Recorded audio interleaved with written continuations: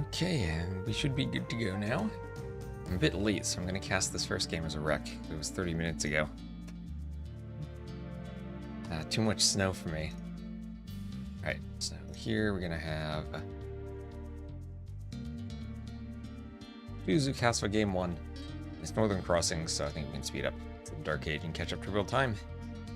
And we'll catch up to the next match.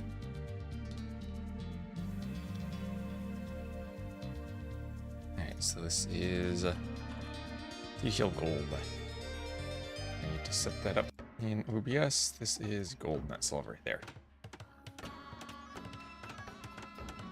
And hello, T90. There's no T90 yet. I don't think he's up yet. I'm even late for waking up for this. So yeah, we're gonna warp speed through the Dark Age here, so we can catch up to real time, because they're in game number 2 right now. I didn't see the winner of this one. But we're gonna hopefully catch up to them. Maybe they'll take a pause through the game and we speed through the Dark Age there too. Oh, so this is interesting. Duduzu doing Duduzu things. He's gonna go for a landing, and he's gonna find an unloomed villager on the dock, and very nearly snipe off the Vil. Very nearly, but through all this has idled the fishing ship. Forced the Vil to quick wall, so that was essentially 2 idle times there. As for getting rocked, Garlic Witch, hello. Morning, Drex. How you doing? And that Vil will make it back to the TC. So nicely done from Duduzu there. Had a bit of a strategy. Now he's losing some HP on his Vil, so he'll need to get back. So Northern Crossings, like Northern Isles, just with some shallows on the sides. And again, sorry with the ads. I need to get like some type of starting soon screen, and then start the stream like 5 minutes early, so I can do rounds of ads and disable them at the start. That's on my to-do list. And oh, look at this. Some laming going on. He's gonna hunt an ibex. You know, that's interesting. What if you just grab like 4 Vils, mill your opponent's ibex? He's getting a house out here. Oh, I like this. I like this a lot. I love watching Duduzu. He's always got crazy things going on. See, my coffee a bit too hot to drink yet. I need to like get better timing on my coffee. I don't know. It's like while I'm casting, I'm not focusing on drinking the coffee, and then it's too hot at the start and too cold by the end. I don't have that perfect timing that I need. Need to get some type of like hot plate to put it on. Should I be keeping the stone away from the gold so it doesn't mix in like this? Vimirum, hello. I did adjust the golds a bit on this map so that they're more fair for both players. And as much as Duduzu is going for that forward barracks, we will warp speed through the Dark Age. Don't worry, we won't turn into lizards, but we do have to go warp. And there he goes, he's up, and it is Flemish Militia time. Burgundian Flemish Militia. Alright, Kaspa's in for a game here. Watching people play from their own POV makes me dizzy.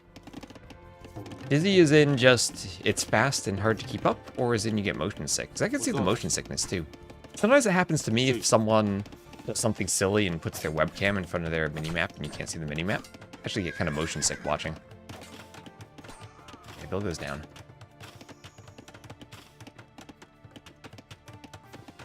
Woodline's walled up. Oh, Castle picked the wrong civ, so they restarted and Duduzu picked Vietnamese for him. Alright. Wouldn't it be great if we could integrate the drafts and the lobbies and eliminate user error so that you only could pick the civs that you drafted? That'd be wonderful, wouldn't it?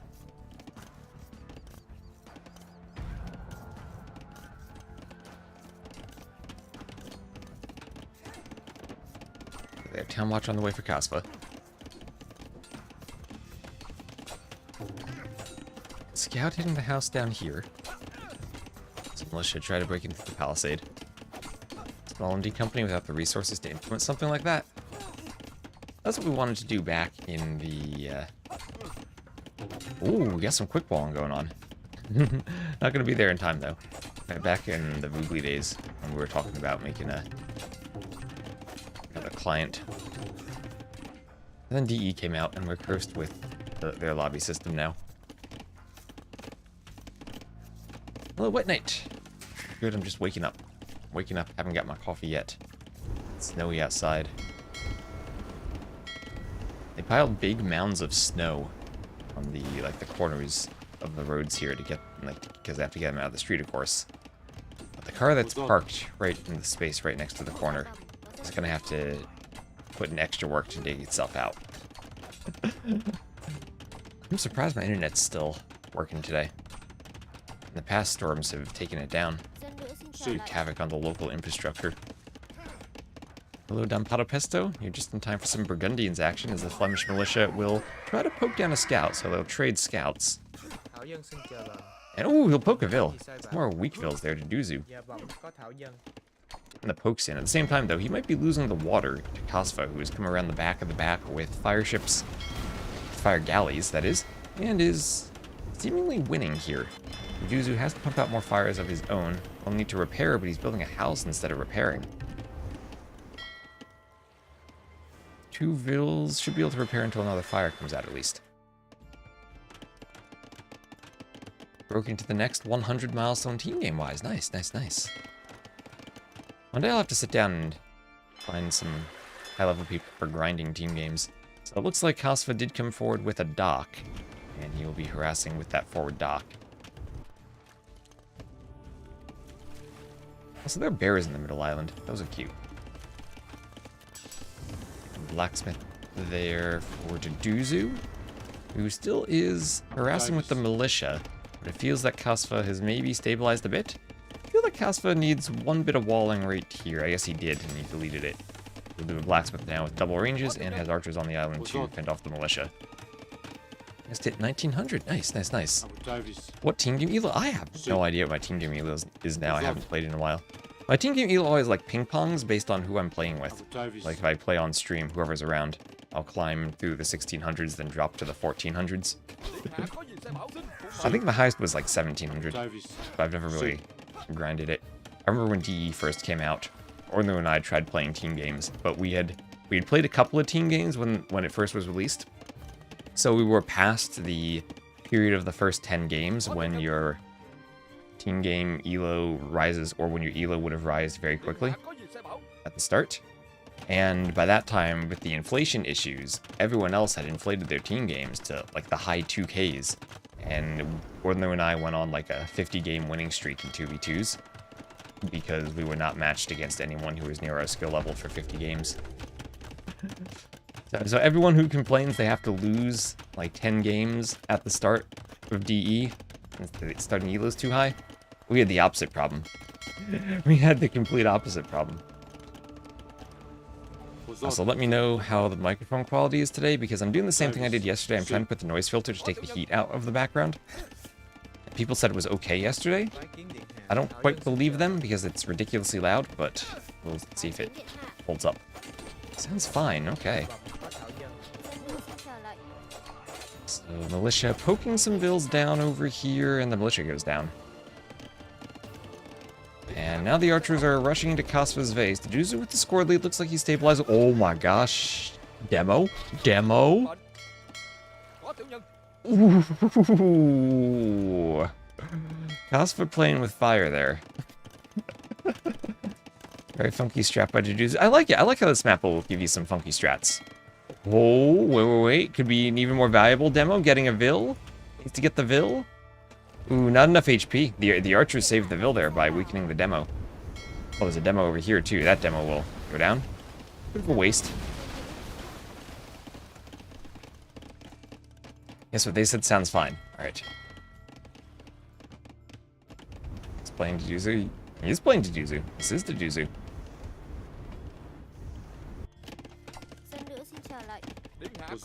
Did I say something other than Duzu? Kasva losing a Vil there. Those low HP Vils were tied to farms and not even safe. Archer takes out the militia. So, fletching crossbow on the way for Kasva. Seems like a great fix. That's something I had discussed with Zero Empires years ago, before DE even came out. I think it would be a good step forward. I don't think you should require players to do that before they get on the ladder. I think it should be an option for them. So I think making it a requirement might add another step that kind of prohibits them from playing on the ladder and scares them away. But I think it would be very helpful to have some type of system like that. When Lewis? What about Lewis? Lewis is in Platinum. He doesn't play TTL for a while.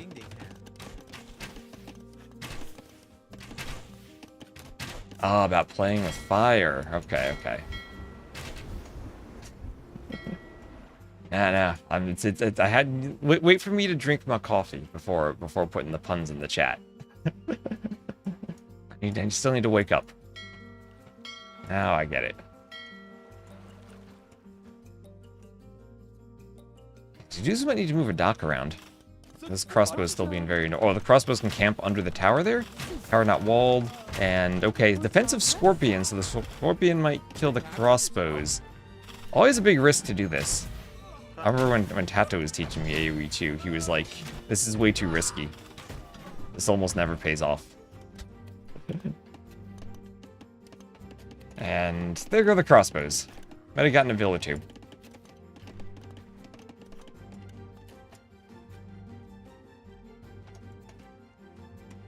Yeah, Lewis had quite the set for himself yesterday.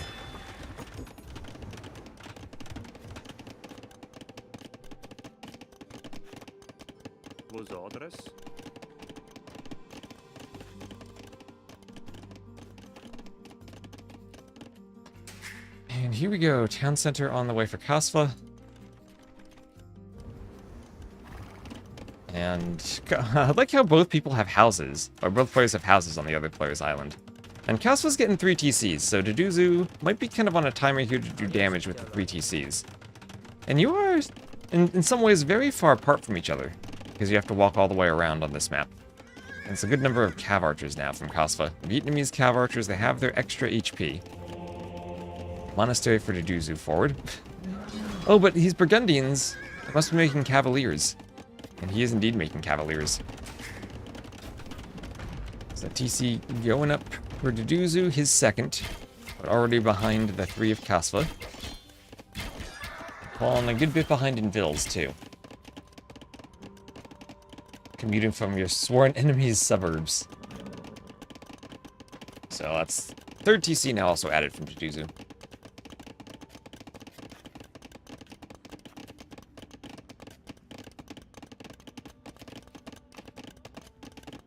Let's see if his better navy and imp.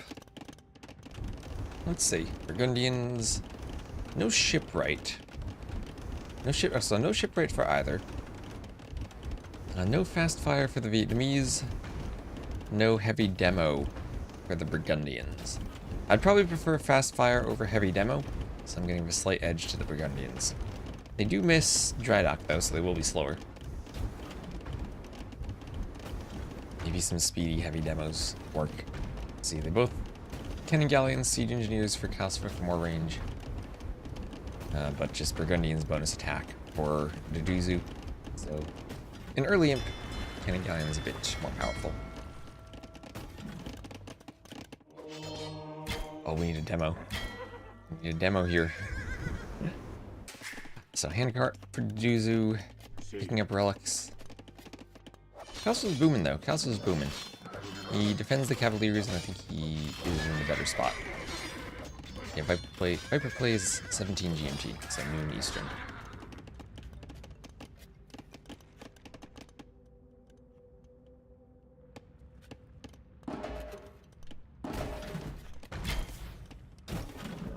Scorpions fending off the Cav Archers, they have to run. And booming away. University up. I think we're at warp speed time again. Maybe more like warp 4 we'll put it at. As what is the heck? I have to slow down and think about this. What is Deduzu doing? What? What is that TC?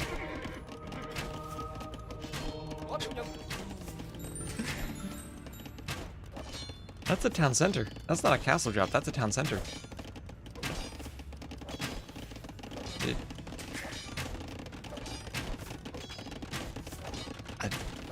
It's called art.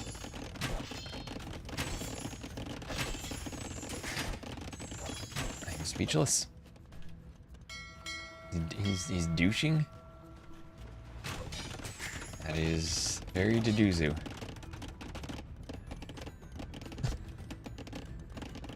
Here's a stone for a castle drop. Must be careful of the farms. If he could get a castle here, that'd be great. But he has the army for it. Got 5 scorpions if they were forward. Oh, he's doing the castle safely at home. Farms there? This time of year?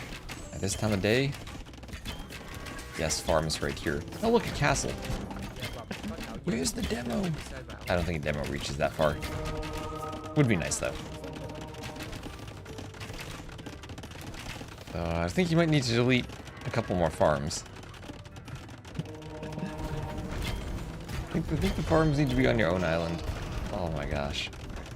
What is that?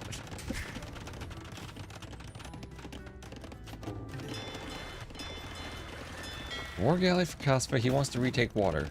92 to 92 population. What is this? What the heck is this? Just the Juzu things. Force the defensive castle for the price of a TC.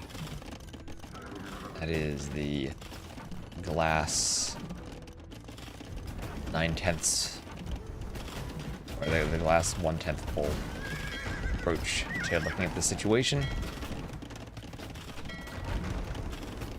Ooh, nice walling though. Remember, you can't wall on the rock terrain. Rocky coast, then rock terrain. Hello, Tundra Blitz. How you doing?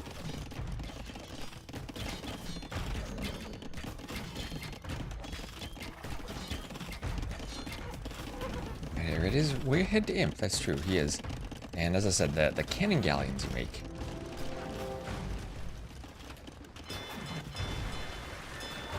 You still need, remember, you still need chemistry for cannon galleons now. Yeah, you do. They removed the cannon galleon tech, but you need chemistry. Why is that transport? You see how slow that transport was? That was really slow. Was it grouped with a monk, I guess? Monks would like that relic, I'm sure. Pick up the relic, monk. No. Oh, you could grab the relic. Oh, well, lots to pay attention to. Now some stone walls. The Kaspa, you do know you can't stone wall this, right?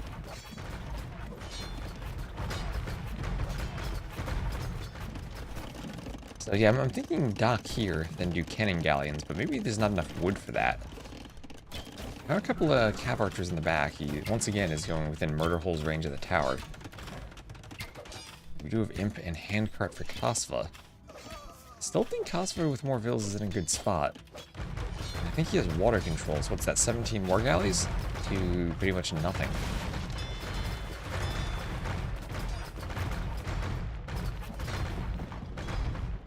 And, ooh, 3-vill castle. 3-vill castle, and he's like, no, I don't got enough vills for that. Let me send some more vills. You got more vills that need to go forward, Kaspa. Ooh, okay, this could be bad.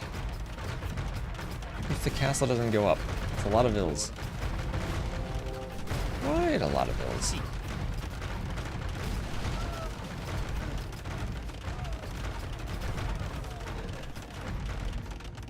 And okay, now it's 83 to 110.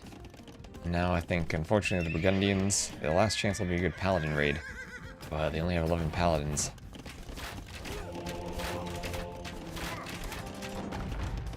And so at the start, we loaded in, our base told us Kaspa picked the wrong civ, so Deduzu picked a civ for him, picked Vietnamese, and this looks like it's not going to work out for Deduzu at this point.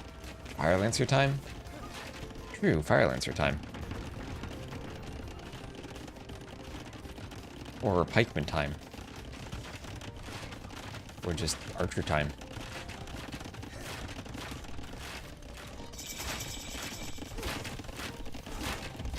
So Trib out. And like I said, still want to catch up to real time, so we'll just warp speed through this collapse here of the army as they get converted and piked away. Trebs here going for the castle, but the Treb goes down to the galleons. And I'm not really seeing a way back to Duzu now. Neither is he. He calls the GG. Get stats real quick. Better stats for Casfa. More kills, more eco. Slower input. Got there better. Looks like a random civ. Maybe it's almost random. And win for Casfa. Eps winning Northern Crossings. And for the civs, that is... what do we do here? Oh, the first pick Burgundians too. Against the Vietnamese. So right into game number 2. Hopefully they're still in it. Oh no, they're not. Need to catch up.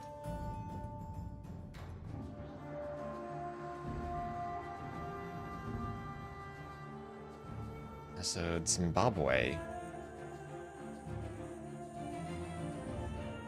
What's the plan on Zimbabwe? Let's find out.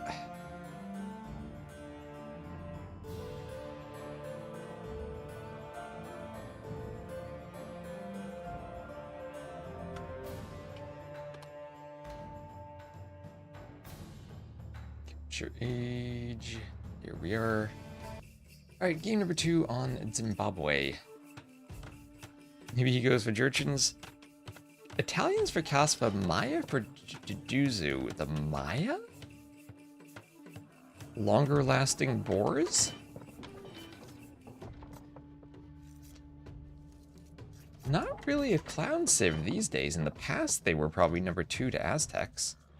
Let's see, what does he do? Just a simple lure? Yeah, just a simple lure there. No. Ooh, maybe he wants the eagle. Oh, he wants the eagle and the longer lasting rhinos. Honestly, I like this. Casfa has to secure the Ville. Yeah, insta-loom all the rhinos. Eagle to harass. Longer last that. I like this. Beautiful civ choice from Duzu. I gotta say, this is brilliant. Won't be as good as your Kaiser League set. So another Ville comes forward, forcing the early loom from Casfa. And the rhino's gonna walk back. And what's this Ville gonna do? What's this Ville gonna do? What's going on? So at the start, it looked like Casfa might have even tried to lure an elephant and a rhino at the same time. But he'll have to settle for one rhino, very delayed. Because you can take the buffalo and everything on the inside, so you're not really hurting your ego down here, but... Okay. How's for Duzu? What other shenanigans will he do? I always love watching Duzu play.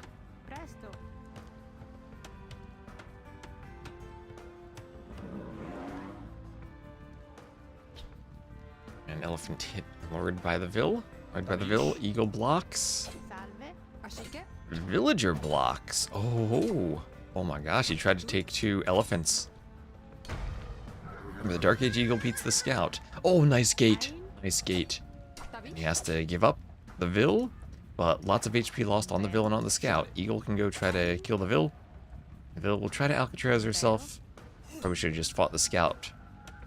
Or... oh, actually, Casfa. 1 HP is all you need. Saves the villager.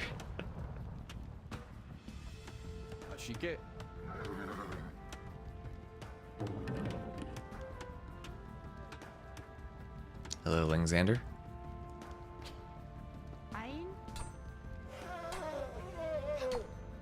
And let's see, can that Scout fight the Ville? Oh, wait, what? Oh, he deleted the Ville instead of the House Foundation.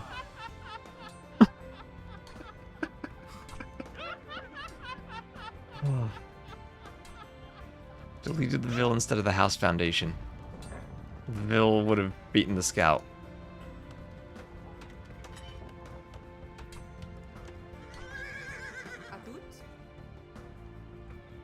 Just to Duzu things. Picked the Maya, did exactly what he wanted, and then disaster. I've done that with my TC before. my gosh. Well, things were going his way. Till they're not.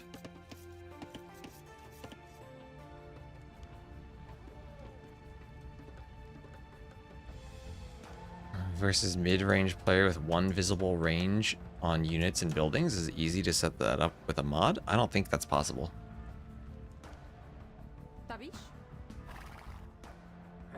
If you mean, so only one player has that and not the second?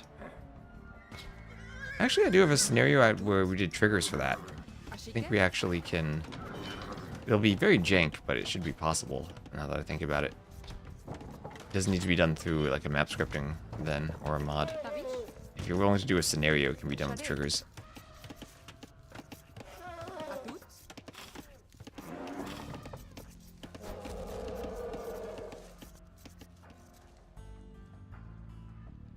Yeah, we did that for a while ago for Viper, only it was 1v1 where they each had one vision on everything. I can probably just take that scenario and delete the triggers for only one of the players. Shot it.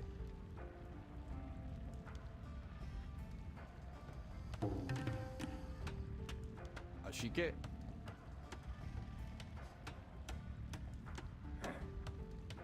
So low HP scout here for Kasva. As Duzu wants more elephants, he's up to the feudal age.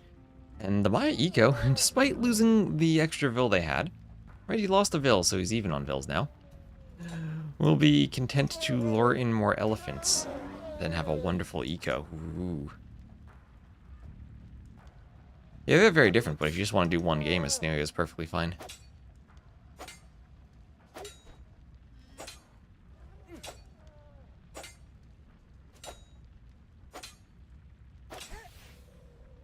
And the Vil should beat that Scout. Is that 4 HP? Yeah, Scout doesn't really threaten the Vil there. The other Vil does, though. Shot it. But Eagle to block the elephants, Scout to block the Vil to try to house the elephants. Just AoE 2 things. So he's up to feudal. And market blacksmith, so he will do the market. And soon the blacksmith while doing this. Ooh, okay, well now... Kasva, you just gonna lose a Vil here now? I'm Jiduzu, I'm on a hunt for that Vil. Eagle ready to block. Yep, okay, dead Vil Kasva. And that elephant gets in safely. Predictions for Red Bull? I'll go Sebastian and beating Sitaux, and then Viper beating Sebastian. And you know what he said there? He said advance to the feudal age. That was the advance to the feudal age message, I think. Or was it? Yeah, 1006 up to feudal. Yeah, I think that was his advance to the feudal age message. Unless I'm wrong about that. Well, we'll see what Kasva says. I don't know. I don't read. It was just at the time he got around feudal. Maybe I'm wrong.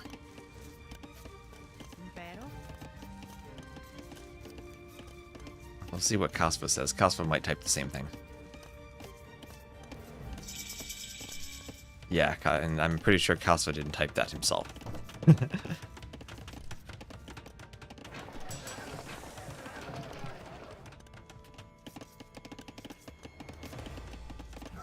Pretty sure Kasva does not speak Mandarin. I might be wrong, though. I don't know for sure. I would hazard a guess that he doesn't, though.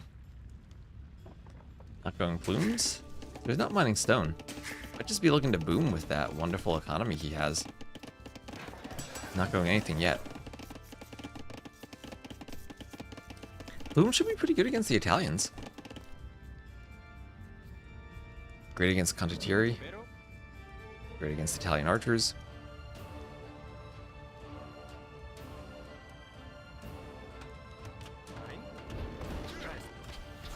As a bonus? I don't know.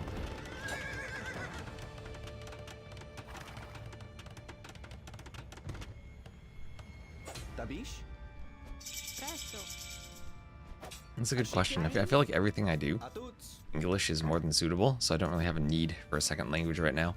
C++. Shot it. That's a good point. Tabish. Being completely 100% fluent in Rust would be lovely. Latin would be fun, because then I could read some old math writings.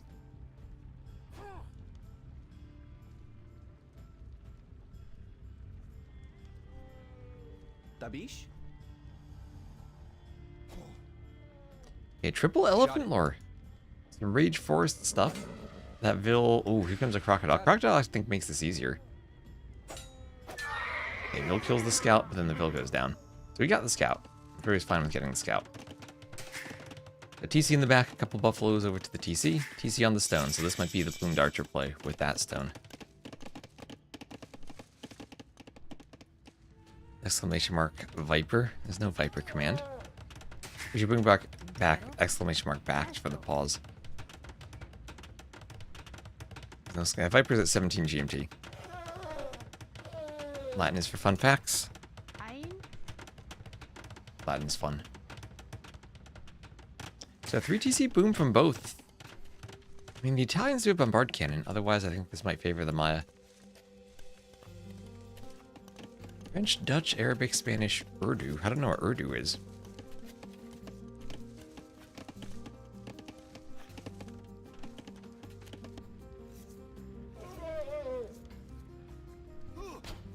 Ooh, Elephant Lord. An Indian language. Okay, okay. Ooh, is this a Deadville? Got a gate. Oh, the gate goes up. Beautiful gate. Oh, eagle blocking the houses. Well, the houses would have de-aggro the elephant, but now Castle Age Eagle. Castle Age Eagle Scout, more attack. These Vils are in danger. I think that Vil goes down if the Eagle attacks. Eagle gonna block for elephants, though. That gate didn't work for Kasva. Ooh, 2 HP. I guess the Vil doesn't win. Or the Eagle doesn't win. But there goes the Crocodile. As I said, I think the Crocodile actually makes this easier. Oh, double gate. Or gate on the double elephants.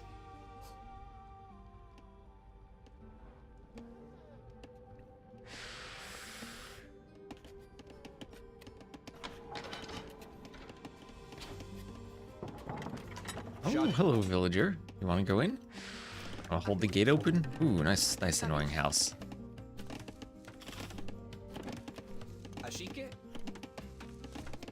Oh, villager. Snipe the elephant, snipe the elephant. And just, what about Klingon in case work sends you to Klingon space? I have a book somewhere. It's like the Klingon dictionary. Must be from like the 80s. I can't click the elephant for some reason. That was weird. Oh, what is this? Rhino and Crocodile team up, almost kill a Vil. But the Rhino will be the food.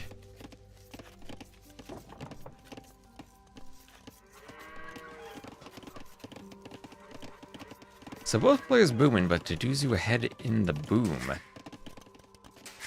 I have 1, 2, 3 TCs as a boom out here.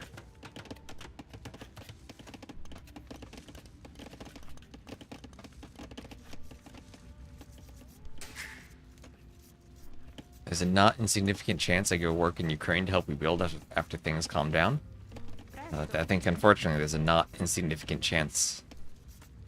That's a long time from now.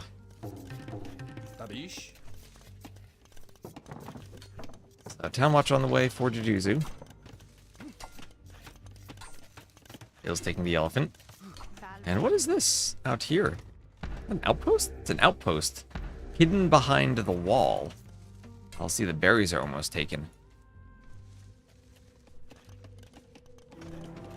Castle going up here for Deduzu. Castle on the northeast of Kasva's walls. And we'll see if the castle lets him break in. So, handcart on the way for Deduzu. A hide post.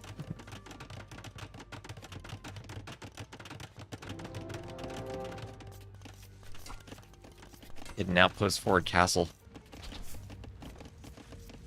An in-post. An in-post would be Deduzu built the post on the inside. This is an outpost.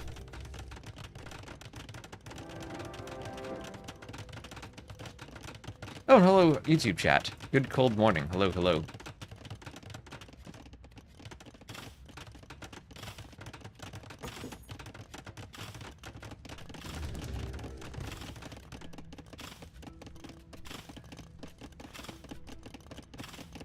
So cold here. How cold is it for you, Arbase?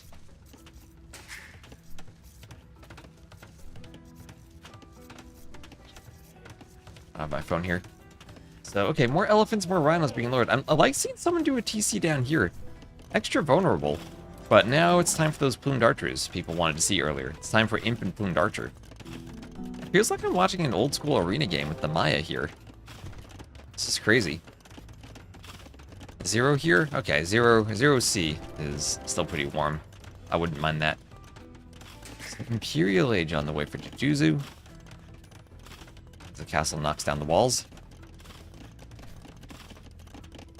NJ full of snow, sleet, and ice. Yep. That it is. So Imperial Age on the way also for Kasper, who will do his own castle, but will be behind in the Trebor. And also will be harassed by a Plumed Archer as he goes for the castle. Plumed Archer, no Fletching, no Bodkin, so not going to be too threatening to the Bills with a Mangonel. Here in Brazil, the rain has stopped. It was raining 5 days straight. It's a lot of rain. Oh, it's not going to be plumes. It's going to be eagles. It'll be 4 barracks eagles. Eagle warriors on the way. It'll be 4 barracks eagles. Oh my gosh. Look at that. Look at that. Duzu, the mastermind. He is showing an archery range? Building the archery range so Kasva sees it. But he has the barracks in the back doing eagles, and he won't show the eagles until after he hits Imp and does the upgrades. And the eagles will flood in. Kasva will be surprised. Oh my gosh, this is beautiful. Will they lose eagles after new DLC? I think so. I think they get replaced with something new. Okay, I don't like that barracks because it's going to block this barracks. I'd space him out a bit more. But 5 barracks eagles. Kasva won't have scouted it. So he's going to get up. He'll click Elite Eagle. And he'll try to do armor. And once Elite Eagle and armor are in, then he will flood. Question is, does he do Trebs or does he do Conscription?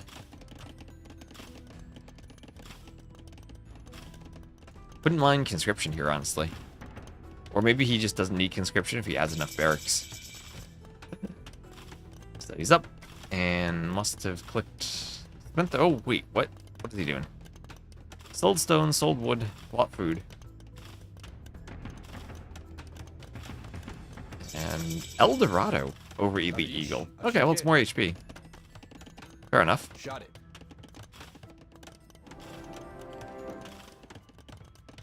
Genoese crossbowmen bad against the American civs. Shot it.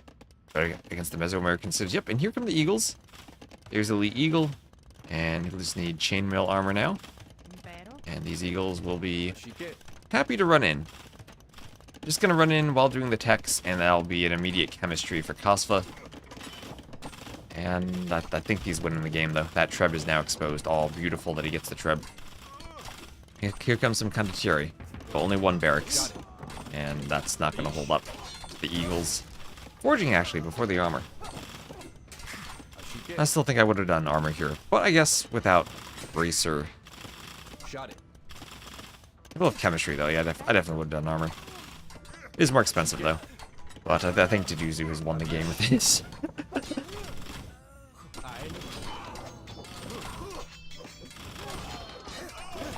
Alright, beautifully done. What is that now? 7 barracks in the back. Range at the front. Treb, and he did El Dorado. Beautiful. Hope the Eagles are out here, too. Lots of hoovering. Lots of hoovering. Okay, brilliant. Absolutely brilliant. I'm giving him the win there. And we'll fast forward this. This is hoovering. Hoovering at its finest. Brilliantly done hiding the barracks. Kaspa was not ready for that. He was ahead in eco anyway, so he probably could have done a lot of different things there. But that was perfect. That was perfect. Every revolt that isn't in the TC dies. The Eagles even destroy the TCs. So are they still in a game? No, they're not.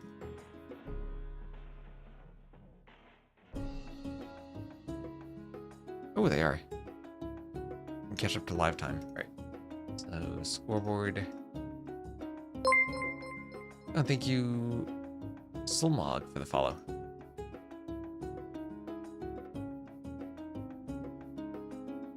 Interesting Maya pick. Haven't seen the Maya on that map.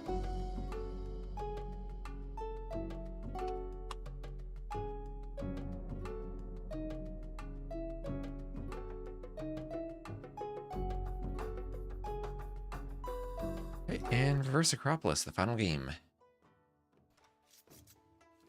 December and January, usually it rains a lot. Okay. So they are still live in this game, so we have actually caught up to the game they're currently playing. This is reverse Acropolis. I did fix a bug where these golds were in the middle of the hill. Very rarely. I also slightly rebalanced the golds that were by the pond. They should be more fair now. Yeah, there was a problem that basically down here at the bottom of the hill, there are invisible objects that force the gold at the top of the hill. Problem is I placed those objects too late in the map script, and sometimes those objects didn't spawn because the barriers were in the way. And when it wasn't forced up here, he would end up in the middle of the hill. But I fixed that now. Historical Civ matchup, Chinese versus Jurchens. So Kasva as the Chinese, Deduzu as the Jurchens. We could see Fire Lancers and Siege Towers. Nice hill at the back there.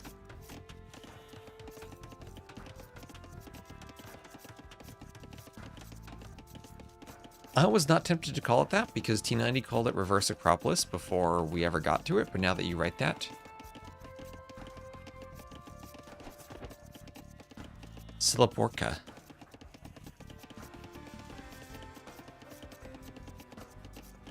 I like that. I like that as a name. We should have done that. Hello, Rami. Silaporka. Oh, I was looking at orca and thinking it was a type of whale. Yeah, I can see the pork making you think of sausage.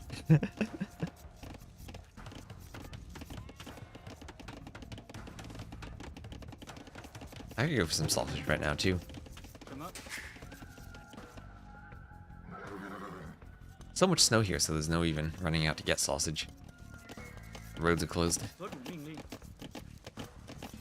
At least until later today. Still a bit of a speed up here, as we have the top lumber camp from Kasva, not going for the small wood, Deduzu on the small wood. He adds in a barracks. 4 relics over to the east, all on one screen, and then the final relic over here. So that's 1, 2, 3, 4. And Feudal is in here, and Blacksmith plus range for Deduzu, getting a nice wall at the front of his base. Market and Blacksmith for Kasva, who will FC. FC. And Dr. Happy HDR, thank you for the follow. Actually, my monitor supports HDR, but the problem is I can't do a display capture if I'm streaming if I use HDR.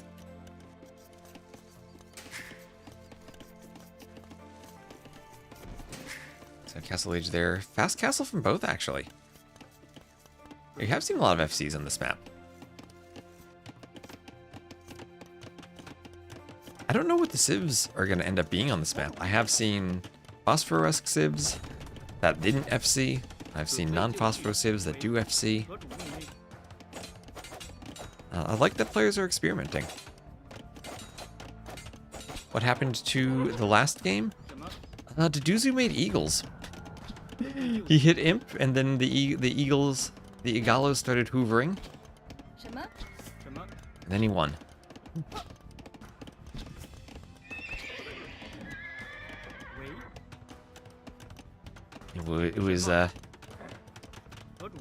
It was 7 Barracks Eagles, He was in for like a minute faster. Kosfa was not prepared because the Duzu built an archery range in Kosfa's vision and hit the barracks. Then in came the eagles through the hole in the wall. And it ended rather quickly. So archers here forward for Duzu, both players trying to finish getting up the castle age. I'm sure as the Chinese, a knight will hop out of that stable as soon as he gets up. And who will have the better fire lancers? Chinese fire lancers move 10% faster.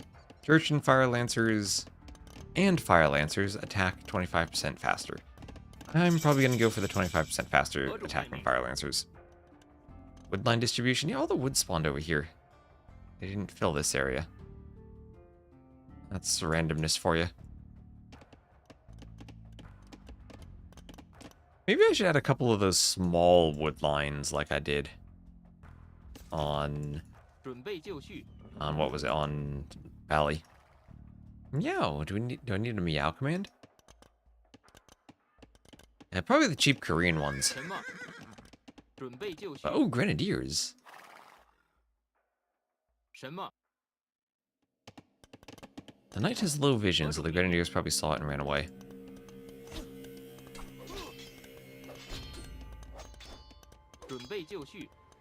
Like 5 to 10 trees. Yeah, I'll consider that. This couple helps fill the space up here. I did add these little rock things to help fill the space, but I like that idea. Cheap Korean ones are just so cheap.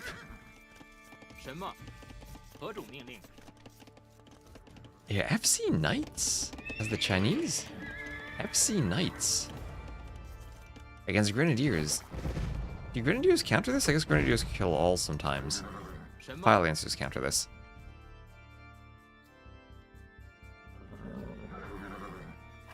And these vills will come forward a bit. Is it 26? Is it 2012 for FC Knights? Fire Lancer, of course, defends against the Scout. Do I think there would be docks 100% of the time? I think there would be docks 110% of the time.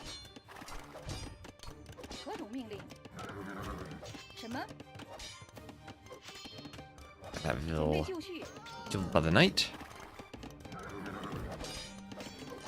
And FC Knights? I was not expecting this against a Fire Lancer Civ. But enough Knights. I think his Knights also beat Fire Lancers if Fire Lancers are in small numbers. The numbers don't stay small for long, but can work. Need the water to be mountains? Maybe we could put some mountains up here instead of just little rocks. I like the rocks with the flowers. I did the flowers a bit differently than they were done in Red Bull, so then there aren't as many flowers. Still think it's cute. You hear Knights counter pikes? They do. They do. They do counter pikes.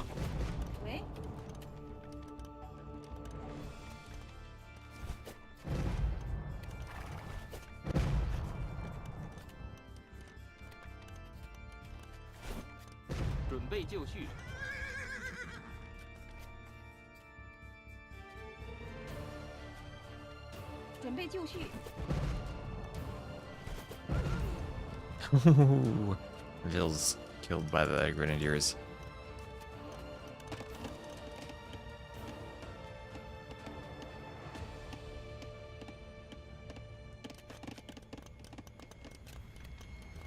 So, what do Jurchens do now?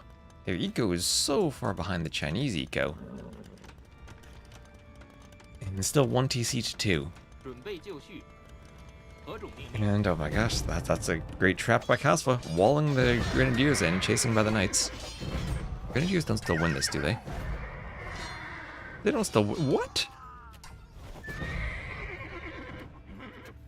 Isn't this an anti-infantry unit? How did they beat Knights that easily? Okay, the answer to what do the Jurchens do is maybe just Grenadier.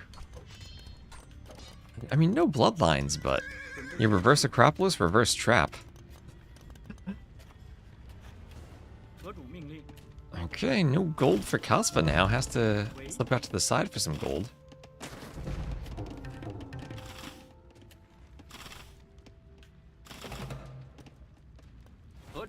Defensive rocket cart for Kaspa. Grenadiers out to bomb.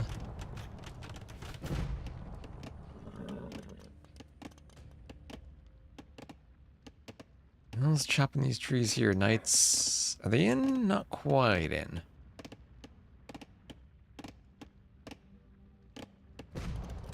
Oh, rocket cart gets a hit on the grenadiers. They're so heavily armored as they sink into the ground.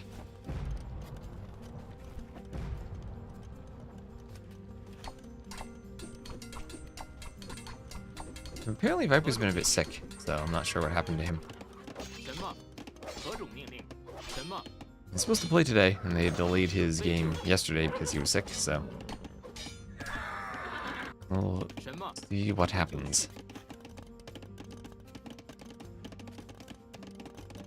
Like Grenadiers, and you feel like people kind of sleep on them? I feel like Grenadiers are such a weird unit that they can be useless or OP. Oh my gosh.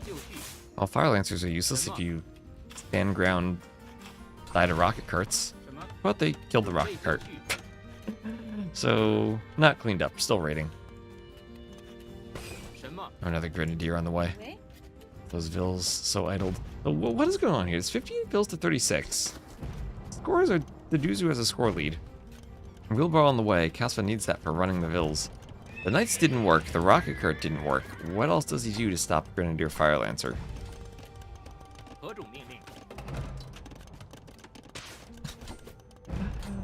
He's going very heavily onto gold. You don't have much stone, and here Kaspa's stone's actually denied. Doesn't have stone in this corner of the map, would have to come down here.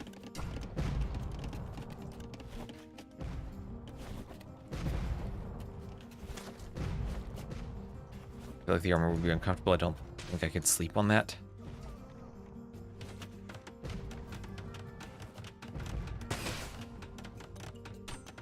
Okay, tower for the stone. He's making a mad dash to grab stone, but the Fire Lancers are there, killing the vills.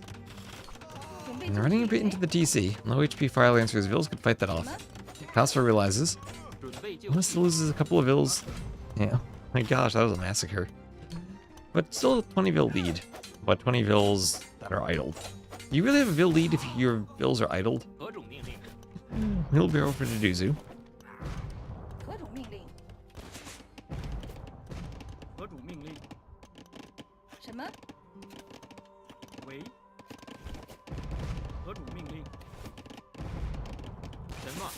His Grenadiers hit the vills.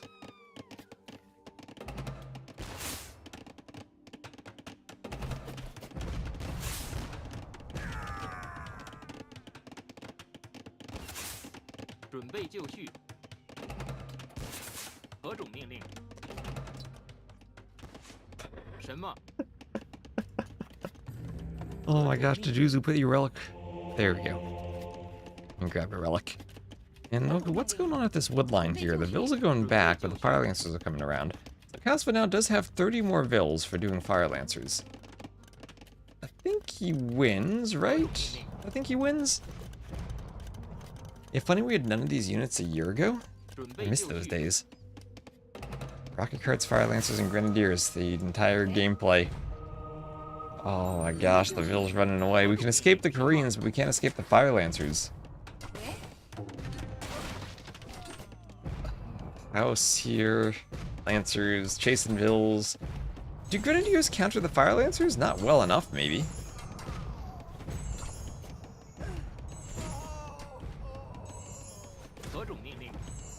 This is the type of thing that would have been a unique unit, and not just a archery range unit in the past. I mean, they should wreck them, right? But Fire Lancers are also Fire Lancers. Like, the Fire Lancer, he should be a unique unit. What have they done to AoE 2? You say, yeah, I don't like all the unique units. Oh my gosh, Castle Drop from Duzu. The Churchins, then they can go Iron Pagoda, which are also scary. They're melee Shravamps riders.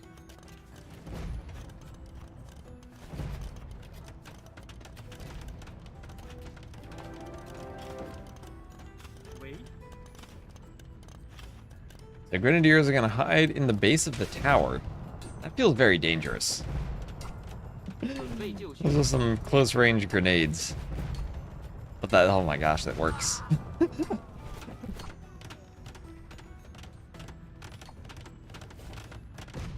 Okay, tower to deny a castle. Tower to deny a castle.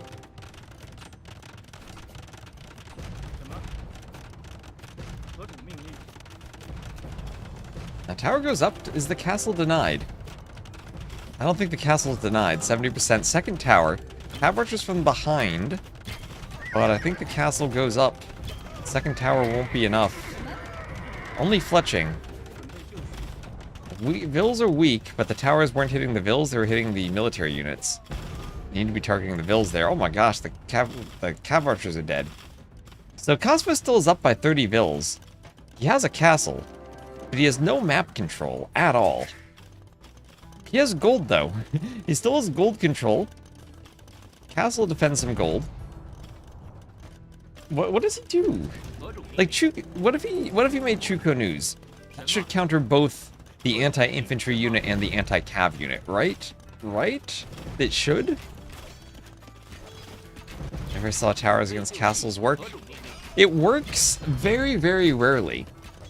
It's like the way that casinos and slot machines are popular.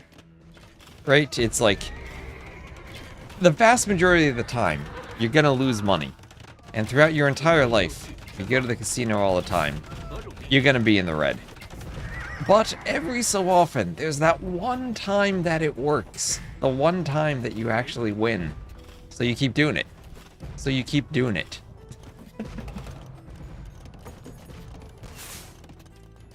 A waste of 250 stone. Put all the useless farm bills on wood gold and spam out CA. Could be CA Chuko New here. He's had 18 idle bills. And Shadow, thank you very much for the raid. Welcome in, everyone. We're watching some TTL here. And we'll be casting some Red Bull afterwards.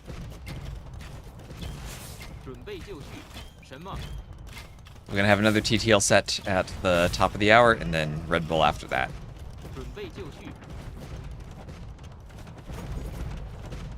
So, mining camp on the way up for Kasva. He wants stone, but not quite in a position to grab it if the Grenadiers come over. And he's still up by over 30 Vills. So there's still a chance for him. There's still a chance. If he has 33 Vills on wood, he should be able to make Cav archers. I still think he might even be in the better position. Getting another TC.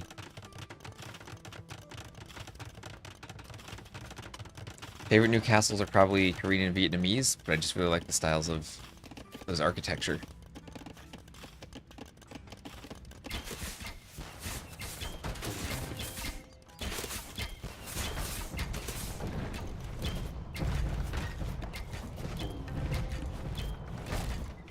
Cosmo just needs to pick a unit and get upgrades for it.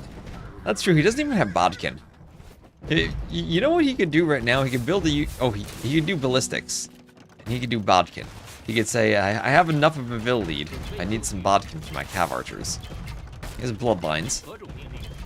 And the rocket carts, they fending this off. Duduzu keeps pulling ahead in the score.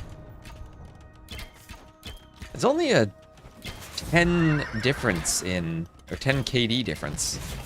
A 10 kill advantage in the KD, there you go, for Duduzu.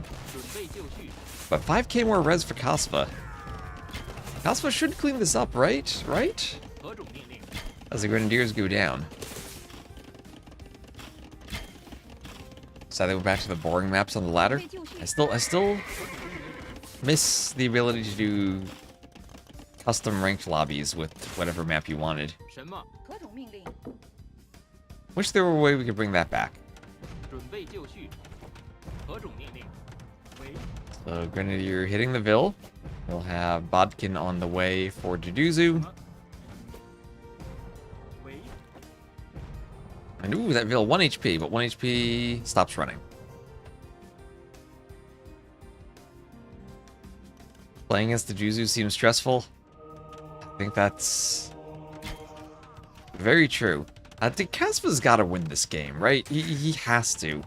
With the 99 vills, I guess the Juzu has 73 vills at this point. Okay, so Watchtower denied. Maybe he needs the guard tower upgrade. Maybe they both need guard tower. And hello, Exorcept. 1 HP just died from something hitting him. That's what most people die from, right? Something hitting them? That's what these weapons are all.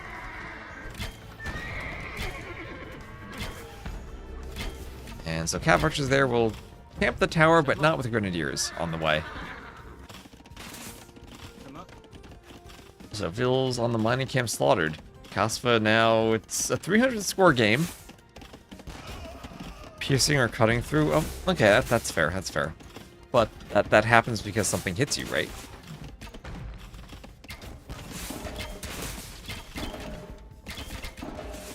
Okay, Scorpion hits the Cav Archers, but Scorpion goes down. Feels like Kaspa is stabilizing and pushing back. We have Bodkin on the way. A lumber camp there for Duduzu. We have Bloodlines coming in for him.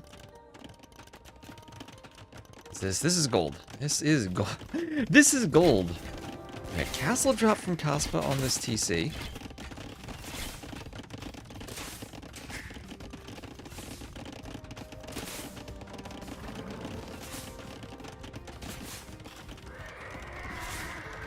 Kaspa has this. I think he does. I think he does. Especially if that castle goes away. What if the castle's denied?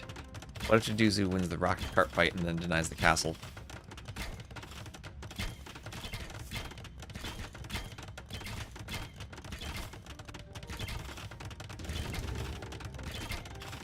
Bill's going back for the lumber camp. Avoiding the rocket cart splash. And the husbandry on the way.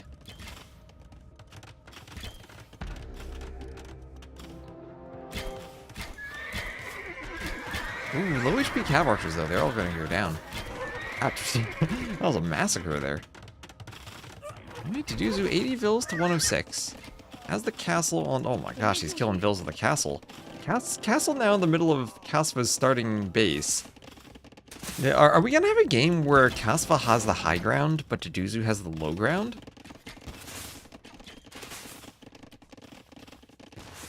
This is, I think we are. And once the Cav Archers nilly their way off of that castle foundation, have a couple of mills and farms added in.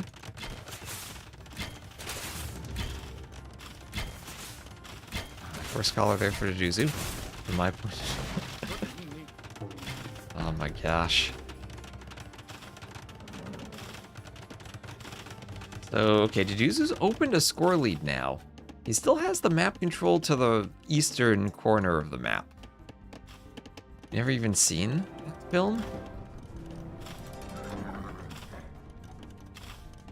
You're lucky.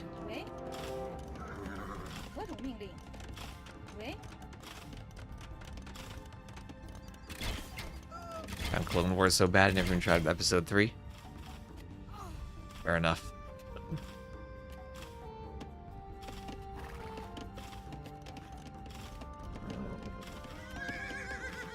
That is the smart way to do it. As a young child, I never really liked Star Wars because my first exposure was the Phantom Menace, and it took me a long time until I saw the originals. So Cav Archers coming in, killing some vills. Vills going down.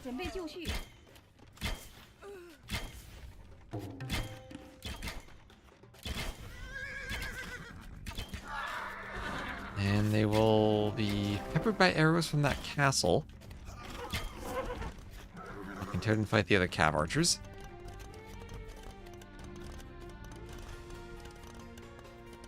And what? Duduzu is TCs everywhere. This guy just likes building TCs in random places, but he does have a gold there. Risky place to put the farms, though. So Kaspa's retaking the score lead. He's doing a handcart now. Duduzu's losing some builds. Oh, the Cav Archers from Kaspa. Duduzu, he builds his TCs in random locations and he forgets about them. He's probably just as surprised as we are to see a TC up here. He's like, oh, time to garrison those villas from the Cav Archers.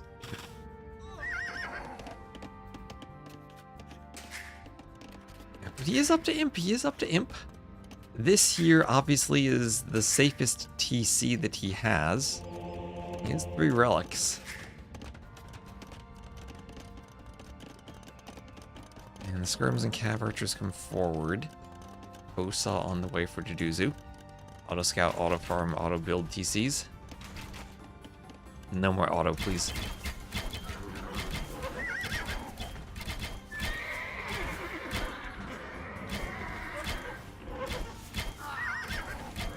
Thank you, Risen Dragon Gaming, for the follow. Elite Skirm on the way for Deduzu. And Imp also for Kasva. Imp also for Kasva, with a 50 villager lead. Surely has this, right? And say Boyjb, thank you for the follow.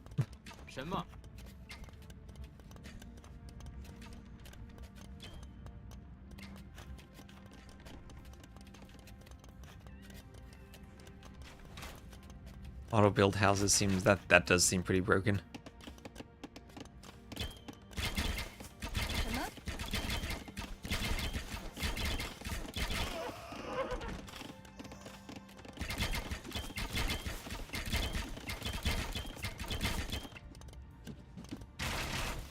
So Chukanu's out by the farms.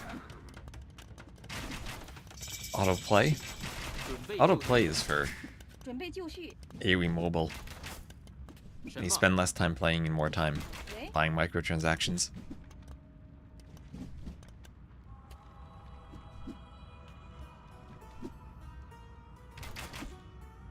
How's the score so close? I don't even know. Military score looks like it, Deduzu, but he'll call the GG when he sees Cosmic get Imp. So Deduzu realizes the eco there. He realizes the eco situation. But Chukanu's on the wood line. That was I don't even know how to describe Deduzu. What was that? Castle here, PC here. Castle was trapped in a corner, but had 30 more vills the entire game, then had 50 more vills. It felt like he was always ahead, but maybe if Deduzu could have gotten Imp and Trebbed a bit earlier, would have changed things. That was crazy. You're not Kasva. 139 to 123. KD for Deduzu that's the score. Is military KD.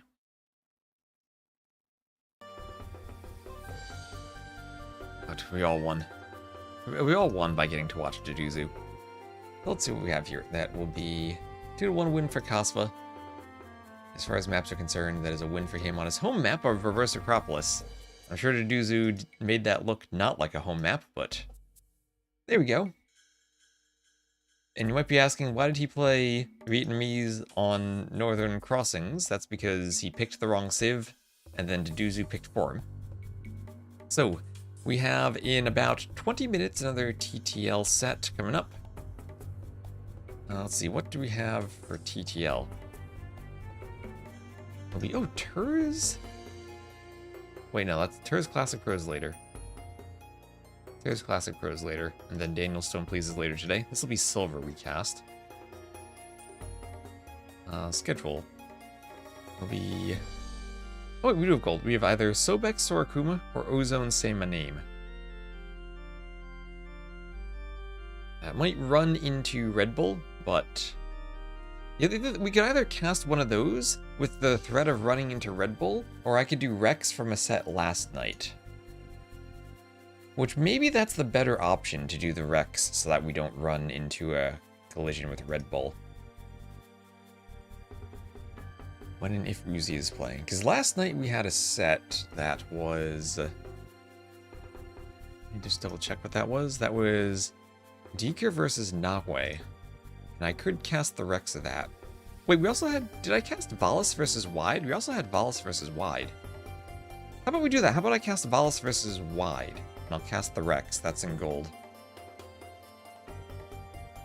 And yeah, I think we'll do that. I'll cast the Rex of Valis versus Wide. And that way we don't have to run into Red Bull. Yeah, we'll do that. So, Valis versus Wide. And let me just update everything here. Get the maps. Get the thieves. It'll be Valis and Wide.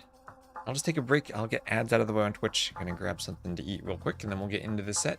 Maybe a 2-minute ad break, and then we'll go.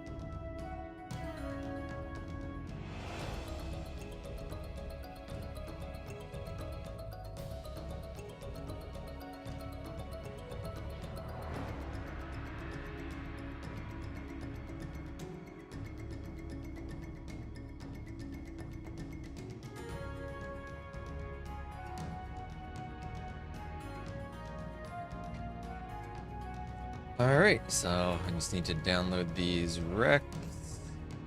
Pulse wide.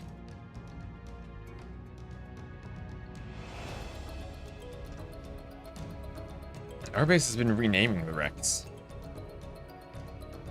There we go. Get them into my save game folder.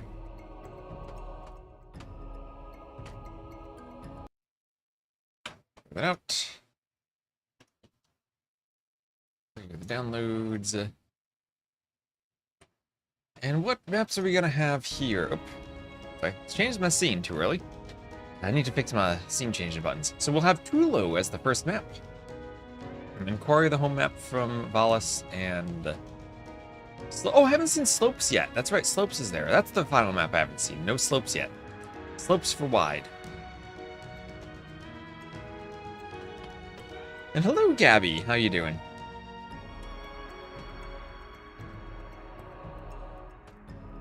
Alright, and game number 1 here. We will have a Valis wide on Tulo. I'll put Valis in blue because he picked red.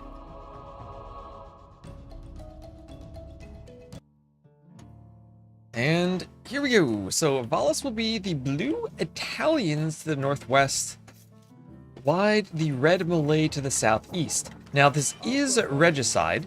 You do have a 50-50 chance of having kings or queens on the map.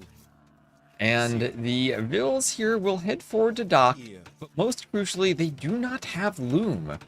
Thank you, Le Python, using your prime sub. Thank you very much. Venison.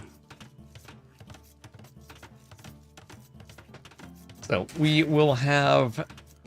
Regicide means no gold. You get extra wood and extra food, but less gold and less stone. Why? I don't know. That's just how regicide has always worked. But that gives us the very interesting situation that we have Vil fights in the middle without loom, unless you go to mine gold right away. We saw an Aztecs pick on this map the other day, with an instant barracks and a drush, because they start with 50 gold. And, how do I say this? Debro Ervan Henk de Vries, 123, thank you for the follow. Also to pick Armenians. One of your favorite movies is Armenian. Alright, so their king out here. Standard king for the Italians. We have these lovely circular walls with the gates that were quite tricky to set up. Not bad actually on the pronunciation. The hard part is figuring out where the spaces go between the words. And so Valis completely ignoring the middle. And has to be careful about the faster scout in feudal age, but should be able to get the king back to the fortified tower. On this map, on the outside, there are stones, but no stone in the middle. 8 stone tiles on the outside. All the gold is in the middle. So you have to chop your way through to the outside, through those trees. All while potentially docking and fighting in the middle, but fishing ships right away from the Malay. Malay do get up really quickly. And some walling in the back. We've used this map for a few events in the past. Made a couple of edits to it for TTL. Your base no longer touches the wood line in some cases. You always will have a gap. And I should have fixed the bugs where the relics sometimes didn't spawn. Don't play multiplayer, but if I did, I think it would be too nervous to use your king to scout. You gotta get used to it. There was that TTL game in the past. I remember Mihai ran his king into Gabby's castle. But on this map, it's much safer. The fortified tower won't kill the king right away. Why the towers instead of the castles? Wasn't my map to begin with. Whoever designed it just went with the towers. So Regicide doesn't... there were a bunch of Regicide maps that were edited by Forgotten Empires that gave you a tower instead of a castle in some situations. Stuff like, I think Socotra did that, where they didn't want you having such a strong building when you were so close to each other. So different authors have tried different things over the years. In the past, though, we once had a Socotra tournament on Regicide, where the Dark Age Watchtower actually unlocked the ability to build other towers in the Dark Age. I think it was Backed versus Jordan, and Backed realized that, and Jordan didn't. So the first thing I saw was Backed building a mining camp on the stone, and I'm like, oh no. We messed up using those towers. Starbase is at the doctor.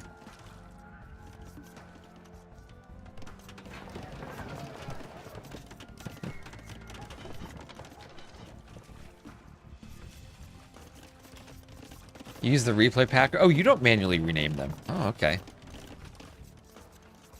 The replay pack renames them. Okay, so Scout hitting the fishing ship.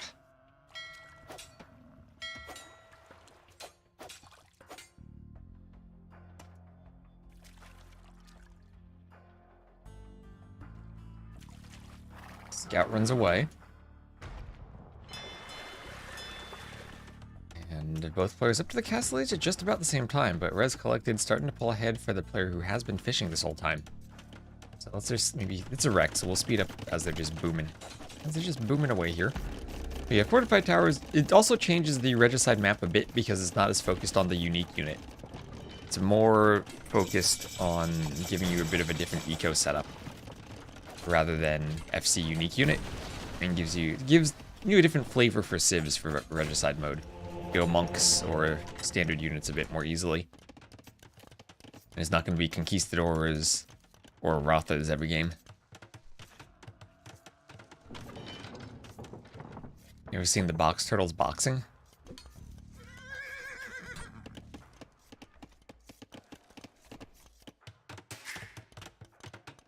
So another TC down here. So 3 TCs from wide, who has chopped to the outside.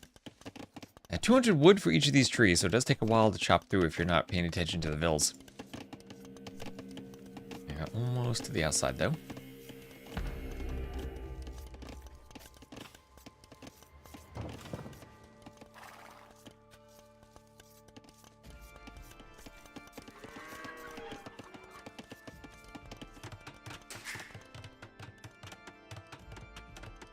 TC going up here on the wood line.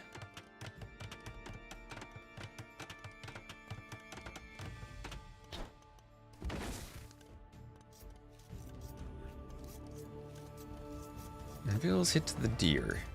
Vills hit the deer. Every box turtle is such a good boxer that it forfeits the sport out of a worry that if they all competed, human boxers would be crowded out.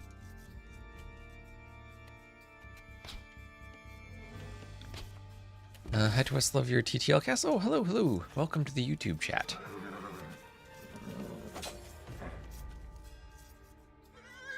I love that people still occasionally, we get some messages on YouTube too, even though I can't put them on the stream when I'm multi-streaming.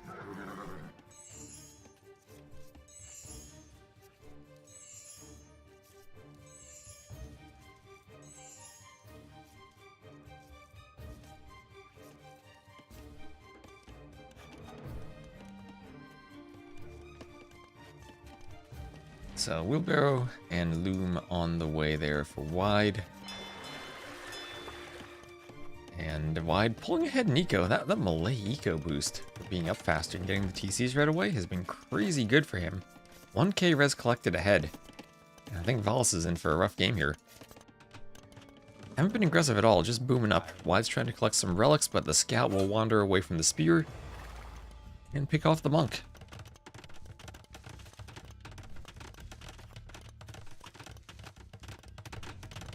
As Water Buffalo come back inside, and another TC for Valis, but way behind wide. So everything worked out perfectly for wide so far. Fishing into a nice little boom. Lost the fish by now, but did what he needed from them. Getting him up to the castle age and kept the TCs running. No aggression so far, as we'll have a handcart on the way from wide.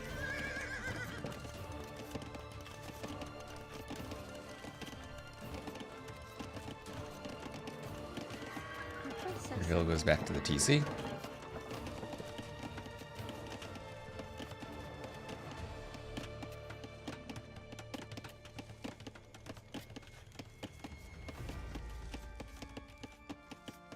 And hello, hello, hello, how you doing?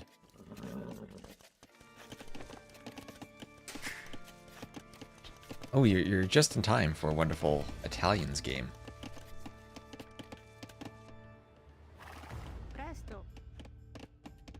But maybe not a good situation for the Italians, though, as that is a huge res difference now. And forward Vil from Valis, I don't know what he hopes to accomplish with it. What are your realizations that you made during lunch? So, Water Buffalo's under the TC. Another TC on the gold on the side. And there's the castle, your Regicide-esque castle there. Other advantage of the fortified tower, since you're not trading unique units, you won't accidentally ungarrison the king. So 2 relics for Valis. Grab the one from the middle.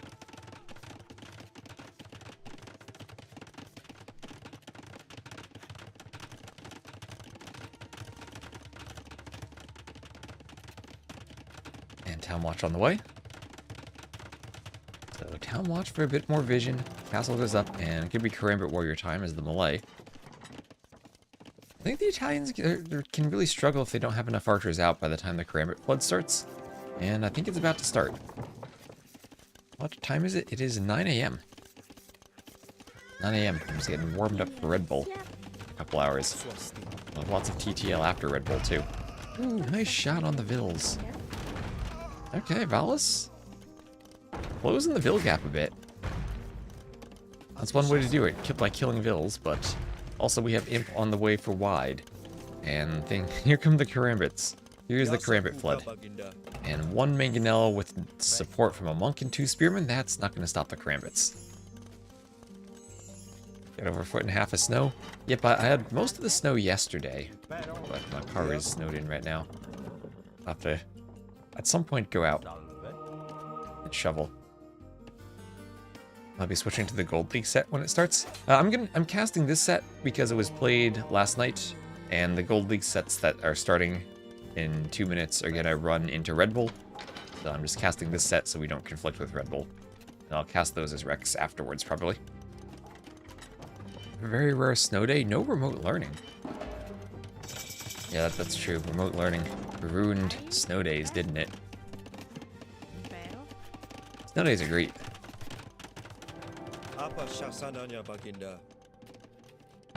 Now maybe what schools should do, you should, on the non-snowy days, you should just very randomly pick a day every so often and just have a surprise off day. Just surprise people for the fun of it.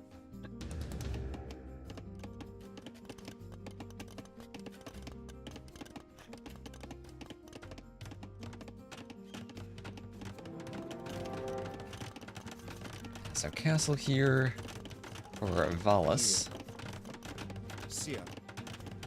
And I think that's just going to be a destroyed castle once the Trebs start popping. And there they are.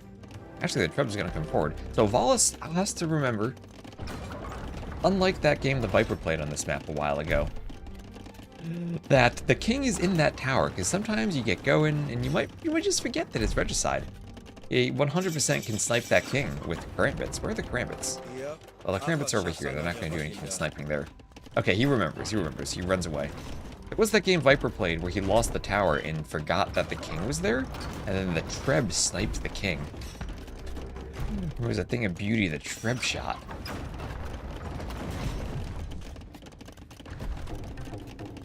So where's the king going?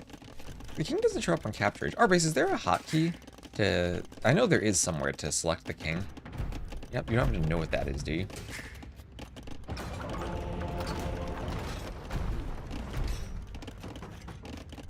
Got hit by a missed Treb shot running through a gate. Oh yeah, that was a thing too. I forget what that was from.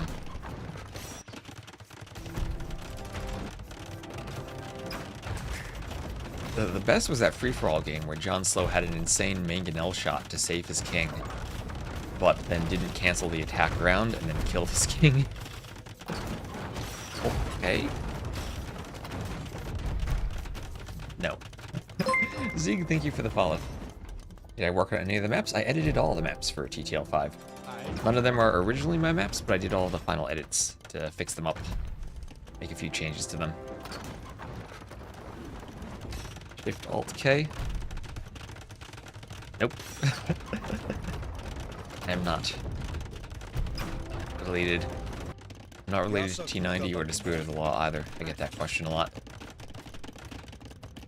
Map Polisher.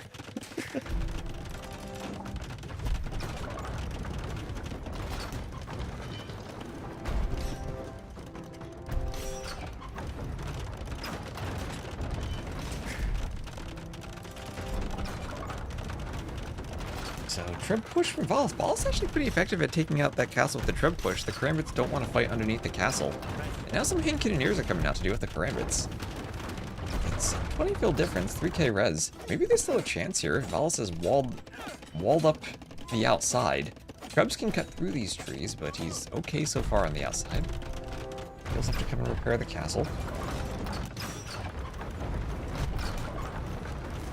Tiniest version of the map just has your TC surrounded by palisades. I haven't made a tiniest version of this map. I probably should.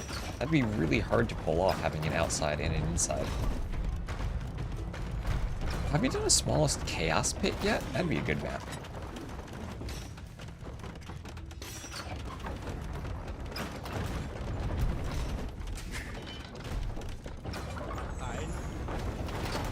So, why getting pushed actually? Why getting pushed? I thought Valis would be completely cleaned up when he came forward, but no. He's making this work. Wide falling back. He's walled up the outside for the most part, so he's safe on the outside. And he's super housed indeed from losing the castle. And Valis, despite the push, somehow that TC is still up. Somehow the TC is up. He's doing another castle. And he takes the score lead. I am surprised he's down by 3k res collected. I thought Wide goes up and wins, but this forward from Valis, Wide didn't scout it properly. Maybe Wide needs to take a page out of Lewis's book and build outposts all over. Oh no, Treb's on the tower. Treb's on the tower. The king is in the... the king is forced out. Okay, immediately king goes to the castle. King is safe, king is safe.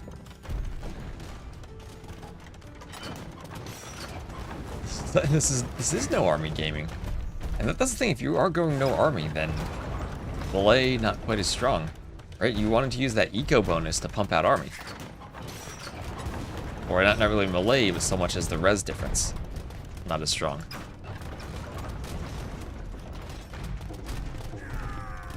Houses crumbling to the Trebs. And bombard cannon trying to push through the palisades too. As the hand cannons come over. And cannon killing the villas on the farms. Okay, they'll come over. And can maybe go for the dock too. Oh my gosh. Wide, make a demo. Make a demo, Wide. Please make a demo. One demo. 3 cannon. Do it, Wide. Just one demo.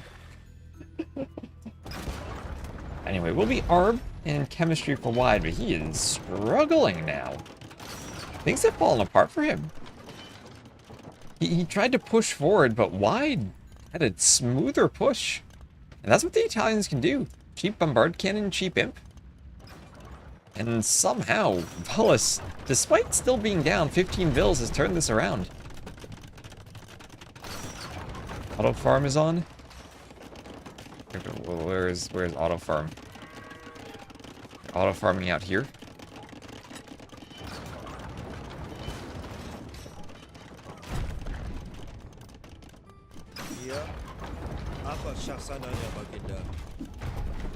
Does Valis have pyrotechnia? He does not. He does not. That his hand cannoneers become scorpions and do pass-through damage.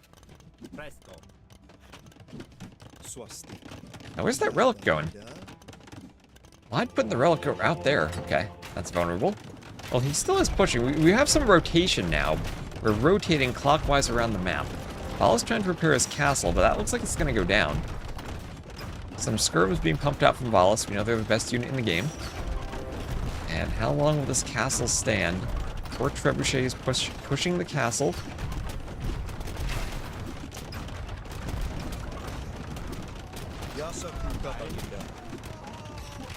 And Trebs don't take it out. Valis is out of stone, though. He's out of stone for repairing. He needs to buy some. But the cannon are taking out the Trebs. And Wide doesn't finish off the castle. Loses all of the Trebs, and this is over. This is now over. The cannon will destroy this castle, and that's where the king is right now. Forging for Wide. Cannon still running around. And the dock's down. No more demos.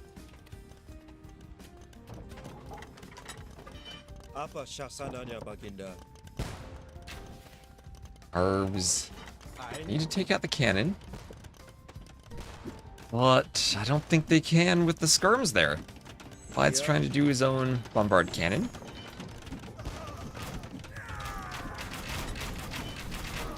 Oh, his hand cannoneers, though. Arb should be pushed back. Cannon should be pushed back. Monk dying. Skirm's dying to some cannon shots. Wide trying to do his own skirm, seeing if he can stabilize now. So far, all the gold control on the map, though. Wallace's favor.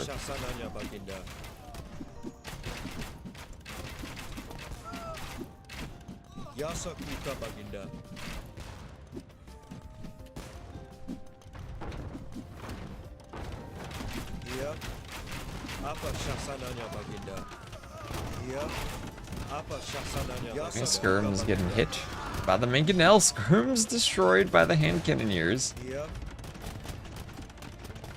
Wide closing the score a bit, actually.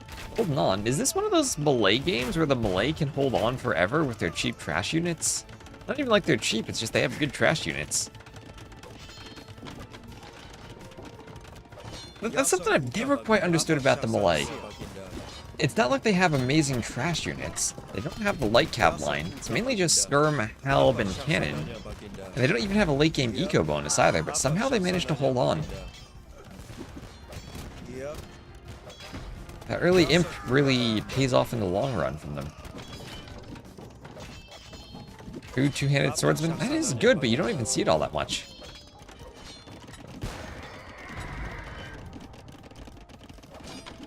Yeah, forced levy.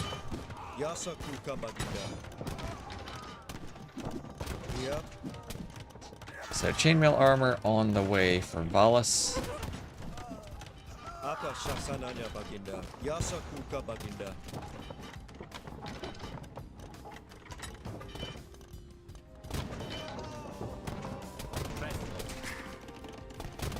And that TC could go down. See, if I were Valas, I'd probably want to take out those palisades and have a better angle at the TC using the hill. But we've now gotten 6 cannon for wide, who still is holding on. Oh, wait, where's the king going? I got really scared when I saw the king walking past the castle. But Valas will put his king inside of a castle, inside of a TC? Okay. Wide, maybe thinking of going for the king. The kings are here and here. The kings are actually really close to each other. Oh, but we're getting Cannon Galleon now from Valas. Cannon Galleon on the pond. Everyone else plays Joan of Arc 5 and have those nightmares of trying to snipe off a Cannon Galleon with Bombard Cannon. That was crazy. What oh my gosh, it's Harry T. Hello, Harry T. Are you getting a ton of snow today? Are you snowed out of work today? Is that why you're in the chat? I'm snowed in to streaming today. That's true, no Pyrotechnia from Valas. He plays Rage Force, he should know what Pyrotechnia is. I'd imagine you get it a lot there. Okay, so some galleys now. Cannon Galleons still pushing the castle. Cannon taking out the dock. You're just remote today. So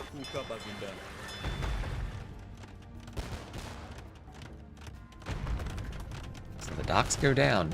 And then we have husbandry and foraging on the way from wide. Yeah, I'm gonna have to shovel today.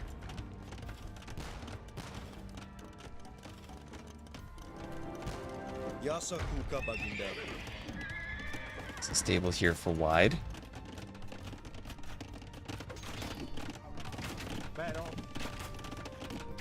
Cannotiero fighting the Karambits.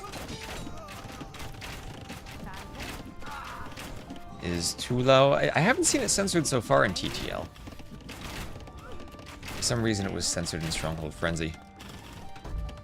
And now we have Cannotieri facing the cannon. And they'll take down the cannon. They'll try to repair, but the Vills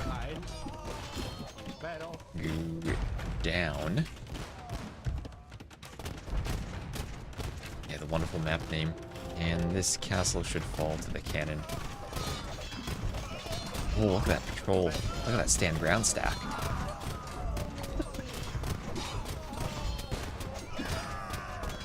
I've seen the elephants now. Wait, this is the king refuge. Okay, the king's in this castle. That castle goes down and the king will pop out.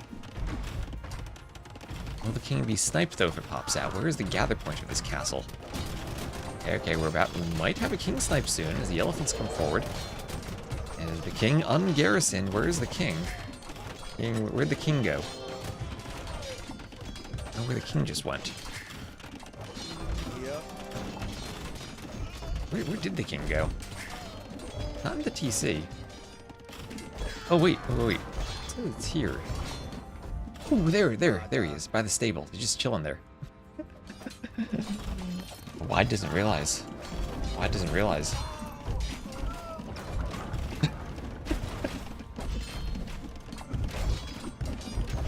I can come forward. Oh no, he's pushing with elephants though. He's pushing back. He's taking the score lead again. I thought Valis had this earlier, but the Malay are holding and pushing back. So Valis' king is over here on this castle on the right side of the map. What is this game? This is absolute mayhem. And the elephants can push the castle. King there. If only Valis realized. He just needed like 30 more seconds on that push before the elephants came. He's holding the pond now. We have some elephant facts. Malay elephants are cheap.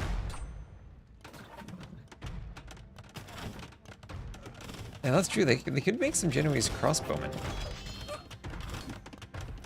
Yeah, the king is wide open. He really does blend in there with that architecture. He's going to be hard to spot for Wide. I'm sure Wide has completely forgotten about this by now. We need Auto King. Auto Scout, Auto Farm, Auto King. Can a cannon galleon snipe the king? I don't think so. Elephants can snipe a cannon galleon, though. He's repairing the... Oh, he noticed. King's back in the castle. He's safe. All good. Demos for the elephants. Hello. Demos, yes. Valis knows to make demos. But elephants counter cannon galleon. Noted. Castle's on the outside from Wide. Does Wide have this now? Oh, this game is amazing. I love this game. So iron casting for Valis, who still has cannon on the side. He's still kind of rotating around the map, but now the outside is held by Wide, who has all the stone access. He doesn't have as much gold as Valis does, but maybe the gold will be pushed.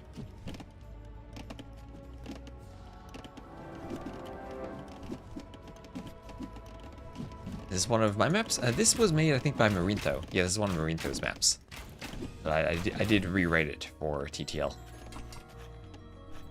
We used it in Stronghold Frenzy.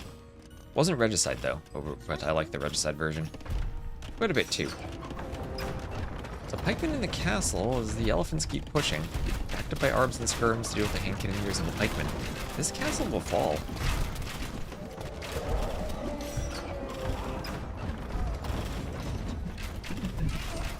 And down goes the castle.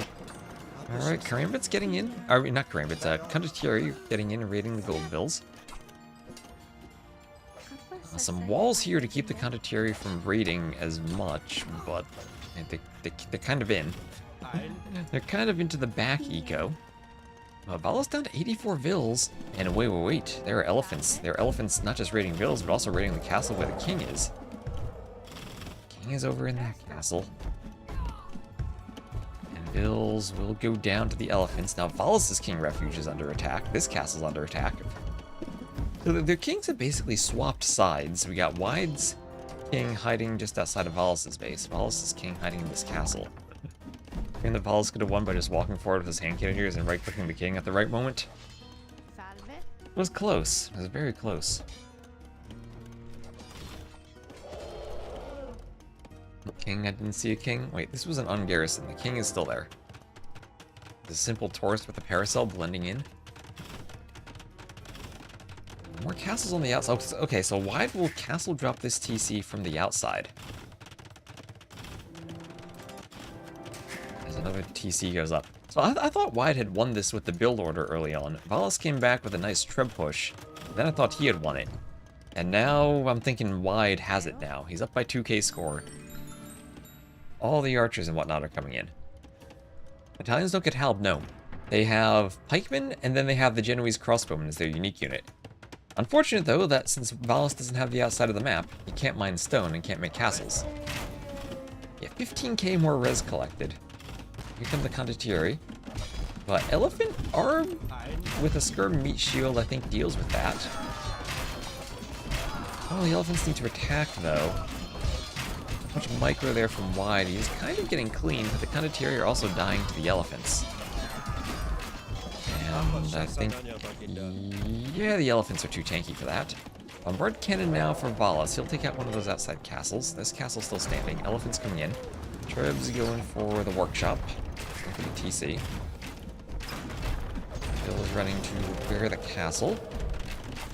And in pushing the elephants away. The elephants coming around, heading for the TC. Yeah, sometimes the TC fire messes up the HP bar on capture age. Yeah, now 139 to 70 vills, twice the vill numbers. Monk's desperately getting conversions. He's trying to hold on to the castle for the king. Trebs going for the castle.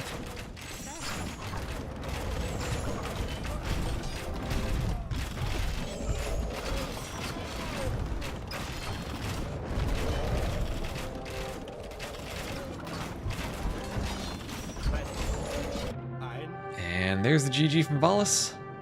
And Wide will do it. What a crazy game. Oh my god, that was amazing. That was amazing. The king was almost sniped. Valis still almost pulled it off if he somehow got that king snipe. He was so close. Oh man. But brilliant. Better KD even for Wide. Very close KD. But 20k more res collected just about by the end. That was an amazing game. I mean, let me send this rec to Marintho, definitely. Make sure he watches it.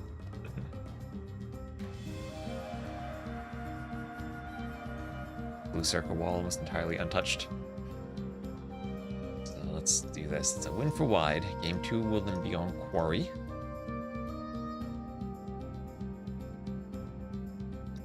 And Malay over Italians. Malay with the first pick. So let's see. I'm just going to do add between the games and then we'll get to the next one. Good morning. Good morning. Hello.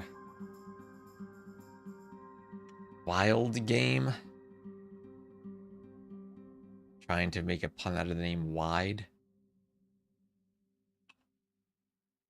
Oh, if I do that, then the I and the L look the same.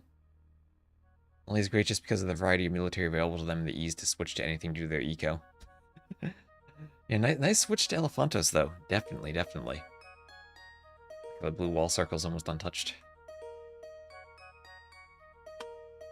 So much TTL going on right now. And again, in about 40 minutes of Sebastian Sitaux for Red Bull.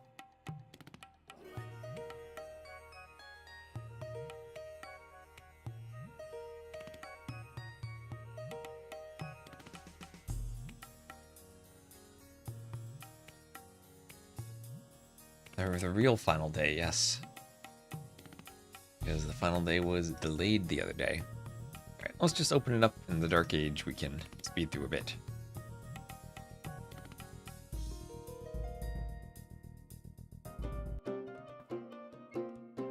So Valis will be the blue Bohemians to the northwest, Wide the red Portuguese to the southeast. And is this a lame attempt? Are both players heading forward to lame? No, they're just going to scout. Okay. So this is Quarry. There is a line of reeds, 50 wood on the reeds, on the outside. To chop through to get to the opposite side. You can lumber camp and go through if you want to. And other than that, big gold rush style map with gold in the middle, deer to push in, and a relic in the middle.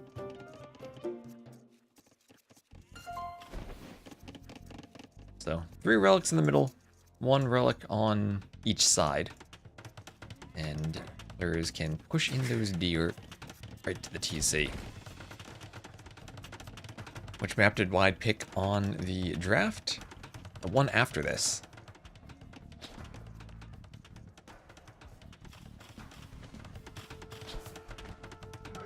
I've used up all my snoozes for the ad so far, so hopefully we won't need them. So loom on the way for wide as the deer gets pushed in, and we will have some militia coming forward for Valis. Militia coming forward, and militia being trained in the barracks for wide. So Dark Age Drush for Valis. Is this a Drush FC as he walls up? Might be a Drush FC. There's lots of gold and stone in the back.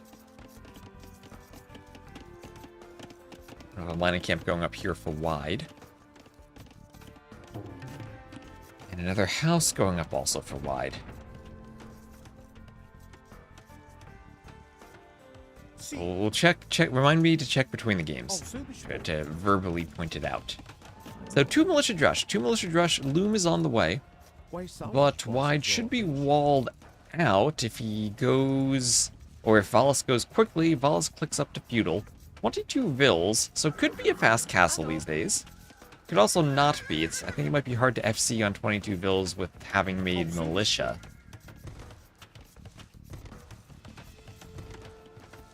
More walls going up. The scout will get in. So wide up to feudal first, so he might come forward and tower rush behind those militia into men-at-arms.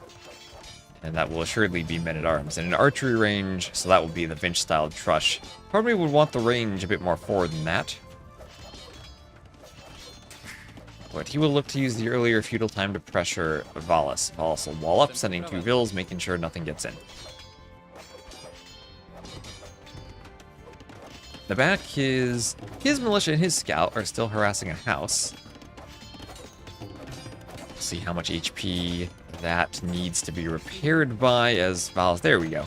Hiding behind the lumber camp. Wide has a villager repairing. So men-at-arms will try to break through the wall up here. And a couple of vills turn and fight the scout.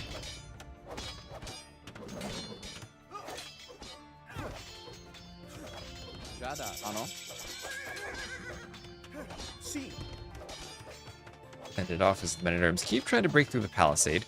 And then we'll have an archery range on the way for Valis, as double bit axes on the way.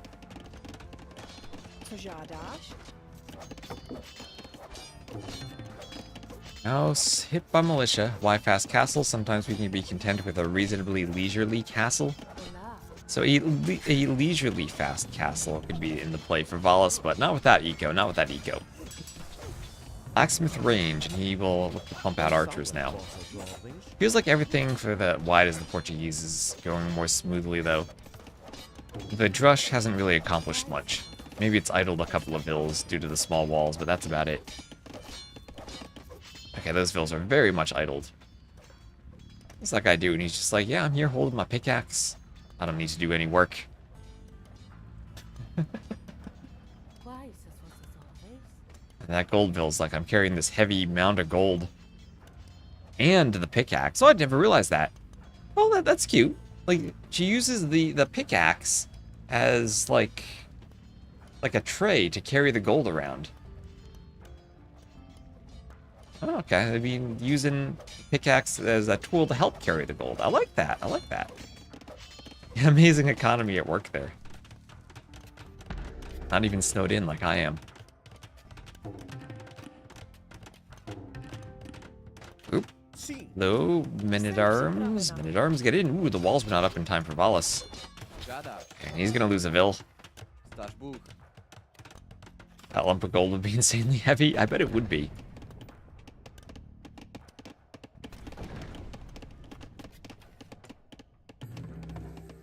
Archery range here for Valis, but he's gonna need some skirms. He's got fletching on the way. No fletching for wide, who now is trapped in. But maybe get the scout. I'm sure he'd love to kill a scout. Ooh, and that scout 3 HP. Oh, simultaneous scout deaths. Synchronized. I'll get an award for that. Maybe closer to 100 kg. Okay, they realized, though. They realized. Bill put the gold in the mining camp. Although that Bill doing the same thing. He's holding the wood. Can't tell if he has his axe anywhere. He's just holding it.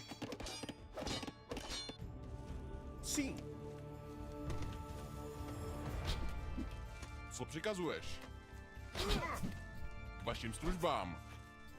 Quais são as vossas ordens? Co przykazujesz? Sim. Quais são as vossas Ano. ordens? Waszym służbam. Ano. Co przykazujesz? Skirm has to fend off the archers. Jestem przyprawen. There we are. Ano. As Vils repair the palisade. Gold is 19.2 grams per cubic centimeter. Can you give me that in American units, Quais please? são as Jestem vossas przyprawen. ordens? Put it in a vat of mercury? No one can see it? Dasz Bóg. Jestem przyprawen. Dasz Bóg. Gada. So Vils pushed off the gold by the archers. And now Valis walled up. For the most part, he's kept this army out. But if he wants to go to the Castle Age, not being able to finish the market will be a big deal for him. He won't be able to buy his way up when he has such a gold-focused eco. And the army has broken through. And so far, Wide has played this incredibly well. And he'll be doing a market himself. And with 300 more res collected, we'll probably be up to the Castle Age sooner. As the Portuguese, he could decide, does he want to sell res and go to the Castle Age when we sell the stone? And one weak Vil, another Vil killed. Archer's doing some work here, dancing around the skirms. And more Vils going down. This is now a 4 Vil lead for Wide. Men-at-Arms getting cleaned. At least Valis had some interesting micro for the Vils to keep them safe and let the skirms do more hits on the archers. But now he needs to finish the range, rebuild the walls. The cracked terrain on those walls helped let Valis in. And oh my gosh, you know what? Now that I realize that, that's a weird map thing from land generation. Yeah. Is this a map bug? Because that's kind of low. I'm adding that to my list of map things to look into. So cracked terrain on quarry around the side. I don't know if that's intentional. It's always kind of been like that, but now that I see this game, I'm like, you know what? Maybe that's not intentional?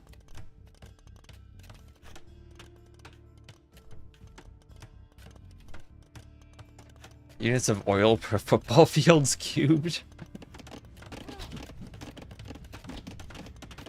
Did I get a report about the Empire Wars lumber camp being in the middle of the map? I don't get reports about that. I didn't do those maps.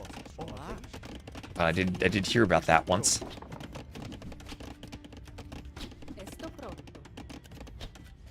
Sim. So 20-second difference. And outpost going up for Valis. Sim. Estou pronto. Olá.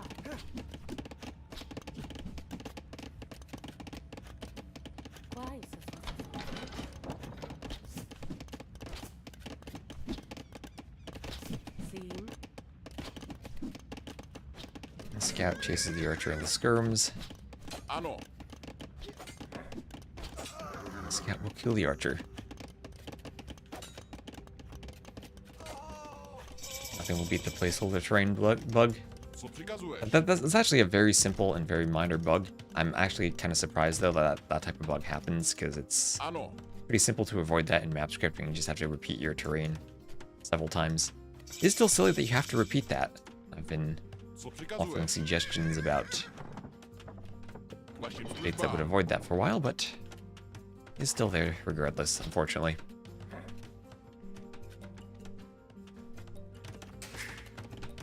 So town center here for Wide. Ao seu dispor.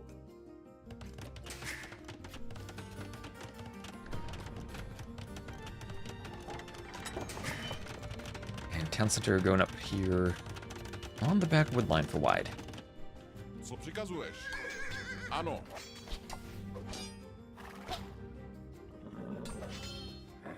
Spear pokes the knight, but knight should be able to kill the archers. And 3 Vil difference, but Valis has managed to come back. Managed to come back those 3 mining upgrades when you're so heavily mining for the Bohemians, letting him rebalance the eco. Defensive bank and also, what do we like late game? Bohemians, Portuguese, Halfnitsa, or Arquebus cannon?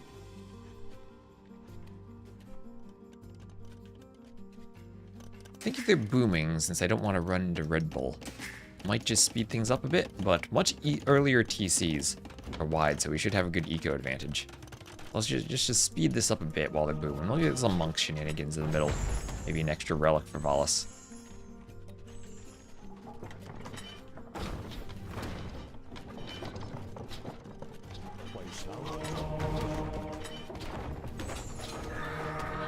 Yeah, well, there's some monk war. Nothing big, they're booming. Knights might get in. Oh, those knights will be annoying. At least there's a tower up already. Those knights will be extra annoying. One goes down though. Only one knight. One knight hoovering. And faster imp for Valis. So faster imp for Valis. And he will... No, here's the question. Do you push through the middle? Or do you push around the sides? Outpost on the side. But remember, these are only 50 wood. Chopping through that, 5 vills get through 1 round of chopping. Actually, if you have handcart, right, you carry 15, so 4 vills get through that 1 round of chopping very easily. And looks like we have a forward vill potential castle drop from Valis as he's trying to go imp and do the castle. And I guess this is how you need to play if you're down so far in villagers. Again, 2 TC boom versus 4. And that 1 knight. There's no way this happens. There's no way this works for Valis, right? This doesn't work. This doesn't work. Now with the monk coming forward. Let's see. Will he get the castle? Not as forward as he'd like it. I'm sure he'd love to have it here where it hits the TC. Oh, that monk. Oh, is that bug still there where the monk doesn't walk properly to convert?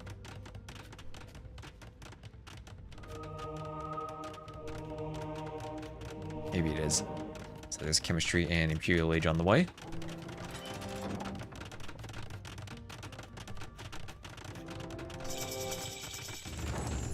And Siege Workshop there.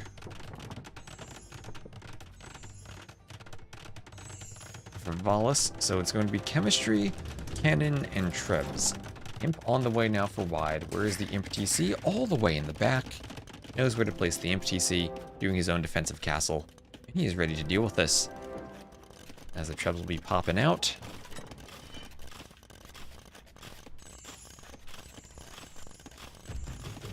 And there it is. So treb fight commencing. Imp still 2 minutes away. So Valis has a timing window where he still could do damage. Archer patrolling the outside for wide. Both of them with 1 unit out there. Valis saying, okay, you can destroy my outpost. I'll build a second one. Not gonna lose vision. And stables, lots of knights being prepped for wide. Now, Bohemians, good at countering cav. I guess one way wide loses this would be if Valis somehow gets halb out and anticipates the cav play.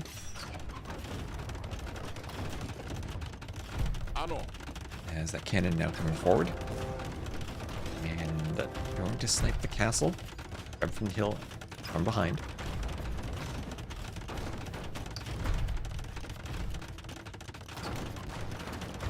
Almost out of coffee. I'll make my second coffee before Viper set. I won't do the second coffee right away.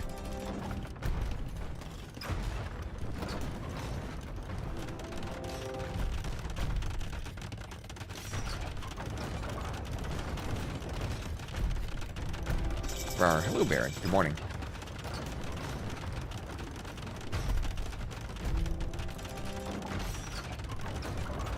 So chemistry on the way for wide. As he needs to hold. He can just hold mass knights and then make 1 good push. It'll be hard if he doesn't have siege to clear the castle, since he will be pushing into a castle. Valis so far, though, not upgrading to pikemen. He wants a second castle, though.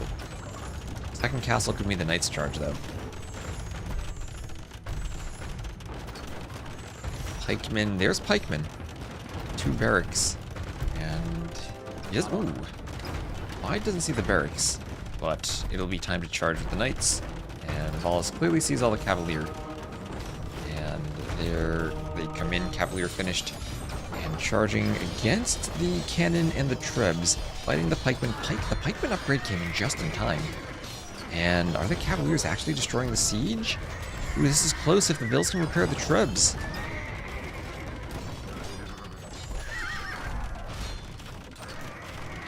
Cannon go down, but the trebs survive. White's still repairing that castle. 50 vil difference. But 20 vils repairing the castle. Others mining stone to spend on the repairs. And this is a very quick way to even up the ecos. Oh, that was very costly for Wide. He's doing arquebus now. Wants his own cannon. But the pikemen are there. Are the pikemen here in time? Valis. 2 forward barracks.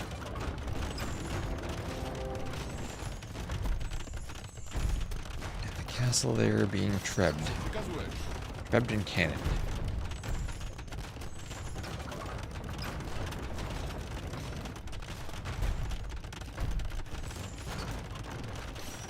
Ao seu dispor.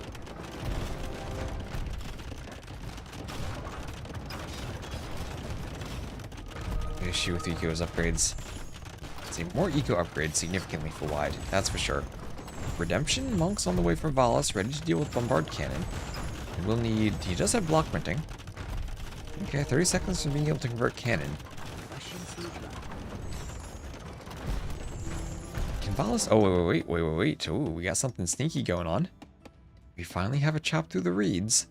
Now Valis is an outpost there. If he's paying attention, he'll see this. But the question is he paying attention when he's so focused in the middle?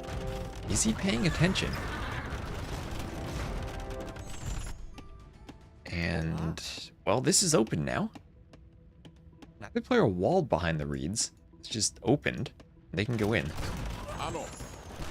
Oh, cannon going down to castle fire. Or cannon fire? Was that a cannon shot? Castle doesn't even have bodkin. Ooh, nice snipe on the Hussite wagon. One goes down.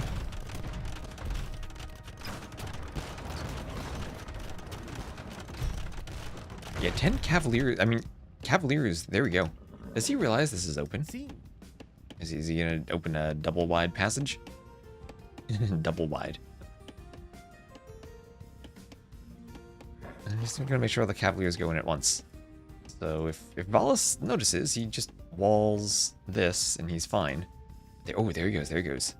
He's in. He needs maybe more Cavaliers doing this, but he's 4 Cavaliers ready to hit the eco. Am I snowed in? I am snowed in. Oh, Valis, I think he saw this happening. At the same time, the cannon took out the trebs at the front. I think he saw it. So he's like, oh no. That ends it. So Wide goes up 2-0. Good play from Wide. So 41 to 30 KD, and yeah, that is a pretty difficult eco difference to come back from.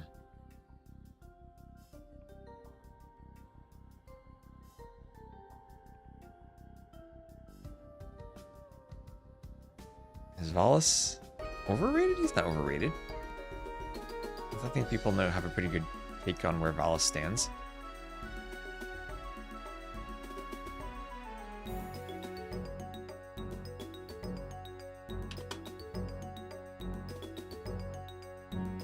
Alright, so we just get the ads between the games, and then we'll get to game 3, and we'll have Red Bull. So 2-0 for Wide. Oh, he picked Slopes as his home map. He picked Slopes. Yeah, someone was asking about that. So loss for the Bohemians, win for the Portuguese. What save do you think we'll see for Slopes? My opinion on plank units? I don't have an opinion. I haven't really done much physics. Maybe one day.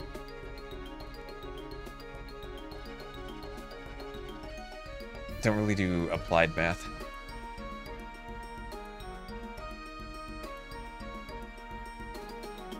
So final game will be Slopes Romans versus Vietnamese. Romans versus Vietnamese.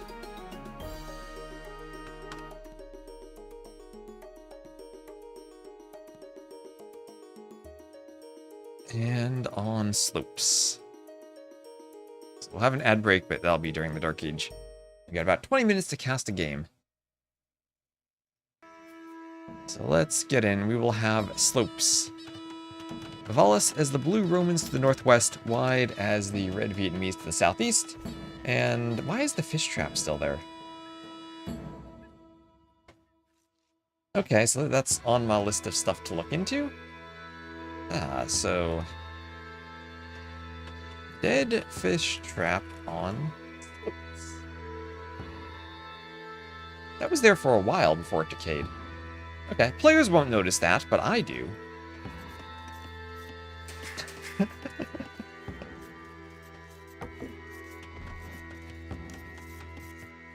Alright, so that's just used to help position things. I need to make sure that fully is deleted.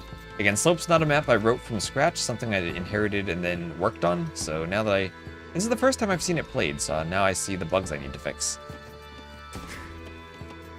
The unfortunate thing about doing 15 maps in the map pool is I'm not sitting down and playing all the maps myself, because I don't have time to play several dozen games on each map. So we're relying on fixing them up as best we can in the editor, and then getting reports from players during practice games. Which, surprisingly, I got very few bug reports. Maybe that's because the maps mostly worked, or because the bugs or stuff like that players won't notice, but I notice.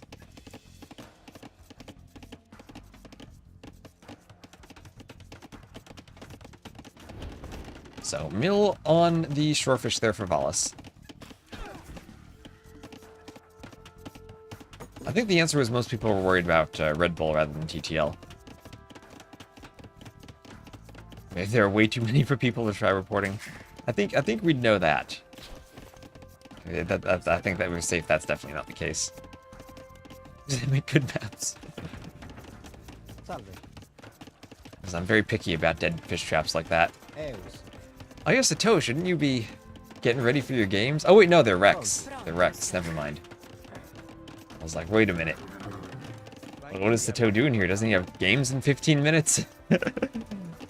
We're gonna have Rex between Sitaux and Sebastian, and then the winner will face Viper in just over 2 hours. Yeah, Sitaux, he's got to prepare for his Rex. Why does the dead fish trap occur there? So fish traps are a unit that is used often as a placeholder object in map scripts, and the dead fish trap is there to help position the other objects around the pond. If you see the original version of Acropolis, like go back to HD and look at Acropolis, you'll see dead fish traps used to position the gold and the stone mines that are outside of the player hills. It's just due to terrain restrictions and how they interact with rock terrain, and the fact that they have some collision on them, so they don't spawn on top of each other. Time is Sobek versus Sorokuma. That happened already. There were 2 TTL sets happening simultaneously, and it might even flow into Red Bull. So I'll probably cast the Rex of that after Red Bull. We'll see. I might need to go outside and shovel snow too. But I'll probably cast the Rex of that later today after Red Bull. You didn't miss it? I don't think anyone casted it. But maybe you missed watching it live if you wanted to spectate.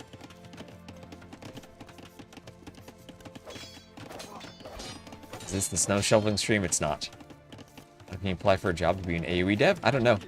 Yeah, go to the Forgotten Empires website. Sometimes they have job openings. I think that's probably the best way to do it. Huge snow in Sweden too. We got lots of snow all across the US today, or over the weekend.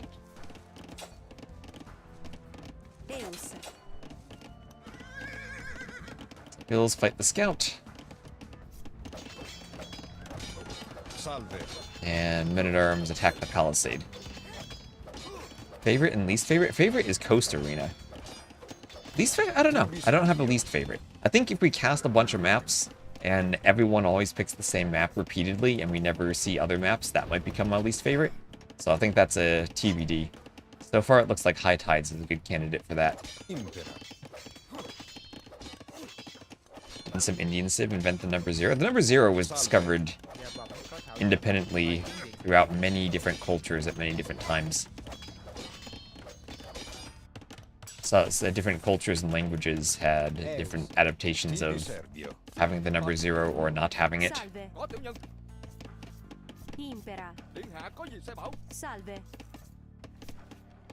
So Archer is just gonna patrol by the mills, not gonna fight them. Here comes some skirms to defend from Valis. Any news on Viper's health? He will play today. I don't know anything about his health.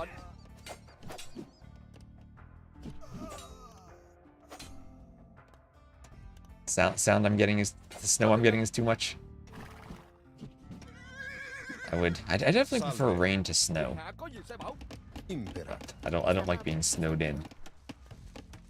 Rain can be dangerous too, though. No doubt about that.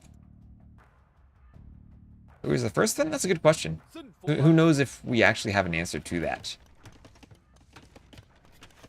There end up being any penalties? Not that I heard of. We have an admin Discord where we discuss stuff, and I think I and most other admins I saw argued that there should not be penalties for it. Snow over rain any day, you don't have a car? You have to shovel them.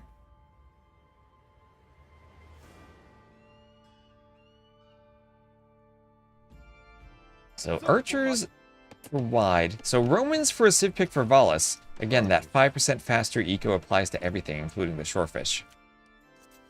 Scouts come over as some archers try to get over by the middles too. This is another map where we placed hares out here. Hare is just another reskin of chickens instead of the deer, so that you actually had to come out here, and it wasn't a game of pushing the deer to your TC. And it just makes the mills out here a bit more valuable. It ensures players actually come out here. Then padded archer armor on the way from Valis.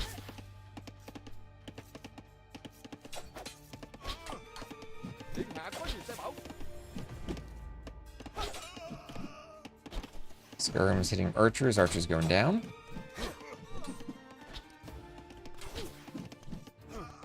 Chickens actually being used for their intended purpose. Only hares because T90 doesn't like chickens. And well defended from Valis, who has a great score lead now. Finally getting a good opening that might propel him forward. I guess he had... Yeah, I guess both games are kind of a Malay fish... Oh my gosh, the auto farm is real here. Malay fish boom at the start for wide. Oh, hitting the auto farm. Attack the auto farm. Oh, he's deleting the auto farms because he doesn't want them sniped.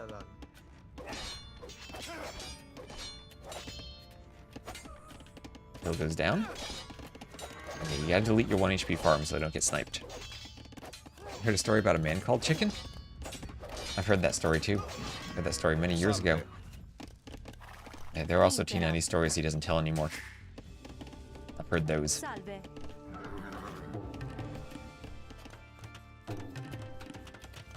It's a good story. You should really hear his summer camp stories.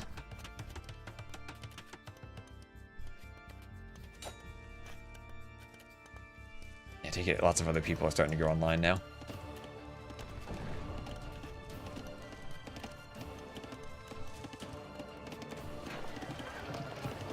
Seen any range story? The archery ranges on the neutral island? I was there for that years ago. So double stable for Valis is up to the castle age. So double stable knights? Double stable knights from the Romans. Okay, okay, he's still having some vills out on the hunt on the sides. Still has his men-at-arms in the back with Wide's base. Wide deleting the palisade and still running around with archers.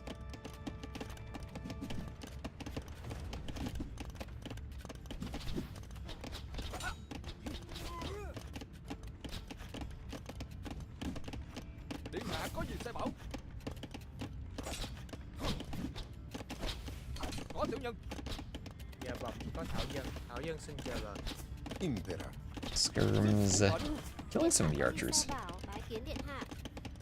Hey, talking about Indian mathematics, I'm actually, one of the techniques I use for map scripting comes from 7th century India.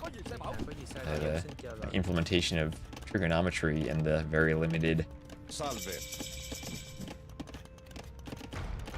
mathematics I now can perform in map scripts.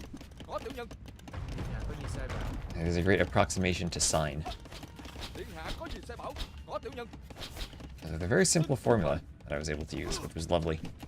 So, archers here still trying to clean the men-at-arms. Scouts and archers finally cleans up that annoying army in the back, but since the archers are in the back, the workshop is now at the front from Valis. Valis pushing with knights and siege. We'll see if that's scorpions, mangonels, or rams. Prize trigonometry? Yeah, apparently. Whenever there's a circle, you have some trigonometry. Dạ vâng, có dân nữ. Doesn't require it, but if you want to be... If you really want to have fun with the maps, then of course you need to do some trigonometry.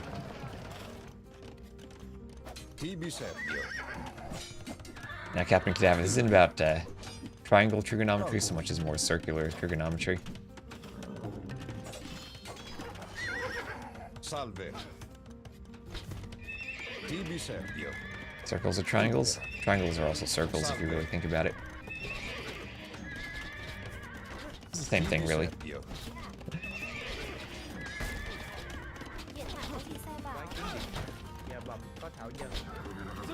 Okay, Spear getting a poke on the Knights, but it feels like Hollis is just so far ahead with the Knights. So he used the early eco for the fish traps, adding the Roman bonus. They get a good opening, which he's followed up into a Castle Age raid. And is this possible for Wide to clear now? Knights getting in, attacking the archers under the tower. And he opened... Oh my gosh. Playing like an arena game, opening with a ram. The Knights have bloodlines now, so won't care as much about the tower. They're going to try to get in. Have to be quick walled out from the lumber camp. There are walls everywhere. More palisades than trees left on that lumber camp.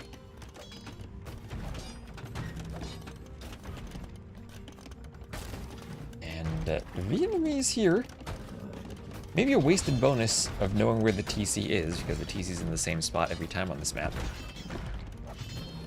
Scorpions forward, more Scorpions. And Valis pushing forward.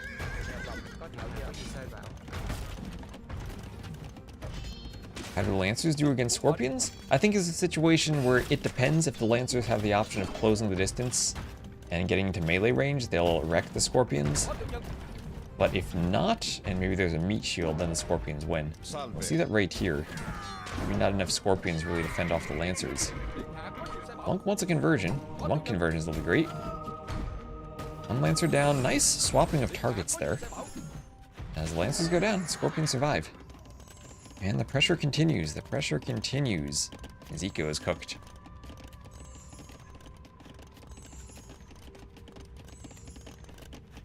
I think snow can be particularly dangerous due to the lack of sound produced. I've never really thought about that, but that does actually sound like a good point. Lack of sound from falling snow versus the sound you hear from rain. So Fire Lancers from Wide, who is super far behind and now will rely on Fire Lancers to win the game. Let's be honest, Fire Lancers can do that. So Squire's chainmail armor on the way from Valis. Valis can add a TC as well. Yep, could add a TC on the gold. Just go longswords. A few vills he lost. Yeah, he did lose only 6 vills. Now that's what's something that always strikes me as amazing about these high-level games. How few vills they lose during intense raids.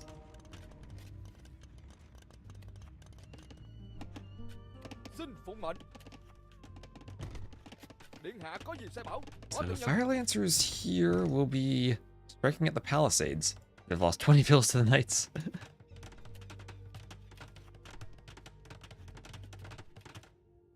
And poking through the wall. Okay, ready to get in. I'm gonna mark it up.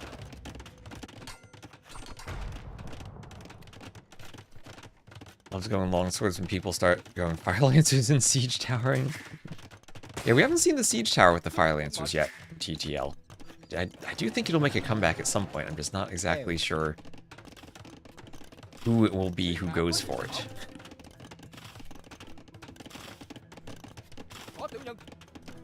TC hitting the Lancers. As houses go up.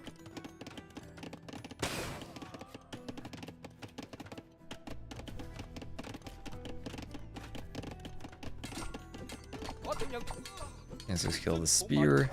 Longswords go for the Lancers. And we'll have a TC tile away from the woodline from Wide, who, against all odds, has somehow stabilized? Bill counts are still pretty similar. He had a lot of idle time during that raid, but didn't lose the bills.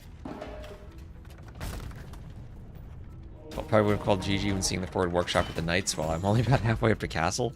Yeah, and he's maybe the answer is just you have Fire Lancers, and Fire Lancers are strong enough that they'll win, no matter how far behind you are. And Mangonel defense on the Scorpions now. Oh my gosh, is Wide gonna do this? Is Wide gonna do this? I think he might. I think he might. Monks come forward. Mangonel pushes the monk back. And okay, longswords in a ram instead of a siege tower. He's putting the longswords in a ram, but what's that going to do against Fire Lancers?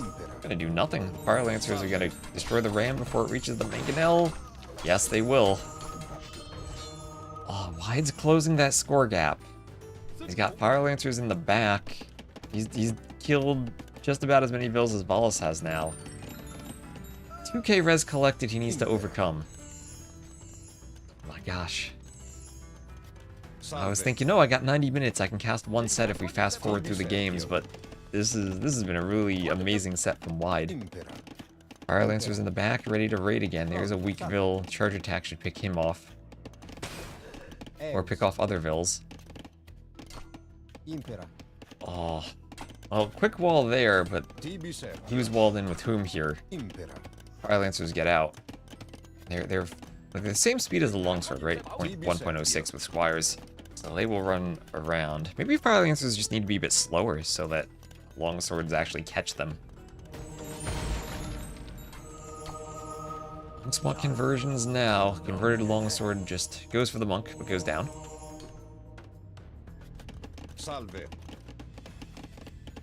And wheelbarrow now on the way for Valis. Longswords in the middle, poking monks, poking lancers, and more siege on the way for Valis, but Wide has this. Wide has this game. 3 TC for Wide. And I don't see him losing now. Oh wow, I thought for sure Valis with those night raids was gonna clean things up, but maybe I just forgot about the Fire Lancers. How OP the Fire Lancers are. Oh my, what's that, 55 to 44 KD for Wide? Isn't speed kind of the point of shock infantry? Take it away and become more like a gentle spook infantry? I mean, I would still be absolutely shocked by the Fire Lancers, even if they were slow. And that's what they have the siege towers for, right? You put them in the siege tower, and then it doesn't matter what their speed is.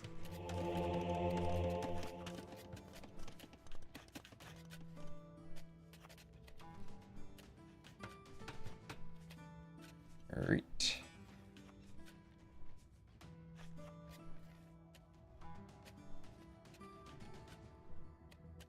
Fire Lancer's definitely broken. He's in the game. Fire Lancer's the startle infantry. Oh my gosh, this...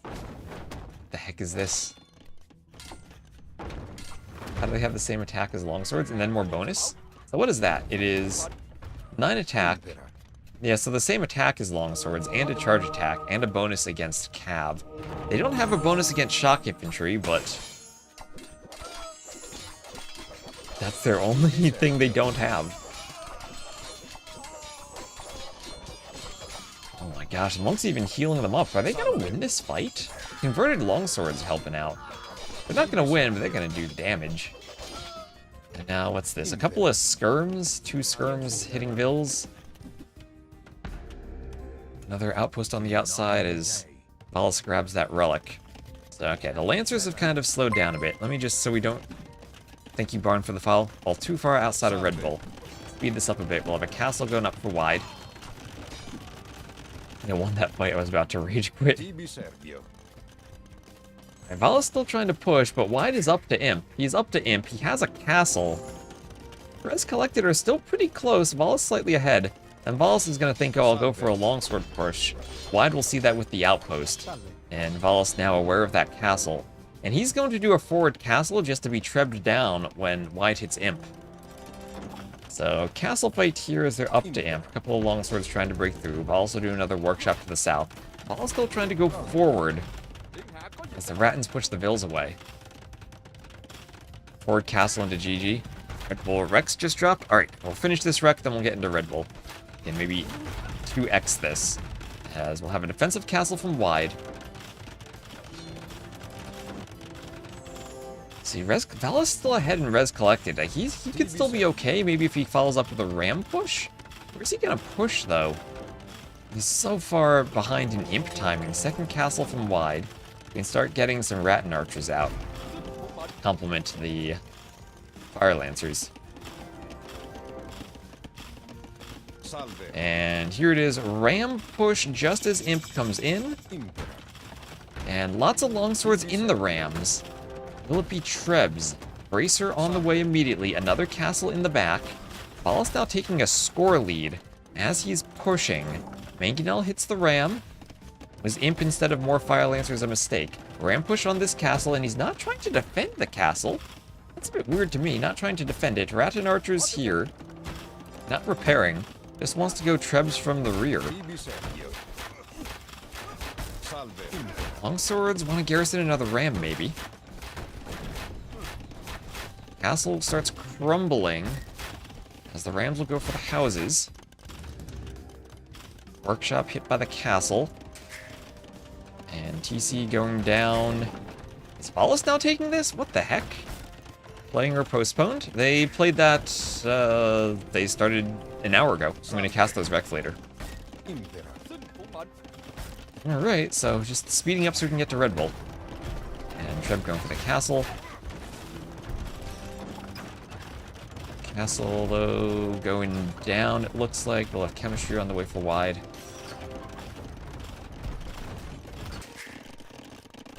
And imp on the way for Valis.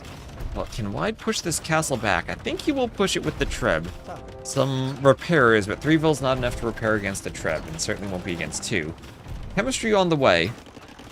And now against the Romans, it'll be chemistry for Bombard Cannon. As another longsword ram push is being prepared by Valis, who might go legionary as soon as he gets up. That's a lot of scorpions. And the Rattan archers now from wide, gonna go around the side, get ready to raid. A ram train prepared, true indeed. Legionary on the way. I don't think I've ever actually seen this unit researched. Legionaries capped rams. They do have siege rams, right? Yeah, Romans wouldn't work without siege ram. And Rattan archers looking for a raid, so good raid in the back from wide at the same time. So we got a speed cast to get to Red Bull. The rams push here being prepared. Some longswords just hoovering around, because why not? What else are they going to do? Heavy Scorpion, that should be able to clean the Rattan archers if they come around the back. Build count still the same from both players. Elite Rattan archer done. Those guys look extra fancy now and extra armored. And where is the ram push going to come? I think he maybe waited too late for the ram push, and now the bombard cannon are out. But he's just going to loop around with the legionaries and try to raid up here, followed by the rams. No way with all that raiding on the farms he'll ever be able to afford siege ram, as the scorpions cleaned up by the Rattan archers, actually. But legionaries now raiding the wood line. Lots of Rattan archers back there. Ram push walled out, some mangonels inside the walls.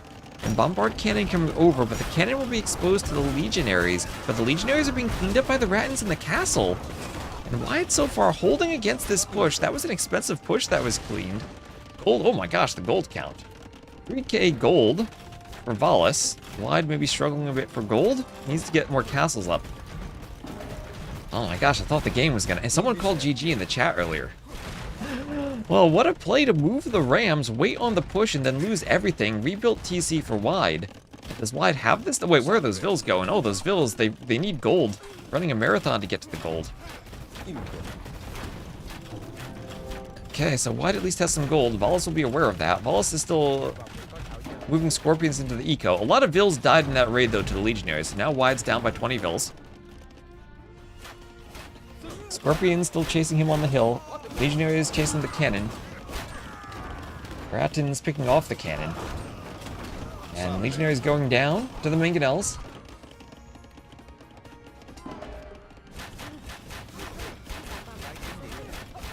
And Legionaries going down to the Rattans too. Rattans need to come forward. So Scorpions are still there for the Romans. So it's Rattan against Heavy Scorpion now. There's a monastery over here. Legionaries are going to raid those Vils. Wide down to 96 Vils, though. And as the Legionaries storm the lumber camp. I think that they are all... I don't know, but there are Trebs on the hill. There are Trebs on the hill. Okay, Trebs on the hill. I think the Legionaries overwhelmed the Rattans there. And there's a GG from wide. Okay, every game in this set was absolutely wild. So we have 203 to 108 KD for Valis, or res collected for him too. And we're very quickly going to go over to the Red Bull Rex. Let's go Red Bull server. Taking my web browser here. Let me just get the ads out of the way. So congrats to Valis. And that would be both players losing their home map. Both players losing their home maps there. Humans winning over Vietnamese.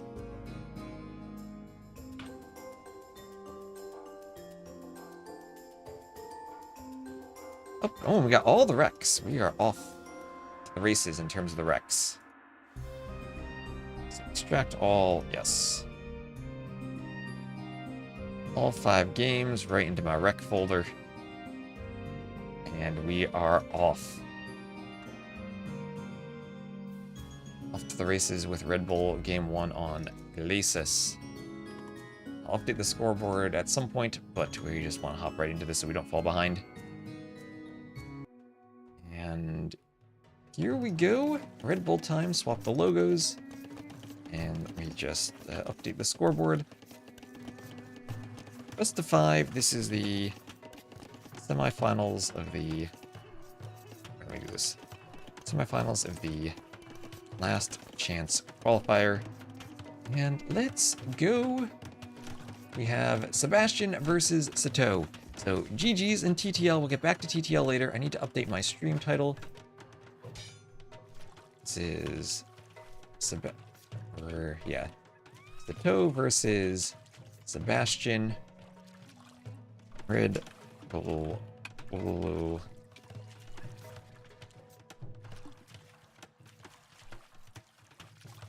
Dinium.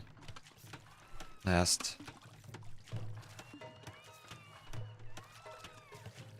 chance. Semifinals. Boom. Alright. Based on the ladder. Top 4 were based on the ladder. The other 4 are based on a 1v1 bracket. This is the final 2 games. Well, final 2 sets will have Sebastian, Sitaux, and the winner faces Viper, who apparently is sick. I said that was amazing. Some really long games, and we only ran a couple minutes into Red Bull. So let's just maybe speed up ever so slightly here, so that we don't fall behind everyone else too much. So long swords running around, they will get in on the lumber camp, and the archers will chase them from Sitaux. Scout running around. There's 1 spot left. Yes, 1 spot left. 3 players competing for 1 spot. Sitaux should be the higher seed in this set, was higher on the ladder than Sebastian, and he was in the top 12. Sebastian, the 1 player who didn't make it. So, longswords now, Armenians, Dravidians, 2 good swordsmen, civs. Lots of sword play on this map with all the shorefish. And we'll have scale mail armor on the way from Sebastian, and Fire Galley at the front. Fire Galley defending, hoping for avoiding the demos. Cilician Fleet demos on this map could be crazy. On the swordsman lines, Baron.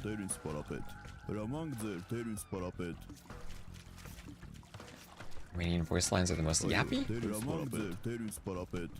So fletching on the way from Sebastian.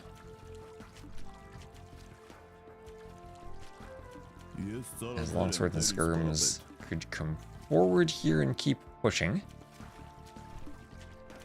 Hill's still taking the shorefish.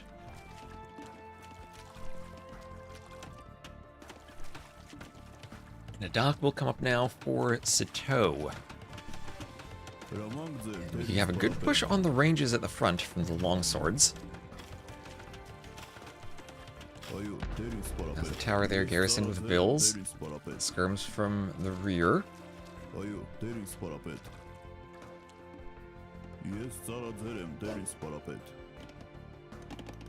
and a wolf will go after the longswords. They should beat a wolf, though.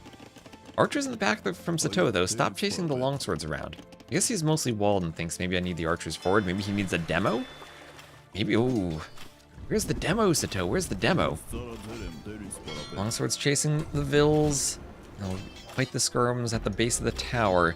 Behind this eco setup is completely smooth shorefish collection from Sebastian on 2 docks. Might want to move out for another dock at some point, but shorefish are flowing nicely.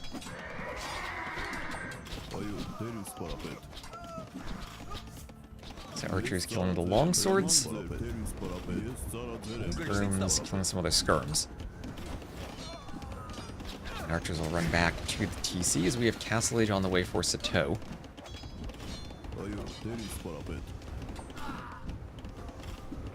Let's chase the skirms around. Skirm goes down. Oh, there's the demo. There's the demo. Is the demo too late, though? Will it hit anything? He needs a good demo shot here. And we'll get a couple of longswords. No, no, no. There he goes. 2 longswords. Demo a bit later from when he could have had a big boom earlier. But Castle Age first for Sitaux. Sebastian's starting to overwhelm him in army numbers. 18-7. And skirm's being cleaned up. So Sebastian keeps pouring in the infantry. He is nowhere close to clicking up. He's got 10 longswordsmen. But with longswords in the feudal age, maybe he doesn't need to click up. What are the Dravidians going to do? I would think maybe crossbow skirm against this, but just a stable. A Dravidian stable is not going to be useful. Sebastian keeps pushing. Bill's injured. Going down. More vills going down. That's now 47-36 vills. Sebastian didn't click up, so he has more vills. Staying feudal and continuing to push. Skirm's getting forward, chasing the archers back. Archery ranges are down here. A Dravidian elephant. So Sitaux making Dravidian battle elephants. No bloodlines for them. At least they have husbandry now. They'll miss the final armor upgrade in Imp, so you don't want to do too many of these. But longswords versus a battle elephant, and the longswords are going to kill the elephant. Feels like Sitaux is dead here, other than the fact he's in the Castle Age. Alfonto's Britain monks? Now I gotta think if monks have different voice lines. You're making me think now. So Skirm's picking off Vills. Vills go over to the TC into the gold as an elephant comes forward. Long swords want to loop around. And that's a dead Vill mining stone there. I thought dead from the Skirms, but maybe not. Skirms wanting to delay the workshop. Ooh. Okay, second TC from Sitaux. Now Sebastian just needs to make sure he's not over-investing into feudal longswords to the point where he never gets to the Castle Age. Maybe turning around, cleaning the buildings or the ranges could be nice. Very masculine.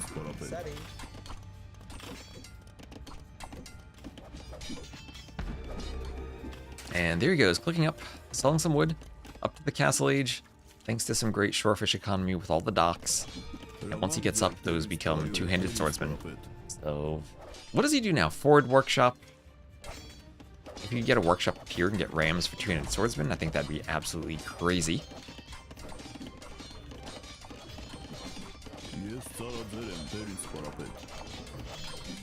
And they're gonna destroy a dock. This is pure demo territory from Sitaux. Pure demo territory. Demo will pop out and kill the longswords. That'll be absolutely perfect as the archers come forward.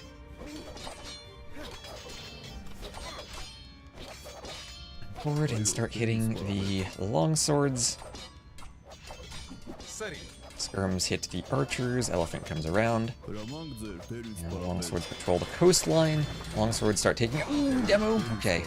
Almost got the skirms. That would have been even crazier than a couple of longswords. Maybe Sebastian, if he has this many longswords into two-handed swordsmen, won't even need the rams. Doesn't even have forging on them. Well, he's saving for that two-handed swordsman upgrade. Is it just infantry upgrades available in age earlier? No discount, just earlier. And Benigor, hello. Where am I watching this? They are Rex. They're posted in the Red Bull Discord. Posted in the Red Bull Discord. These are played as Rex. They're not live games. So check in the tournament Discord.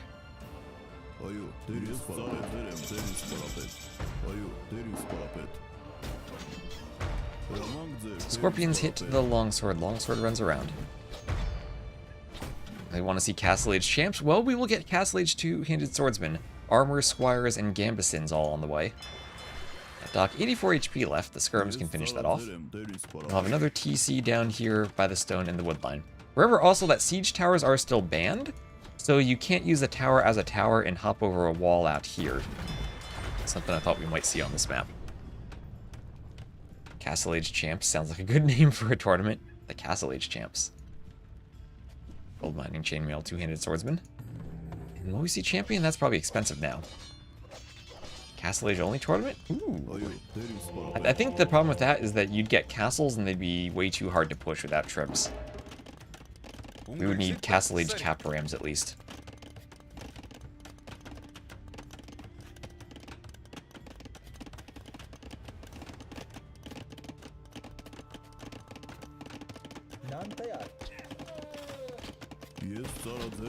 So, defensive scorpions from Sitaux as the two-handed swordsman loop around, force him to wall.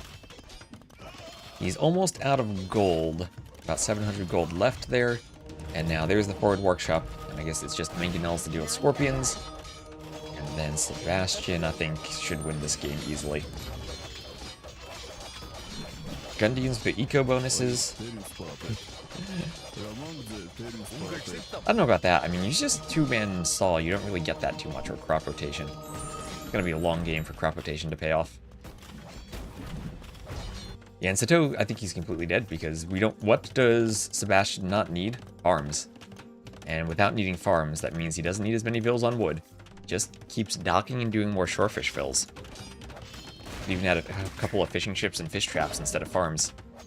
So wheelbarrow on the way for Sebastian, as the two-handed swordsmen come forward to the scorpions, and we'll try to pick them off. Takes like 20 minutes. The math for crop rotation is that you need to reseed a farm, then pass the point where a heavy plow would have run out, and then you continue farming with crop rotation. So it's a long... I don't know exactly what that time is, but it's a long time.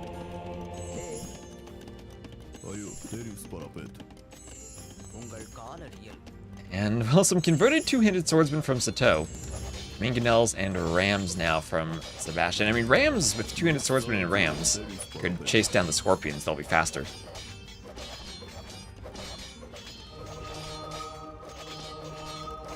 Castle Age game's indeed hard to close out. Yeah, it's when you get towers and castles, but you don't really have the siege to deal with them.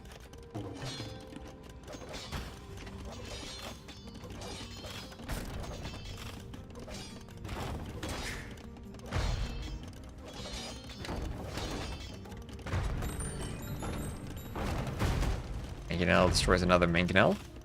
The ram keeps pushing, goes for the TC.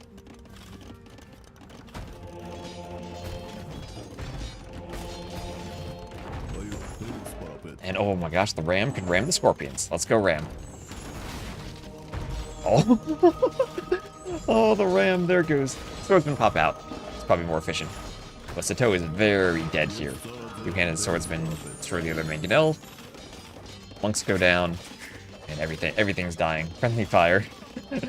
I think this is very GG. I think it's time to give Sebastian a win.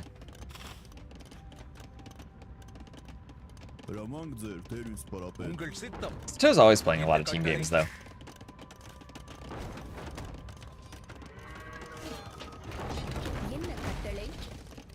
Mangonel goes down. And Sebastian just needs to finish this off, but he's got a 3 TC boom behind it, so he's up 87 to 65 mils anyway, adding in light cav for some raids. And Mr. Nepomuk, thank you very much for the follow.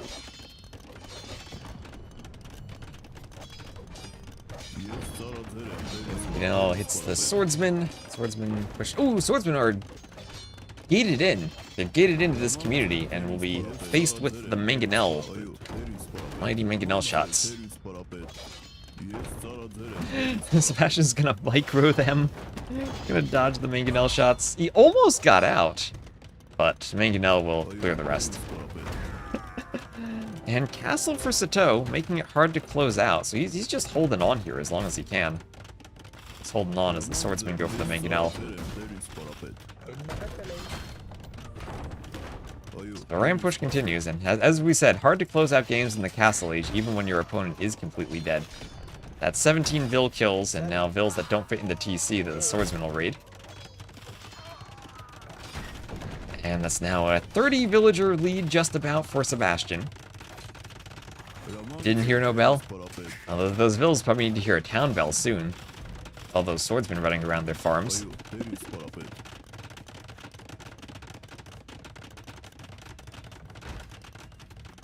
Light Cav, Civ, and Feudal. Don't scare me. Don't scare me like that. More meme strats and units in the game? Not really a fan of all the meme units, to be honest. It feels like we're not really watching AoE 2, but more like random Forgotten Empires units.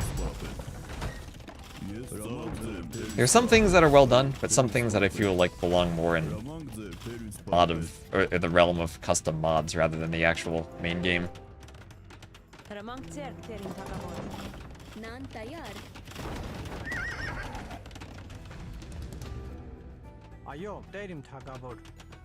Flaming camels kind of just exist. Flaming camels are fun. Like, Shalot warriors are fun too, because they're added in, but they're not. They're just like an Easter egg. They're not like a mainline thing that changes the civs around.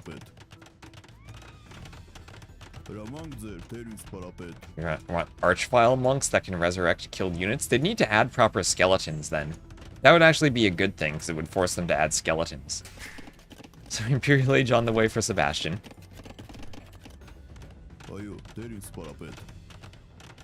This is where I gotta just play through the wreck. If this were just TTL, I'd have to fast forward this here. We have to stay in sync with everyone. Once that damage instead of healing. Yeah, I want the skeletons back. Do want the skeletons back. So more upgrades there for Sebastian, who is clicking every button he can. Sitaux still holding back. If I was Sebastian and I saw my opponent not resigning like this, I wouldn't finish them off. I'd just play for the score limit at 75 minutes. Be like, nope, you're not resigning. I'll have a nice break during the rest of this game. You can wait for 75 minutes.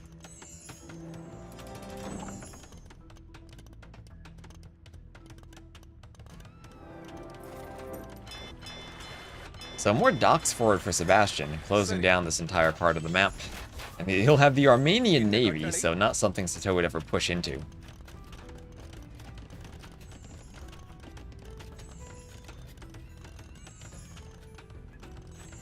Civs might scale with AI, don't give them ideas.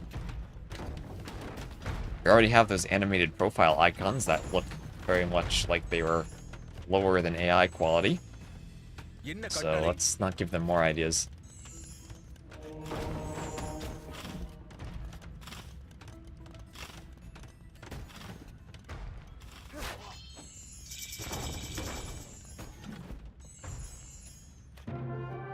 And there's the GG finally, so Sebastian goes up 1-0. So let's check the stats.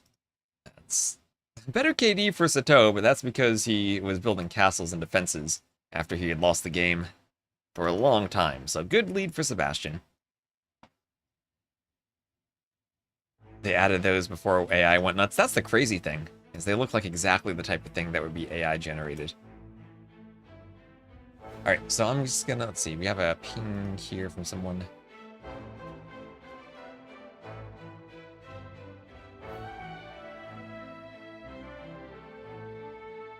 USA Cup. Right, so we are going to... Let's see, I'm just gonna play ads between the games. I'm gonna run to the bathroom real quick, and then we'll do game 2.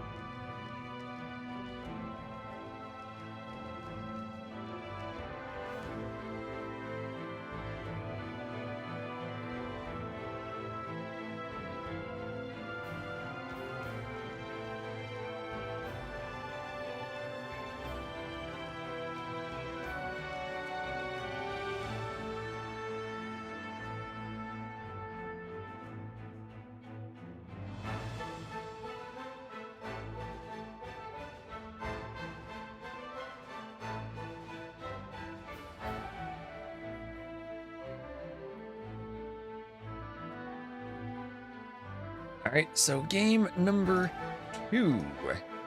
And the alt tab a bit. Game 2, Dorothea Quarry. And you know what? I didn't even update my scoreboard. This is the TTL scoreboard. Goodbye, TTL. Oh, it's not TTL. This is the last chance, or I'm going to say semifinals, best of 5. Sitaux, Sebastian up 1-0. I'll do the drafts after the next game during the ads. And here we are, game number 2, Dorothea Quarry. Sitaux will be the blue Magyars to the northwest, Sebastian the red Urchins to the southeast. Fishing boats with ranged attack, boats with a ramming attack. Don't give them ideas. No, hulks are bad enough. Hulks are bad enough. So we have hopefully a non-bugged Dorothea Quarry. These are wrecked, so assuredly they're not bugged. And Magyars, Urchins. Magyars can be very aggressive here, and already Sitaux using that aggression to lame a couple of geese right from out from under the TC. And ramming is very historically accurate. It is true. At least for ship combat. You didn't have a guy standing on a ship shooting arrows at another ship. You had ships ramming each other.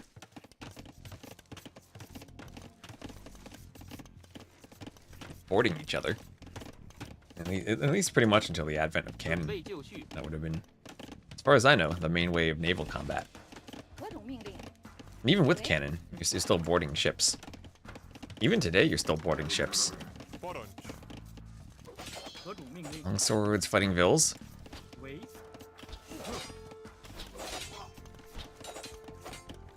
Yeah, pretty hard to find each other at sea.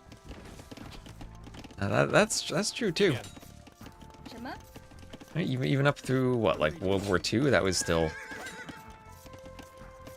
yeah, one of the keys to naval battles, finding each other.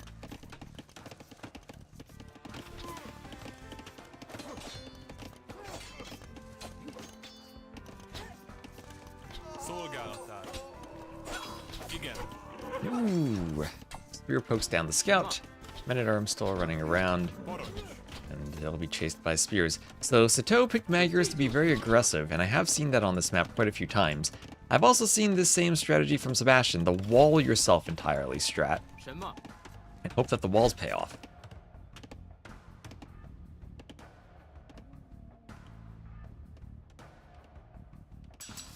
And fletching on the way for Sitaux. We'll have another stable coming up here for him.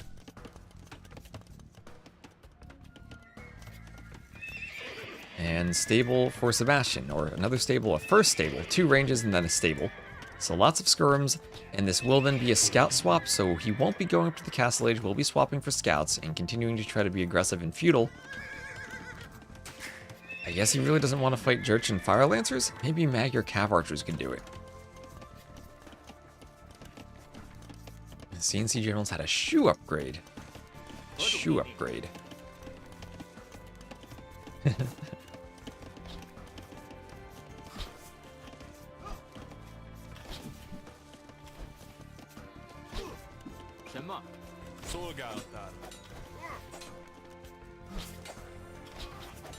Archers hit by scouts. More archers run around.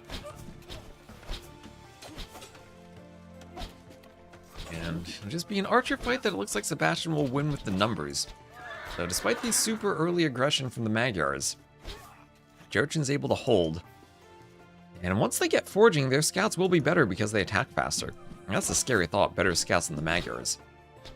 And if you are the Magyars, you would like to get into a very intense scout fight in the feudal age if you're both going double, triple stable scouts, because your scouts are cheaper and you can produce more of them. But if you avoid that, if you're Sebastian and you manage to wall up, then you're feeling pretty good about your chances then if you can get to the castle age. And you see that Sitaux has made that scout swap, so you know he's not going to have the fastest castle age timing. And you're constantly checking for the upgrades to see what upgrades he gets. Because every upgrade is a slower castle age.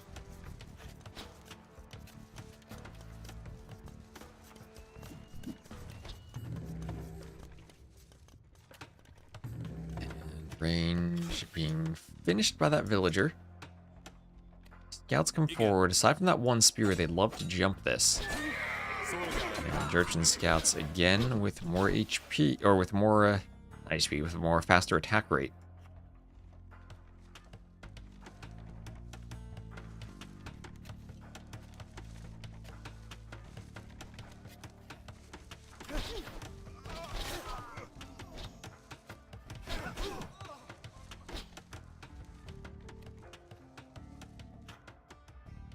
And ships coming forward. I mean, not ships, I mean the chat. Archers coming forward. Yeah, no ships, no docking on Dorothea Quarry. I still don't know what the meta is on this map with regards to docking. I feel like this would be an aggressive docking and water map. But the more we've seen the map now in the qualifiers, the fewer the docking we've seen, or the less docking we've seen. Fewer docks being built. Defensive tower from Sitaux. And it would seem that even going for fish is a bit too expensive compared to needing to pump out the feudal army. Even on Dune Springs, we didn't really see docking when that was on the ladder. We just saw aggressive swordsman play. Maybe Flemish Revolution, no, not Revolution, but Flemish Militia, the Burgundians.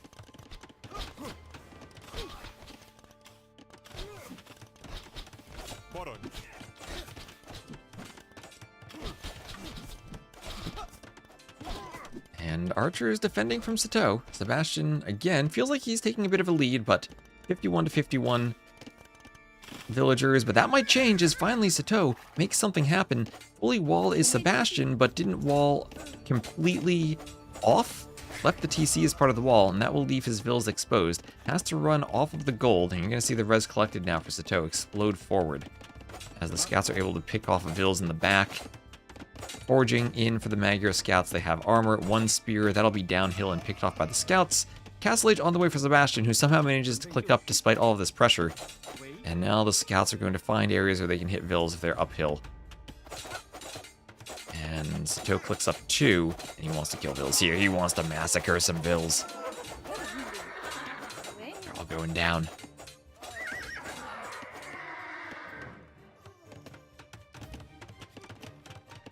That was a good cleanup from Sebastian, but he has now lost 8 villagers. Remember when I said it was 51 to 51? Well, that has changed quickly. Sitaux now takes a great villager lead. Hello, Alien. How are you doing? Welcome in to some Red Bull. What time is it for you? Isn't it like super late? Or maybe not super late. Maybe it's more like 9 p.m.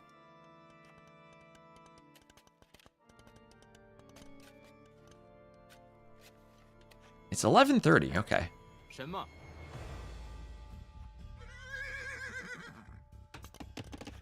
So, lots of archers for Sitaux, just waiting for the Castle Age to come in. We'll have Castle Age from both. Got a 15-second difference. But I don't think the scouts will do much damage with all of those archers. Headed to bed base. That's what I figured. That's what I figured. Hello, Cheney.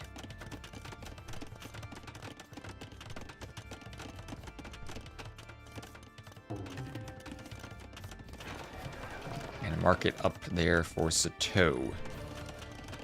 Oyster is not seen as a good use of gold. They're just more exposed on this map because they're on shallow, so you can't wall the vills in. Here, the gold is a bit easier to contain near your wood lines, so you have a more compact base that's easier to defend. Few towers up, and you need to be in fewer spots.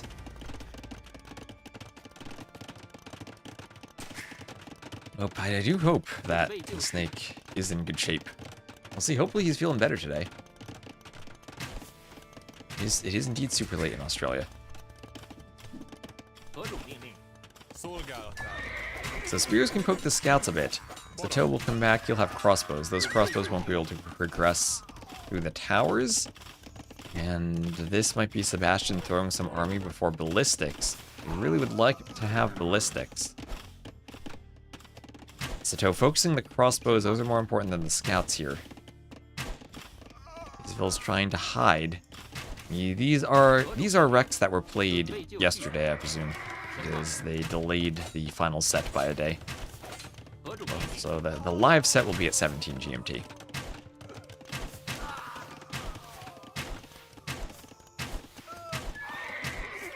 Crossbows taking out scouts, taking out other crossbows. Crossbows here going down. And everything clean from Sebastian. How many vills did he kill? One. One single vill killed with all of that army in. Great job running vills from Sitaux. Sebastian still has a score lead, but I would worry about that vill difference, especially with the second TC in for Sitaux. Sebastian will try to come forward with some Jurchen Cav Archers, but Sitaux feels like he's in a good spot to defend. I think the Magyar Cav Archers with recurve bow eventually scale much better than do the Jurchen ones.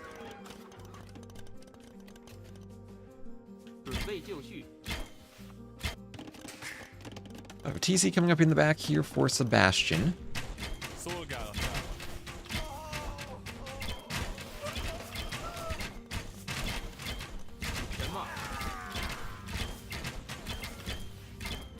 As crossbows are killed there from Sitaux. Elite Skirm on the way for Sitaux, as Husbandry is finished for Sebastian.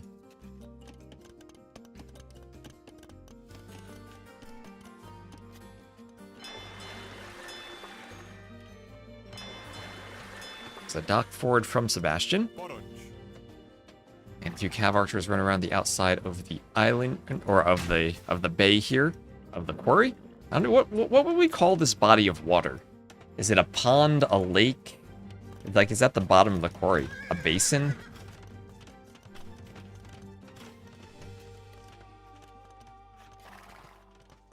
So that's Leather Archer Armor, Town Watch on the way for Sebastian. A fen? A hole? It's a double sound? A noise? What are these? What?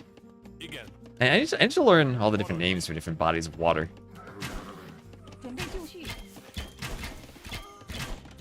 Hills go down. And oh, some dancing, some split micro. Huddle, a bow tie. Now the bow tie is when we get the Tux sub goal.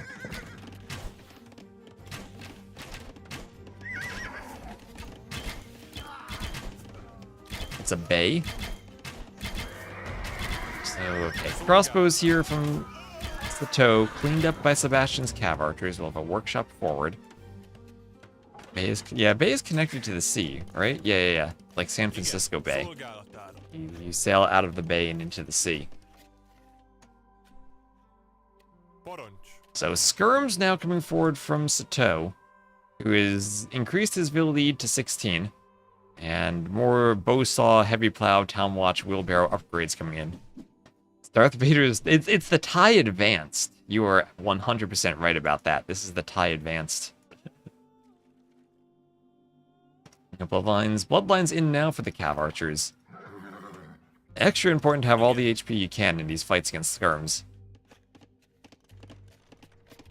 It is based on a real location. That's what I believe the name Dorothea Quarry is.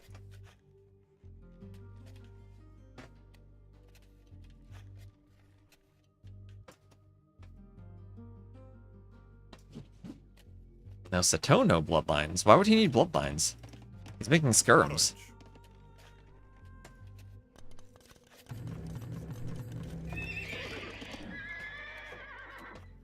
He'll get it eventually.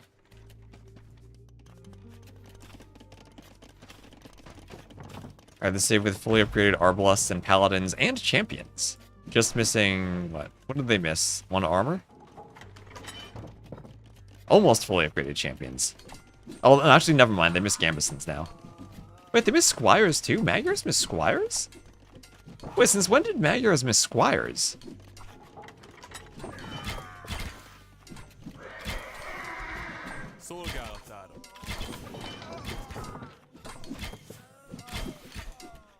They always miss Squires, really.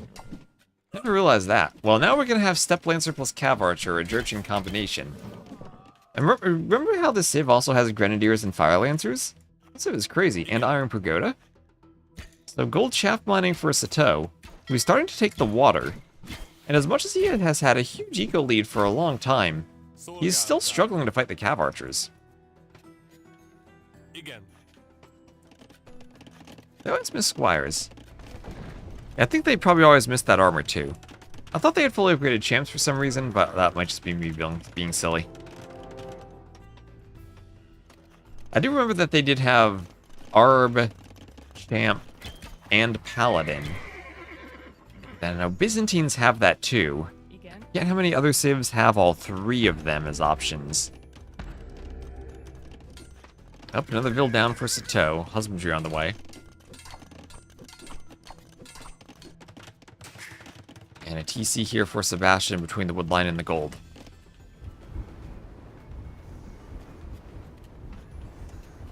It's an abandoned quarry near the coast which has been flooded, so it's an artificial lake. Okay. When did the flooding occur, though? Would the flooding have been in time for medieval times? Was the quarry built in time for medieval times?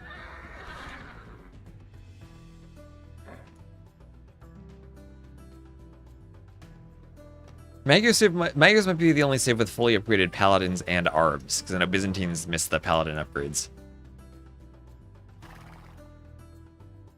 Maybe it's just Paladins and Arbs and not the champs included. The 1820s to 1970s. Okay, okay. Did they drink Red Bull in medieval times? I don't think so. The Hussars did have wings, so close enough.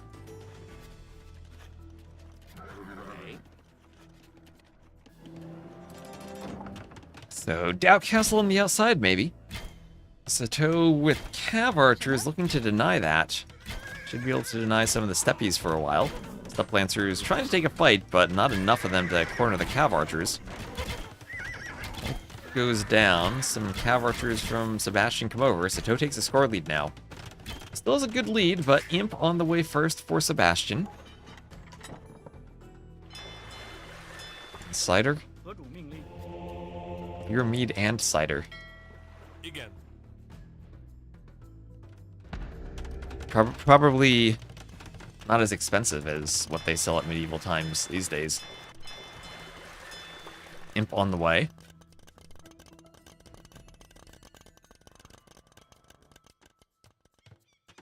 And a war galley for Sitaux.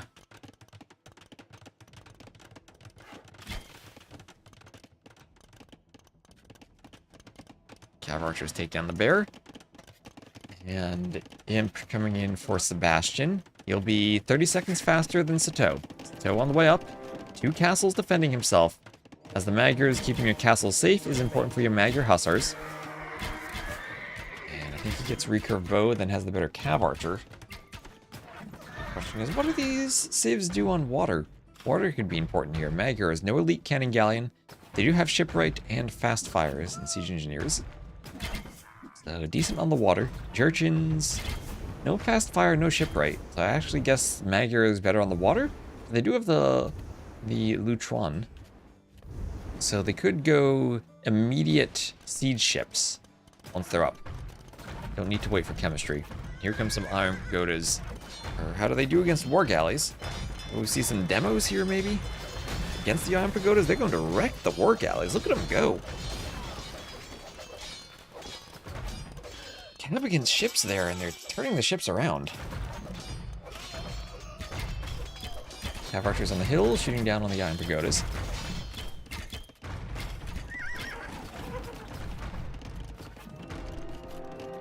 And then Imperial Age just about finished for Sitaux, as he's up and he's ready to do upgrades for those Cav Archers.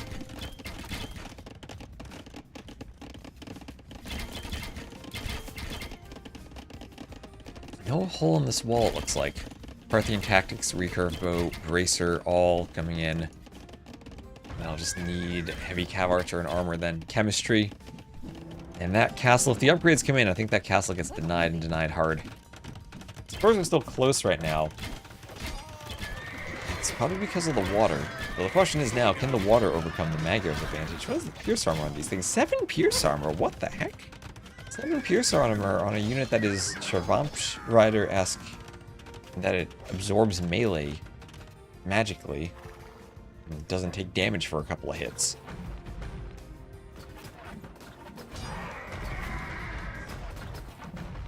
That's Galleon and Chemistry, just about done for Sitaux.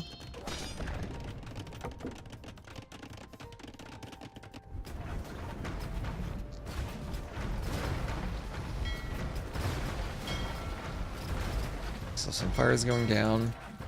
Feels like Sitaux is now taking the water with Galleon.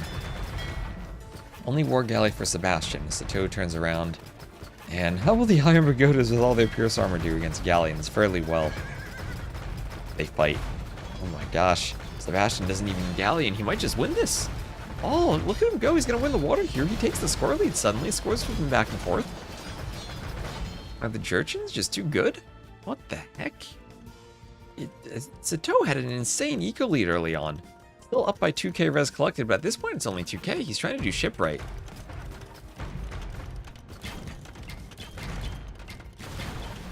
So you're thinking that the Magyars should get Maya treatment? So while this is happening on the water, there's also a raid. Hello, Iron Pagodas. And goodbye, villagers. Sebastian breaking through like a beast and destroying the villagers, pillaging everything. And there's shipwright, but discounted ships, can they still be produced if you don't have a wood line? Everything falling apart for Sitaux all of a sudden. What beats Iron Pagodas? I don't actually know. I don't know. They're so strong. Probably some type of Halb Camel combination. But maybe you need a few. Maybe you need a combination of archers behind. Or no, I guess not, because I was thinking the archers would whittle down the shield, but no, it's only a melee shield.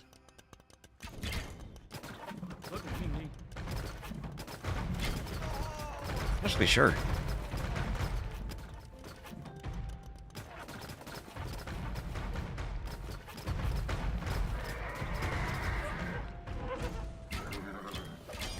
Halbs are good? Halbs are good, but are they good enough? Maybe now that you have full upgrades for Magyar Cav Archers, if you get heavy Cav Archer, you can counter them.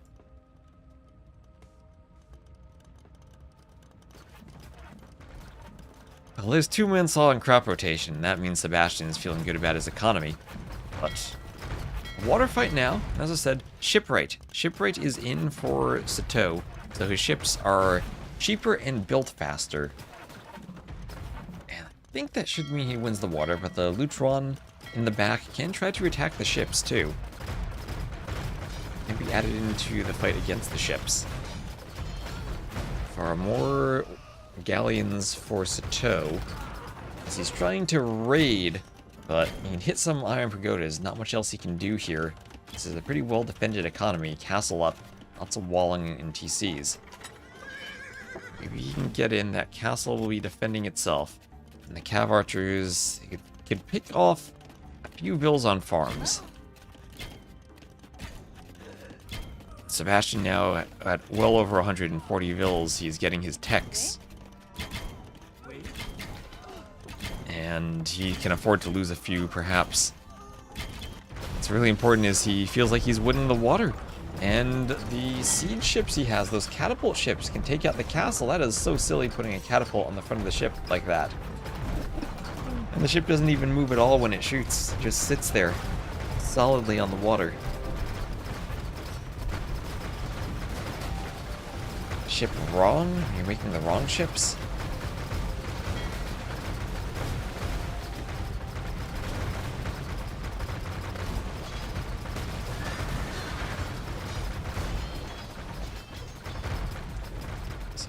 Versus other galleons. And Sitau's not fighting with all of his galleons. He loses his fights. It's because of the micro. He has numbers, but he's not taking the fight properly. That castle did stand, and Sitaux will retake the score lead. And that is because of water. It is because of water. Forward castle here from Sebastian, but Sitaux will look to treb that. Sitau's gold access lake.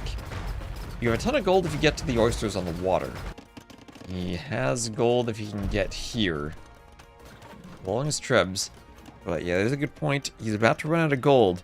And if Sebastian, with those outposts, sees Sitaux going to the corner for gold, he'll be aware of that. Sebastian has not scouted those golds himself, knows there's gold there. Well, neither player knows there's gold in the north, but Sebastian would see Sitaux sending the vills there.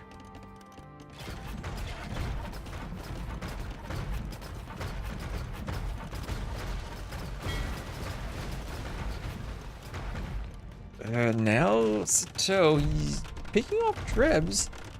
Sebastian wanted to treb that castle, but Sitaux pushing back here. Iron Pagoda's going down to the galleons. And not finishing off that castle hurts for Sebastian because the range of the castle will zone Sebastian off of a large area of the coastline. Sebastian needs a demo on those vills, or he needs the Iron Pagoda to kill those vills. He's focusing more on winning the fight on water as the cav archers come forward. Heavy cav archer now.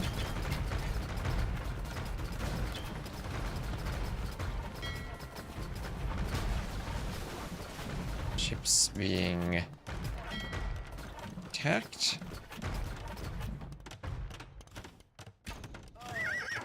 And now Sebastian has the water again. And whoever has the water has the score advantage. Now Sebastian will be losing this castle. And now Sitaux flips the score by destroying a castle.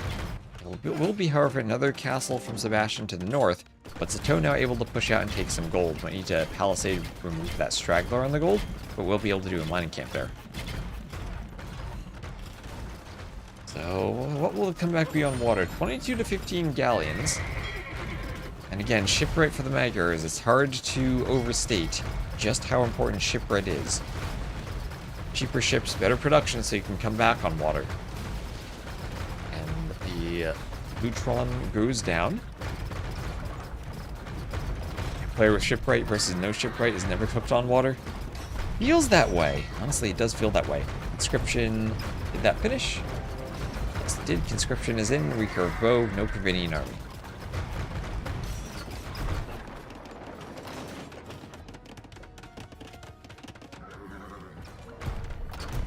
So now coming back on the water, that is a lot of siege ships. That is 6 siege ships and no repairs on the castle.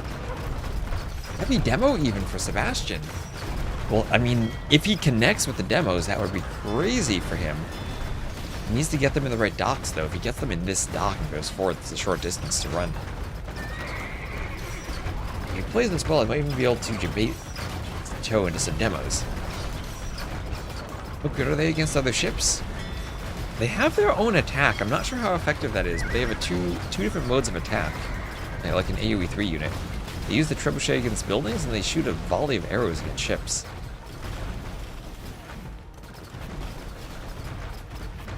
It's a weird ship. You can see them peppering the galleons and doing some damage. There's Corvinian army for Sitaux.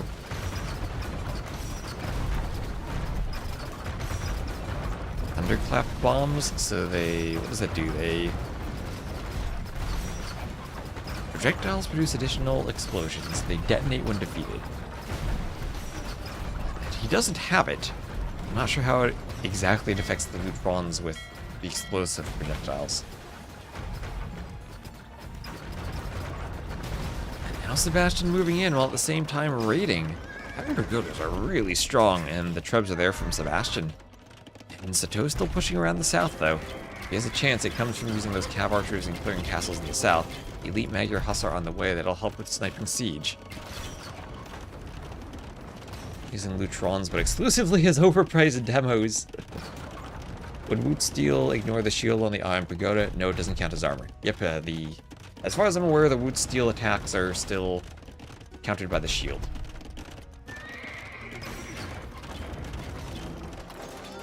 So I was thinking Magyars would have the advantage, but I guess I'm completely wrong.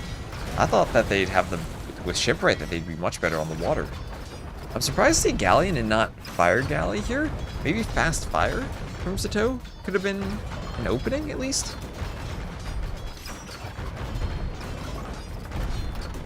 I don't know, it felt like Sitaux had a lot of things going for him at different points in the game. Maybe the Jurchens are just too strong. This is some insane play from Sebastian. Now Sitaux completely off the water. Another dock he won't be able to finish. Your cav archers are just great, though. I mean, you never feel like you're defeated as long as you have a good mass of cav archers. As the Magyars. Do they get an attack bonus versus the Lutron? They do not. They are not counted as siege. Just as ships. There's plate barding armor for Sitaux, trying to do the elite Magyar Hussars that do look very fancy, with all their feathers in the back. A unit that truly does get wings. Now the Iron Pagodas are trying to fight here against the Magyar Hussars. The real threat, though, are the Cav Archers. They'll absorb most of the Magyar Cav Archer fight. And with the Cav Archers, not enough Iron Pagodas to take the fight there. That's a lot of farming space from Sebastian that Sitaux now can threaten. And Pagoda's getting Blast Furnace.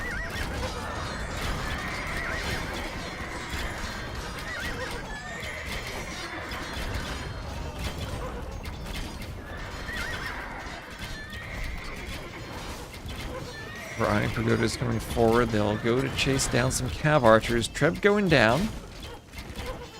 Iron Pagodas close in. But they've destroyed the Treb, protected the castle, and that'll keep their production up. But Sitaux continues trying to pour in more and more Magyar heavy Cav Archers. Wants to go for a castle of his own. He has to stabilize against these raids, but he does have a lot of towers. Part of me wouldn't even mind Guard Tower now, Sitaux. Think they'll ever correct the mistranslation for the name of the Iron Pagodas? What is the mistranslation? What should they be? I wasn't aware there was an issue there. Oh, what is this mistranslation job? Yeah, castle regen too. You're right, that's the tech. Fortifications regenerate. So if you don't destroy a castle, it heals. Oh, still no blood. Okay, now no bloodlines is a horrible issue for Sitaux. Oh my gosh, he doesn't have bloodlines for the heavy Cav Archeries. Ooh, that is bad. That is a mistake from him. That's clearly something he's missed. Magyars get keeps. Nope, they just have guard towers. Mistranslation is the least of the issue with the unit. I didn't know there was a mistranslation. Now they're elite. They look pretty threatening when they're elite. Hopping around, their large swords. One Magyar Hussar in the back for Sitaux. Sebastian didn't realize, and he will lose quite a few vills to that.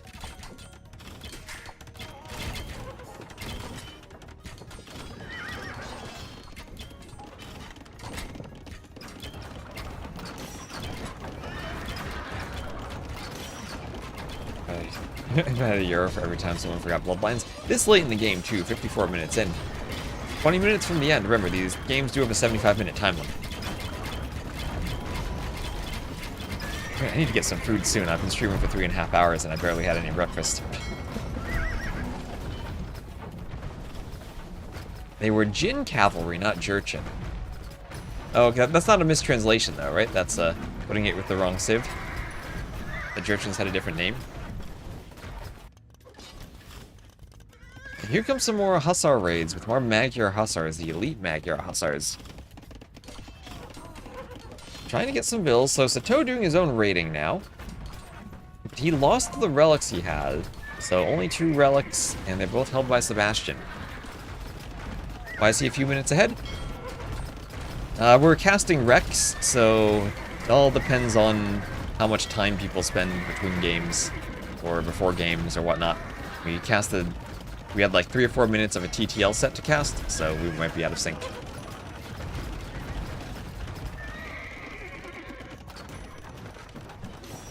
T90 likes to yap between games, so usually I get ahead of him. So sometimes it's good that I start behind and then catch up.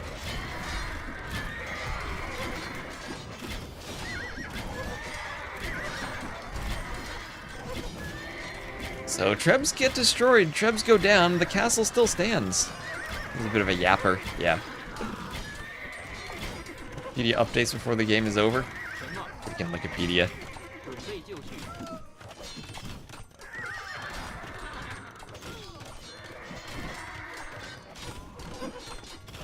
For Yapcraft. Yeah, 47 on gold, that's because he has the oysters now. With the water control, he has all the oysters. So, Sitaux gonna run out of gold pretty soon. Only 7, I don't even know where they are. Oh, yeah, also that gold, hidden gold in the corner. Sebastian does see that. Did Sitaux ever find that? He didn't even find that.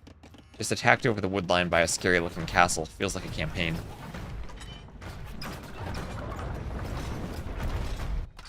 So, I mean, Sitau's last chance is to push down here. And he only has 15 minutes to do that push. Sebastian pulling ahead in score. And this game is still bound by the 75-minute score limit. The Jerchins get arbs? Do they? They do not. No arbs for the Jerchins. Man, that castle being repaired while also regenerating HP. He could use architecture now. He has hoardings, but do architecture for the regenerating castle and oh, you're holding that forever. Magyars, remember, they do get siege engineers, but no siege ram. So siege engineer trebs are really their only way of pushing castles. The Grenadiers take bonus damage from the Magyar Hussar? I don't think they're listed as siege. I never checked their armor classes to look for that, though. As far as I know, they don't, but I might be wrong about that. So Iron Pagoda is pushing through the houses. They are running around. They will snipe Trebs again, and if those Trebs are sniped, Sitaux is running out of time to push. 2 Trebs, not enough. He's trying to raid the Vils with water. Here comes a heavy demo. Here comes a heavy demo. And boom on the Magyar Hussars. Vils running. Just use your Vils as bait to bring Hussars into demos.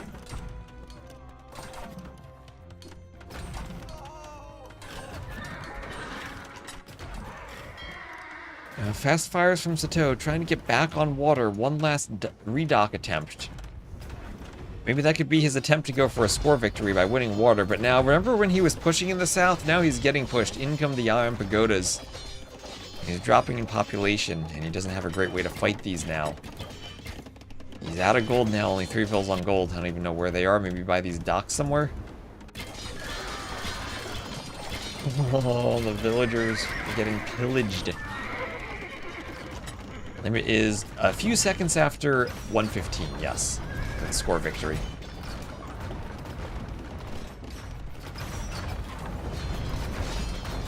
Capture Age doesn't show us the years remaining, so instead we have to pretend that it's soccer and we count up. Yeah, Red Bull has always had a score limit. What I think would be cool, instead of having a time limit for score, what if when we get to, we don't want games to end too early, but we get to 2 hours, right? And then after 2 hours, we start doing Battle Royale, where from the outside, the corruption starts closing in. And then that closes in fully by 3 hours, so by 3 hours, it's over. That'd be more fun than a score limit, and it wouldn't be, you wouldn't have players just building monasteries for score. Yeah, 3 hours is crazy enough that we're not going to hit that too often. But for LAN events where you're in a limited time in a venue, like the Garrison had the problem that if we had stayed too long after 1 a.m., when we've already booked the venue, everything had to be cleaned and out of there, and they had to be completely leaved, because after 1 a.m. they have to continue paying extra fees for the security to continue being there. Can't decide if that's rage bait or the ramblings of an insane genius. What's the difference? Why don't they put them on the team game ladder? I don't think anyone has ever noticed the Empire Wars team game ladder exists ever since they first created it. I don't know if the maps even work for team games all that well. So here's Sitaux. He's going for one big raid, but he's down in score with 10 minutes left. That's a lot of score to overcome. Does Sitaux have a stable? No, that's a good question. He's going Magyar Hussars without bloodlines. Does he have a stable? It might have been destroyed by now. He actually just has ranges. You know, if he doesn't have a stable, he might not be checking this.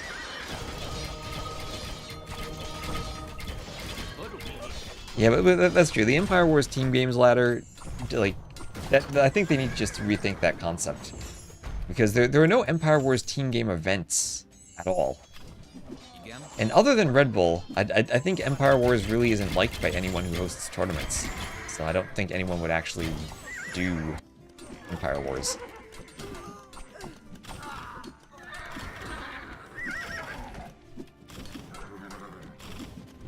Lidicore did it years ago, 什么？准备就绪。 but ever since then, no one's done an Empire Wars team game event. After 1 hour, they just let them play a series of micro scenarios. We could bring back Micro Wars. I could actually finish that. That was an idea Matt Salsa had that I had made a prototype for.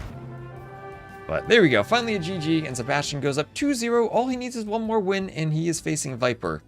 And Sitaux, if he realizes he didn't have bloodlines, that's going to hurt. That's going to really hurt. So, game's been over for a while. But Sitaux holding on, hoping he could somehow pull back some type of score victory at the end, maybe. StarCraft. I've never played StarCraft micro mini games. I could always use some ideas for these. So that'll be 2-0 for Sebastian. Get ads out of the way rather quickly now. And then, yeah, that was a long game, so we have a longer ad. Then we'll get into game 3.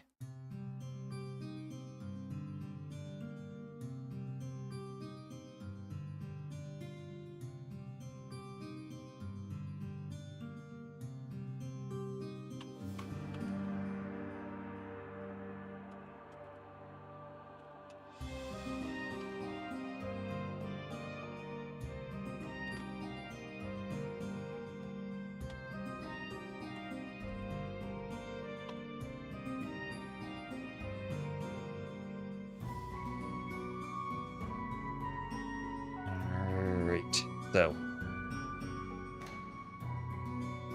he's the Toe supporter. Oh boy.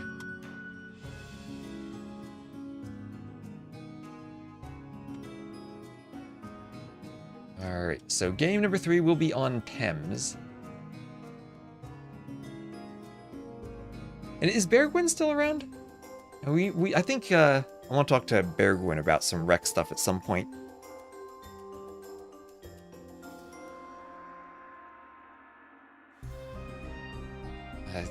Not the rec parser.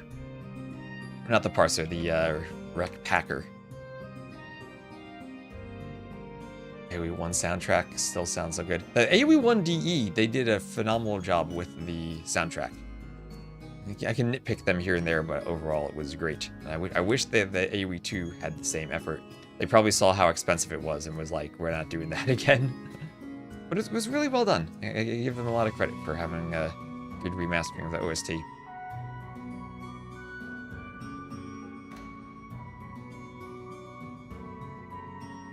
Alright, so game number 3. I was going to grab the drafts during the ad break, and I completely forgot about that.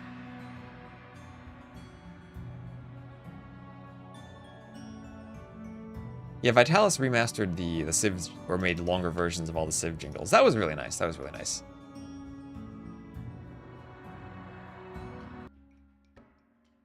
Alright, and here we are on Thames. We'll have Sebastian as the red Vietnamese to the west, and Sitaux as the blue Vikings to the east. The Vikings on Thames. I have never seen someone go for the water on this map, so I doubt this is for longboats. Free wheelbarrow and handcart are great eco bonuses, but what do the Vikings do against Fire Lancers and Imp Skirm? Ratins and Berserks feel like they lose. How do Berserks do against Fire Lancers? I've seen Huskarls lose, and now I worry Berserks lose. But this might simply be a pick for the eco. This map can play out like Gold Rush, with all the gold in the south, that whoever castles that and holds it has a good advantage. I'll have a tiny little bit of water down at the bottom left. That's a thing. And a scout coming around for Sitaux. Berserks eat them. They eat them like Huang eats TCs. Hello, Epic. More damage, melee armor, health plus regen. Yeah, but Fire Lancers are Fire Lancers, right? Don't they beat everything? I would hope there are at least some melee unique units to which they lose. And Berserks should have a good attack bonus against shock infantry.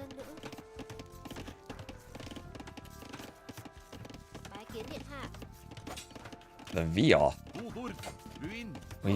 What we really need is Viper, Vivi, Valessa, and Winchester, all in an event.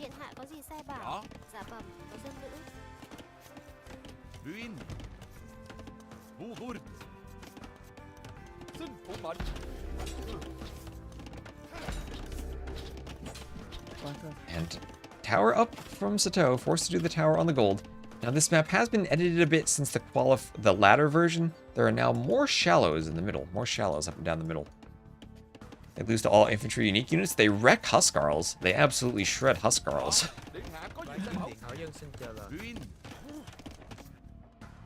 I've seen that a couple of times now, and the Huskarls get demolished.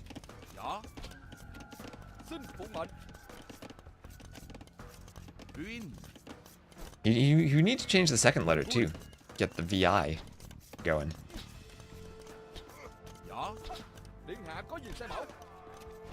And archers take down the man-at-arms. The other man-at-arms tries to escape, hits the archers.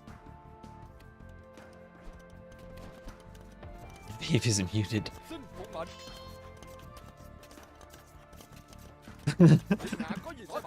Like T vest would be how the Germans would say it.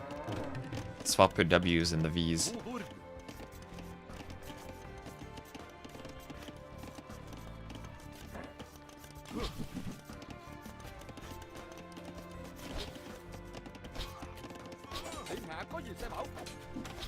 Oh, well, that's Germans too. I've dealt with enough German speakers speaking English that that's the most common thing you hear. Scouts go down. That is the one thing when I've learned German that I'm very aware of when I speak German, to get the V's and the W's correct, because I've heard enough experience of German speaking English. It's one of the mistakes. And, you know, it's weird. Like you hear people trying to speak English from different native languages, and different language backgrounds lead to different common mistakes. Lots of people from Brazil put an extra syllable on the ED at the end of words that are past tense. I've heard that quite a bit.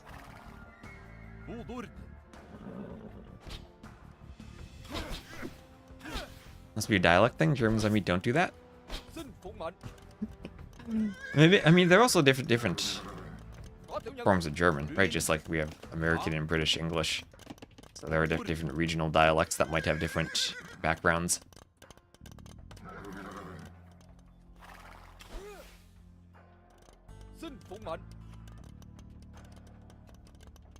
At least they have more HP than Fire Lancers. Yeah, so just Scout Archer versus Pure Archer Spear. Vikings don't really want to go into Scouts because they don't have Bloodlines. From the last game we know Sitaux might not want to do Bloodlines anyway. So walling up with houses, making sure that if there's an overchop, he already has a house prepared. Castle Age will be slightly slower from Sebastian, but once the Vikings get to the Castle Age, they get that free handcart, and then their eco really goes burr. Looks like Sebastian, though, as the Vietnamese, did manage to add in Wheelbarrow. Remember, their eco upgrades cost no wood and research 100% faster, so they're actually able to catch up to the Wheelbarrow and handcart very quickly. And that is a choice lumber camp from Sitaux that could very easily be harassed. Has to be careful with the palisades. The skirms take down the archers and the scouts run around.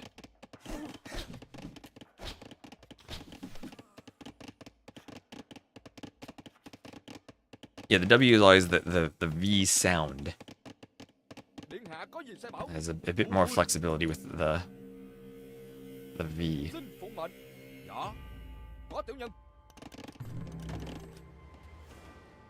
I would hazard a guess to say that the V as an F sound is far more common, though. And I might be slightly behind. Like I said, I did try to keep the ads between the games, so we didn't miss anything. So if we're behind, that's fine.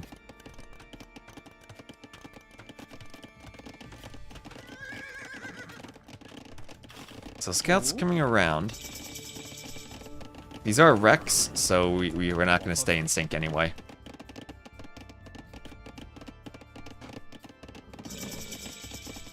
Sitaux Sebastian up to the Castle Age.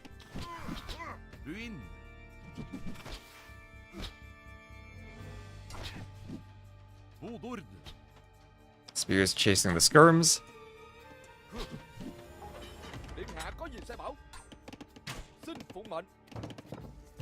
Yeah, that's true. Avon has a V sound.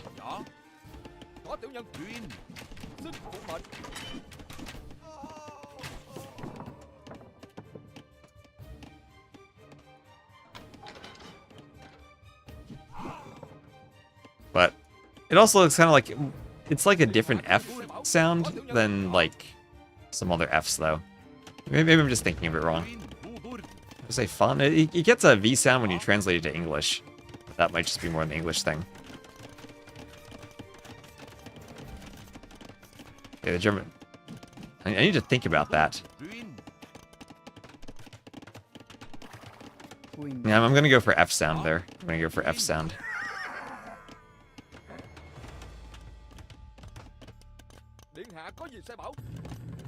Anyway, so crossbows for Sitaux, but I don't know about this Civ matchup though. Vikings on Thames. The Vietnamese I completely understand because of the Fire Lancers, and we see handcart is in already for Sebastian. And just we know how powerful the Vikings eco bonus is the Vietnamese, maybe not as strong as free wheelbarrow and handcart, but almost as strong with how easily those techs come in. Simply not needing to spend wood on a handcart and getting it quicker, getting wheelbarrow more quickly, not losing out on as much build time, feels great.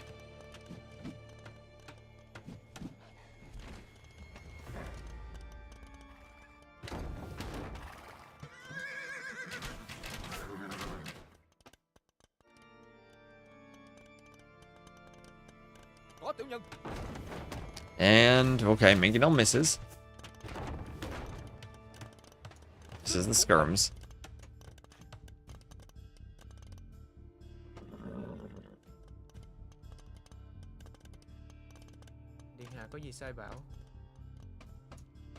Yeah, so much gold for Sebastian. Doesn't even have his front gold yet. And he's going to make a play now for a TC on the bottom gold. As I said, this is a map like Gold Rush. Sebastian does have to be careful, though. He's relying on the Royal Albert Hall for housing space now. If he doesn't have enough houses, then he'll suddenly find himself housed. Hello, Full Metal Zim. How have the games been? They've been pretty heavily in favor of Sebastian. Sitaux felt like he had some opportunities in the second game, but maybe in the long run was a Civ advantage for the Jurchens. Here, though, feels that I think this is a huge Civ advantage for Sebastian, and this is going to be a rough spot for Sitaux. He does have a Vil and Res lead, but down in score. And I feel that Sitaux is the better map position here. I don't know, maybe Vikings can come back. But it's also got to be mentally draining to know that you're down 2-0 and need to win 3 games in a row. And I'm still worried about the Fire Lancer, because we haven't seen a single Fire Lancer yet from Sebastian. The Vietnamese Fire Lancers, with all that extra HP, are going to be very scary. I mean, and think about this, the Viking infantry get 20% extra hit points. That's what the Fire Lancers get for Sebastian. Oh my gosh, the Vietnamese Fire Lancers have the Viking bonus. Yes.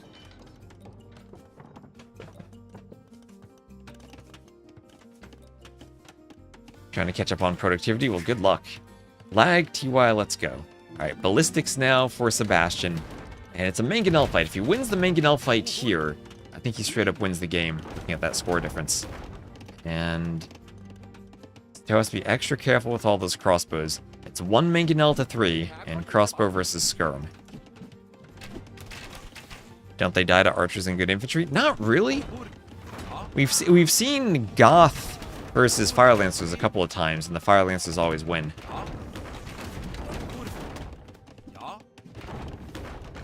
And the problem with dying to archers is that the Vietnamese have imp skirms. And okay, Mangonel shots landing for Sebastian. Everything is destroyed from Sitaux. And yeah, he can land 1 shot on those skirms. But that villager is just gonna sit there and weep as everything else is dead. Nope, the Viper set will be live. Viper should be live. Live in about 40 minutes. Now, so Imp on the way for Sitaux, but Imp with everything that could have turned into an Arbalest already dead. And he has to remake crossbows from the ranges. You can't blame Fire Lancers for the Expos getting splattered. Can blame Mangonels for that. Oh, that's right. The Vietnamese, a good old Mangonels save if they don't have rocket carts. Điện hạ có gì sai bảo. There's Imp on the way for Sitaux.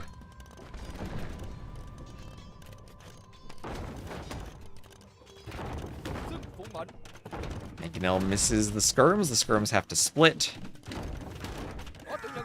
And Mangonel will be hitting the skirms. They go down. Có tiểu nhân. Mangonel hits a Knight. Knight runs in to try to snipe the Mangonel, but Knight goes down. Can we get a hit on the skirms? We can get a hit on the skirms. But they're Vietnamese skirms. They have the HP to tank Mangonel shots a bit better. You just invented a new great unique unit? Oh no, oh no. Seems risky. He is fairly well walled at least. A good population lead for Sebastian now, who has taken the res collected lead. Ooh, do not lose your crossbows now before Bracer. You're about to click a Bracer. And with Castle Race, how did Sitaux still have Vills here? Going for a second castle. If he gets this up, he has a shot. He has a shot at winning a Treb War. Long-term Vietnamese also have cannon, which is tricky for the Vikings to handle. Oh, does the castle get stopped? No, it doesn't. No, it doesn't. I was worried there for a moment, but now Sitaux can get the Trebs popping. We all know once the Trebs are popping, the castles are dropping. So Sitaux, maybe a chance here. What do we think is the probability for Sebastian versus Viper today? 40-60 in favor of Viper? I don't know, it depends on how sick Viper is. I haven't seen him streaming recently. So I don't know what's up with him. Racer on the way for Sitaux. And then Treadmill Crane for Sebastian. As one Treb now is out. Oh, the Treb ungarrisoned by the castle. Oh, that is not good for Sitaux. He needs the gather point in the back. He doesn't realize he has the Treb. Sebastian at least attacking the castle, but oh, he has to get away. Looks like he will. He will. He can get to the hill. Get to the hill, then trip it down. Maybe Sitaux still wins? I think that's a rough shot looking at this game in the standings. It'd be quite the comeback from this point. Now, Treb was just sitting there for a while. Well, he will destroy the castle, and he does have the gold control in the south. So he does have the gold control in the south. But now he has to face Vietnamese and Imp. I don't like that matchup for the Vikings. Skirm, Fire Lancer, Bombard Cannon. Lots of things that I think the Vietnamese have going for them. And Sebastian, look at that resource stockpile. He'll be able to add upgrades right away. Almost like an elephant stockpile. Well, he needs to control the south. So he has to do the castles for the gold control and hold. So that's going to be his win condition here, if he can hold the south and have more gold. There's a Berserk. So pushing Sebastian back. Okay, Sebastian, this castle, is that too far forward or is that an okay castle? We will immediately have Imp, Skirm, Bracer, and Chemistry for the Vietnamese. Imp, Skirm. And with Bracer, they should deal with the Mangonels so they don't become monitors.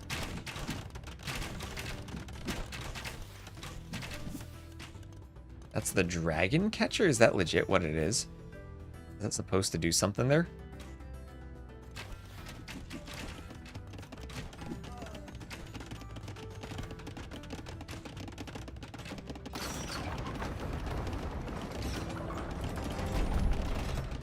Three Trebs besieging the castle.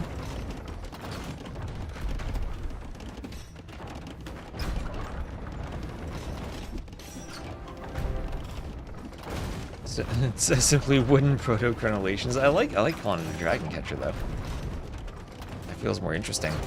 So Imp Skirms here, can they pick off Trebs? Not all that well. The Trebs take only 1 damage per javelin.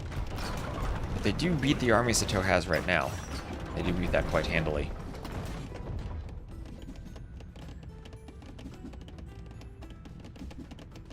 Onager has 1 more range than Mangonels. Has 8 range. You get to 9 with Siege Engineers.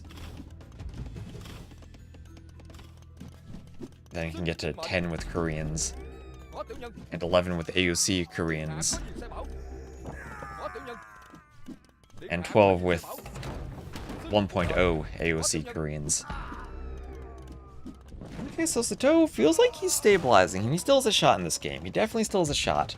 The Treb has to run. Điện hạ có gì sai bảo mệnh. Cannon go for the castle. Skirms hit the cannon, and the cannon goes down. The most important range breakpoint. 0 versus 1 is also pretty important for pathing. UFC Koreans. UFC Koreans were one heck of a civ, that's sure.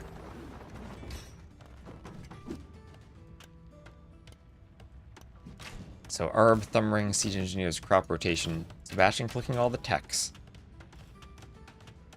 Armor now for Sitaux, Có tiểu nhân. but Cannon, Imp, Skirm. Điện hạ có gì And sai I bảo. don't think Fire Lancer is too hard of a transition. Crop rotation for Sebastian, who also does still hold the Royal Albert Hall. Sebastian needs more housing now, so he can fit more population. Remember, that hall does give you plus 25 pop, so you get up to 225. Usually I find the gold in the south is more important, aside from that Goths game. Ooh, Mangonel splattering the Skirms. Skirms still going down as the Imp Skirms come forward. Xin phụ mệnh. And Cannon might hit these Trebs. There's another castle to the north from Sebastian. Dạ. As Skirms go down. Mangonel hits another Skirm. Mangonel hits a good group of Skirms. Dạ. And, ooh, Sitaux. He will eventually destroy the Mangonel, but at the cost of quite a few Skirms. Oh, he gets a good Mangonel shot of his own, though. Xin phụ mệnh. Oh, one more shot. Nicely done from Sitaux. Cleans the Imp Skirms that were forward and still holds the south. Cannon have not destroyed the Trebs yet. Boom. Điện hạ có gì sai bảo. Good eco, good tech tree, gunpowder, and the dreaded Fire Lancer. Here's chain barding armor for Sebastian.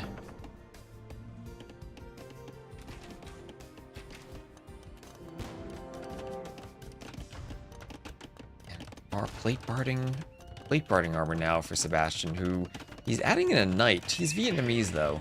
Shouldn't this be elephants? I guess without gold, we're not going to see elephants. We could see hussars though, and it probably will be Vietnamese hussars. It's the final attack upgrade, but otherwise. Oh no, light cav. They don't have hussars, only light cav. It was gonna be Vietnamese light cav. I guess they're better than Viking light cav. Let's see. This is now really interesting for Sitaux because he has the gold control. He's gonna add long swords and scale mail armor and try to go for the swordsman line. Điện hạ có gì sai bảo. 7k res difference in favor of Sebastian. Sebastian pushing forward with some imp skirms, light cav coming around. Yeah, 1 on gold. Where's the relics? No one has relics. Wait, what? Joe's gonna call the GG? Có tiểu nhân. Alright, who thought things were okay for Sitaux because he had gold? I did.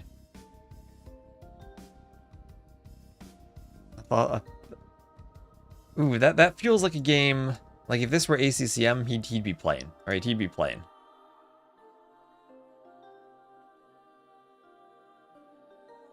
I know you thought it was over. Maybe his heart couldn't take it anymore. Điện hạ có gì sai bảo. GG better Civ. I feel like it's GG better Civ, but at the same time, I don't know. Doesn't feel like that was over completely. I guess he's thinking he loses this fight here, and then there's no way he can stop Army from getting to his base and raiding, and he's out of wood. That's maybe something we should have paid attention to more, the wood situation. He has gold, but he's gonna need another castle over here to protect the wood.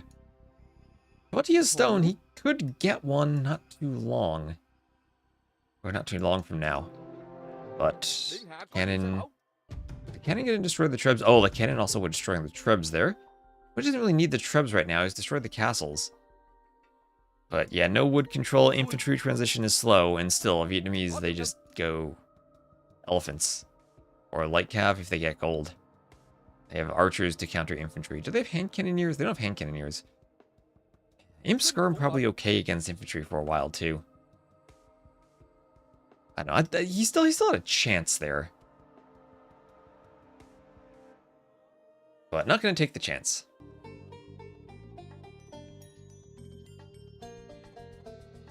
Yeah, it wasn't a good wood eco ever for him.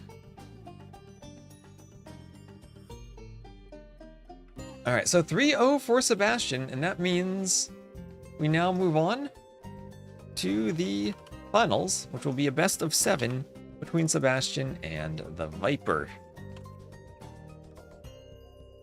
So those will not be recs. I'll clean my rec folder out a bit.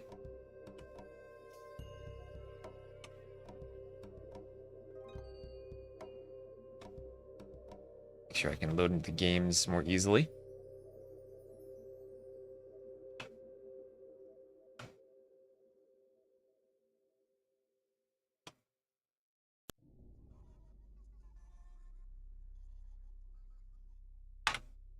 There we go. Alright, so we got some time to kill. We have, I guess, 25 minutes before Viper versus Sebastian. So I'll just update my title. It becomes Viper versus Sebastian and finals, if that didn't update.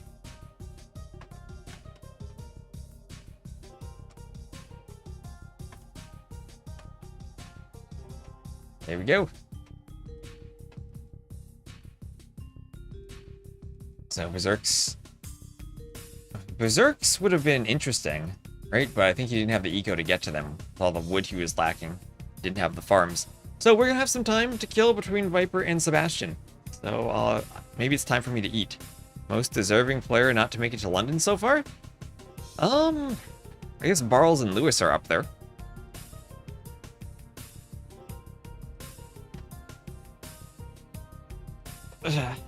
Barles did run into the downside of having to face Yo, because Barles was the sacrifice of Yo's minus 100.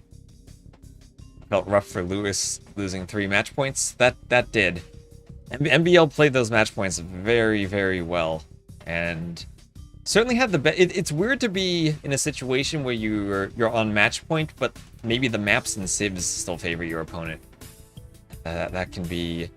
It can also kind of be mentally rough if you feel you lose a matchup and then future matchups have bad civs. Lewis for his birthright. Yeah, nice for MBL to make a top 8. So I think what happens now is I take a break and we start somewhat soon. Let me just double check the Red Bull server, because I need to eat something before I cast more.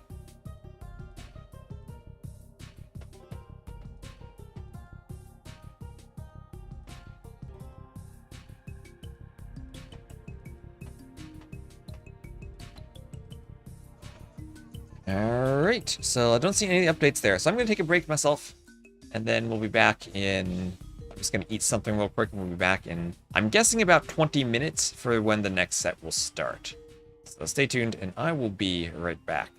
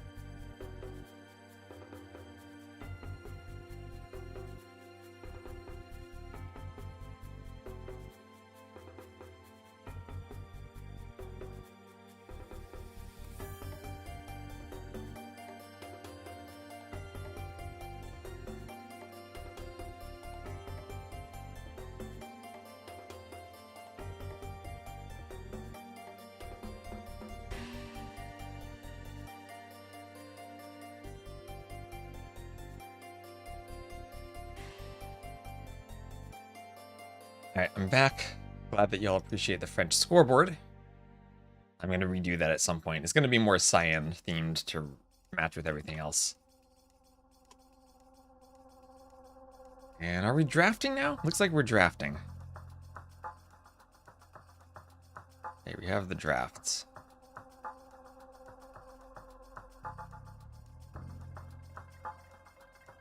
Alright, well, lunch was just fast enough. Or more my breakfast. So we're gonna do TTL, but I also need to shovel snow at some point today. So I'll see how much of TTL I can get done, because I want to shovel snow while it's light out.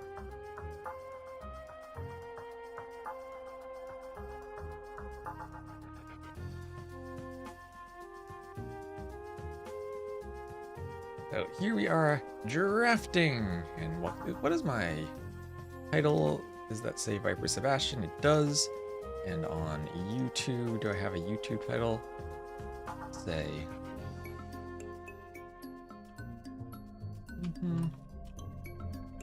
And some TTL sets. There we go.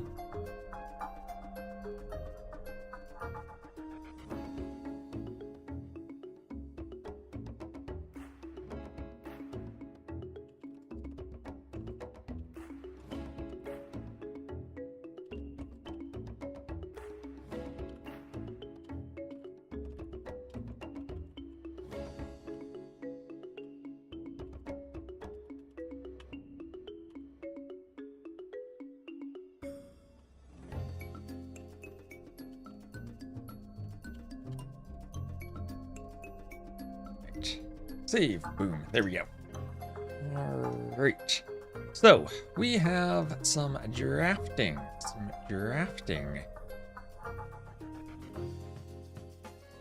And can't I open my web browser? Oh, because it's already open. That's my browser, not OBS. Alright, I'm going insane thanks to all of the snow that we have. Hello, hello, Ultron. Hope you're having an ultra day.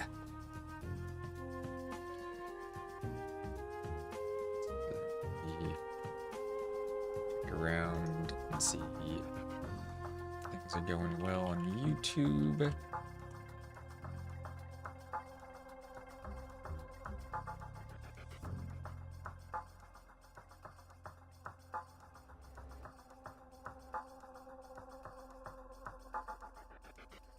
Right. So drafts so far. Let's see, what was banned? Koreans, Romans, Armenians, Inca, Turks, and Magyars were banned. Burgundians were the first pick for Viper, and Wei the first pick for Sebastian. Viper also has Catans. He has Portuguese, Catans, Byzantines, Aztecs, and Burgundians so far. Sebastian, Wei, Vietnamese, Saracens, Dravidians, Italians. The first three civs looking pretty scary for both of them. Then, Viper doesn't have Dravidians. Viper not having Dravidians makes things kind of scary. This is true, we should throw off the shackles of our German, French, Dutch ruling class. Well, us Americans threw off the shackles of our British ruling class, so I would encourage that. Viper 1-0, Sebastian took Dravidians away from him, advantage Viper. Are you saying that Viper would pick Dravidians and lose with them, and that's going to give Viper a win because he doesn't have Dravidians?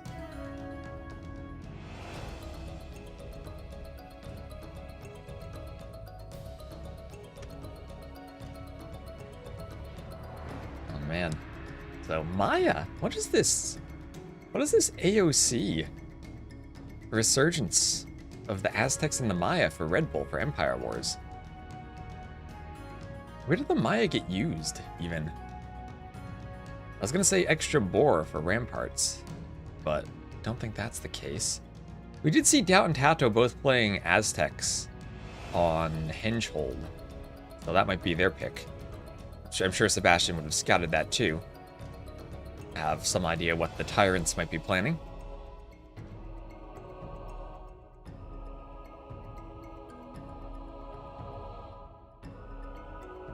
This Loch Ness map is pretty exciting sometimes. Loch Ness has been pretty good. As far as water maps though, it's been a good one. Much better than the Passage last time. Individually, I think each of the maps is pretty good. But taken together, I think they're maybe a bit too similar, but that's also part of the downside of Empire Wars, that it makes maps feel fairly similar with the opening. That's my favorite map. From this map pool, it's been Crownwood. Mostly because I think that's the map that it needs a few tweaks, but would make the best very random map. You tweak the TC locations, tweak the hills a bit so they're more random, and I think it makes a great standard RMS map. I like maps that have some randomness to them and aren't fixed in the same spot all the time. So, Thames, kind of the same thing every time. Loch Ness, same thing, only 2 orientations. There's a place for maps like that, but I also like randomness a lot.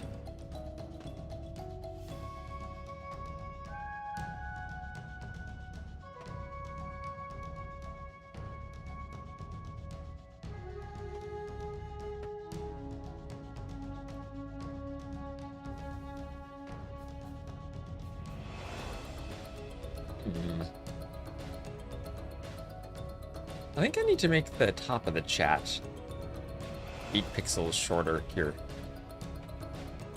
How did Persians get all the way to the end of the draft? They have such an amazing economy. Maybe we could now go Persians on Loch Ness. And also, where are the Armenians? Where are those Castle Age two-handed swordsmen for Glacis? We've seen them quite a bit on Glacis. Maybe that's probably going to be Burgundians for Glacis for Viper for the Flemish militia. Aztecs for Hengehold.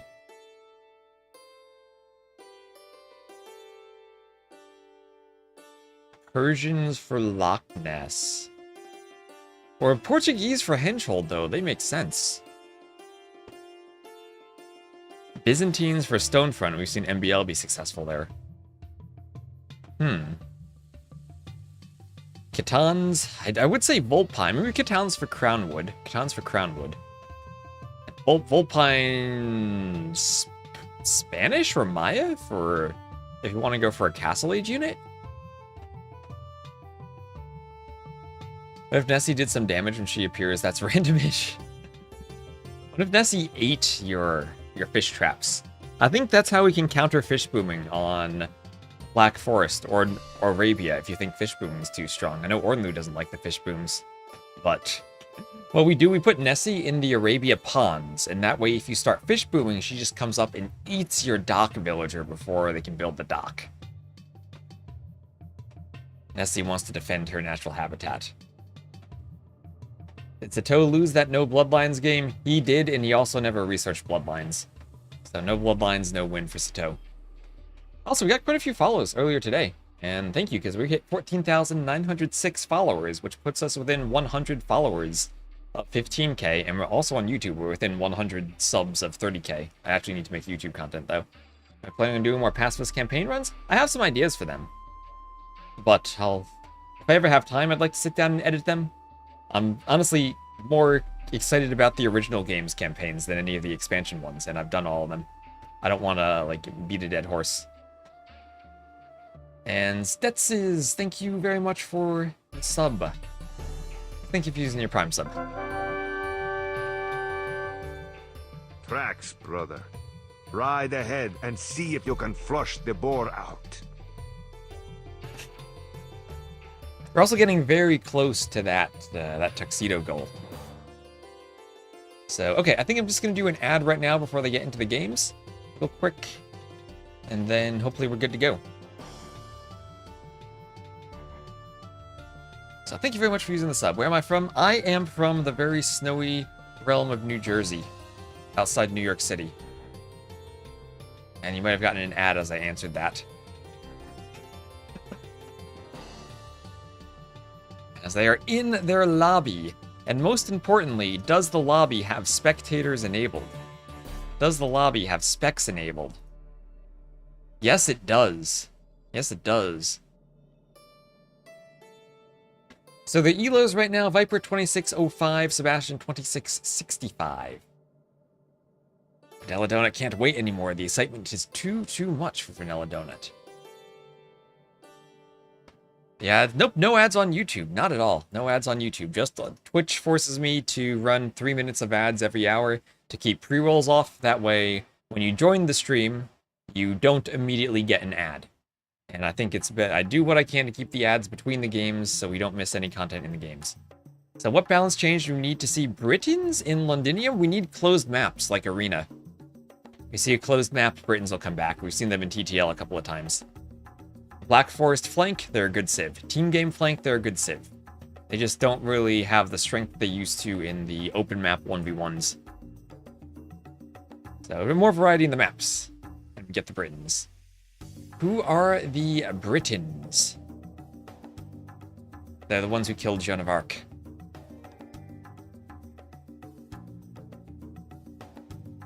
Hello, Red Cliffy. Hope you're ready, as the players are in the lobby and they are just about ready. I didn't get the joke if there was a joke about who are the Britons. We dumped their tea in the harbor years ago. Why is Dodo joining the lobby? There's always the good old attempt to spectate, accidentally join the lobby thing. Deep Python, my friends. Oh, is that about the peasant who didn't know who the Britons were? Didn't know who his king was? Just arrived home from work. Hello, Ray. I am going to be shoveling snow today.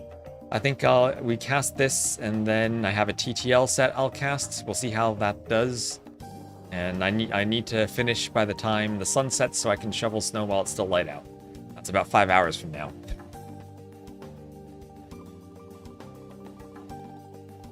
So I don't know how much TTL I squeeze in. But I like to shovel during the daylight. And if not, there are street lights so I can still see, but...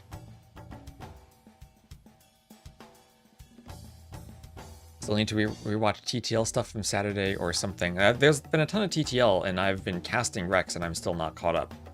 So now that Gold is starting, I don't know if I'll be able to keep up with casting everything, but I'm doing my best to cast as much as possible.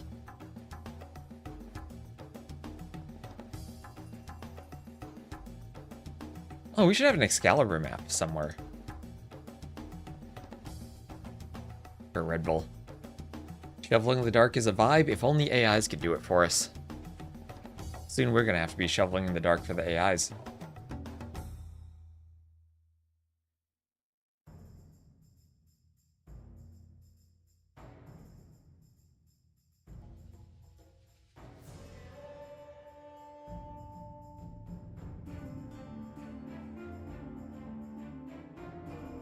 What do I think about them having the same voice lines as the old Chinese or Koreans?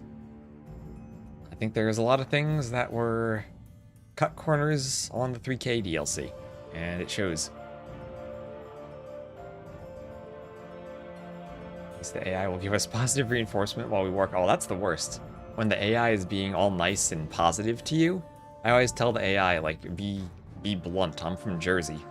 Don't waste my time with these. Oh my gosh, that's such an insightful question. No, it's not. Why is it called Three Kingdoms and there are 4 factions? There are 5 factions. It's called the Three Kingdoms. I don't know. Feels like there was a mess. Feels like it should have been Three Kingdoms as a Chronicles-like thing, and then you have your actual DLC with your medieval Chinese civs, and then you can, like, package them together to get people to buy both, and then you don't make something silly like they did.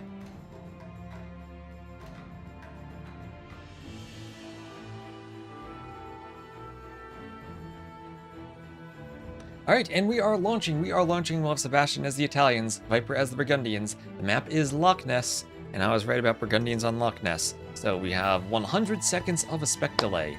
100 seconds. We're in.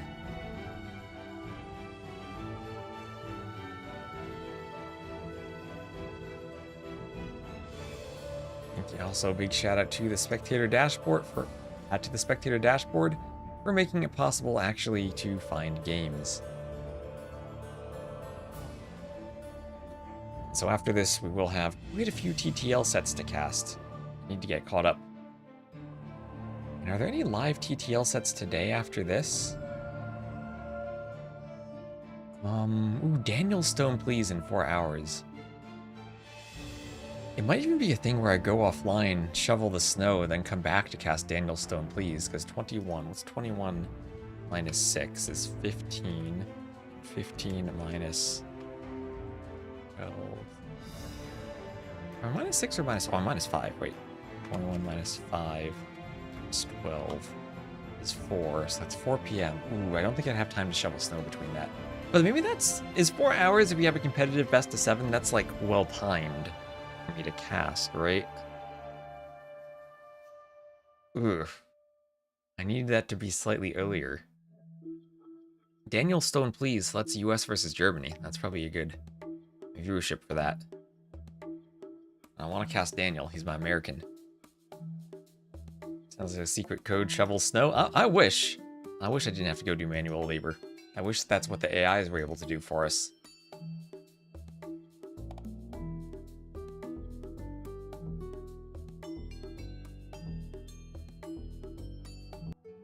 And here we are, our Viper will be to the west as the Yellow Burgundians, and let me just update capture age. This is a best of 7, and it's not a semifinals, it is a finals, and there is Nessie. Hello, Nessie. Goodbye, Nessie. Enjoy the bottom of Loch Ness as your tail sticks out, because the animation doesn't disappear. Alright, so immediate walls here from Sebastian, but Viper forward with his scout to prevent the walling.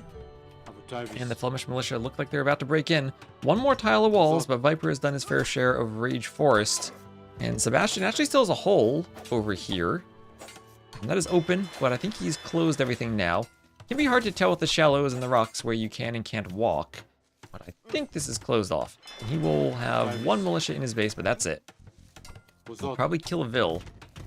And Sebastian just needs to finish the walls. Looks like the militia can't go around. And the dock is up. So dock will come up from a Viper immediately. He throws 4 Vils on it and is creating archers from that range. Burgundians now. Viper, the double bit axe he has. Cheap double bit axe. Burgundians. Oh, this is open. This is open. Oh, wonderful. Is it actually possible to wall this off? Then this is one of those maps where I never do this in my map because it's hard to tell what is shallows and what isn't, and what is walkable and what isn't. The terrain masking. And Viper gets in. Viper gets in, and we'll have a tower up on the gold. And a couple of houses coming up here. You dock, oh, you dock to wall it off. I guess that's what. Just make 2 axes instead of the same amount of iron. So here are the Flemish militia trying to poke down the house. Is there arson? No arson yet for the Sneck. There's always a hole. Will there be another hole? No, there's not. Sebastian gets the house up in time. In terms of water civs, I definitely prefer Italians, but in terms of Flemish militia, Burgundians were up there with Koreans as one of the 2 most played civs on this map on the ladder for a reason. The Flemish militia are pretty darn scary in the feudal age. Is this game 1? Yes, it is game 1. Save the script? Well, I don't get the reference, Vanilla Donut.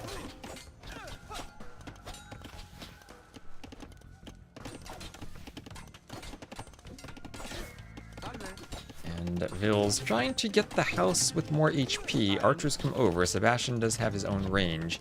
And he still is not walled. I think you're right. You would have to dock there to block that off. Or palisade until the shallows end. I have no idea where they end. And so in maps, you can do terrain masking, which means you have 2 terrains. You place one on top of another. And the bottom one, most of the properties of the terrains are taken from the bottom one. So if you layer water and shallows, or shallows and water, the bottom terrain determines if you walk or not. We hope we'll see skirms soon. Dark Noob, Dark Noob. Certainly one of the people in the world who appreciate skirms like no other. I don't think anyone else could play skirms for 6 hours in a row on a single game like Dark Noob can. Maybe we're just waiting for Heavy Plow to add farms. Well, he has some farms. He has some farms already, but he does have Horse Collar. Heavy Plow farms would be the greedy thing you'd expect from Viper. But this is an elimination match, so maybe Viper not going to be so greedy. Yeah, get your skirm emotes in the chat. Oh, look at all the skirm emotes we have. The hamster skirms, the MBL skirms. MBL qualified already. And he's not even the one making the skirms.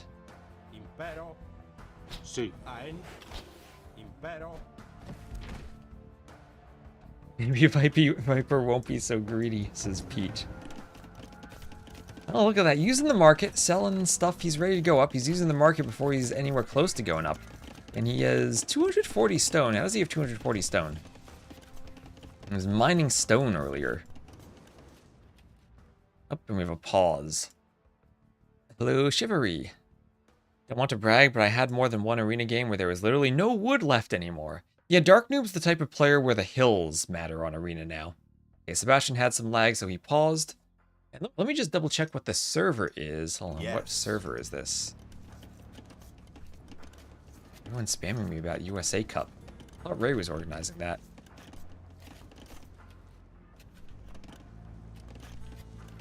There's already a USA Discord. Why am I joining another USA Discord? What server is this? Can I tell? I can tell on this page. The server is East US. They're playing on East US. Let's go. Best server. It is not in New Jersey. It is probably in Virginia. Maybe it's New York.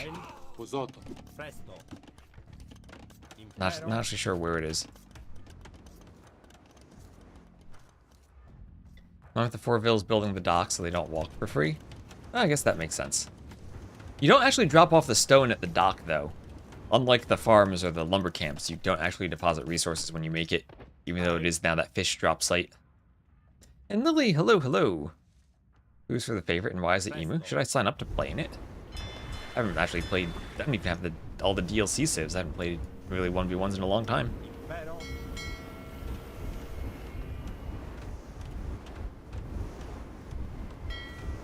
Is your pet chicken? Are there any chickens left? There are hares on this map. Like I said, I didn't feel like I had enough of a stream with the chicken cosplay. So next time I cast TTL with T90, I'll do it. Because that will be a great sellout. The archers killing Viper's Bill. Bill goes down, Skirm comes around. A few Skirms come to hit the archers on the outside.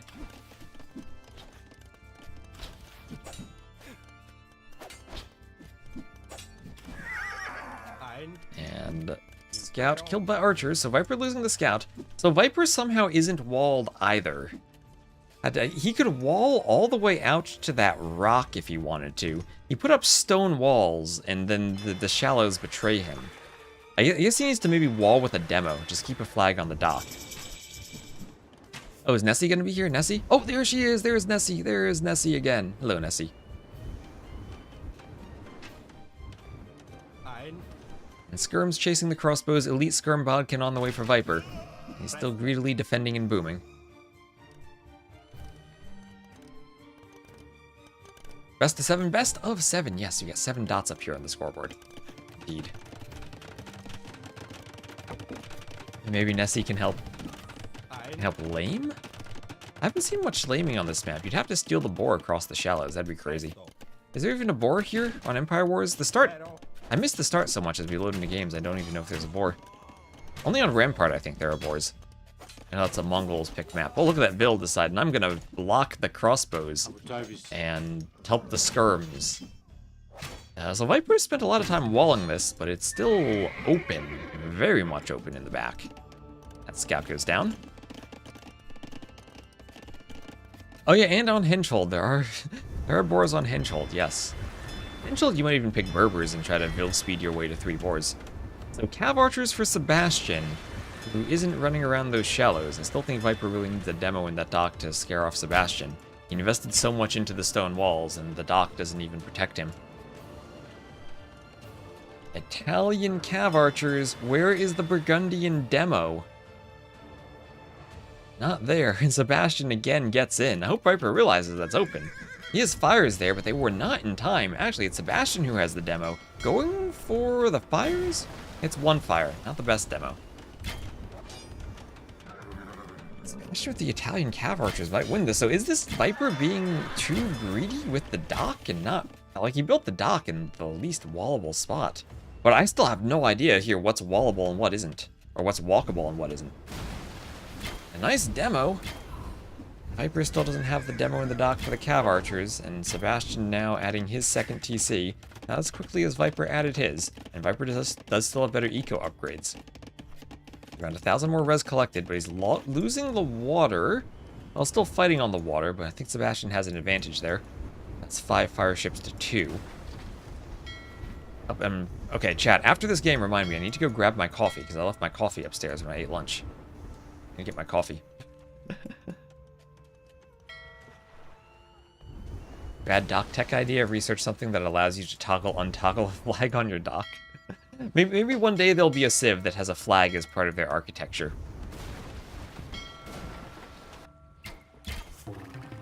So, Viper grabbing relics. So also, why Burgundians on this map? Because they get food in addition to gold. Not just the Flemish militia feudal rush, but the better relics. So, demo... chasing the fires away. Oh, that's just a demonstration ship there, not going to explode. Oh, now it could explode. Viper! Ooh, miss-microing right at the end. And wonderful demo from Sebastian. I should try no caffeine. Oh, trust me, trust me. I require caffeine to be awake while streaming. I never used to drink coffee, but I'm far more efficient with coffee. I've compared that many times. Was Viper sick yesterday? I believe so. So Sebastian taking 2 relics. Viper gets 1. So 4 to 2 relics in favor of the Burgundians, who are only opening up that res collected lead even more. But it's still against the Italians, who don't need as many res collected to go imp, and could still go imp, go fast fires to win water, and then hold the water.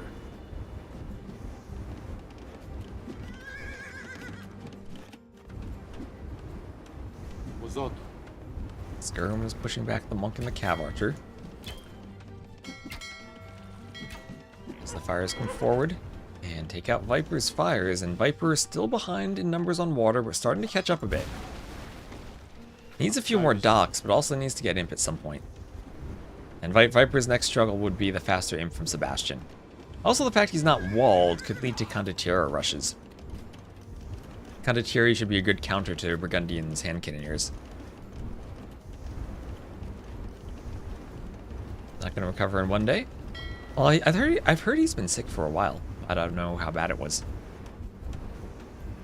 Monks would maybe be a counter fast fire play.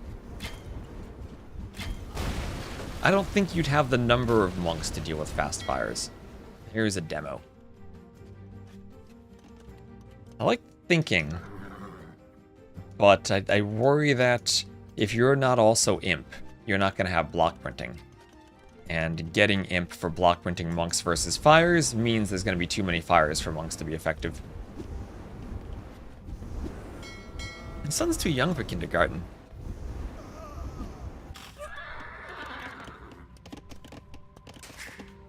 He's a little over a year old, unless they have some type of babysitting. And Vil goes down, Bear gets some chomps out of the cav archers.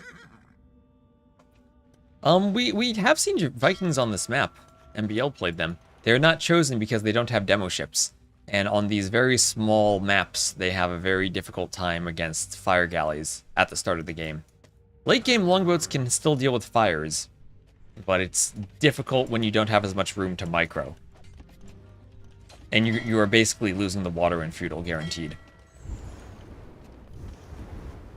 I don't know, maybe Loch Ness is big enough to micro galleys. I think it's tricky though. Yeah, so 31 on food for Sebastian, imp soon. He's the Italians. He needs to remember he's the Italians and he doesn't need 1,800. And I think he might be forgetting that he's the Italians. Oh, actually, he's throwing up a university. He doesn't have the second... Oh my gosh, Sebastian, no. You need more Vils building that university. Your college education cannot come soon enough. You need to go imp. I'm giving Viper more time. Time's the one thing that you don't want to give the snack. And there's imp. There's imp as the university finishes. That should have been maybe a minute or two faster. But lots of things to manage. Imp timing, unfortunately, is one of the most important. Yeah, more like a nursery for children under 3. Might be training Viper Jr. to be AoE 2 Pro. Is that the way we dethrone Hera?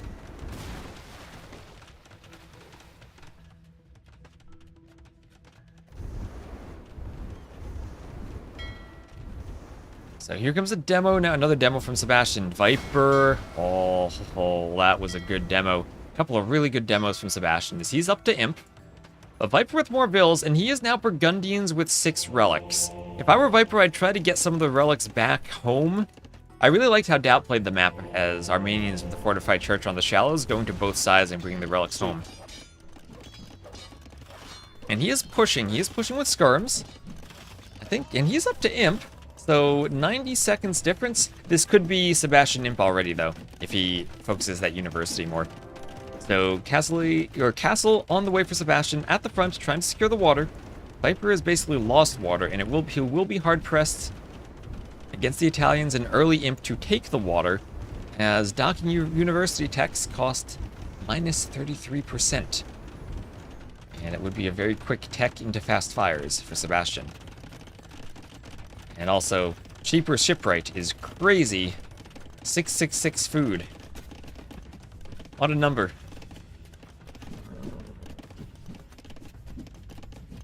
Skirm's killing some vills out here. Which hand cannoneers are better here, actually? Oh, that's a good question. Maybe Burgundian ones, because they don't need the unique tech, but then the Italians have condottieri. So maybe I'll go with Italians, simply because they have the condottieri to counter hand cannoneers.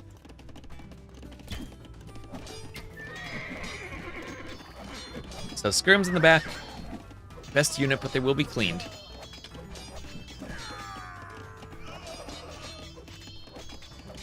Yeah, but that's remember, they also have to research that, and that's pretty expensive.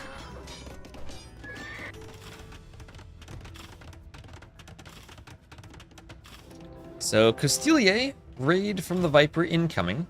This is where Genoese crossbowmen will be very useful, and there are some of them out already from that castle. Sebastian has water, but Viper has 6 Burgundian relics. Viper's eco is going to be great. I mean, what are 6 relics? Like an extra 12 vills for Viper, basically? Ooh, rams in a transport ship. What are they going to do? Oh, he's going to transport rams and try to go for the monastery. I think he needs some monks in there if he wants to go for the heist. And he's coming around the outside at the same time. And Viper now, still, he's got 2 monks standing there. Those relics could be in his base right now. He left them out there. Extra greedy, hoping Sebastian wouldn't go for something just like this. He's pushing on the bottom, though. That's a gate that'll go down. And Vill's on the wood line. Viper could get a lot of kills if he goes into the wood line. He's trying to go around, but there is a quick panic TC from Sebastian. And maybe some miss micro from Viper, not able to get in. See if he can destroy the house and the palisade. He could maybe... Oh, he runs away from the Vills, though. As the Genoese crossbow comes over, he will be running around more. The palisade has a lot of HP, and he's not going to go for it. He's just going to look for more Vills in the back. Here comes the ram push on the monastery. And that should be 3 relics ejected. And some Genoese crossbowmen coming around again. So there go maybe 6 Vills worth of economy. If Viper loses that monastery. 10 to 10 eco KD so far. Sebastian, techs on the way, chemistry, bracer, conscription, and castle coming up for him. Remember, his bombard cannon will be cheaper once chemistry comes in. He has the workshop there. So if he wants to prevent this, he probably can. It's cheaper bombard cannon versus stronger bombard cannon, neither with siege engineers.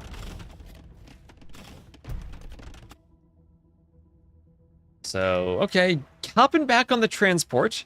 And where will he go? Will we go here? Will we just hop down and go for a castle? Will we hop down there? So Viper takes the score lead. Has to be extra careful about those relics, though. It doesn't want to give them to Sebastian. Yeah, the Castilier raids continue. Sebastian with 2 castles. I worry maybe that castle's a bit too far forward. I know Sebastian wanted the gold. Maybe the castle needs to be back more to protect farmers. And not engage in the early trub fight. Italians are overtuned. I think Italians are on the stronger end of well-balanced civs. The thing about the Italians is they're good on a wide variety of maps, but I don't think they're ever really the best civ, even on water these days.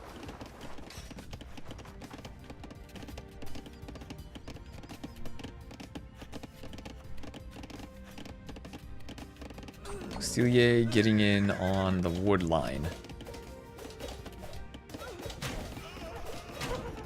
And Genbos are insane. Genbos are insane. And goodbye, Castilier. 25 Genbos. And I know Sebastian's taking some damage, but he also has a bunch of Genbos for defending against Castilier. And he still has his gold control. Getting more gold, those villas need a mining camp. He's getting more gold and still has the water. Cannon galleons, though, running into the castle. Maybe cannon galleon even could hit this castle. Why are they called Genoese crossbowmen and not Pavese crossbowmen? I guess they're from Genoa. This one you say hi says. Franks and Britons are bad, the most civs are overtuned. I won't disagree with that.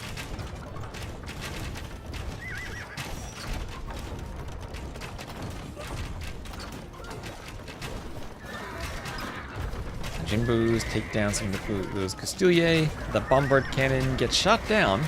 And the Castilier, though, still getting a nice raid. Viper's up by 50 vills. And with all these raids, I think Viper just might have done it. He's getting his relics back now. Always good to recover your relics. And Cav raid into the eco, into the crossbows and the vills.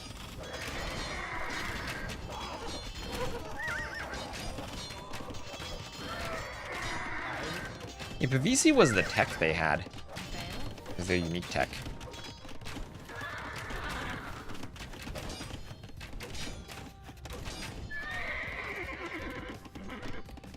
And Hussar scaled barding armor for Sebastian, but trying to go Hussar at this point when he's raided is rough. And that's masonry on the way for Viper. And I think we're close to when I need to get my coffee. Let me not do the speed up so we don't get spoiled if Sebastian says the GG. But I think he's going to be calling GG rather soon.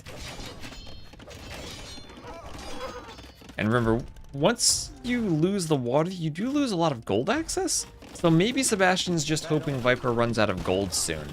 Hoping that when the gold is gone, then Viper won't be able to keep the raids. But the raids are mostly skirms right now. Viper has a lot of gold in the bank. And if you check the market price is still good for Viper to sell. Is Vineyards in? Yes, Vineyards is in. Vineyards is in. Revolution's not. Vineyards is in.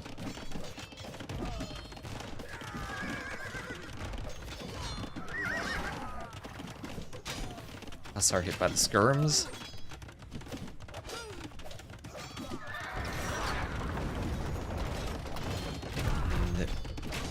Elite Castilier, architecture hoardings, Viper fortifying his castles.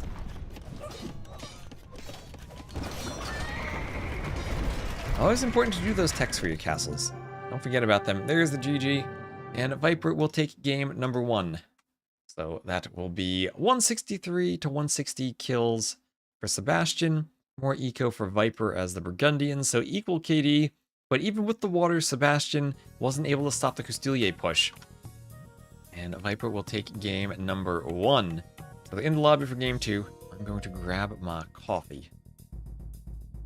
Let's see, how much of an ad do I need to play to? Right, coffee time. Do scoreboard and coffee, so 1-0 Viper. Maps, that is winning on Loch Ness.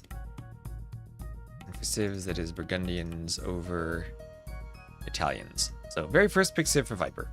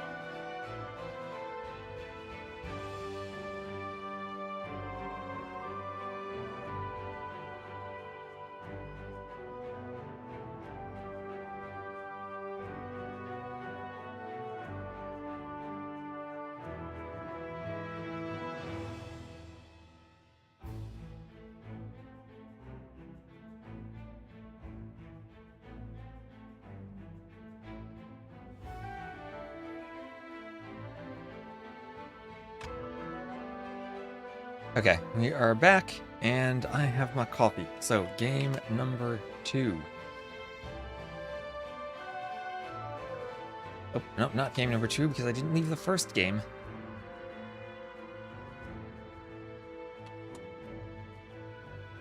Now, game number 2. On Thames. So this is where Viper will use the Maya. This is where he'll use his Maya pick. So we'll have Sebastian to the west as the blue Vietnamese, Viper to the east as the yellow Maya. Vietnamese should counter the Maya, right? Rattan Archers, Fire Lancers, Imp Skirms. Will Viper suffer from single-minded avoidance of Maya Skirms? Is GMT the same as UTC? Yes, it is. Who did Sebastian beat yesterday? Sitaux. So we have Eagle here, Eagle versus Spear. Viper going Eagles, Eagles, Archers, and Skirms. Yeah, Sebastian Sitaux was just cast as Rex right before this set. Down here, we have Viper ready to wall off along here.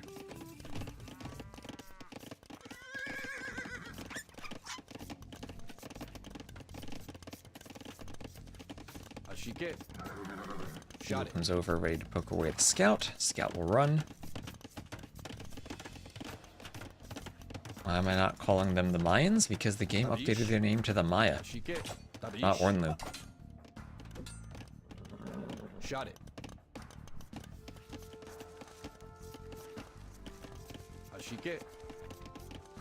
Little Scout comes down. Scout on the back of Sebastian's base. Wood distribution on this map has been a problem in the past. It looks like the wood lines are maybe a bit smaller and more spread out. I guess that was an attempt to solve that. Again, the map is essentially Gold Rush in some respects because there's a lot of gold all the way in the south, but also with the Royal Albert Hall in the north. Viper did manage to pick that up, so we won't need to worry about as many houses right at the start. Still don't want to lose it and be housed. So we see Plumes. Well, if we see Plumes, how do they do against Rattan Archers and Vietnamese Skirmishers? I'd imagine not all that well. Thank you, Astarte, for the sub. An Thanks for using your abandoned Prime sub. house? No, a Saracen ambush.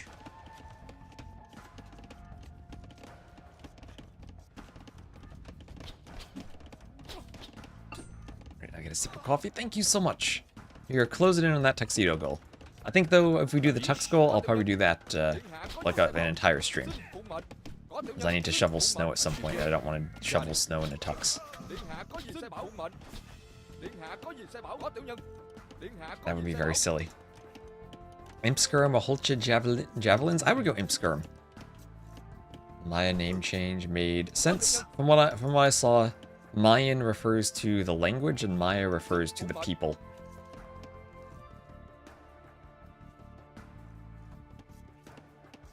So I have no idea if it made sense or not. Oh, thank you, Jacob, for the sub. You wish to see the Sea of Worms?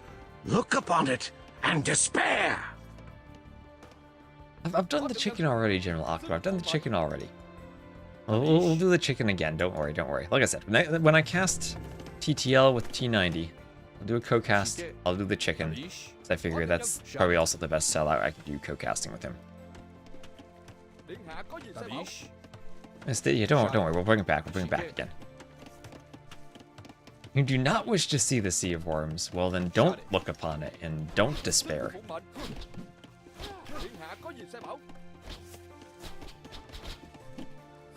Or is the...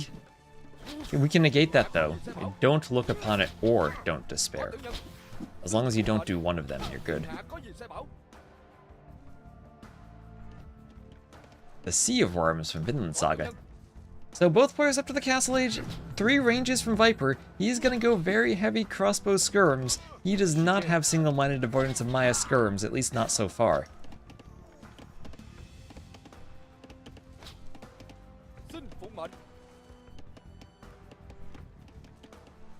You don't remember that line? That's from the Vinland Saga campaign. That's a really good one. Allowed to change their in-game name? I guess so. I don't know why not. I mean, if Viper joins a team by then, he'll probably have the clan tag in front. Did Sebastian see the Vills? I don't think he did. I think Viper successfully snuck. And it doesn't look like Sebastian is making an effort sending that one skirm to search for them. Although maybe he'll recognize Viper's entire army is going down there. So now Castle Age Eagles get +3 attack immediately. And they will train faster now. So Viper moving forward. Well, if he... Viper also found the perfect location where he didn't get attacked by bears, and he's looking to apply pressure here with that workshop. Viper still has to be aware of the fact he has the Royal Albert Hall. Doesn't want to suddenly lose that and lose pop space, but he's pressuring with Eagles. But this will be a Fire Lancer defense now. From Sebastian, will it? He cancels the Fire Lancer, doing Elite Skirm first. So Viper trying to go Crossbow Skirm Eagle Siege. 4 units against Skirm, maybe Crossbow, and Lancer Siege. For Rams to a Mangonel? Maybe you open with a Ram here, honestly. But Mangonel, if he can get a splash on some skirms, would be crazy, especially if Sebastian doesn't notice. He does notice. Ooh, Viper needed a better attack ground there. And Viper might lose a Mangonel. He might be wasting a Mangonel, having popped it from the workshop. And nicely done from Sebastian with the skirms. He should clean all of this. Didn't even bother with the crossbow upgrade.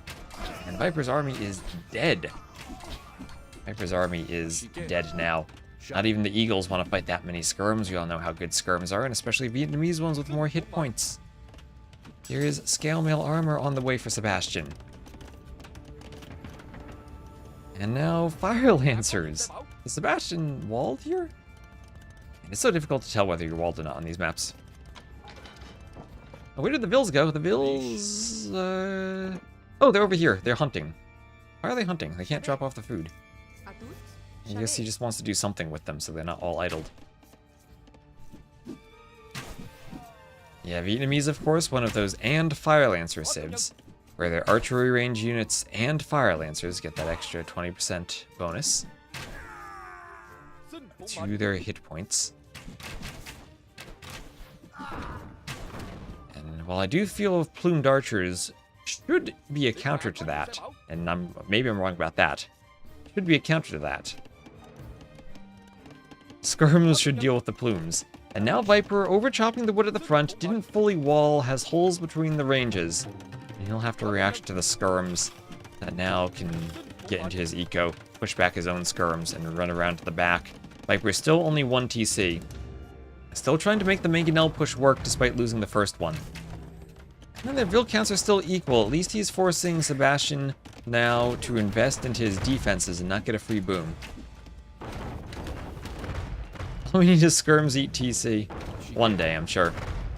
One day we'll have the skirmisher unit with an attack bonus against buildings.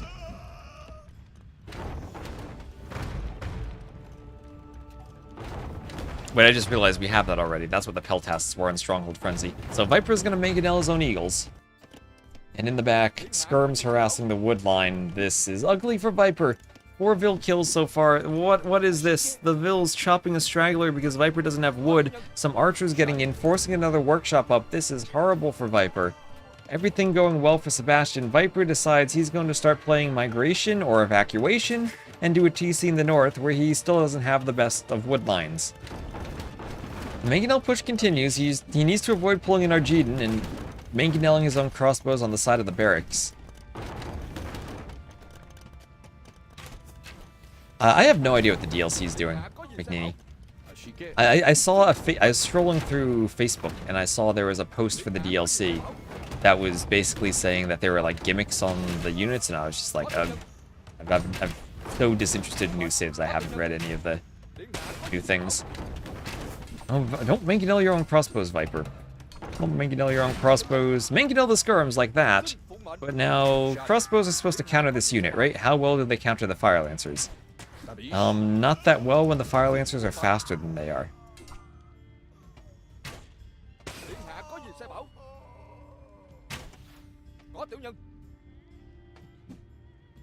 Shot it.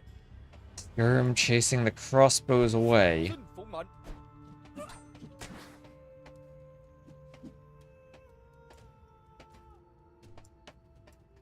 Fire Lancer is one of the worst units added to the game. I will agree with you there wholeheartedly. Well, the Fire Lancer is faster than the crossbows, so they chase them down. And yeah, the Fire Lancers outnumbered them, but that's also the crossbows dying. They're the same speed as longswords, 1.06. And remember, longswords have had their speeds buffed quite a bit. Their speed buffed quite a bit.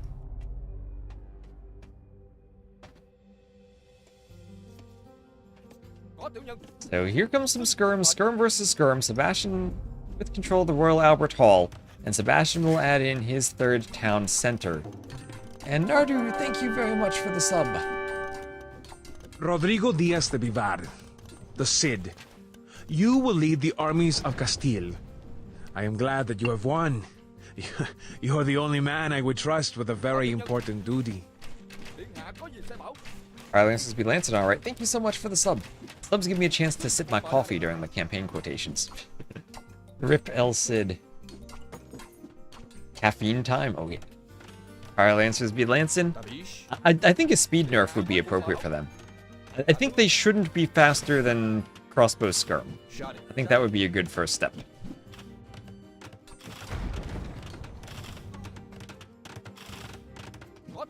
Rip King Sancho, what the heck?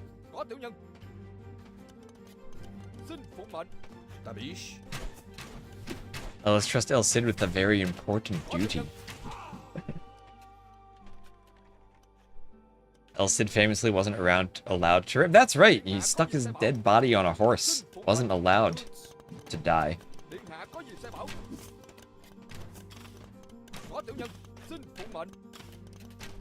I don't mind squires affecting them, but yeah, Gambesons probably shouldn't affect them either. So more skirms for Sebastian, and I think Sebastian, everything went right for him. He destroyed the initial mangonel, was walled up, and managed to counterattack and do damage. Vietnamese, I think not the TheViper wanted to run into with the Maya pick. And if Sebastian picked them guessing that Viper was going Maya on Thames, then he picked well. He chose wisely. There's the GG from Viper. Nothing worked out for him that game. And so far, the first two games were tied 1-1, but I think Sebastian's looked pretty strong. A couple of things in that first game from Viper also looked a bit shaky to me. So 60-38 KD in favor of Sebastian, much better eco, everything going his way. 1-1. And Vulpine shall be the next map.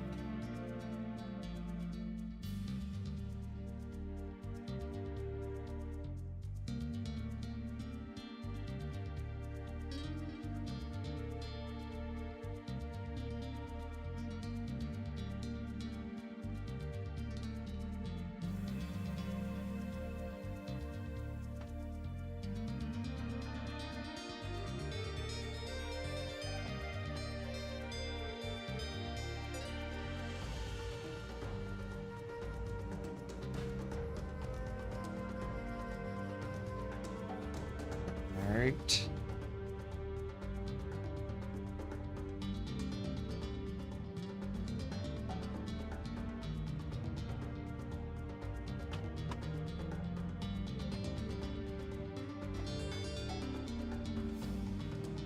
At the very least, we've dispatched the Vietnamese. Alright, so let me just, we're loading in. I need to make sure that I'm doing the ads.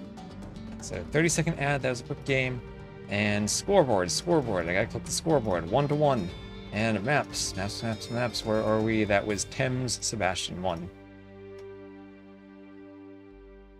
And that was a win for the Vietnamese and a loss for the Maya, but better civs used for Sebastian. So as you say, yep, we've dispatched with the Vietnamese one of the best Empire Wars civs, since they lack Dark Age bonuses. Well, they do have a Dark Age bonus, right? But it's a laming bonus, and a bonus that also kind of works out for Empire Wars. I guess on these maps, you're never really questioning where your enemy TC is, so I don't know how important that bonus is for the Vietnamese. But yeah, no straight Dark Age eco bonuses like other civs might have.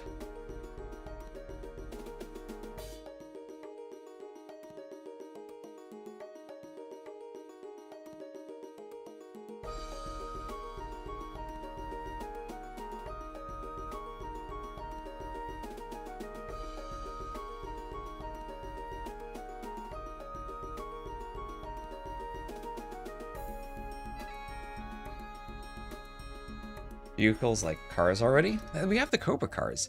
Oh, so Sebastian is the Cumans. Cumans on Vulpine against Viper as the Aztecs. If this goes late, I think Cumans probably wreck the Aztecs.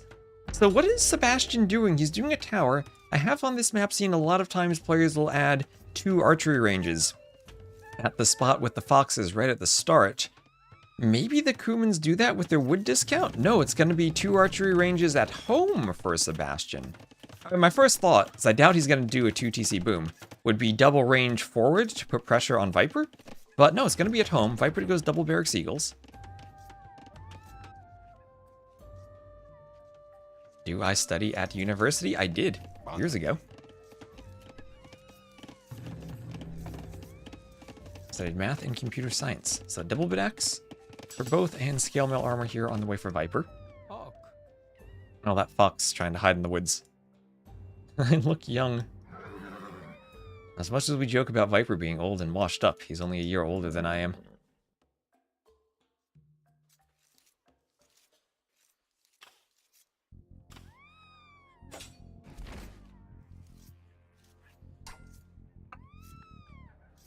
Comandze.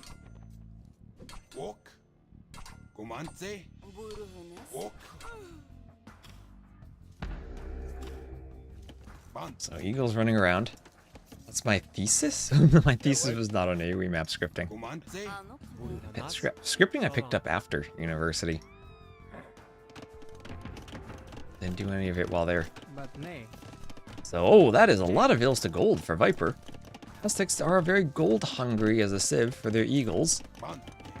And that's a 3rd barracks, so triple barracks feudal Eagles against an opponent who's walling up.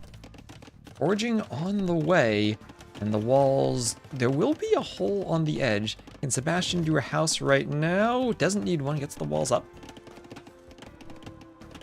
And okay, no hole on the edge. Viper not gonna get in, would have to go through the front, which he can do because it is all rock terrain. And Sebastian making sure there are no holes in the wall, being extra sure the Eagles do not punish him in the feudal age.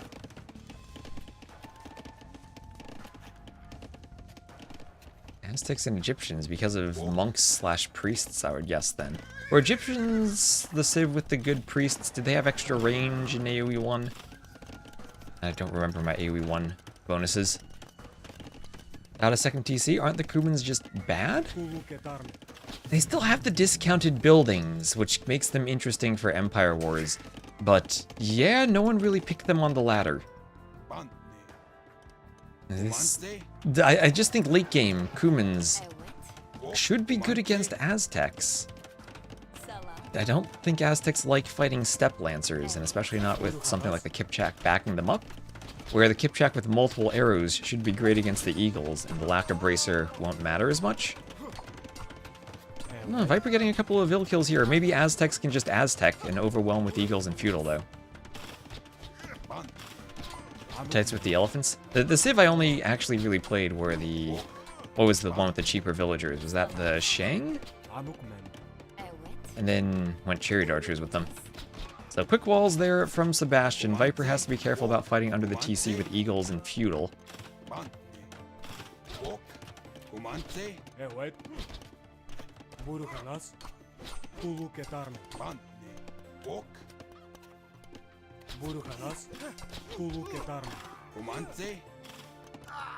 TC picks off some Eagles. Who doesn't like monks and priests, honestly? And so far, no real pressure on Viper, able to intercept the archers with the Eagles. And he's clicking up for about 15 seconds later than Sebastian is. So pretty similar up timings, but much better economy for Viper. Aztec carry capacity gives them great farms, even when it's only +5 and, or +3 and not +5.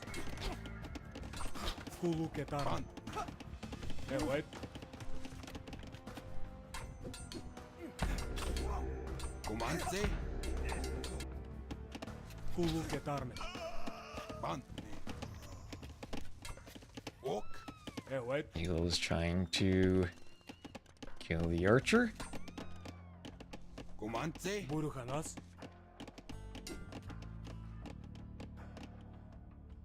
And that archer will run to the edge of the map, but get killed at the end of the day.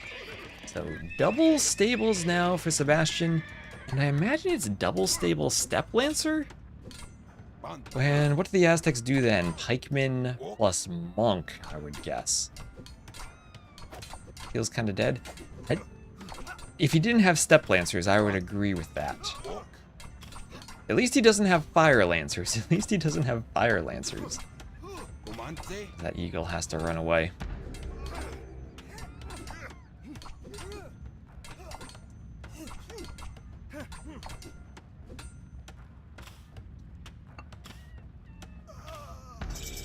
And what happened to that villager? Did that villager just get deleted? Did we see Sebastian just delete a villager? Because there's no ranged units from Viper. He had to have tried to delete a palisade and deleted the villager, right? Well, we saw Dedusu do that earlier today. No, Sebastian. We were looking there. We saw that. We saw that. Oops, indeed.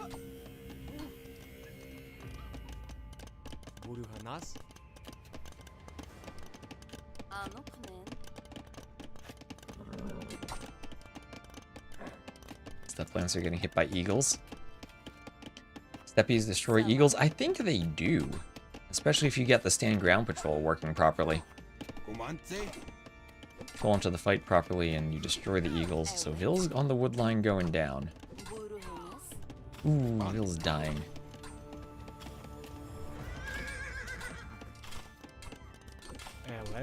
Eagles need to find a way to raid still in the presence of the Steppies, but nope, they are walled out. And there you go, the Step Lancers doing some damage. These are Eagle Warriors, not Scouts, but Warriors. And so far, mostly keeping Sebastian at home, but he did manage to get forward with 6 Step Lancers. And 1 eco kill so far. Viper gets a TC up. I would worry if the Step Lancers find that gold. I'd worry very much. Step Lancers still running around. Garrison the tower on the left. I saw him leave with a female Vill. I think there was a male Vill out there. There were more Vills in the tower that I think he ungarrisoned. But there was blood at the base of the tower. I think he was just doing a sacrifice, maybe. Saying the Aztecs would do it to me anyway if they caught me. So monks want a conversion, they get it, but double monks get 1 conversion on 1 steppy. And low HP steppies diving near the TC. Eagle hits the Step Lancers, and the Step Lancers run. Eagle had a corner hit? Well, if you delete a unit, it doesn't count for your KD. But deleted units don't count there. So Viper, ooh, 3 Steppies finding that would actually be pretty bad. Again, he gets a double conversion. I wonder if he's focusing the double conversions to try to get them with higher probability early. I wonder if that's a thing for him, or if he's mismicroing. But usually, you wouldn't expect Viper to mismicro like that. Does not feel worth the minus 23 Vills? I would agree with that. Viper, is this just greed for quick walls? Okay. Viper, why are you not walled there? His greed is showing. Viper's greed is showing for sure. Okay, there you go. Splitting the conversions, trying to get both. I think 2 houses there would be quite prudent for him. As the Step Lancers leave. I also play myself. I do play sometimes, but I've also had so much to cast recently, I haven't really had time to play. So, Eagles and Step Lancers versus Step Lancers. Steppy's going down.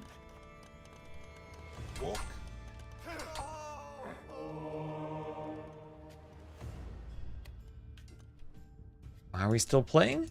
Because it's not over when you have capped rams in the Castle Age. Maybe Sebastian just hoping that he has a good enough save advantage. Maybe he could get Step Lancers and win, but he's calling GG there. He says, nope, this is hopeless. Aztecs OP. Human's not working out for him. And, well, Cuman's on Empire War is not really a top civ at all. So not surprised to see that as an outcome. And for scoreboard, that's 2-1 Viper. And winning on Volpine with the Aztecs over the Cumans. Cumans picked fairly lowly in the draft. Lowly, is that a word? Fairly towards the end for Sebastian.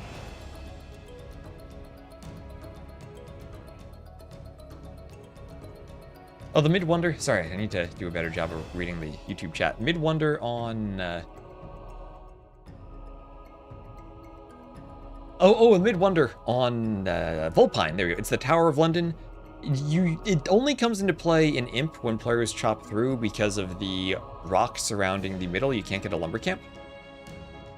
It gives you a trickle of food, wood, and gold. When you get to Imp, it's every minute 67 food, 67 wood, and 100 gold. If you get it in the Castle Age, I forget the numbers, or Feudal, you get fewer resources, but I've never seen someone take it before Imp at the earliest. Impossible to play mirror match only, not for the qualifiers, not with the Civ draft. And I still need to remember to leave the previous game in the game. And now join it.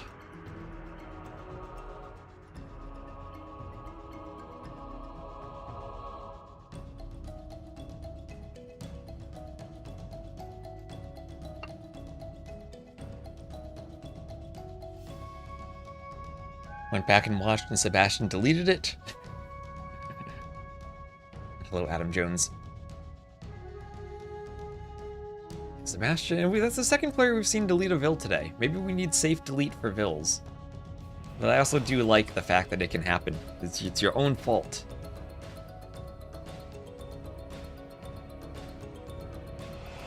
Yeah, it changes resources depending on age. You get more resources for later ages. We looked at it on the stream a while ago and have the numbers, but I just remember 67, 67, 100 for him.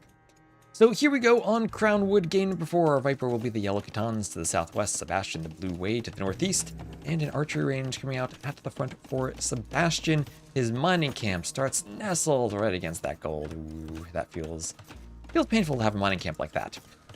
It really does. Lumber camp on the wood line. That's a nice little gap. The opposite of how you'd want them.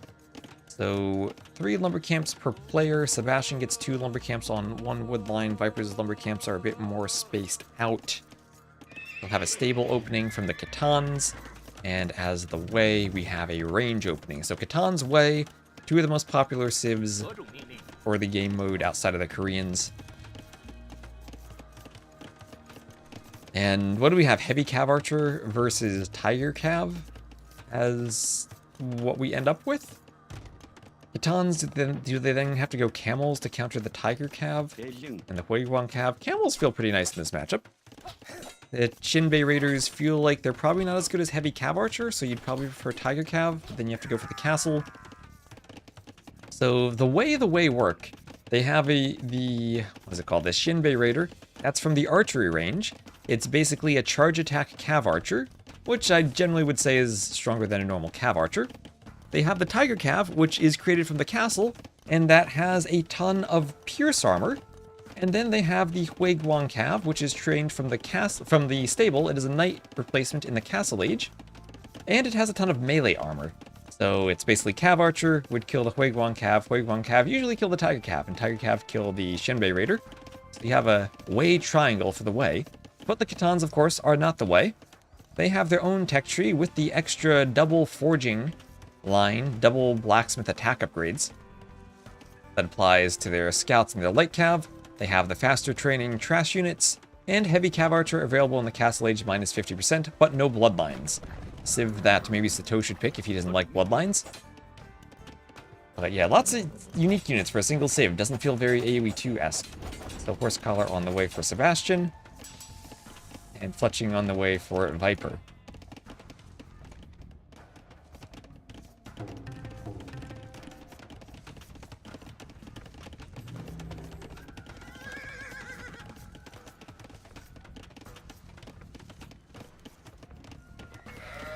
Then, of course, the Catons, they do not start with pastures in Empire Wars. They have farms.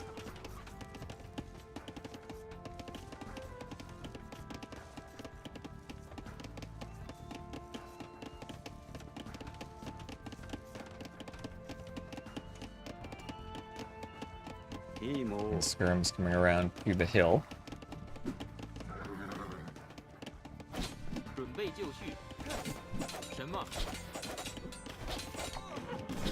Spears going for pokes on the scouts.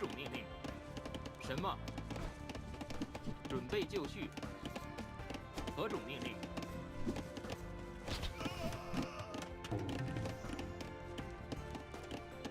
什么？准备就绪。 Skirms. 何种命令？ Killing spears. Wonder if South American civs will start with lumber camps, mining camps, mills instead of settlements. What are the settlements? I've seen that several times in the chat. 准备就绪。 I don't know what a settlement is. So we have padded archer armor on the way, and then some houses coming up for Viper. Viper, guess he just wants to wall the wood line. Walling here to the edge of the map feels like the ideal for him, since it would contain a relic too.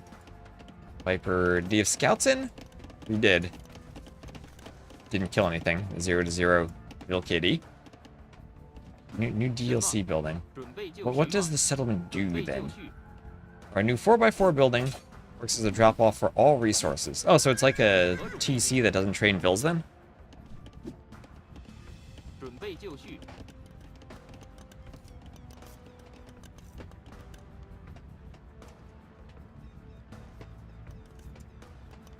Gives pop space too. Okay, so it's very much like a TC that doesn't train vills then.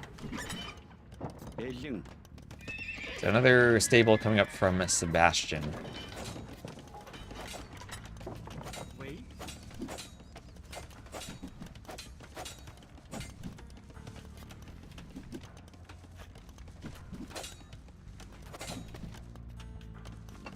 Would I like being a settlement? I prefer being not an airport.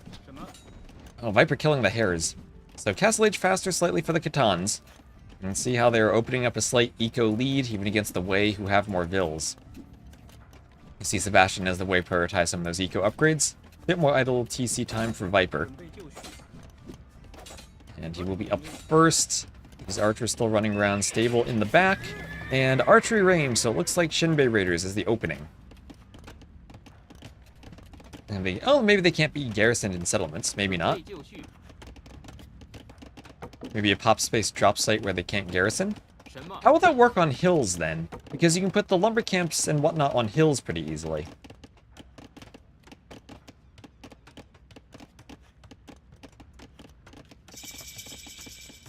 There's Viper up to the Castle Age, and we'll have Bodkin Arrow on the way for Viper.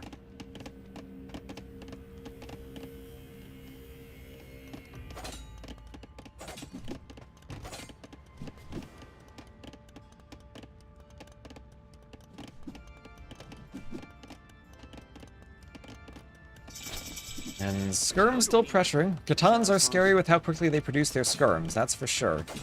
And Bosaw on the way. Elite skirm, wheelbarrow, Bosaw, Bodkin, Viper is skirmin.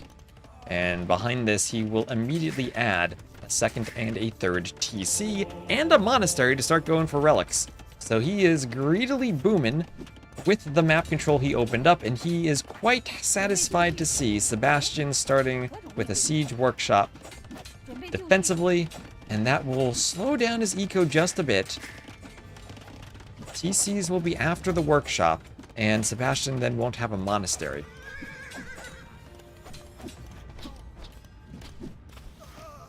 It works at the elevation. No, the TC actually is a weird one, because you can place castles and markets in other buildings more easily than TCs. It's because the TC is special itself and needs flat ground. Can't be on any elevation.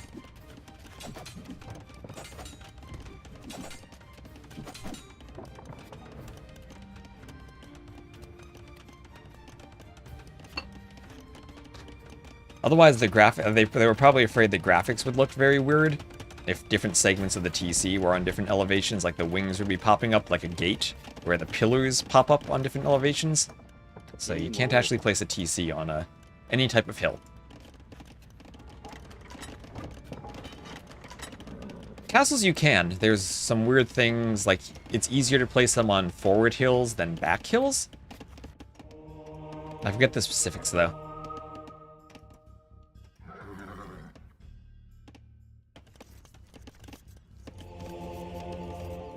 So, pastoralism on the way for Viper. It wouldn't be impossible, remember, the game came out in 1999. And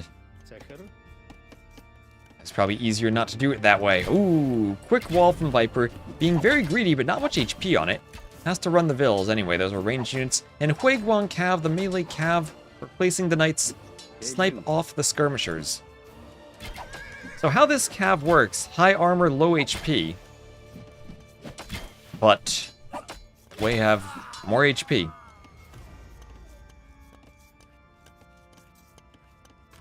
Right, I hope I muted myself there successfully. That was a good sneeze.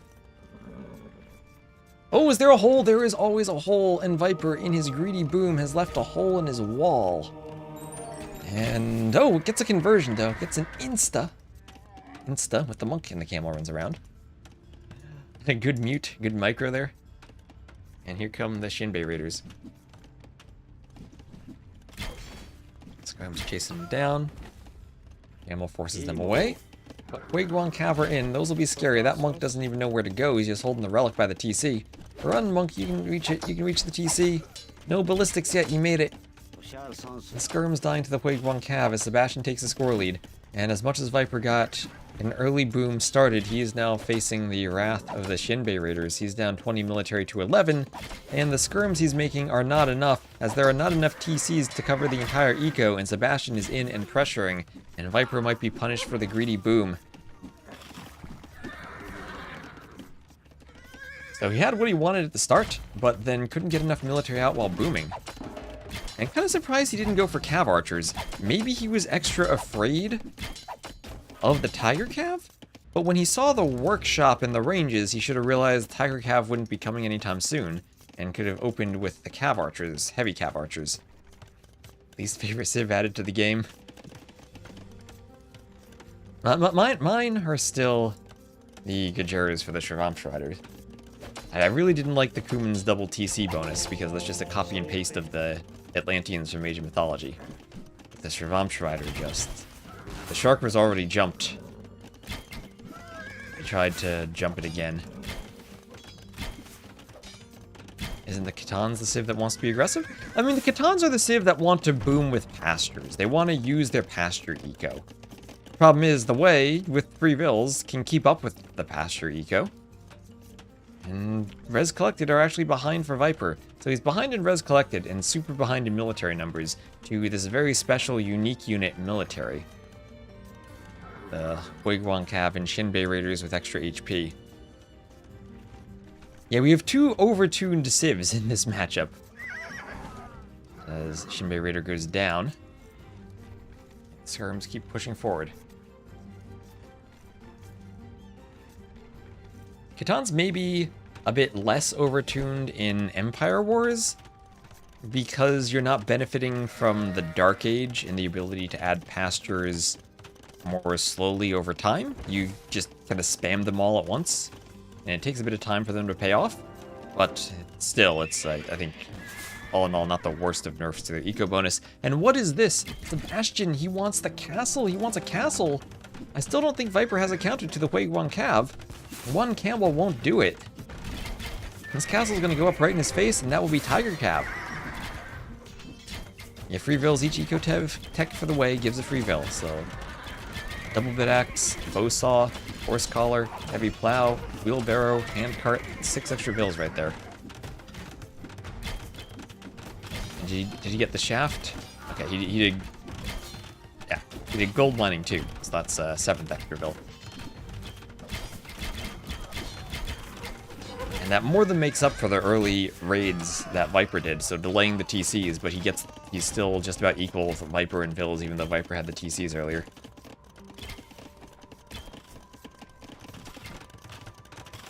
So, castle in his face. Should Viper have been going full camel instead of skirm? Maybe? Can he get Cav Archers out to deal with the castle in his face? That's a 2nd castle from Sebastian. He still has 20 Vills on stone. He could even drop a 3rd castle.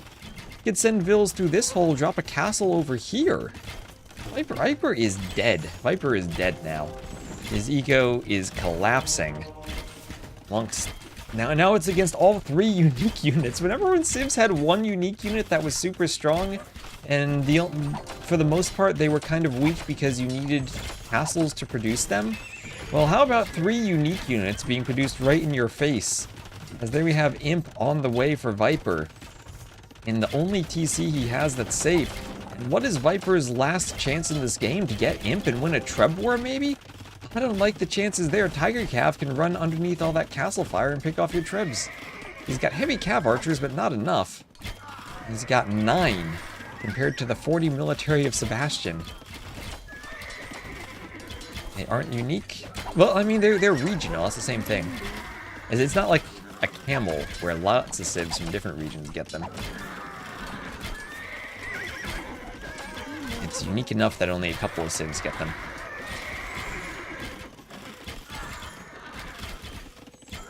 It's like I call Eagles a unique unit. I don't know what the game does with its armor classes and everything.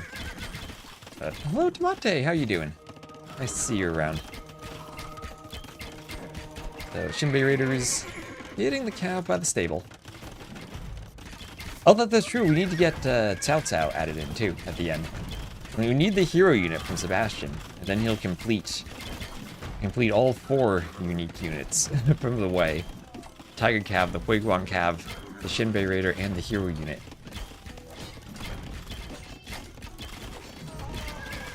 They are regional.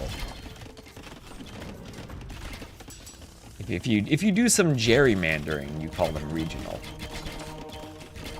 So, Imperial Age on the way for Viper, 30 seconds now. And then it's Treb time, and that's all he can do. Trebs, his eco. I'm surprised he hasn't lost more vills, it's only minus 13. He's trying to get camels out. Oh, there we go, castle. There we go from Sebastian. Didn't even need to go this way.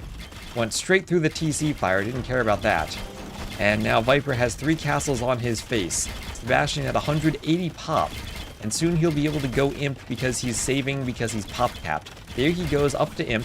He needs a few more houses, maybe he just needs the castle. And Viper will get Trebs. So the one thing Sebastian actually needs is more houses, because if he loses castles to Trebs, then he's going to drop in pop space. So just to be safe, you add a few more houses so that you're not losing pop on your Treb. But yeah, everything under his control.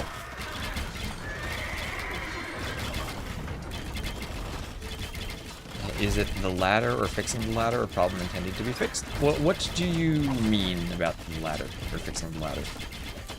You mean the ranked queue? You mean the stuff with people dodging maps or getting timed out even though other people dodge? I know there are a lot of problems with it. I don't have any inside information about that.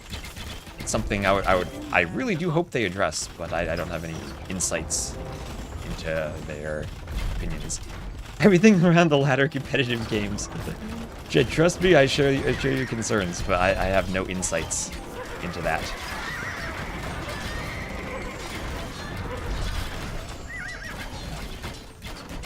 I think there's a lot of things that could be improved. Viper walling his Trebs and attacking the castles. So that'll be 2 castles down. Like I said, the only way Sebastian loses this game is if he loses the forward castles and then still still loses army, but that's not going to happen. He's going to destroy Viper's castle. He's going for a ram push. Viper had tried to wall everything and get some rocket carts to deal with the rams, and Viper is desperately repairing, but he has now lost all of his villagers. There are raids everywhere. He had to do a defensive castle in the back. He has no gold control anymore. 0 vills on gold. And Sebastian's going to tie this up 2-2.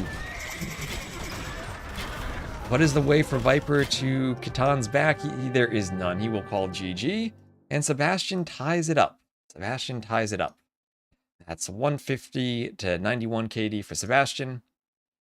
It's a 10,000 res lead for him. And things were kind of close in eco until they weren't.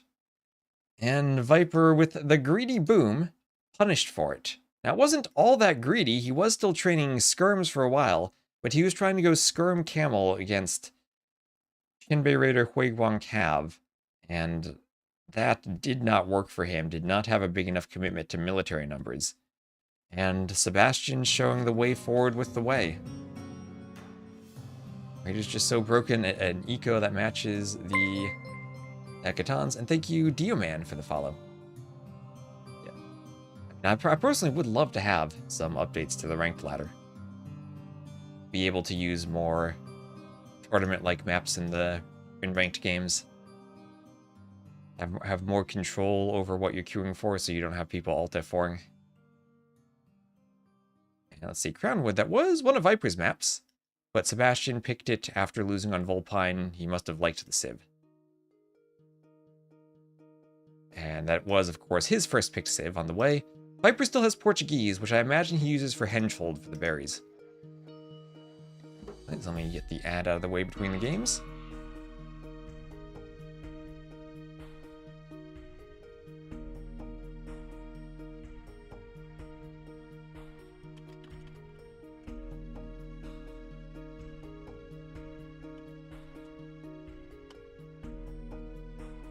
It is just so cheap.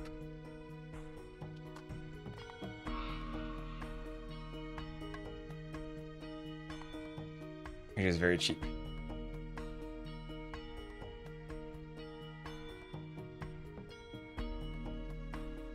And let's see, the lobby, do we have insights into the next game? It will be indeed Hengehold. It will be Hengehold. I'm load it right into this.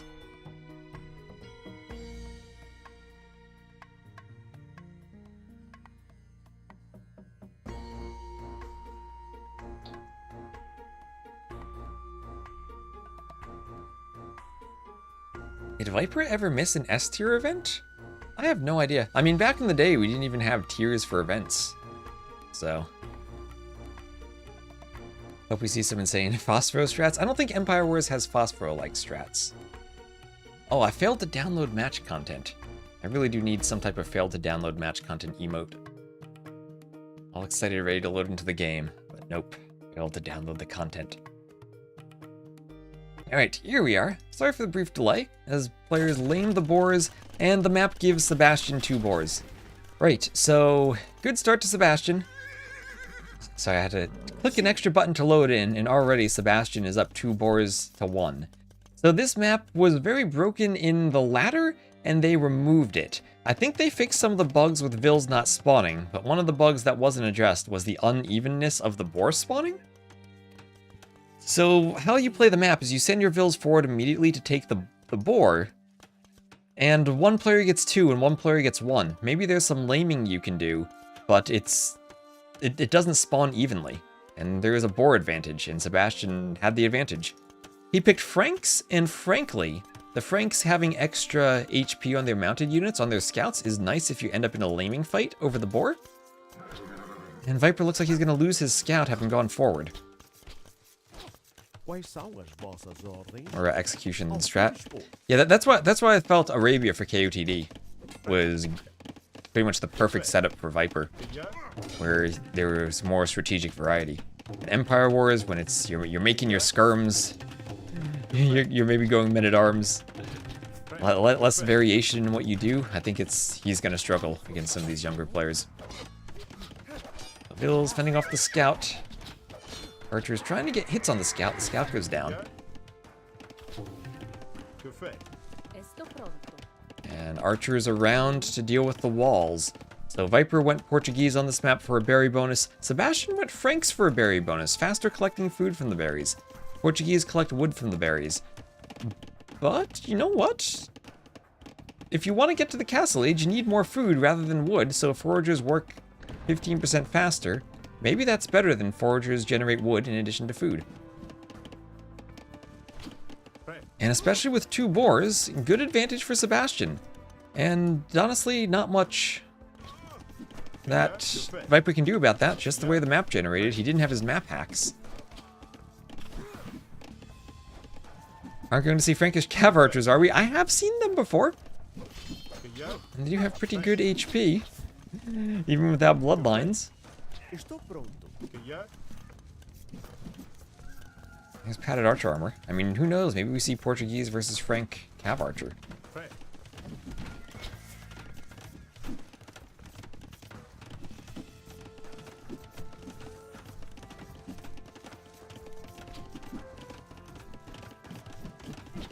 Yeah, it's worse than bloodlines, but they do have more HP than, like, the Catan Cav Archers that don't have bloodlines. It's not like Vietnamese where they stack it on top of bloodlines.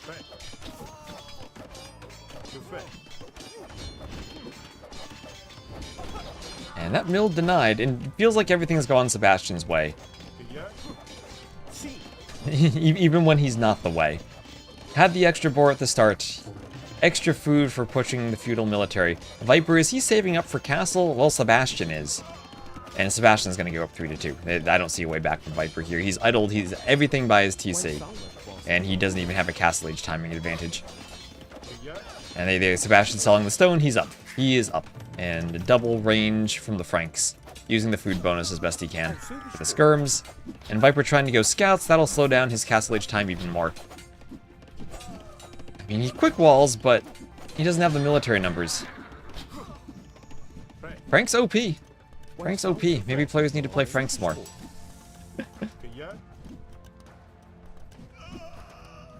Skirm goes down, and I think that this was perfect. Absolutely perfect, and just what Sebastian needed. He's going to find himself one game away from qualifying.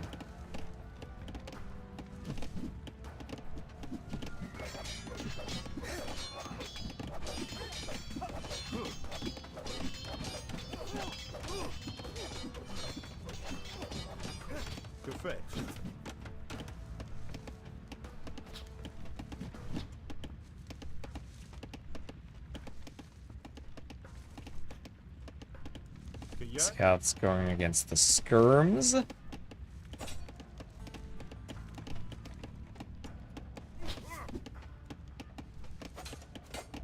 be hitting the skirms as the archers come forward against the men-at-arms. Trying to take down the men-at-arms. Men-at-arms losing a good bit of HP. They go down. Scouts surround the skirms. That scout on stand ground. Viper, that's not how you stand ground patrol. There we go. And there's Castle Age for Sebastian. So finally he's cleaned up. But Viper, way behind in Castle Age timing. He is now up in military, but if Sebastian wants to go double stale knights, he'll need just a moment to make a transition, doing +2 armor. And I think he'll have that time as Viper right now going back, thinking of cleaning up the scouts, not even going forward to pressure. And 3 ranges for him. This is going to be 3 range crossbows, trying to use the gold discount on the crossbows. And he's not adding TCs. He's going for extra crossbows, and that'll have to be complemented with a university in ballistics. So on Tato's Yo set, Yo is insanely far behind in Castle Age time and came back to win. I don't think it's so much the timing. I think it's all the eco damage that has happened. So 300 res collected difference already. And Ulio, that is a great campaign. Thank you for the follow. That great early 2000s Age of Empires work of art, Ulio. Okay, will Viper quick wall this? Need some quick walls. Okay, no he doesn't. The knights ran away. Sebastian could have killed some vills there. Well, he's coming forward, pressuring the gold. Viper's still not up to the castle age. And knights are there. And Viper's so far behind. I guess going forward was never an option against the knights with +2. That is a lot of knights. And Viper has to camp the TC. Camp the TC, and skirms will harass the vills on the gold. Can't really run the... Oh, the idle time. The res collected for Sebastian should be growing now, as all of Viper's eco is idled. 15 plus idled vills, 20 idled vills. And vills needing a tower to keep the stone safe, that'll leave the wood exposed.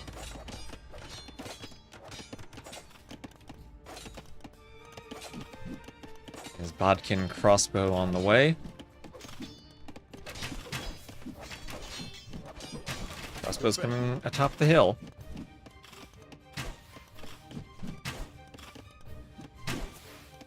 We'll close the distance on the knights and the scouts, move in trying to pick off skirms too.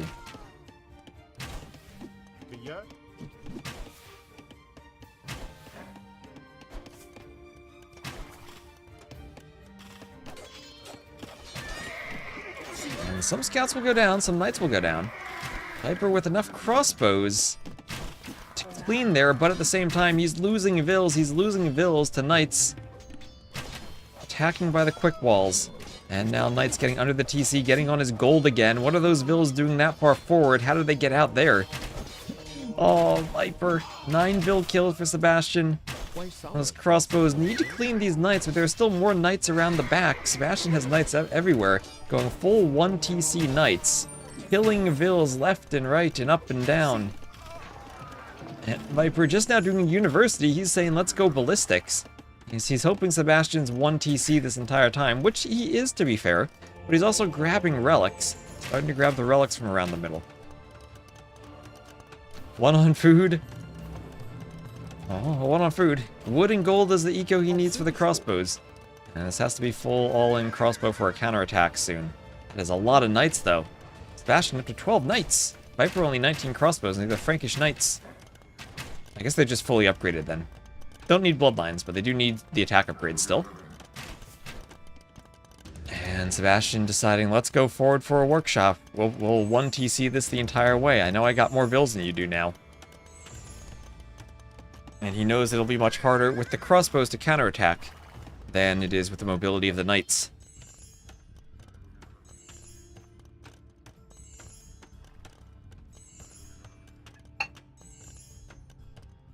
So Vil on a workshop.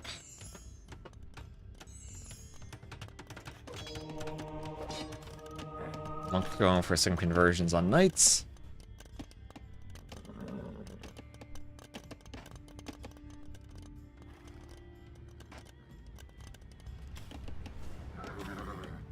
That extra board. That extra board is crazy. He was instantly far behind in Castle Age timing. Instantly came back to win, but this is a lot worse. This does feel worse. Yo also kind of finds ways to do that, though. I've seen Yo play plenty of like Phosphoro-esque games when he's behind, gets a castle, goes a unique unit. I remember there was a Castilier game, Noble Apartment Cup. And okay, Viper with the monks. Portuguese have better monks than the Franks do. Franks will miss Redemption and Atonement. Have everything else. Have Heresy, too. Portuguese monks just miss Illumination. Oh, Mangonel now. Mangonel. Is there a chance Viper amasses enough crossbows that he can come back here? It's a lot of crossbows. No Repairville out by the Mangonel for Sebastian. He's healing his knights. The monks there will be scary. And Sebastian is going to rely on Mangonel hits here. Monks there want conversions. Viper not able to jump the monks. And I think the knights are going to clean this up. One converted knight going for the Mangonel, but the Mangonel gets a hit. The Mangonel gets a hit on the crossbows. And the Viper's reinforcements have to walk all the way across the map. Sebastian going to clear all of this and still have knights remaining if he doesn't Mangonel his own knights. Didn't even have husbandry for the fight. And there goes the entire army for Viper. The monks were not enough. That's a ton of knights for Sebastian. Frank's OP. And Viper adding in range number 4. That's now a 79 to 44 KD for a player who has 2,500 more res collected. And this is not looking good for Viper. There's the GG and Sebastian up 3 to 2. 81 to 44 KD. Crossbows not enough in that fight with the Mangonel. Viper didn't have enough monks for conversions. And Sebastian, with the better eco at the time anyway, adding in the reinforcements, Franks in 2026. So Viper gonna have to 4-3. He's gonna have to do that. That's his only option at this point. That's his only option.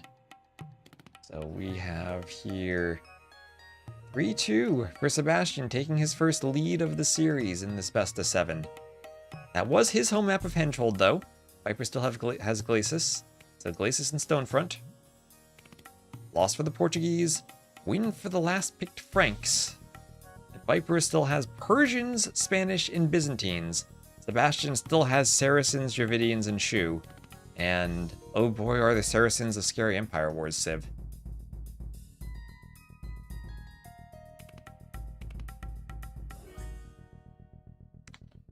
So this is looking bad. This is looking bad for Viper. Extra bad for Viper.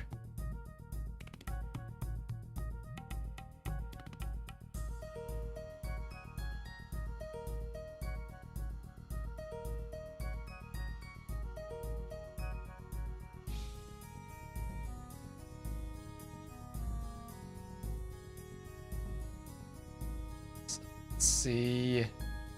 Stonefront will be the map, and it will be Saracens Byzantines. Ooh.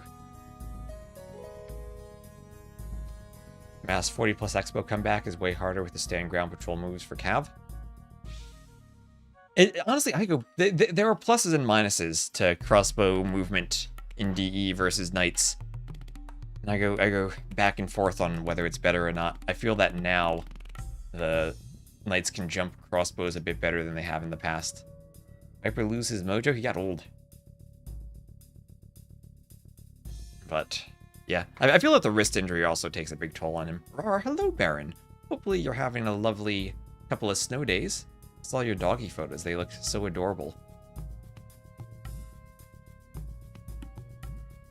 Right, so here we are.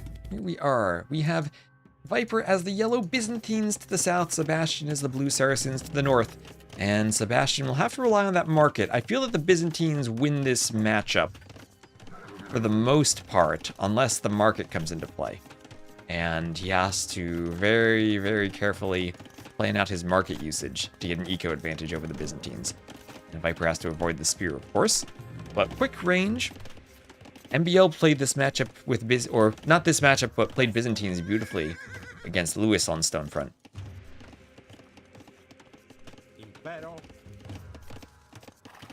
And you always gotta fear the Byzantines. So double bit axe for Viper. Double bit axe coming in for Sebastian. Sebastian's scouting Viper, seeing he's opening with the range. And it will be archers for Viper. Archer opening, not skirm, starting with archers.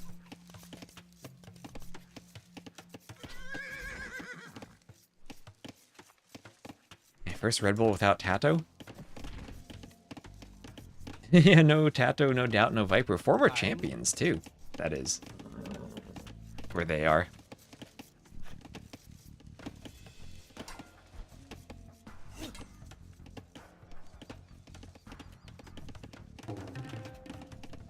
Yeah, Louis went to a Game 9 earlier this year at the Garrison against Terra. He went to Game 7 with a 4-3 lead.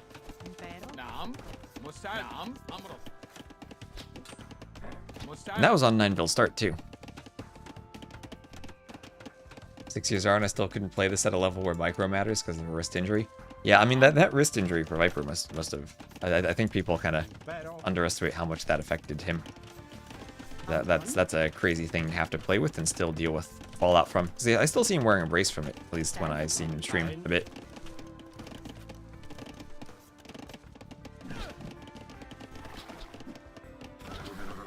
Same thing with Doubt. Doubt went... kind of Viper passed Doubt when Doubt had a wrist injury.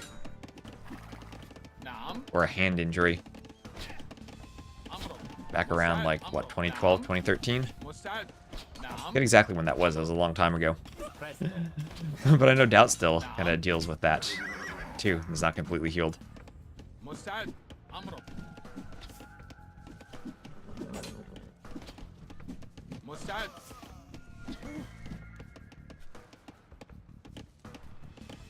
And we'll have a house here for Viper. As forging is on the way for Sebastian. Everything changed when I took an arrow to the knee. Yeah, Viper used to be an Age of Empires player like all of us, but everything changed when he took an injury to the hand.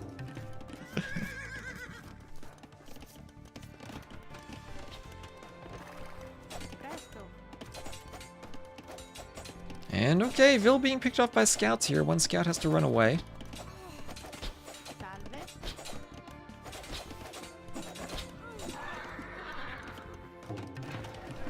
House and market coming up. Had to finish her rugby career due to a knee injury. I haven't been running in a long time due to a knee injury. It's sad. I want to get back to running.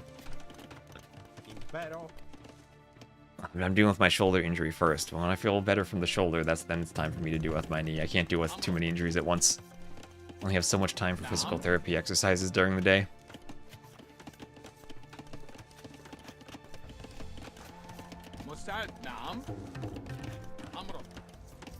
I still feel peak Viper was probably 2015 Viper.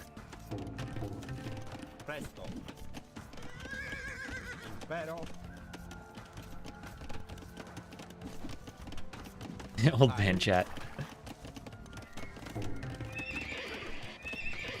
So scouts in the stable here from Sebastian. In Cup 3 Viper. Yeah. It's hard to say, because there were periods where Viper was definitely pushed throughout his career.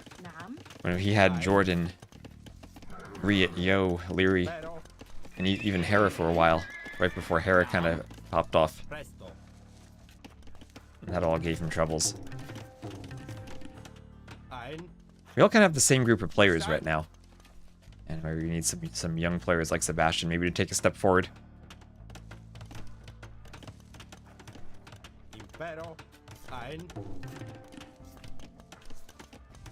Some more houses coming up for Viper. And Spear coming forward for Sebastian. So Sebastian, Castle Age first, but you kind of expect that in the Civ matchup when the Saracens sell their stone and sell 400 wood. Or buy 400 food and go up. And forward workshop there. Byzantines, extra HP on their buildings, so buys them just a bit more time against the Saracens' attack bonus. But Crossbow Bodkin will be in immediately. And if Viper has to go skirms, then has to be careful about mangonels that come forward. And the skirm's going to start picking off crossbows, forcing the crossbows back quite a bit.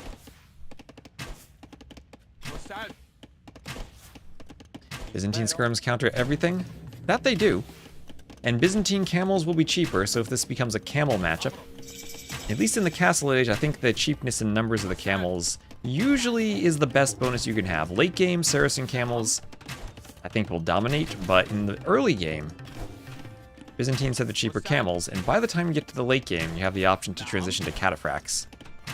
Cataphract Mamluks always kind of interesting, because the cataphracts resist most of the bonus damage, but Mamluks are still so strong with their melee attack that they still be decent against the cataphracts. That's kind of an it depends matchup on how you end up fighting.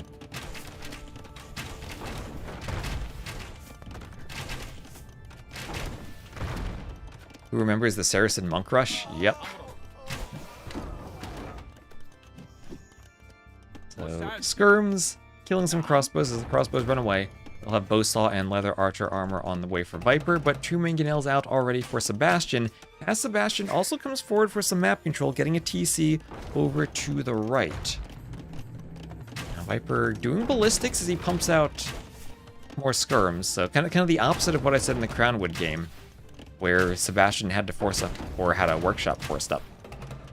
Now he's able to take the luxury of going for the early TC, while Viper has to react with ballistics. And University plus ballistics basically takes away all the wood that you would have wanted to have had for adding TCs. Is this Ogre? Feels like it's getting close to over. But Viper is still not out of it yet. He will sneak to the side. Sebastian with the scout, if he loses the scout, then he won't see if Viper does a TC out here or not. His forward outpost, though. Maybe he could... Honestly, Sebastian doing an outpost... Does he have Town Watch yet? An outpost and Town Watch over here to keep track of the stone, I think would be a brilliant move for Sebastian. Oh, he actually has another scout out there. That's good, too. Another scout. So there are 3 relics on each side. And if you do a monastery, grab the relics, you get good gold income. That's what Sebastian's going for. Viper doing a TC in the back. Didn't actually finish his walls behind those rocks. TC coming up here for Sebastian.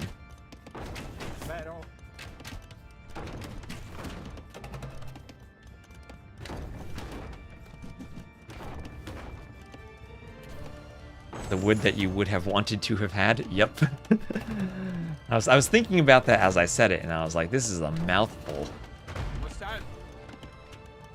That's one of those, it feels like one of those language exercises I'd have to go through when I'm learning German. To get your past tense modal verbs.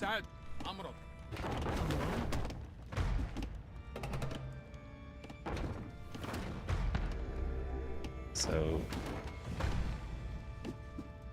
outpost being mangonelled down. Hey, 1 HP is all you need, Baron. Am I coming to London? Very, very likely. I'm still need to work out details of the trip and stuff, but very, very likely.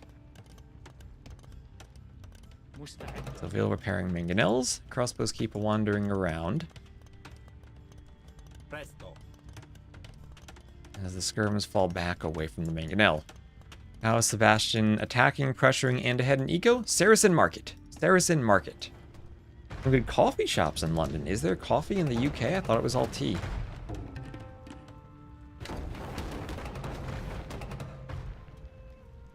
Mangonels going down. Ooh, Viper, don't be Mangonel. Viper, Viper. Oh, the Byzantine skirms. He can make them again. They're cheap. But that was not the Mangonel trade he wanted. At least he got a Vil. But that's like 10 dead skirms. Oh, Sebastian, maybe he can taste the London coffee after those Mangonel shots.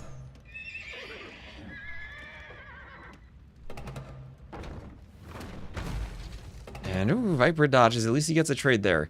But is Sebastian going to grab 6 relics? He has 3 already, and he's picking up the ones on the west. Or in the west. So that'll be 4 relics for him. Scores are still very close, and I still do like Byzantine's late-game unit composition against Saracens. But you need to get there.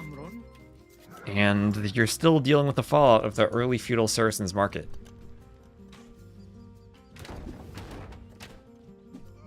Plenty of good things have been imported there.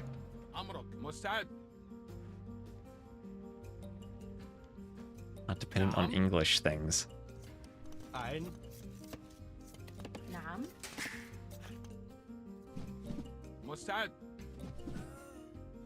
And Skirm's killing some crossbows. Crossbows going down.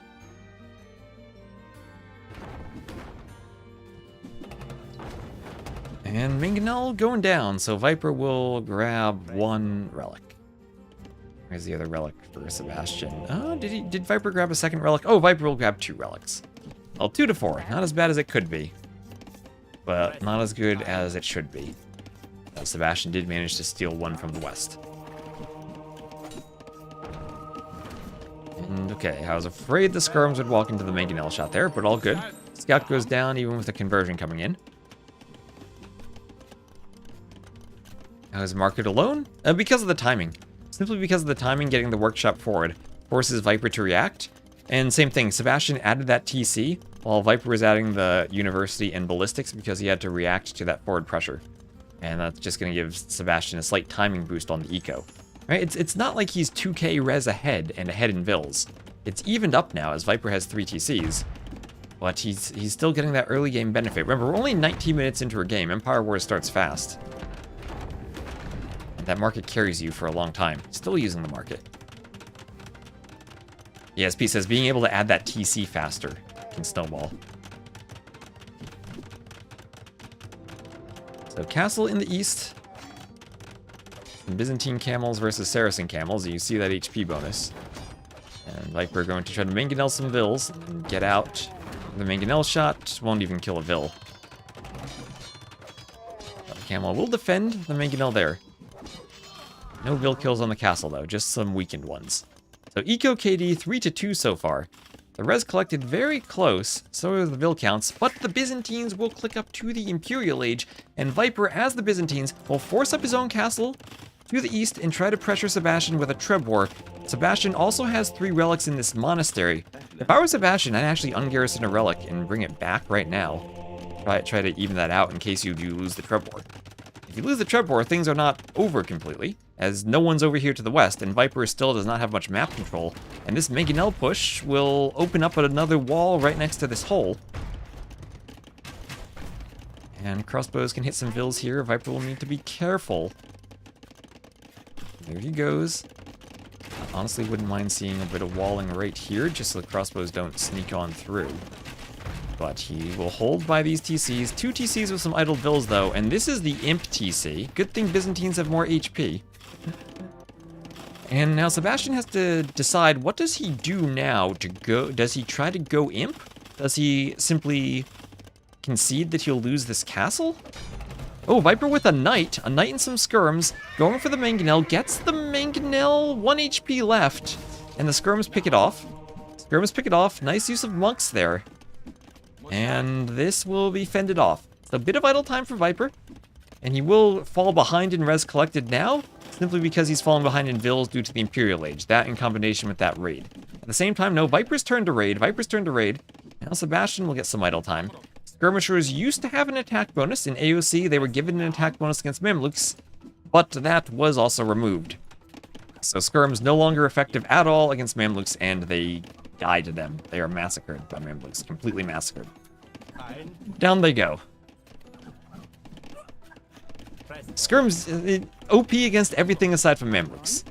I think the Mamluks are maybe the one unit in the game that counters Skirms. But Viper Imp, and Viper going for a second castle, is that greedy. He has a Cataphract. Now how this works out, Cataphracts have 12 cav armor. Mamluks have 9 bonus damage against attacks, so all the bonus damage Mamluks would do against Cataphracts is cancelled. However, they're still strong enough with 8 melee attack that they do decent damage against the Cataphracts anyway. Cataphracts don't have the most HP without bloodlines. So, Treb War against the Byzantines, not going to win this. Where is the Imp TC for Sebastian? That's in the back. Viper now moving out to the west. And I said from the start, I like the Byzantines in this matchup. We saw Sebastian did some really good things to get a res collected lead and get some early pressure on Viper. But Byzantines are still going to Byzantine. They finally get to use their eco bonus. Viper's up to Imp, and he's trying to force a game number 7.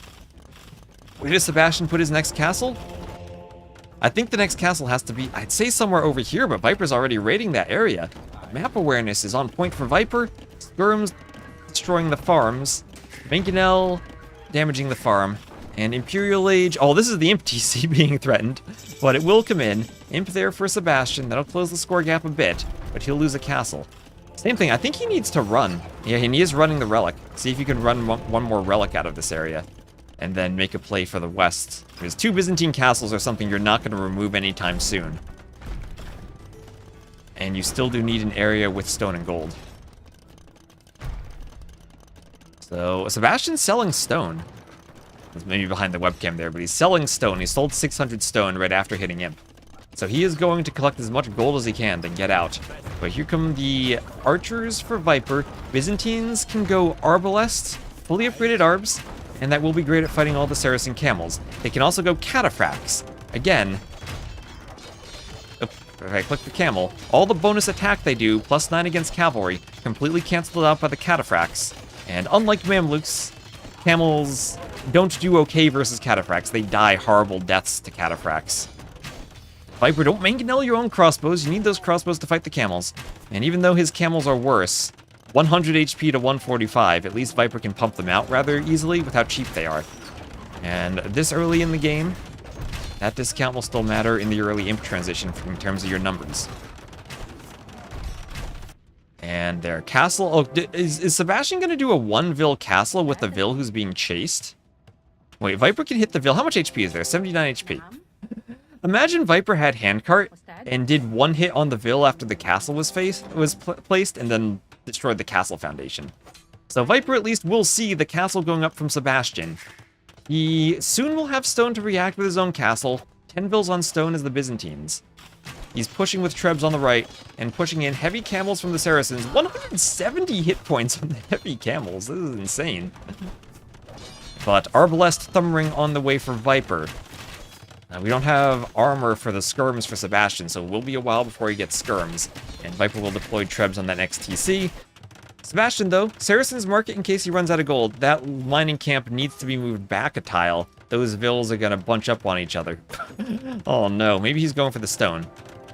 And the Viper now selling his stone. So he will be Trebbed in the west. We're rotating counterclockwise around the map. Military sizes are still pretty similar. I kind of worry about that number of camels on the Arbs. Viper with a 3rd castle in the east. He's going to grab the relics now. He will have 4 relics, so it's Viper with the relics. It's the Byzantine Arbs destroying the Saracens TC. Needs overwhelming army now. And maybe that's the play. Maybe that's the play instead of the castle. Cataphract's still prohibitively expensive at this stage, I'd think. Heavy camels also do +18 against cav, so you'd need elite cav to fight the heavy camel. And that's something Viper's not going to be able to afford. I think elite cav has 16 cav armor, so the heavy camels only do 2 bonus damage. And they still get absolutely wrecked by Cataphracts. Stable's going down. Viper needs more Arbs and might even need some Halbs. But he's pushing forward with more Arbs, more barracks, and yeah, he's thinking about Halbs too, doing squires. These upgrades, though, he's being pushed in the west, and Sebastian will get more access to gold and stone. So he's not out of the game yet, but things are looking pretty grim for him. His Viper up to 150 Vils. You don't usually see that many Vils of the Byzantines, though. Byzantines usually rely more on trash numbers. Try to have more army with a negative KD, and you don't need as many Vils to sustain that. But if he wants to get expensive upgrades like Heavy Camel and Husbandry, he can do it. Now, Heavy Camel I don't think is so good against the Saracen Heavy Camels when they have all their upgrades. Or what is the... Yeah, 25% extra HP, so Heavy Camels are insane. Byzantine Heavy Camels won't even get Bloodlines, and the units are over 100 HP. The bonus you get with Bloodlines is great. Black Camels for Sebastians, he's Saracens and he has a ton of hit points, and it's a melee unit to counter Trebs. And he lost castles, so Mamluks aren't really an option. And Viper could lose 3 Trebs here. I don't think this is over for Sebastian by any means. He's pushing with skirms. Viper only has arbs, and now Viper has to rely on the camel swap. He's maybe preferring camels over halbs because they'll be better against skirms. Does Viper have a Byzantine cav archer there? Yes, he did. We saw that, Viper. We saw that hotkey mispress. Yeah, Viper needs a counter to skirms. That's the thing also, Cataphract's not really a counter to skirms either. Weirdly enough, because of that lower pierce armor they have. I think elite skirms still do 2 damage to the Cataphracts. He also needs chemistry. He also does need chemistry, but that'll come in a moment. Now, all the armor upgrades are on the skirms, so it took a while, but Sebastian completed the transition he needed for the skirms. Viper trying to hold here. 155 Vils.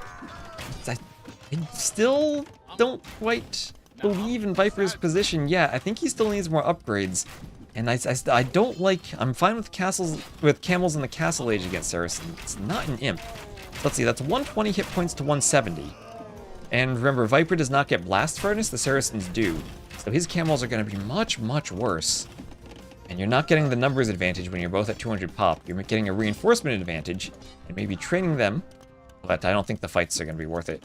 Yeah, can Viper pressure the other side? That's why I was worried about this third castle being on the right. I think it needed to be on the left, and then he could have treb pushed this castle. Oh, waiting for players. Oh, okay, we're not dropping. We're not dropping. Byzantine halbs are so cheap, it's okay, he can use his own skirm. Yeah, that's why I was thinking halb instead of camel. I mean, camels are cheap too. Right? It's still minus 25%. But I would have thought the halbs you're more likely to throw away against skirms, and would do even better against camels. And then you can add in your own skirms too. But he's still holding in the middle, trying to make the camels work. And he'll have ranges to the west for Sebastian. Good thing for Viper is since he grabbed the relics early, he brought them home. So Sebastian isn't retaking the relics with his castle. So Viper increasing the score lead. He's increasing the score lead, but I don't feel like he's closing out the game yet. Sebastian's struggling for farmers, and maybe the raids on the farmers will be what ends it. If Viper can stop Sebastian from producing camels, and Camel's still not really a raiding unit, especially against Bracer and Chemistry and Ballistics all on the TCs for the Byzantines with all that HP they have. Almost 160 Vils, you could just play Cataphracts. Almost, honestly. He needs to do Elite Cataphract and Logistica. He has the Blacksmith upgrades, and he has presumably Husbandry, yes. So, he's almost at the point when he could play Cataphracts. Especially if there's some way he could use the stone on the right to get a castle. Doesn't even have to be here, just maybe here to secure some stone and gold. He's gonna add ranges though, and it looks like it's gonna be just Arb Camel. Sebastian is still hanging on by a thread. Doesn't have gold, and Cataphracts. I mean, they're not as good against skirms as other cav as you'd want them to be, maybe, but they still should win. And that's true. I mean, Sebastian has 1,700 gold. Saracen's market OP. Viper sold 1,000 food. He's doing guilds, buying stone. And where is the castle going to be? The castle's going to be in the west. And Sebastian isn't prepared with Trebs. He isn't even prepared with scouting. He doesn't see the castle there. If he had an outpost here, seeing the castle, immediately I think he has to queue a Treb. But doesn't see it. In guilds. He's Bombard Cannon. Yeah, could help. Could help. And he's going Camel Arb against Camel Skirm, which I think the Camel Arb should win.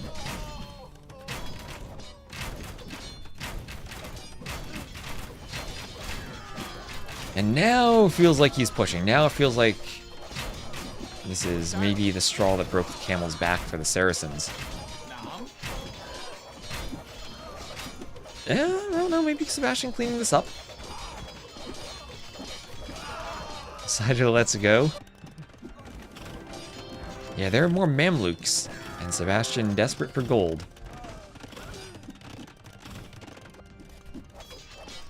But didn't run the relics when he had the chance over here to play for a long relic game. And if this goes 75 minutes for a score victory, Viper has the advantage there. Yeah, Viper needs to get the Trebs over to that side somehow. And honestly, Viper could wall up here while he has some map control and deploy Trebs here to take out the TCs, even if he doesn't go straight for the castle. And there's the cannon that you wanted. There's the cannon. So Byzantine counter units.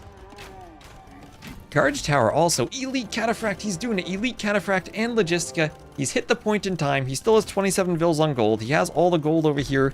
Guard Towers to keep the gold Vils working, and he's doing Elite Cataphract.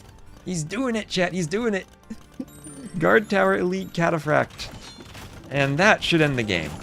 If he has the gold to produce that, he has 60 plus farmers, so he should have the food for it. He'll have 3-4 castles. And that should be enough Cataphract production to win in the game. Skirms will be cleaned. He has all the upgrades for them. Only upgrades he could do would be Heresy or Devotion Faith. And there, oh, Sebastian, no, let us look at the Cataphracts. Let us see the Cataphracts first.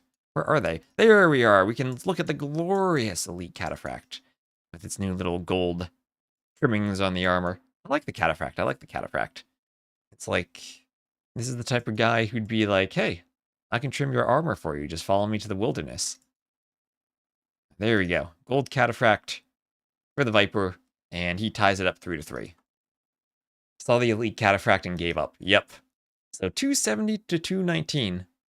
I had faith in the Byzantines right there, but 69k res collected. Almost 69 420. So close, Viper. Just a bit too much. Went over.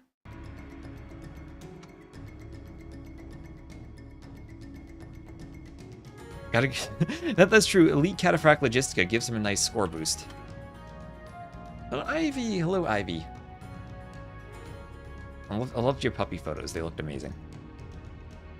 Alright, one more set of ads and then a deciding game. So, scoreboard time. 3-3. Game number 7. Another game 7 to decide who goes to London. Sebastian loses Stonefront, and it will be Glacis' game 7. Win for the Byzantines, loss for the Saracens. And is this Dravidians? Persians? This is a swordsman map, so would we see Persian longswords from Viper? Imagine Viper goes Persians and wins with Persian longswords.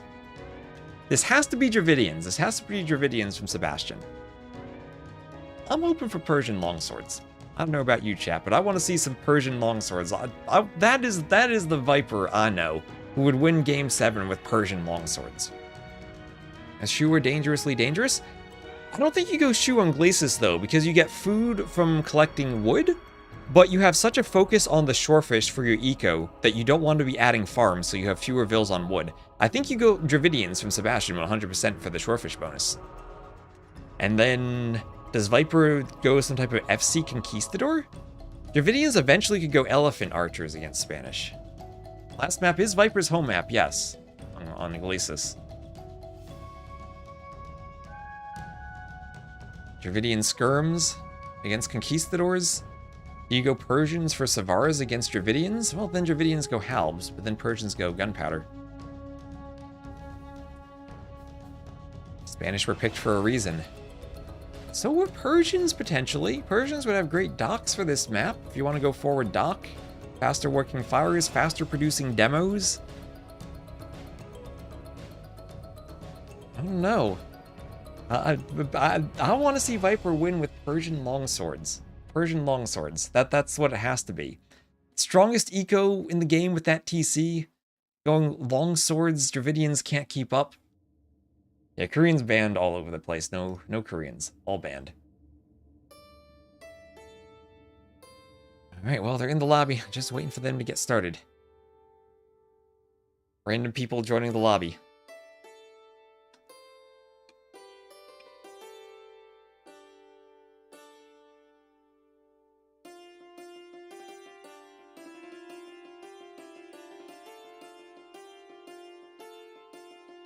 Persian war elephants. That's what we need. Long swords into war elephants. Spanish, I mean, aren't skirmishers supposed to be one of the counters to conquistadors, and Dravidians have probably the best skirms, at least in the Castle Age? Not as cheap as Byzantines, so you won't have as many, but at least in terms of the actual skirm unit, I don't know. Well, it's awesome that we still have everyone streaming, and between Twitch and YouTube, we have almost 400 viewers for this. So thank you all for tuning in on a Monday of all days. Hopefully y'all are off work from the snow. You're not going to have to shovel like I am. So, like I said, in 2 hours, we're going to have a TTL set. I really want to shovel the snow before it gets dark, but I think I have to keep streaming. I might be shoveling snow in the dark tonight to free my car.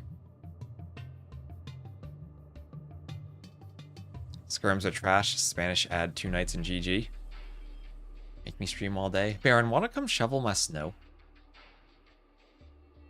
That would help. Then I could stream all day. Capture Age, hello? There we are. Red Bull might set a record for viewer numbers. It depends on if people watch on Easter or not. Finals are on a Monday instead of a Sunday, which is super strange. But at least, I don't know. It maybe depends on who reaches the final. Like, if Yo reaches the final, might have different viewership numbers if, like, it's at a bad time and countries there don't have off work, or ACCM.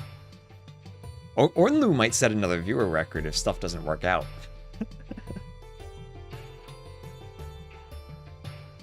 I hope they allow spectators today. Yes. Well, they have launched. And, okay, chat, guess the civs. Guess the civs. Spanish were picked for a reason. Were they? Were they? Do you think Viper goes Spanish? You think it's Spanish versus Dravidians, says Baron? Does anyone think it's Persians, Dravidians? Does anyone think it's Spanish shoe? Persians shoe? Vikings, they're not drafted, Wise Turtle. Vikings aren't drafted. Well, 10 seconds. The way been played already. Korean's Mirror, that would be the way to decide it. Maybe Game 7 should have been a forced Korean's Mirror. Persians versus Dravidians. I swear, this is going to be Persians versus Dravidians, as that is exactly right. Sebastian will be the blue Dravidians to the north, Viper the yellow Persians to the south. He immediately starts by queuing a spear. I have on this map seen tons and tons of men-at-arms into longswords, which means Viper, as the Persians, does indeed get fully upgraded to longswords. Where's your imaginary money? Yeah, no channel points here. No channel points for predictions. You think Viper should take this? I like the Persian's eco. Oh, and he opens up with a poke on the scout. That is exactly what he wanted there. Fully upgraded demos from faster working docks. And yep, he will see the militia. He is anticipating this. No surprises from Viper on what Sebastian's doing. Sebastian probably had to wonder, was it Persians or was it Spanish? In the pregame lobby. I think it was a good question. Oh, Viper, don't lose your scout to militia. What are you doing, Viper? Where's the micro? Who's winning? Oh, I was gonna say Viper had a nice poke, but no, now he loses his own HP. So, Glacis, remember, you can't wall on this rock terrain atop the boundary of your cliff, but you can go for walls inside of it. So Viper could wall these wood lines, wall across from the houses, wall over to here, keep 2 golds and stone safe in the back of his base. Depends on how much walling he wants to do, but if you wall like that, you give up the water. And the water is where all of the shorefish and all of your economy is focused. So men-at-arms on their way in.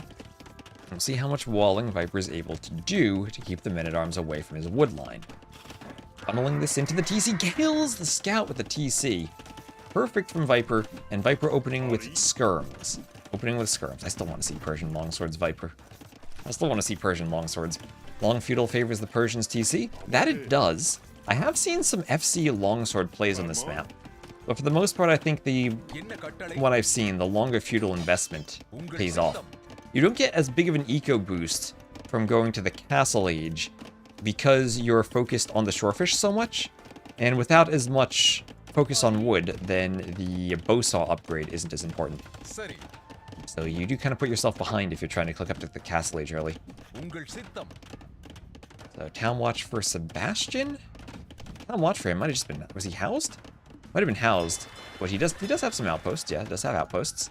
I think you start with outposts on the map, do you? Oh no, he built outposts. Look at all those outposts. He's looking for docks. Sebastian's looking for sneak docks from Viper. So he's looking for the Persians to come forward and dock. Just like he himself is doing. But Persians, Viper already has 2 fire galleys. And the Persians have faster working docks with more HP. So they shouldn't take much damage from this. Sebastian will get some housing space from that dock. There he goes. Needs to remember that later on, that he doesn't get housed if he loses the dock. And have enough houses behind it. Douche longsword. I don't think you're going to douche in Empire Wars. I don't think that's going to happen. Viper with play to only place a sneak dock after Sebastian feels safe to commit. Yep, and Sebastian, what did you say about the outposts? He sees the dock, and that bill goes down to the archers. So they were both placing sneak docks at the same time. But better dock from Viper. Viper with a demo, so this is more like a counter demo in case Sebastian comes forward with a demo. I wish you could see the attack stance. And yeah, that's a demo to intercept the demo and protect his vills. Viper with the interception demo. Better than the jets. The outposts and the fires feel like overkill. I like the outposts. I think the outposts work. Maybe this is an overkill outpost. But castle for both at around the same time. Persian should have a good eco lead. Slight res collected advantage there for Viper. Dravidians will get their free wood when they hit the castle age. Ballistic interception predator. Oh, here's another demo though. Oh, but Viper doing another defensive demo. He's prepared for this. He's prepared. Oh, is he prepared though? Bills need to garrison the tower, and they're... Ooh, doesn't even need to use the interception demo. Goes down to the tower. And the fires. So, well done. Again, Sebastian, as I said, will lose pop space when the dock goes down.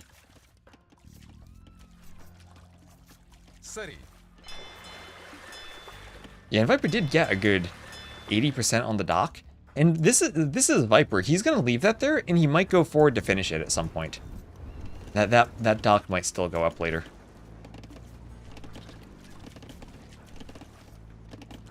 And considering how well he's done against Sebastian's dock, I think him losing that dock isn't the worst thing in the world. Sebastian doing crossbows. And Viper thinking, oh, I'll send this Vil forward. I'll finish the dock. Well, Sebastian's paying attention. That won't happen. But maybe he's not paying attention, trying to micro archers against the scout, trying to do the TC, doing a workshop. Here comes some skirms. Let's go skirms against archers. And where's the demo? There's the demo from Sebastian. Viper needs to make sure he doesn't get demoed. I'm sure he's practiced this map with Tato, so I don't know if he will suffer the fate of being demoed. But 80%, one Vil only chasing this villager. Now the dock should go up if Viper's paying attention. If Viper's paying attention. Well, he's on the shallows now where he can't Alcatraz himself, and the crossbow is not there in time. He'll get his own demos now. So leaving the dock foundation up worked for him. No ballistics, so the Vil just might escape. There's no wheelbarrow though, so the crossbows are faster. They should catch him. Needs one good volley. This is DE though. Crossbows can't hit the Vil. On AOC, that Vil would be dead. Oh my gosh. Finally, it's dead. Ah, crossbows are so inaccurate. That's the perfect clip for the video I need to make. I need to make a... It's around... So... G7, Viper, Sebastian, Doc, Vil. Oh, there. Make a note for myself. That has to be broken down. I have to walk the walk. So, 1 TC for Viper, 2 TCs for Sebastian, but the Persian TC will help keep him afloat in eco for the time being. Sebastian has to be careful of that demo still. And 3rd TC from Sebastian, but back at home. Honestly, wouldn't mind Viper doing a safe TC back near that gold. Keep his wood running. Could also do a TC at the front.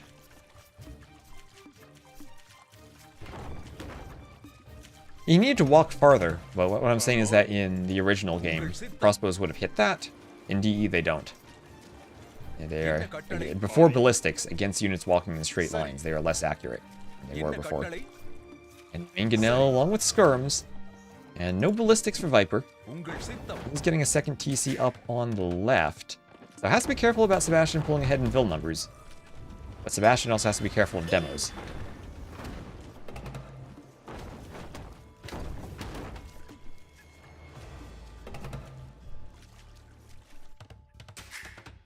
And TC on the left.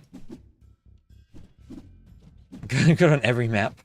Okay, Viper going for 3 TCs himself. So as the Persians, down slightly in Vils now, but up in Eco and should make up that gap. And I still want, he's going for a Fire Galley. War Galley from Sebastian. Part of me feels that War Galley from Viper here would be more advantageous because he can go demos on the forward water. Elephant from Sebastian, he wants to clear the dock. So if this goes late, if Dravidians go Elephant Archers, is there a world where the Persians go War Elephant to counter that? Okay, nice Mangonel shot on some skirms.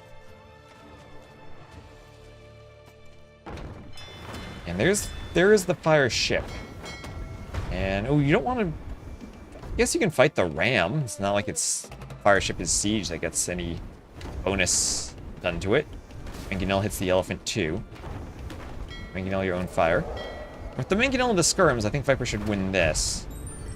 Still have the fire alive. Here he should with one more Mangonel shot.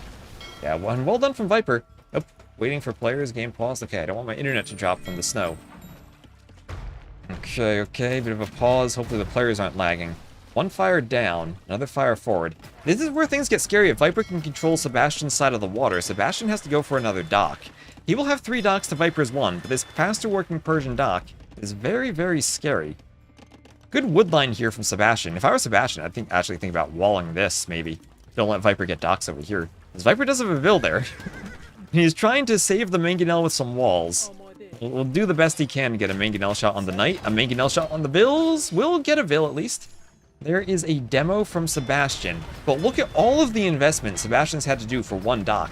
6 war galleys and a demo. Viper's just chilling in that dock with 1 fire saying, you know what? Invest everything you want against my Persian dock. I have HP. I'll boom up on land. I'll boom up literally with a demo ship on 2 knights. Oh! That demo did a bit of a sideways walk after getting hit by that Vil, but that was something else. No knights for the Dravidians, no. No knights for the Dravidians. They do have Woot Steel Halbs, so that maybe limits the Persians' ability to go for Savars. Ecos and Vil counts are still really close. Still think Viper should eventually pull ahead as the Persians, but the Dravidians' extra carry bonus for the Shorefish should be pretty nice for them here. Look like a demo doing friendly damage too. Imagine if demos did friendly damage. Okay, and here's a demo opportunity for Sebastian. If Viper gets too greedy here, he faces demos. Viper, where are you paying attention? Who pulls back, pulls back. So demo versus Mangonel now. That Mangonel low in HP. Viper maybe needs to get away from the water. He's doing Bowsaw. And oh, this is the eco difference there. Handcart now for Sebastian. Neither wheelbarrow nor handcart for Viper. So even with the Persians, he's still a bit behind. Persian's keeping him afloat though. Is this a matchup for the Arumi? I don't think so. I mean, Viper's probably not going to go Persian longswords, and you'd think of Arumi more as an infantry counter. I think this is more Viper wants gold and to go Savara hand cannoneer. Persians with hand cannoneers should be good against the Halbs, or maybe he wants trash bows, but I feel like against Dravidian, maybe elephant archer, skirm, maybe prefer hand cannoneers. Oh, Viper losing the Mangonel for nothing. He is picking up relics though. That is his second relic. Here in the east, 2 more relics over there as Sebastian gets 1 relic.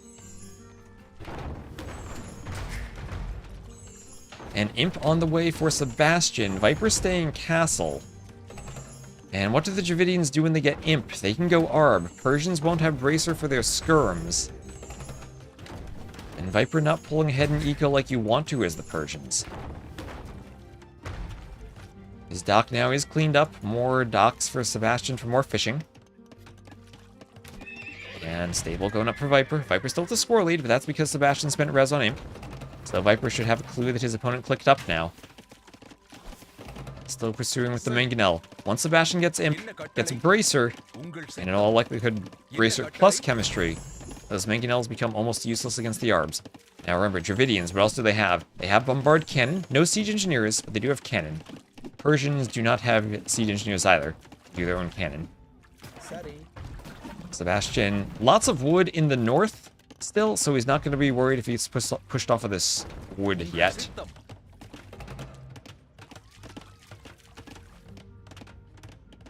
What's on the line here? They are playing indeed for a spot at the LAN, yes.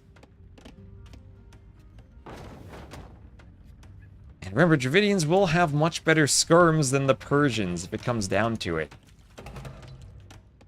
Viper with 100 Vils, and this is now the spot where Sebastian trying to go Imp. Is the Imp too early?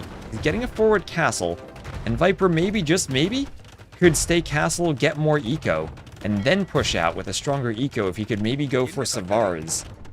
He has the eco for Imp now. He's up in Vils, he has Handcart himself. He has the Mangonels there to deny the castle from the Imp timing. Imp will research ever so slightly faster as the Persians. At this point, part of me wants to see Viper do an extra TC in the middle and open up the Vil lead so that he can go for more expensive units. The Dravidians might want Elephant Archers, but if they can't get there, that's good for the Viper. Kind of forcing them into Halb Arb then. Yeah, so gold control for Sebastian. He has gold. He has gold in his base, but still needs to move Vils onto it. He has stone in his base too if he needs to sell something. But he still hasn't gotten the castle up. That demo is still in play. Viper moving forward with a ram, still trying to delay the castle. He won't stop it forever, but he can delay it. He can force the Arbs over. Arb Bracer on the way for Sebastian, and now the Mangonel's no longer useful. Stables up for Viper, Husbandry on the way. And if Sebastian does not have a Halb switch, even if Viper just gets Cavaliers instead of Savars, maybe, just maybe, he'll be able to take a good fight. But this is now where we're going to see some of that old school Viper greed. As soon as the stables are spotted, it has to start being a transition to Halbs for Sebastian. And stable denied at 90%. Arbalists come in. Ballistics for Viper. I need armor for the Scurbs too if he wants to fight Arbs. Does he go full Hera? What is full Hera? Full Hera is, I think, full Light Cav raids, which I don't think you want to do as Dravidians. So score lead for Sebastian. That might flip. Oh, what is this? We're going to have some market usage for a forward castle. Forward castle right on Viper's face. He can't afford a counter castle. So Sebastian, realizing Viper wants to wait for imp upgrades, he's going to do what he can to force the fight before Viper can get them. However, this fight, is this a fight that Sebastian actually wins? As skirms for Viper come over. Viper will run. That castle will go up. Viper will lose some knights. And Viper doesn't have the timing that he wants. I worry, though, maybe that castle can be ranged by cannon galleons back here, as we have Chemistry and Cavalier for Viper, and still don't see any Halb play for Sebastian. Remember, the Persians do have Savars, which are better against ranged soldiers than Paladins, usually. And also, they do have their +2 attack against ranged soldiers for their Cavaliers, which Viper should be getting in 40 seconds. And the castle also is on the production. It's on the Cavalier upgrade. If Sebastian realizes that and destroys the stable with Cavalier, he would win the game. Oh, the demo! The demo! I was looking at the stable. The demo! Viper finally gets the demo he needs. He finally gets the demo. And is that what he needs? Is that what he needs? Now he has time. Now he has time to go for Cavaliers. The demo. All the Arbalests down. And Cavalier in this stable finishes. He's doing armor, and now he can click Savar. Well, if he has the res for it, he can click Savar. He might not have the res. He needs the final armor. And there's chainmail armor. There are pikemen. Dravidian Halbs on the way. But Viper, he did what he needed to do. He got the demo hit he needed on the Arbs. This is where the rerun would be nice. Well, we need to convince them not to make it a paid feature. I'm not going to support the subscription model. So Arbs here on the Cavaliers, pushing them, and the Cavaliers able to go back, able to hit the Arbs.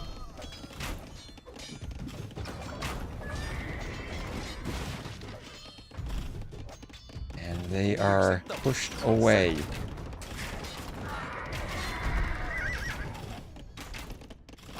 PC goes down, and now Cavalier hitting the trib. But Viper's more worried about raiding now. He's more worried about raiding. Sebastian needs his own demo.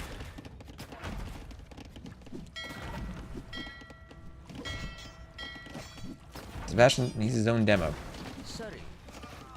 And Monk goes down. So Halb and Squire is on the way.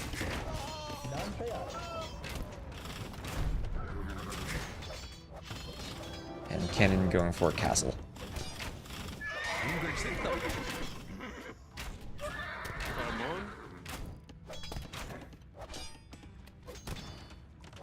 You see the benefit of high HP docks and TC? Yep.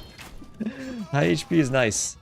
Looks like the beginning of the end. Well, Viper has the skirms in the back of Sebastian's base. Sebastian still has a score lead, and he's able to get Halbs out. So now Viper has to be extra careful with how he raids with the Cavaliers so he doesn't die to the Halbs. And Viper losing the map control he had to the west, but he's moving out to the east with his own castles. Getting conscription on the way. He hasn't been able to click Savara, and I think that's still really expensive for him. Relic's also 4-1 in favor of Viper. Sebastian with a 1k score lead. Maybe that's mostly because of the galleons he has, though. The ships are quite favorable. But Persian skirms, we all know how good the skirms are. Pushing the arbalests back.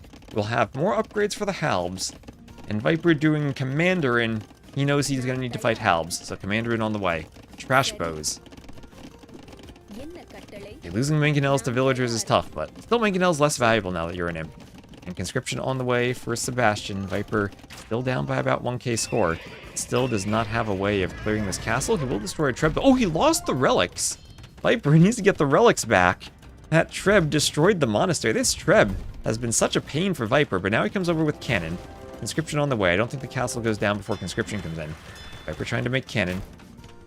And Sebastian still 1k score ahead. Viper actually down 20 vills despite the Persian TCs and all the raids he just had. Skirms without Bracer, not the best raiding unit.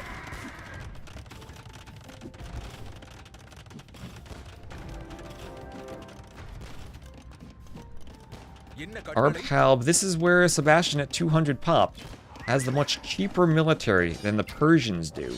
Viper with a Cav Archer. And now Viper has to worry about gold. He's got a gold in the back. Sees Sebastian's on the gold in the corner here. And Sebastian wants another castle protecting more gold. Viper would love to get that gold back. Bombard cannon can't be deployed with all of Sebastian's military. And Viper needs to get his population up before he fights. And those relics being lost is awful for him. Hoarding's two-handed swordsman iron casting. And will trash bows be enough against champions? Part of me says no. Part of me says Viper's gonna need hand cannoneers. Trash bows without bracer against champions. That doesn't sound all that good.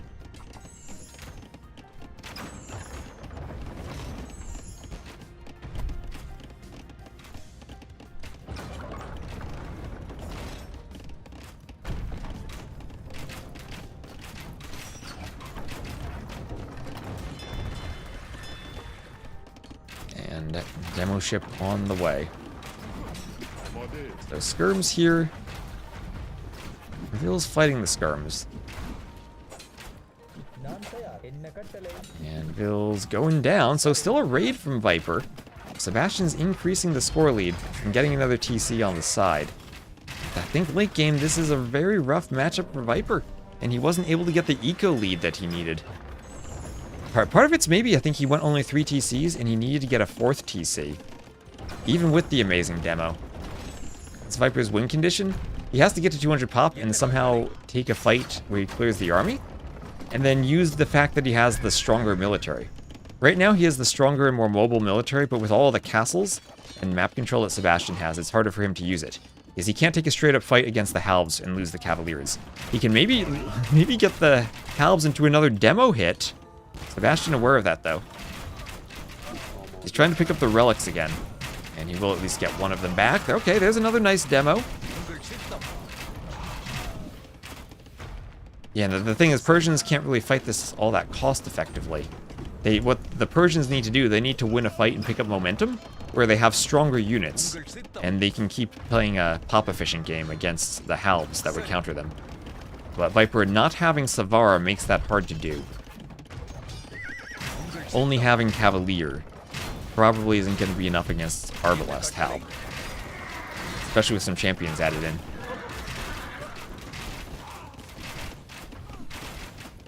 Materialize 30 Elite War Elephants. Yeah, and that early castle for Sebastian was great. He recognized Viper was going for the Cavalier, waiting for the upgrades, the more expensive upgrades.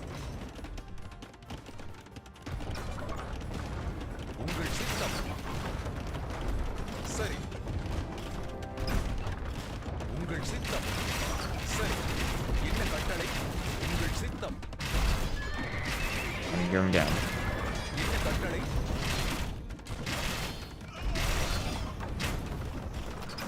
Cavaliers come in, cannon chase, are chased by the champions. And will they survive? They will, but the castle won't. Trebs take down the castle, and Viper, slowly but surely, is being pushed back. All those raids he did weren't enough early on, and he still hasn't been able to get to 200 pop. Sebastian needs to make his mill. Auto farm won't help you make the mill. Citadels would go nuts. Citadels certainly would help. Viper castling the TC, but that's not going to help him with gold control. Castle from this angle might have been better. But he right now has no way to clear the Trebs. He is doing Savar though. So he has to hope that Savar will be enough. If he somehow can get to 200 pop with Savar, still needs iron casting, and he only has 6 fills on gold, so that's going to be tough if not impossible. Gold mine over here, maybe he needs to take and sell some stone? His castle controls so much gold, and Sebastian even mining the forward gold so Viper wouldn't have it. By Cavalier over Savars, he has multiple castles. No, Cavaliers upgrade to Savars. They upgrade to Savars. Castles are war elephants with the Persians.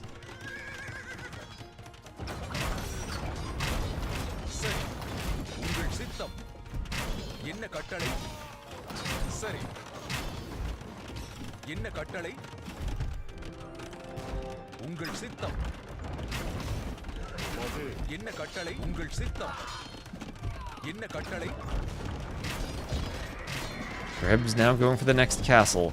Savars, good Pierce Armor, 8 Pierce Armor against the Arbs. They take only 2 damage from the Arbs. But Sebastian immediately throws up barracks and will be pumping halbs. Viper somehow needs to hold this and make it come back with Savars. He has no gold for Savars. He's floating res for trash units. That's not what the Persians want to do. They don't have great skirms. And now he's losing his next castle. The Trebs will turn around and take out one more castle, and without the castles, he will drop in score. 40 minutes into the game, Viper is still holding, trying to push Sebastian off of gold. Sebastian making Arbs, which are a much cheaper unit in terms of gold. Viper has to do guilds. He will do guilds before he sells, or after he sells. Sold 1,000 food and wood. Market prices for food were still good. But I don't know how he gets up to Savars. Oh, raiding party on Sebastian's base. Hello. Hello, Sebastian's down to 84 vills. Oh, Sebastian, like I am, looking at the action in the middle of the map, Viper managed to run Savars into Sebastian's economy. Well, that'll give Sebastian more military space. He's at 117 military. And he doesn't really have a bank of resources, but he has not really a queue of units. Problem is, Viper can't take fights now, and Sebastian will control all of the middle. Although, he has to repair a castle in the west. Those 2 Trebs are very exposed for Viper. They are out in the middle of nowhere. Well, Sebastian down to 75 vills. Sebastian down to 75 vills. Wait a minute. His vills are building a mill in the middle of nowhere. Savars will pick them off. Does Sebastian drop to under 70 vills here? Viper will have twice the vill numbers. And if Viper can stay at 200 pop, and he needs to take and win a couple of fights now, even if they're not cost efficient. Doesn't want to be losing Trebs like that. But wait a minute, what is that? 20 Arbs? Surrounded by Savars? He needs to run into the shallows and do some demos right now. Those Trebs will go down. The Treb will go down. This castle at least will still be Trebbed. Viper doing more ranges. Viper might not be dead yet. He might not be dead. He still has Savars in the eco. Sebastian has to take that military pop and bring it back to his eco. At the same time, while Viper's being raided, he just lost 20 vills. He was at about 140, and he lost the gold control. But to be fair, he had mined all the gold in the west. He can come back east, mine gold over here after pushing Sebastian's castle. He can't be losing Savars to halbs, though. He can't be losing Savars to halbs like he's doing there. And he's down to 150 pop. Somehow Sebastian's on 80 vills and still has a better eco than Viper. His units are so cheap and he won't need to replace the arbs that are in the back. Much prefer to have the gold unit in the back where you don't need to replace it, and Viper now has to repair a Treb, play dodgeball with a cannon. Too many arbs even for the Savar, and the cannon survives. Viper with a Persian TC, trying to take the gold in the middle, but too many units from Sebastian. Viper is dropping more in pop than Sebastian is. And Sebastian now reestablishing his score, getting his vills added in. And Viper now still with 5k more res collected, still can't take efficient fights against the Dravidians. Well, what is this? Viper losing to Dravidians?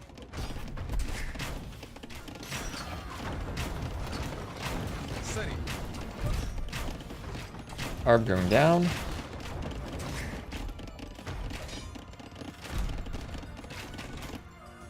Oh, Nightlife, thank you for the raid. And I think I missed Kozo Glazy for the follow earlier. So Savar's Viper's still trying to hold, trying to make something happen. Still has a 40 vil lead. You have a 2k wood bank for Sebastian though. Now maybe those are Trebs he could lose. Viper noticing the Trebs, he will pounce. Sebastian still has all the gold control on the map. Viper 0 vils on gold, and you can't make Savaras with 0 gold. He will pick off probably 2 Trebs and a cannon though. The Treb running to the forest. Trying to hide in the woods. Pretending to be a tree. How long until this is a wood game? They still have a lot of wood in the back of their base. But 75 minutes is the time limit. Could become a wood game soon if you're trying to control wood in the middle. Viper deciding, let's repair my Persian TC and then garrison to kill some arbs.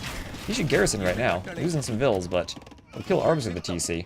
That's what he needs to do, kill arbs and hope that Sebastian can't replace them. But Sebastian still has gold. What does he have there? 600 more gold. And where is the demo now, Viper? Where is the demo now? So this is a Woots game. Is Woots Steel in? It is. Infantry and Cav ignore armor. Those are some strong champions that will die to some gunpowder, maybe. Gunpowder castles. Where's the quick wall, Viper? Where's the quick wall? Viper now is going to have champions in his eco. Persians at least can replace their vills more quickly. Viper desperately repairing a TC in the middle of the map. That's not really what you want to see from him. Sebastian probably happy to see the light cap now. And the fact is that Viper cannot afford to upgrade to Hussar without any gold. Can't do Hussars. And now Sebastian claiming even more gold. That's gold Viper really wants. And even though that forward castle is cleared, the fact that Sebastian had that so early on, denying Viper the gold he wanted, slowed down and weakened the Savar transition. Is he still able to afford Savar? He did guilds. He has 4 relics. Viper's still up by 30 vills. Sebastian replenishing his vil count. And even Viper with the better KD overall, not able to clear the cheap Dravidian army with how good those Wood Steel halbs are. And fully upgraded arbs against rather poor skirmishers. The lack of racer hurts so much. Viper wants a TC. He's TC dropping like he's dropping castles. Still trying to Imperial Age Persian douche as the champions come. And push the vills away. Are the champions? They're all chasing one vil. Neither player noticing what's going on there. Viper's soon to be pushed off of this wood line because he finishes it. You just need to YOLO all the vills to do that TC. Viper's still being pushed. He's down to 135 pop. Sebastian on 180. Sebastian had a large enough military in queue after he lost those vills that he was able to replenish his military pop. Now all these vills out here could die, and there's a GG from Viper. Sebastian will do it. After Viper won in 7 games in KOTD with some Phosphoros. Sebastian. Lower KD, fewer res collected, but it doesn't matter. Against the Persians, Viper didn't get the early eco he wanted, and even with the nice demo shot, that forward castle from Sebastian so clutch. And Viper, unfortunately for the Snake, will not be heading to Red Bull in London. So that's 3 former champions. Tato, Doubt, and Viper not making it, and his home map of Glacis will be losing with Persians to, of all civs, the Dravidians. Maybe he should have gone for the Persian longswords. Maybe he should have gone for the Persian longswords. First time I'll be... Well, I'm not formally there, I'm just traveling to it.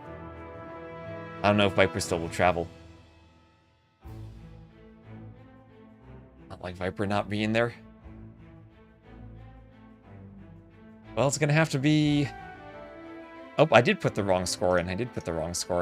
There we go. Sebastian wins. Oh, the good old flipping of the scoreboards between capture age and the out-of-game overlay always gets me. 100% more formal. Well, we need 8 more subs then.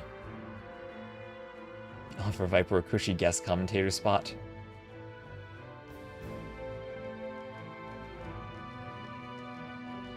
Yeah, minus 7k views without Viper.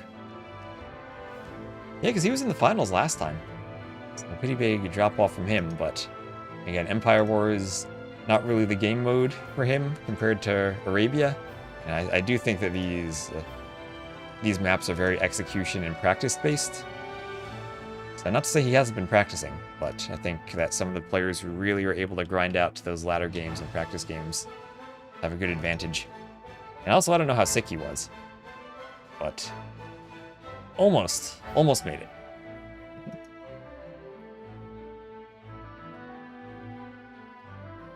Yeah, Viper, Tato, Jordan, and Doubt can all play Rage Forest together.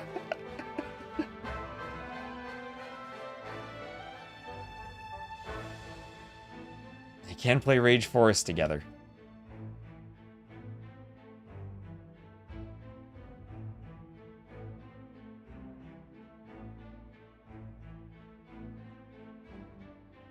All right, so I think it's... What do we do now? I think it's time...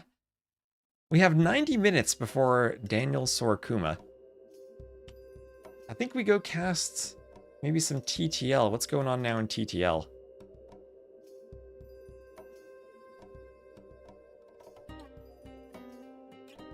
There's a Battle of Scandinavia going on. But in just over an hour, we have some TTL, so I think we'll go cast some TTL Rex and then go cast that. So let me just update some titles, get some ads out of the way, and then we'll go do TTL. So congrats again to Sebastian. Stay tuned for more. We're not done here. Probably have another 3 hours or so of casting, and I think the snow I'm going to shovel is going to be in the dark tonight.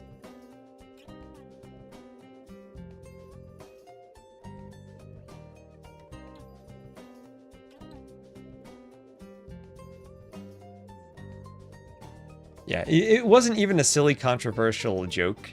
It was about cleaning up something from, I don't know. It was Joan the maid as a unit, and he was making a pun. And at the same time, he lost front page. It was -7, -7k viewers. Wasn't even anything too bad. New generations. Alright. We're not gonna talk about someone's religion like that. Alright, so TTL time. What do we want to cast? There are a couple of sets we could go for. Let me just check the TTL Discord. Oh, Classic Pro Turs. We're gonna cast Classic Pro versus Turs, of course. I think that'll be it. Let me update my title on YouTube and on Twitch. I will do Classic Pro versus Turs.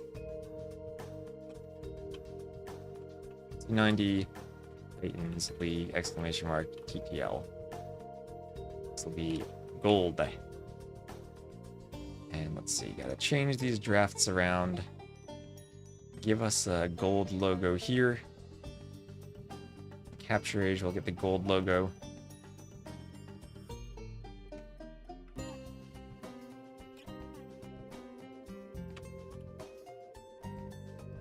And get ready to go.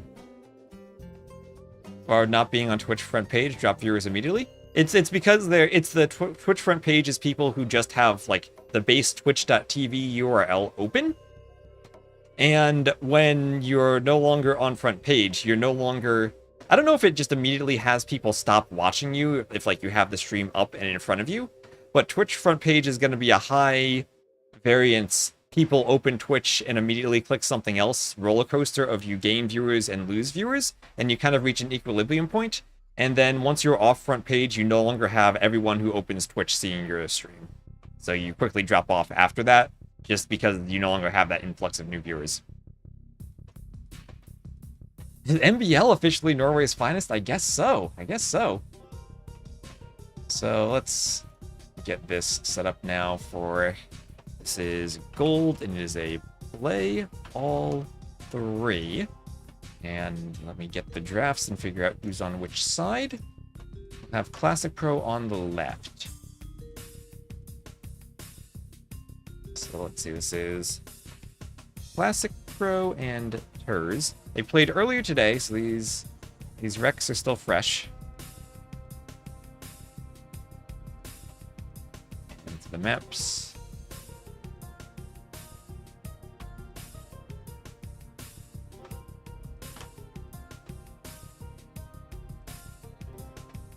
There we go.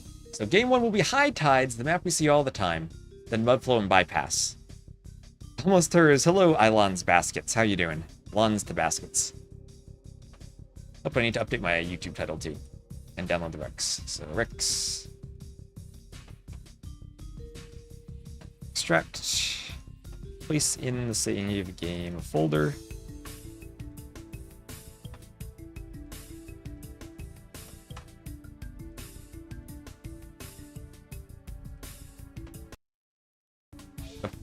We need to... I keep forgetting my forward and back buttons are my switch scene hotkeys. I need to change that up. Or get a different mouse. There we go. Back to TTL. Let's go. Let's go. Hello, Arbase. Hello, Garlic Witch. Hello, Duve. Everyone excited for TERS. And we have Daniel at the top of the hour, so we got to go through these recs quickly. Let's see. I have our USA player, Daniel. So let's clear this. Stream settings. Edit the title.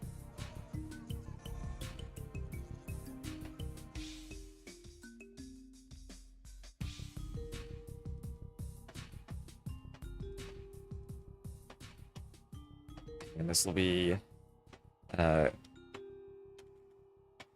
TTL Season 5 Gold. Hosted by T90 Official. This is Classic Pro versus TERS. And change my thumbnail real quick.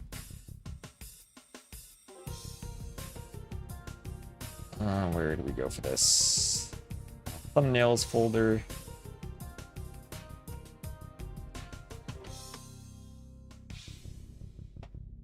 Save. Alright, so let's just hop right into it. Game 1, Classic Pro versus TERS.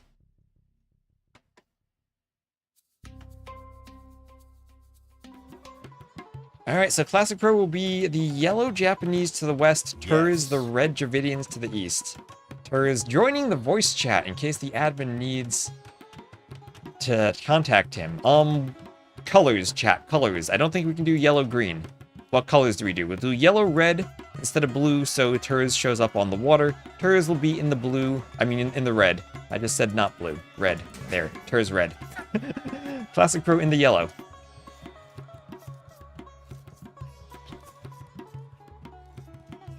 Even as T90 has passed SOTL on YouTube. Well, I think Hera is going to benefit a lot from people like Viper not streaming too much anymore.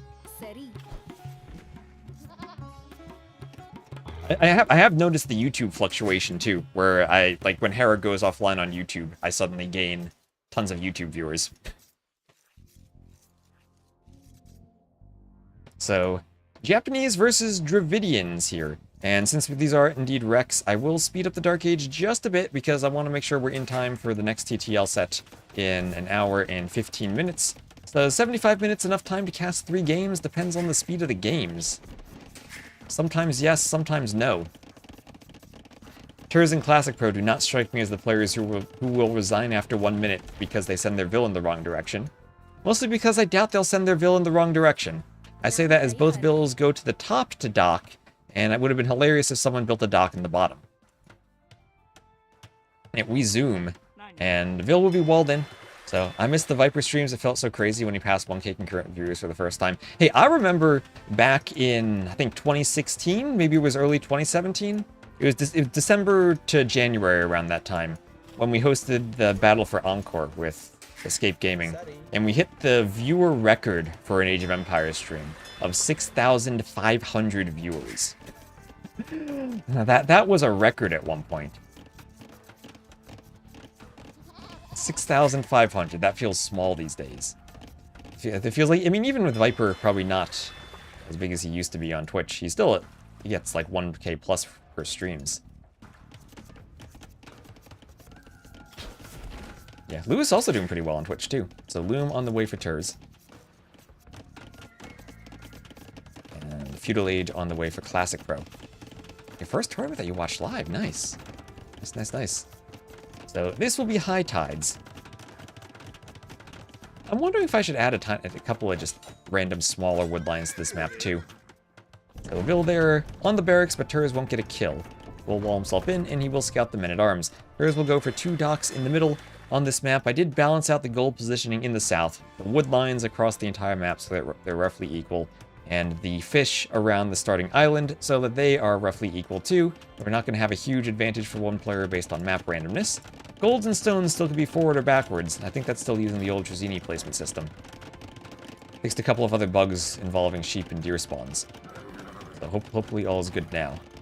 Fixed a bug on bypass last night too. Hello flying snakes, hello.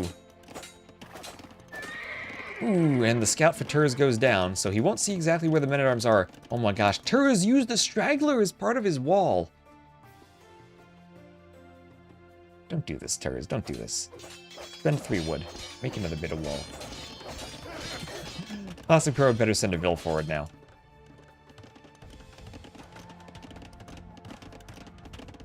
Oh yeah, that Doubt Nikov set. Those OG Arambai, I remember Zach had internet problems. And people didn't know that the Arambai were throwing darts, so people kept asking, oh, what are the Arambai throwing? The answer was internet packets as the stream was lagging.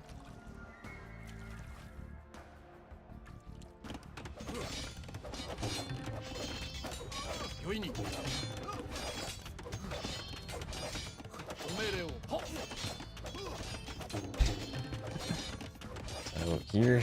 Also, can someone double check my Twitch title, make sure that's updated? I'm no longer on Red Bull, or full on TTL now.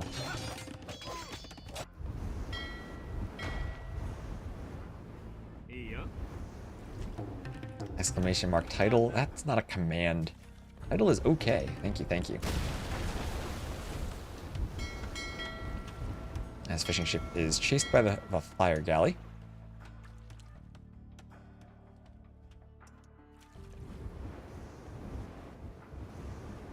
Yeah, I remember when Eddie would do a 23+2 FC on Arena, and it was fast. I think I have a super old YouTube video about that, with a couple of 23+2 builds he did. Nowadays, it's like slow. You phosphor up on 21 pop.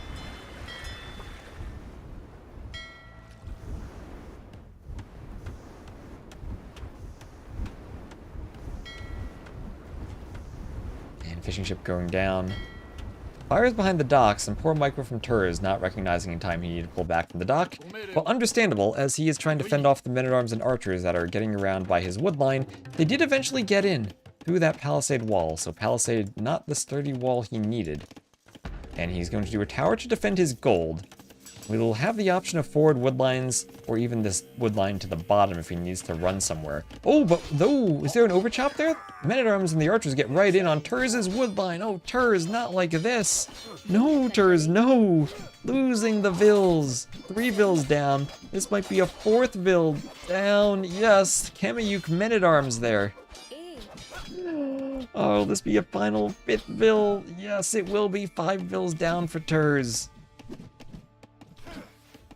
Oh, yep, there's the tree stump there. Overchop for Turs. And they get in, and this will be Vil number 6. And he spent so much time walling that he also is losing the water. And things looking pretty darn good for Classic Pro right here.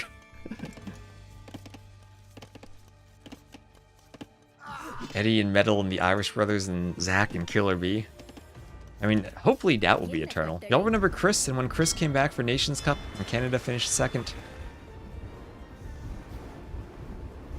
Any Brazilian player? I mean, we talk about Riot like that now. Fire's certainly not at the level he used to be compared to everyone else.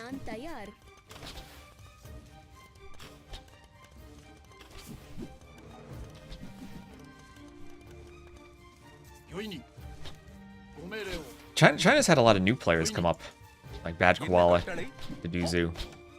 Even Vivian Licks feel a bit younger than some of the older generation. Like Yo-Yo's been around forever. I know Riot, he was so handsome. I miss Riot. My favorite game of Age of Empires I ever watched was Riot versus that cheating player where Riot won on that islands map. They were trash talking throughout the entire game, and he somehow won. That was peak Age of Empires.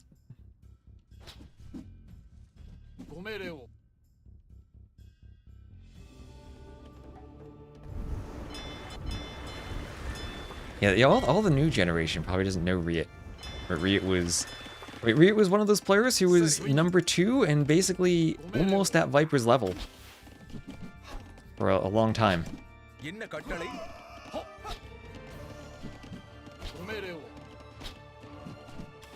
So Archer's hitting the Skirm, but Turs will mostly clean this, but Castle Age clicks 30 seconds faster for Classic Pro. And Turs, who's still on the water, gets a fire ship on the fish.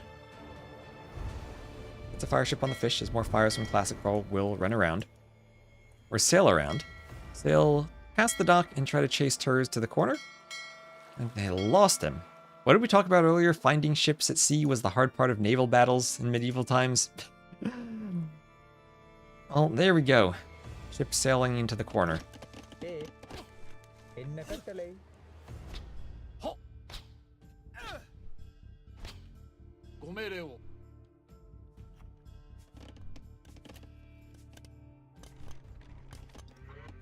And some farms will start going up around the TC.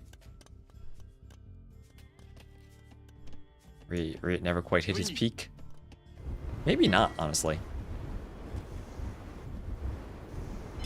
I mean, for a long time, we had Hera, who was a player who didn't hit his peak.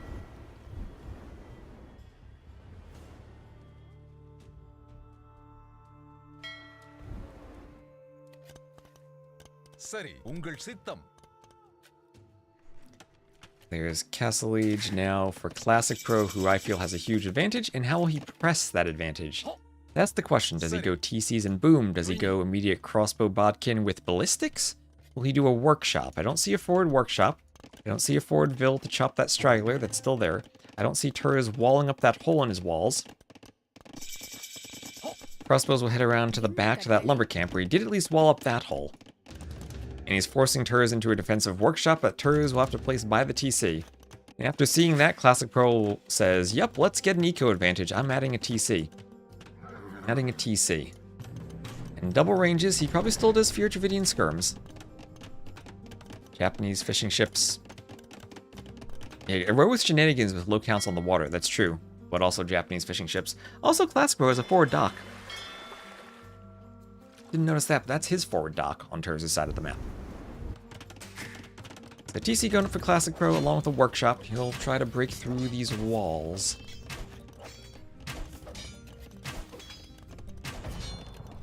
And in he goes, in he goes.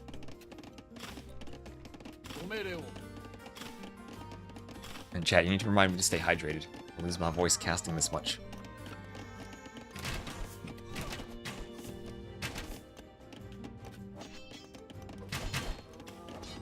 Thank you.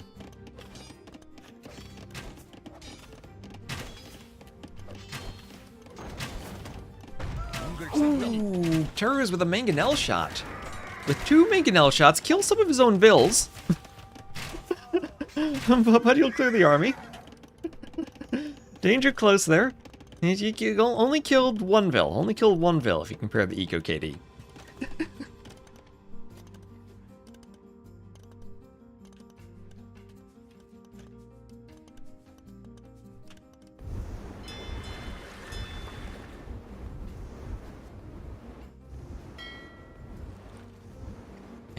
First collar wheelbarrow on the way. We'll have a TC going up there for Classic Pro at home. That'll be his 3rd TC, and he's booming away. Has a defensive mangonel ready for Turs to come and pressure. Turs, at least with that mangonel shot, bought himself some time, but with a 20 Vil difference, that might just be time until he dies. So, like I said, we gotta speed the wreck so we get caught up to our set in an hour. And here's the workshop for Turs. Mangonel can get a shot. What's Turs? How did he not get hit there at once?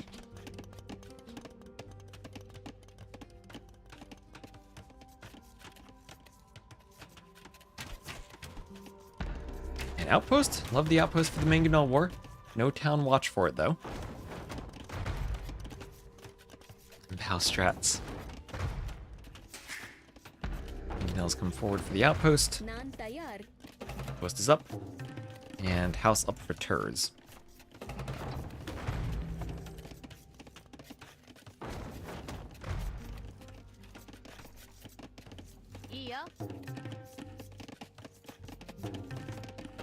என்ன கட்டளை? As the crossbows, watch out for the Mangonel. I'll have to dodge.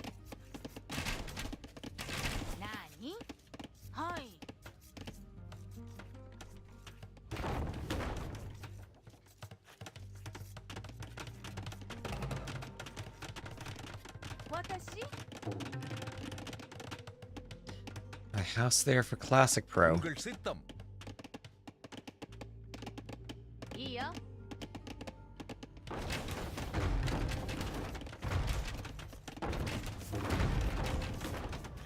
Bosar, or not Bosar, Bloodlines.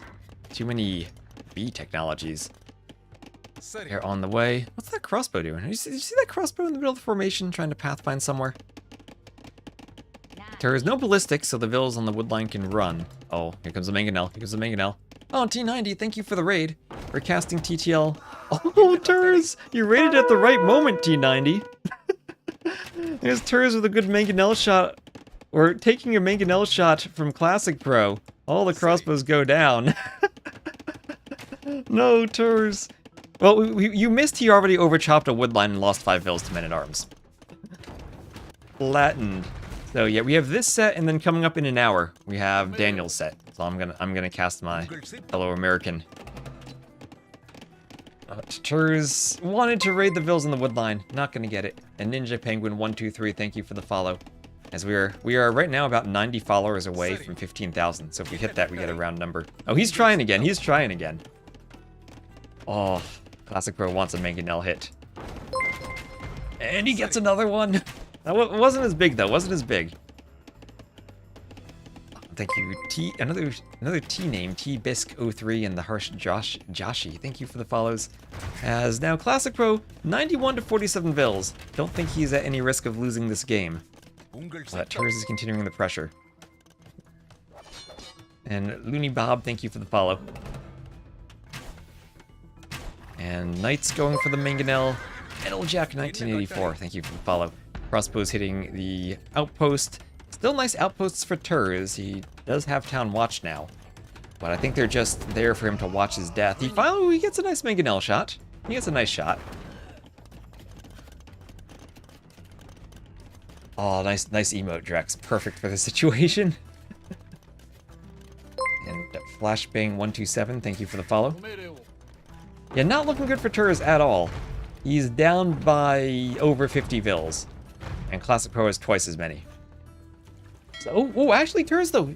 Credit to Turs, he's going for the dock in the south. No one ever does this.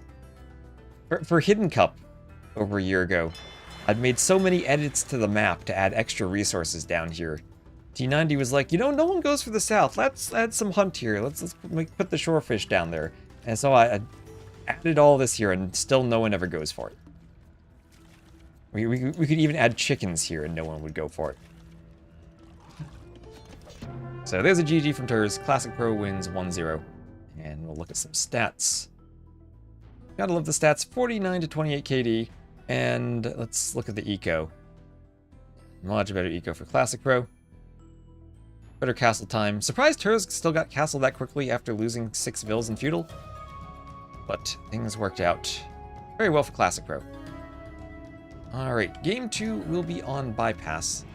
Apologies for doing an ad after a raid, but just to keep the ads off during the game, can do a 30-second ad, so stay tuned. I'll get bypass as I update my scoreboard. We'll have Classic Pro up 1-0. And as far as maps go, we will have 1 win for Classic Pro on High Tides. High Tides, is this the most played map so far? I think it is, and that was a win for the Japanese over the Dravidians. Dravidians losing, what a sight. Haven't seen that in a while.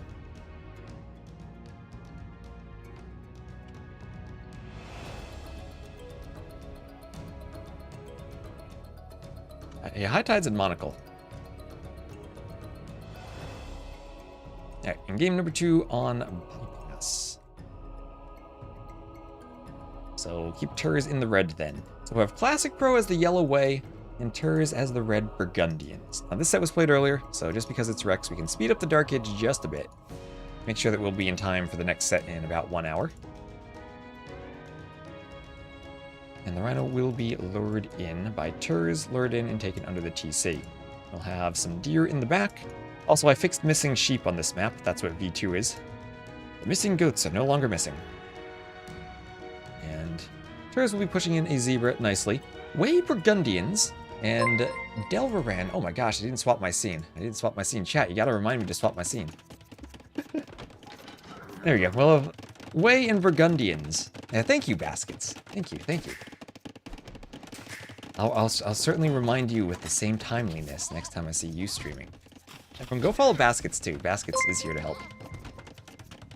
Oh, Turs, you gotta push it through the gate without using the goat. I love that trick. Anyway, Ultimate Rory and Delveran, thank you for the follows. You forget to do that sometimes.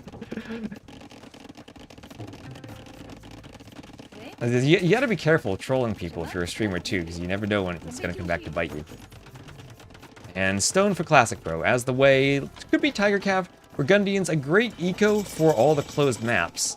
But actually where I'm saying Tiger Cav, no, it's going to be a tower rush. A trush here. You start walled, but only palisades. And I've seen this a couple times on the map. I don't really like the strat on this map because it's so easy to wall off. Hello, Oboyne, how you doing? This is the real Turs. Yes. This is the real Turs. It's typed in the jokes. Gone. So, tower up there for Classic Pro, pushing the Vills from Turs back to the TC. We'll have Feudal Age on the way for him. You're gonna press the button for Turs. Tower rush into 3 eco upgrades is pretty sick here. Yeah, it is. I mean, he didn't even have to do Loom for the tower rush. And Turs has to wall a lot since he's up so slowly. Oh my gosh, like, that is a fast uptiming for the tower rush and the eco upgrades. Alright, and now he's going to be 1, 2, 3 Vills ahead. The 4 eco upgrades, 4 Vills ahead from gold. How the heck does he afford all that? Well, I guess part of it is he's not going for that Vinch-style trush. Previously, I've seen men-at-arms and archers along with the tower rush on this map, but I felt like that was a bit too slow. Here, look at all this damage he's doing to Turs. Oh my gosh. And this is probably the perfect Civ matchup for it, because the Burgundians want to stay in the Dark Age longer, adding their eco upgrades. Oh, T90, thanks for the sub. Those cataphracts TTL hype. pack quite a punch. Better to fire and retreat than face them toe-to-toe.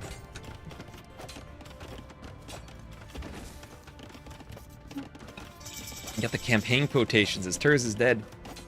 Here I am thinking, oh, maybe I need to speed the Dark Age up so that we have time to cast everything before Daniel's set. Joke's on me. Or maybe the joke's on Turs, as that is rough. So, 4 upgrades against the Civ that stayed in the Dark Age longer for the eco upgrades, and Turs was clearly planning on fast castling. Against this aggressive tower rush, and Turs has to counter tower just to stop it now as he goes for the market. And he still wants to FC, he doesn't quite have the food for it. The farms even hit... Oh my gosh, the goats even hit by the towers. He's lamed the goats. Yes, he does have gold mining, stone mining, horse collar, and double bit axe. All the upgrades there. Classic Pro, 5 Vills advantage. And now if Turs tries to go to the Castle Age, he's going to go up, but at a huge Vill disadvantage. So this is going to be 10 plus Vills different with the Castle Age timing and the TC making the Castle Age upgrade instead of villagers. So Vills go for the straggler trees. And the Classic Pro got power. Oh my gosh. Yes, he did. So it's unfortunately always a struggle for him to schedule. So glad he was able to play the TTL games. Hopefully the scheduling and flexibility for TTL gives Classic Pro some more options compared to the very tight one weekend for Red Bull. So Vill, hit by the tower, has to run away, and Garrison's in the TC. And tower fight here that both players committing to it. 3 Vills on stone for Classic Pro at home, and he's done great with the continued tower rush. Turs loses this will be the biggest upset series of the day. And thank you, Aletbai, for the follow. So tower going up here, Ville's repairing the tower. And we'll have wheelbarrow on the way. 什么？ Oh yeah, T90 in Florida also doesn't have snow like I have now. After the stream, I get to go outside and shovel. So give me energy for the shoveling I'm going to have to do. I legit could use a wheelbarrow IRL for shoveling the snow right now. That would be helpful. I need IRL wheelbarrow. And Ville Garrison, nicely done from Classic Pro, gets a bit of repair on his tower, and Turs will have to go for a workshop. Yeah, I do need the Burgundians' early handcart. I need Vikings' free handcart and wheelbarrow. Shovel would work better. The problem is I'm in like a parking lot, and I need to take the snow from like behind the car and throw it in front of the car, because I can't just shovel it into the road. So it actually would be easier to have a good wheelbarrow to like shovel a parking space by like fewer trips of dragging the snow back and forth and carrying it with a shovel. I need loom before I freeze. So tower here, nicely done on the garrison. Don't want to let the Villes lose too much HP before they garrison in the tower, and well done not to lose them. Mangonel comes forward, so 3 towers the Villes will be able to retreat to in a row to survive from the Mangonel. And he's going to start turning around very quickly. And in the Feudal Age, you won't be able to hold the towers, but Castle Age on the way for Classic Pro. I'm wondering now, if Classic Pro gets up to the Castle Age, he's only 2 minutes away, how quickly do these towers go down? Especially if he's going to defend this one. He doesn't want to defend underneath the other tower. But if he's going to fight the Mangonel, I wonder if he buys himself enough time now with Fletching on the way. If there's a universe where he gets up in time to do a university and guard tower, and he's going to lose this tower no matter what, but if he keeps this tower alive, repairs a bit, we need to garrison. Ooh, garrison's just in time. Well done. Ooh, doesn't garrison in time there. Oh, the gather point, oh. Oh, it loses 2 Villes. That is so unfortunate. Does anyone have a Nilly emote? Get your Nilly emotes in the chat. As that was the Villes tried to ungarrison outside of this tower, even though they're going this way. And they walked around the tower and into a Mangonel shot. You know, that's awkward. You need to manually set the gather point out here and ungarrison the Villes one at a time and time them. That's rough, because as soon as the Ville hops out the long side, the Mangonel reload will be in time. Alright, so there goes my guard tower idea. Instead, it's just a bunch of stone walls. So, second TC from Turs. But he is way far behind in economy. That's not where you want to be as Burgundians.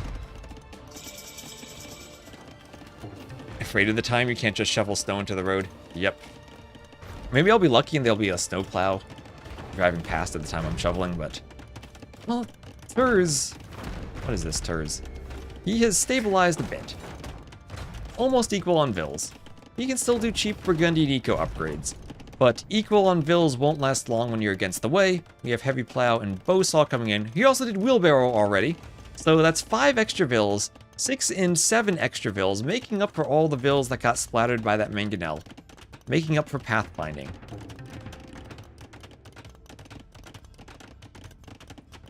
And now he can still get handcart and both shaft mining upgrades for 3 more Villes still.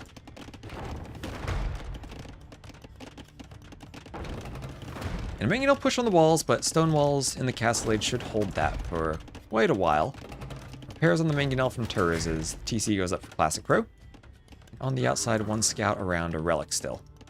So, 3 TC boom. Well, 2 TC boom right now. 2 TCs in a workshop. And barracks going up 2 for the way. Now, the question is, will he want to go Shanbei Raiders? Oh, look at that. 3rd TC. I didn't even see it. 3rd TC on the outside. 3rd TC on the outside. So, Turs with his scout out here. So I wonder if Turs is going to have... Let's see. Ooh, didn't quite scout it.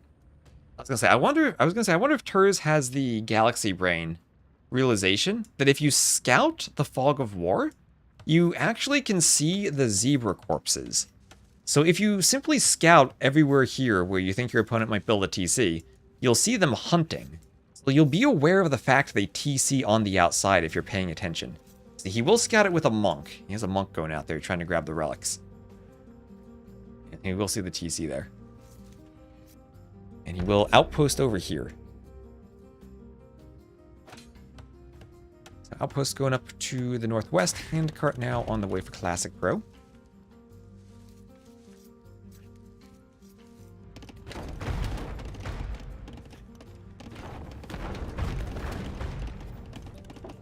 Outpost going down.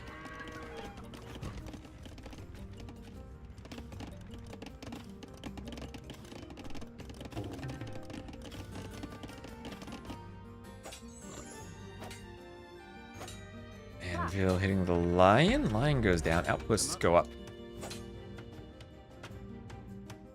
Anvil very low on HP. Monk just goes for conversion on the Vil.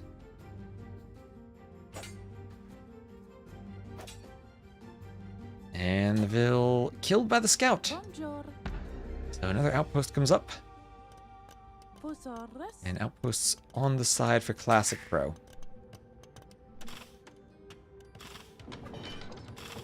Maybe Steam Deck. AoE2 does work on the Steam Deck, I've heard. But it doesn't have the controller support like the console versions do. You'd have to play Dave style with rigging up a controller for the PC version. You know, I've never really seen this before, but could Classic Pro conceivably cut to the outside and get out here? I've never really thought about that. I've never seen an overchop from the inside to the outside, but he built his lumber camp so close to the back, he actually might be able to. I did shorten the wood line by maybe 3 trees so that I could get consistent gates spawning. And I guess that is maybe a slight change to the map if this is possible.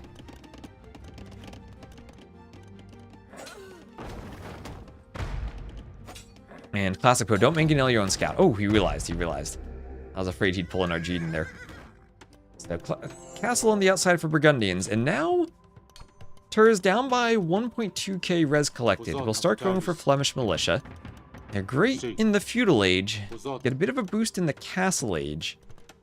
And he's thinking of raiding Classic Pro, but one step ahead of him is Classic Pro, who will construct a castle, guarding the TCs, the berries, the gold, everything out here to the east.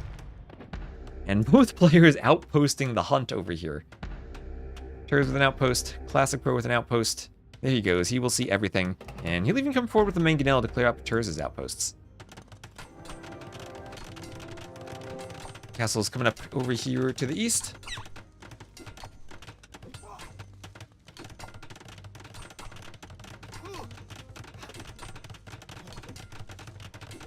And we'll have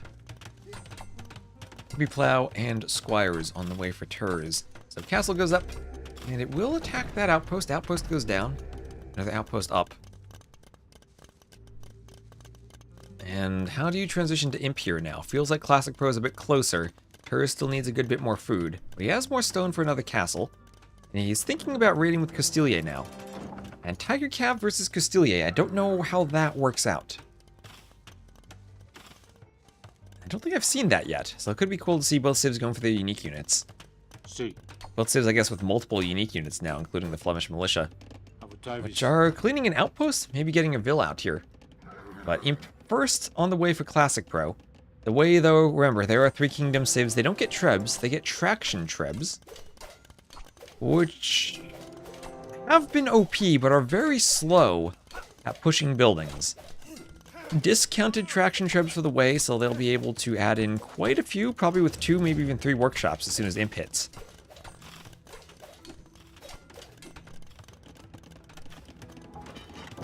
Oh gosh, hello Condom Tiero in the chat. How are you doing? I'm doing well. I'm not looking forward to shoveling snow tonight, but I'm doing pretty well. And Easy Swayze, thank you for the follow. Militia coming forward. We'll have Imperial Age Bloodlines and Padded Archer Armor all on the way. A couple of Shinbei Raiders hitting that Flemish Militia. Militia goes down. And the outpost will go down. And we'll have another castle over here for Turs trying to hold the outsides and raid with the Castilier. And a couple of Vils going down. Oh yeah, where'd Don Pato Pesto go? We have a good Burgundians match for him. He's a Burgundian's expert. Got about 24 inches up here. Nice. I need to check how much I got. Oh, Masty. Hello, Masty.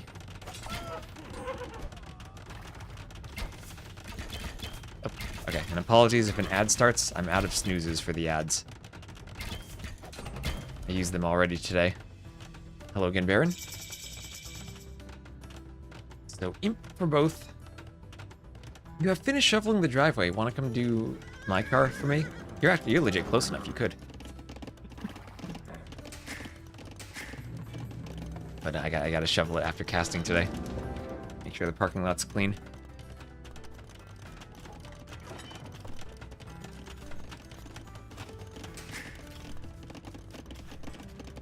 So, gold shaft mining, chain barding armor on the way there for Turs. Handcart in for Classic Pro, who has done gold shaft mining too. Mileage and hourly for the drive down. That's why we hire Masty. He's closer. So Turs up to the Imperial Age.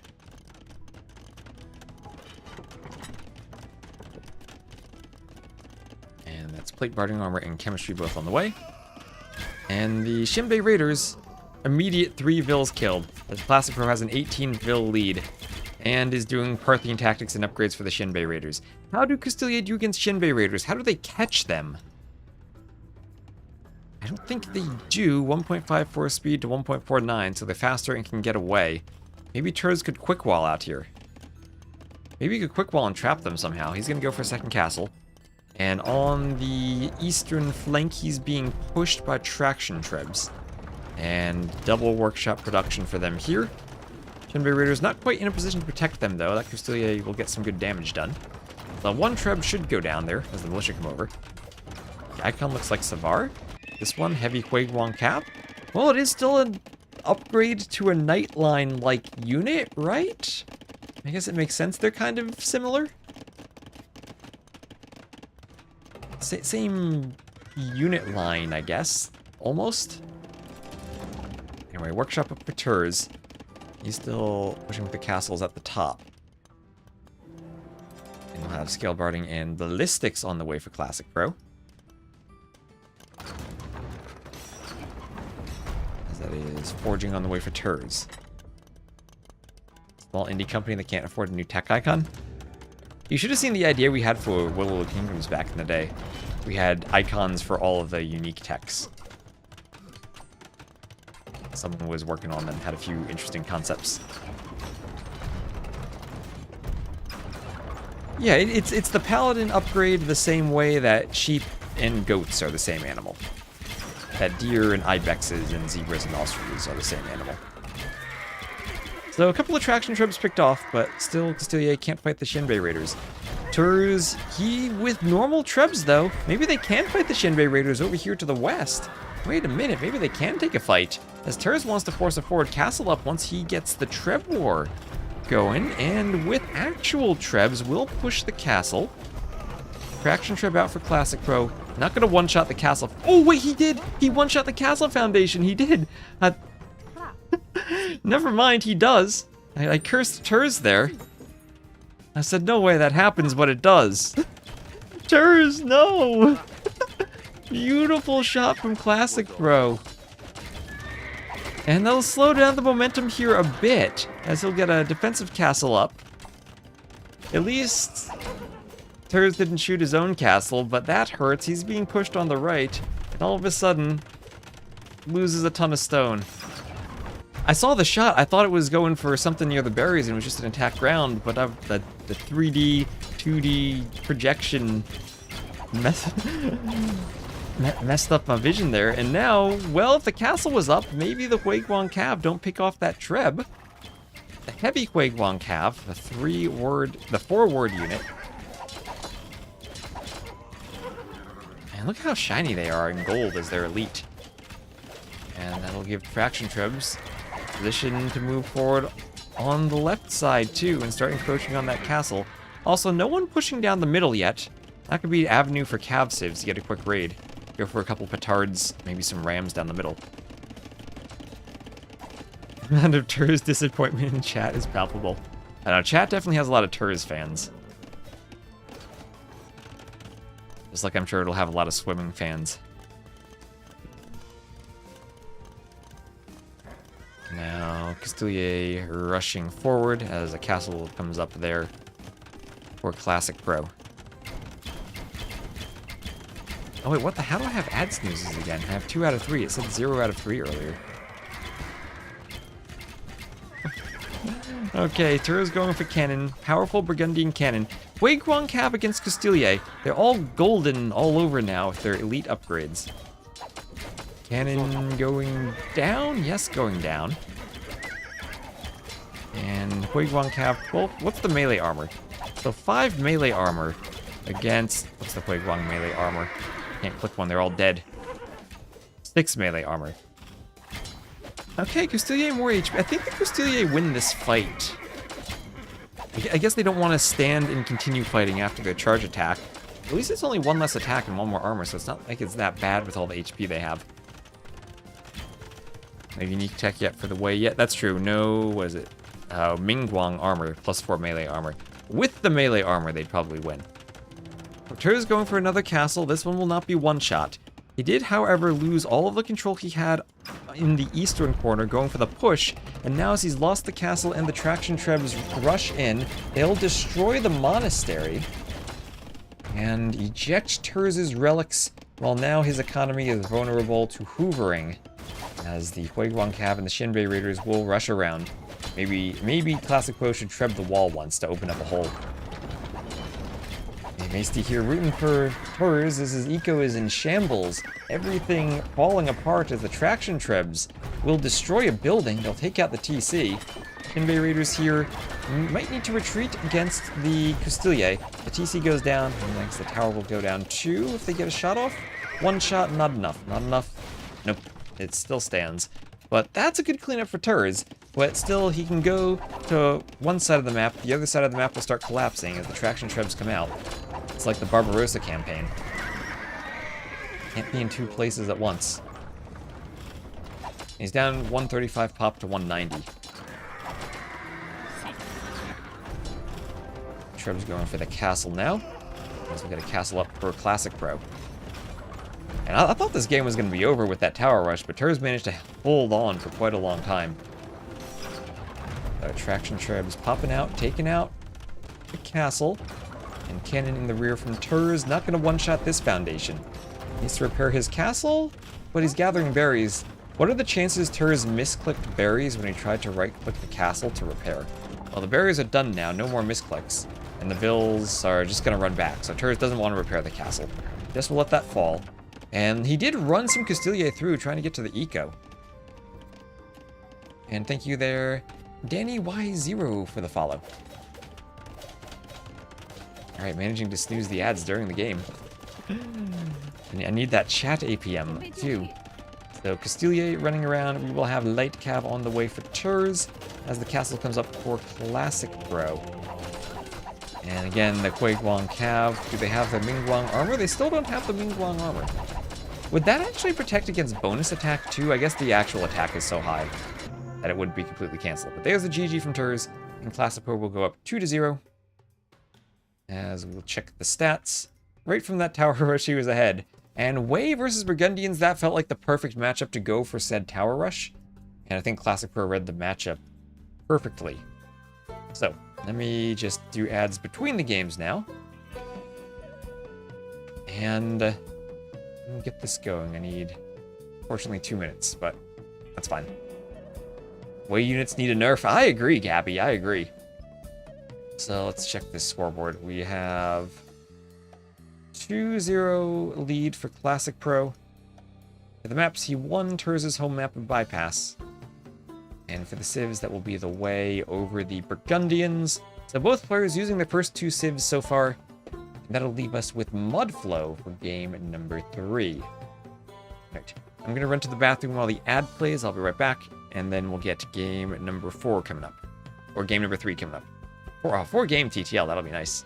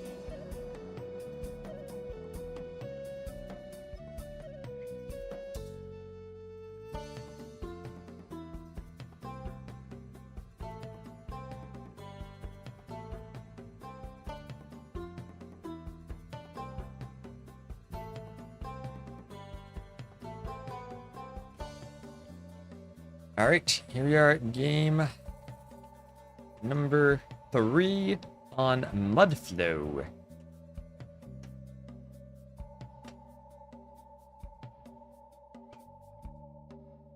And you're gonna load the wreck. There we go. Here we are at Turs. Once we'll put him in the red. So Classic Pro as the yellow Georgians to the west, Turs as the red Magyars to the east. And Mudflow is the map. We used this for Hidden Cup in the past. The one thing I changed was I balanced the extra golds quite a bit. So there's no longer, say, Turs having a gold in the back corner that Classic Pro doesn't have. That should be much more balanced now. And in the middle of the map, each player will have 2 stones. Or I guess they're more neutral stones, but yeah, I have them set up kind of fairly spawning 2 for each player. Relic roughly in the middle, and mangrove shallows. You can see land units, you can see demos, you can see docks, you can see military buildings, towers, lumber camps, everything. Most of the wood is in the middle, so you have to move to the middle at some point. There are a few different clumps of some bigger clumps and smaller clumps. I tried to open up the pathing from what we had initially.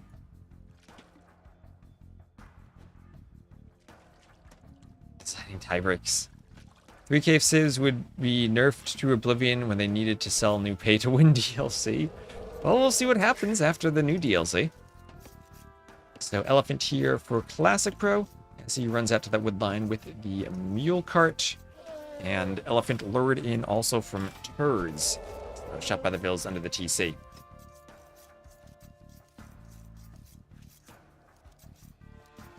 I think Turds even tried to delete the foundation and deleted a Vill instead. I'll have to look at that. I'll have to look at that.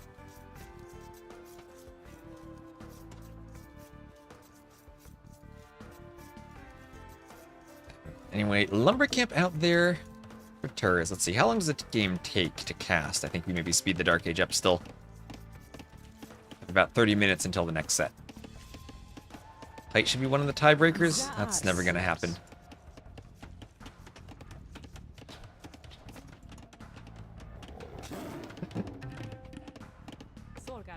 I know some very tall people in AoE 2 and some very short people in AoE 2. I think there'd be some disagreement there.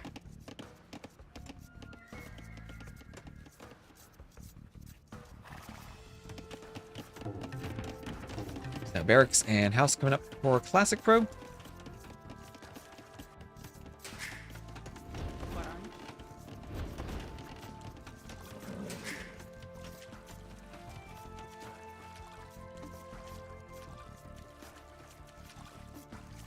And loom on the way.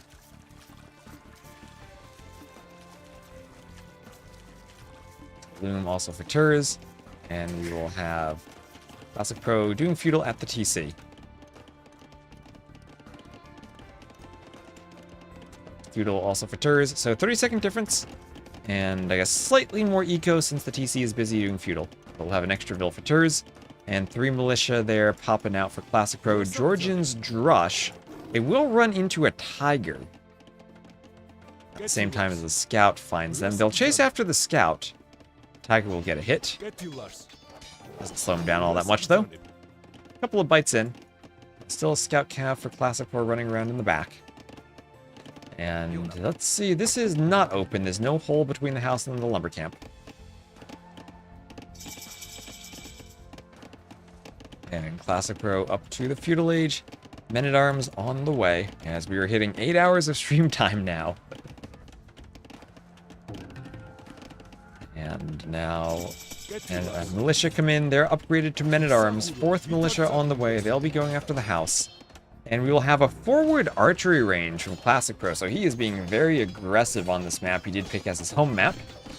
And Turs will need to find a way to defend against this. He could tower the wood line, and he does see the range. Wisely though, Classic Pro walled in the Vil, so no damage to the Vil. The range will go up. And now I think Turs has to respond to the tower here. Right, like you can't leave your wood line unprotected there. He will do a range, and I believe this has to be a skirm opening if he sees the range. He could try to open with an archer to deal with the men-at-arms, but he think he'll be behind if his opponent just goes skirms. Classic Pro even finding ways not to idle the Vil by building a house. And the men-at-arms will try to force the spear away, but the spear does get a nice poke. So, and yeah, there is the tower for Turs. Turs tower on the wood line.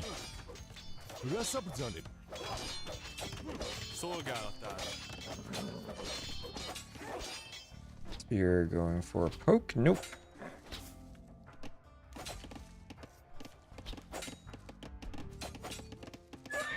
Scout goes down for Classic Pro. Alright, Classic Pro losing the scout. That's pretty bad. Turs keeping the scout alive. Oh, but I say that just as the scout takes a huge spear poke and goes down to 3 HP. Double bit axe for Turs. Still no eco upgrade for Classic Pro. That men-at-arms build is pretty expensive. And having seen the Turs tower, he will go for his own tower, a couple tiles out of range. And that means especially once fletching comes in, that wood line will be exposed. And even if the archers don't do much damage to Turs' home base that close to the TC, they can always garrison in that tower and push Turs off the lumber camp. So Classic Pro's hope here is I think first going to be maybe he goes up, Turs has to run from the wood line due to fletching, and Classic Pro controls this area of the map so the Vils can't run. If he does that, he should get some good Vil kills.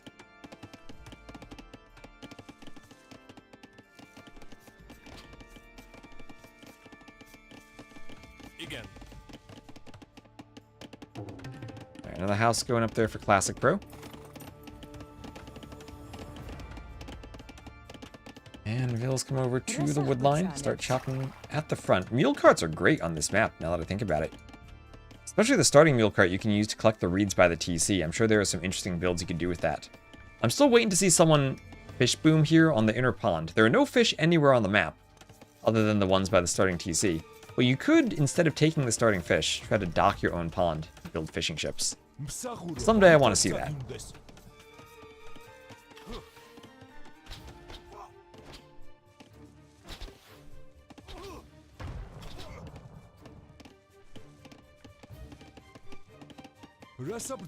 And a double bit axe there on the way for Classic Pro, and fletching on the way for Turs.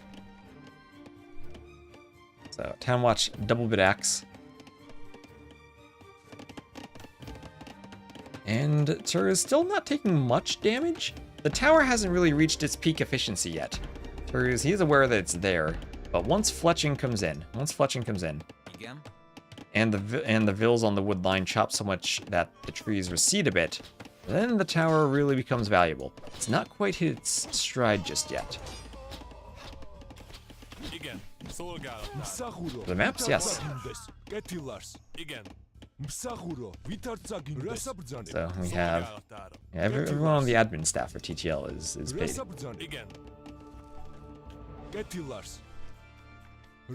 Question is well enough. Our base looking for a raise.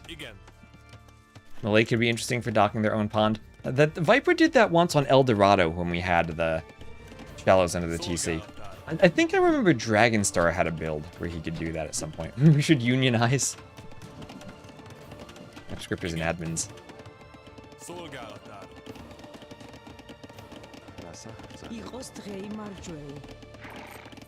Mule cart coming up for stone. Well, if everyone started using my handbook, then we could maybe eliminate some of the problems we've had in tournaments.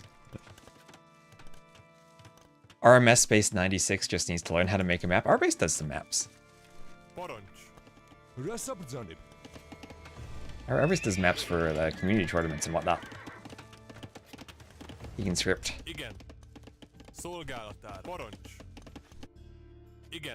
So Archer is running around the berries, and the Vils will have to garrison the TC there. Classic Pro now being raided by Turs, so Vil count's still the same. Turs slightly ahead in res collected, and Turs finding the skirmisher army with double kill on the men-at-arms. More skirms here for Classic or for Turs, and Classic Pro's army will be cleaned up. will be cleaned up. Everything here going down. And on the other side, Tura's getting a raid. Oh, look at Tura's go. Look at him go after Classic Pro had the opening he wanted. He's gonna start losing some bills.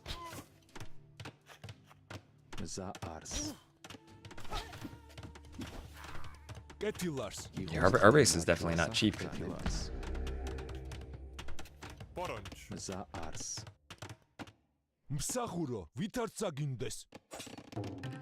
So Scout hitting the house in the middle, forging on the way for Classic Pro.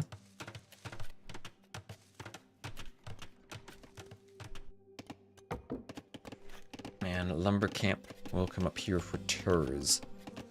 Oh, Phil has to move off of the foundation. Bill's constructing that foundation as the skirms run around on the outside. And archers hitting the farm. We'll need to come over, maybe find the mule cart. Find the vills on the gold. As forging comes in. Forging? Interesting. So scout transition as we have a stable in the back for Classic Pro. Great.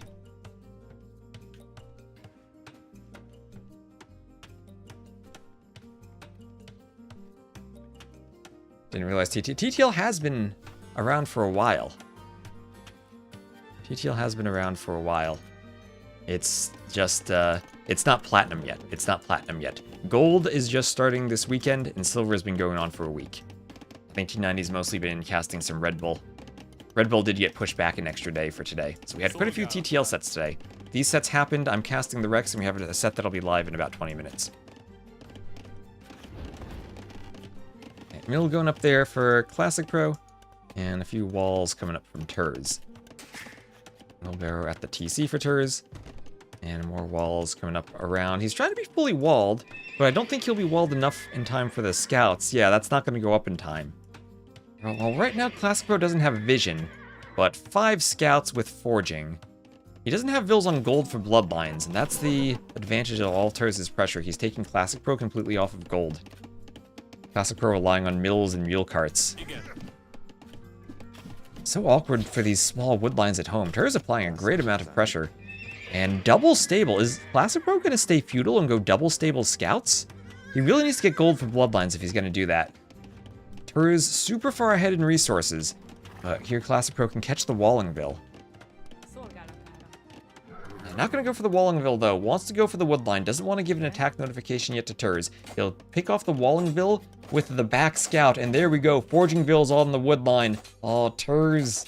We're going to lose some vills here. Remember, there is a hill bonus as the scouts near the TC. Only going to get 1 vill, though. Well, 2 vills if you count the Wallingville. And now vills on the gold. Third vill goes down. And more vills going down, too. And TC will fend off the scouts. Best part of TTL is play all 3 group stage, means the video length doesn't spoil.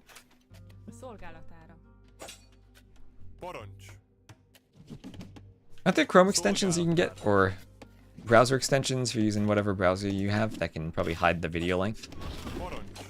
That would be nice if it were just a base option in YouTube, hide the video length. And Spear gets a poke on the scouts. Scouts have to keep running. I'll try to get around and get some distance. As another spear comes over. The scout getting poked down by the spear. And the scouts have to run. Get into the back of the eco.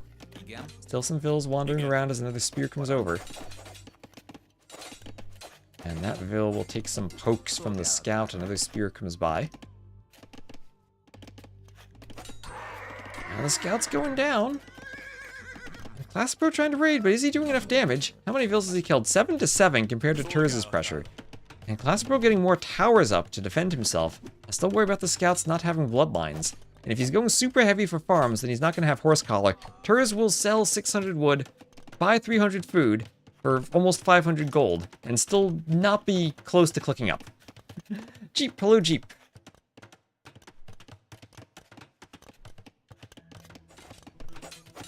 Use that and save the video at the time you leave in a dock. That's the way to do it, I think. That's the way to do it. All the scouts go down in the back. Turs selling more wood, buying more food.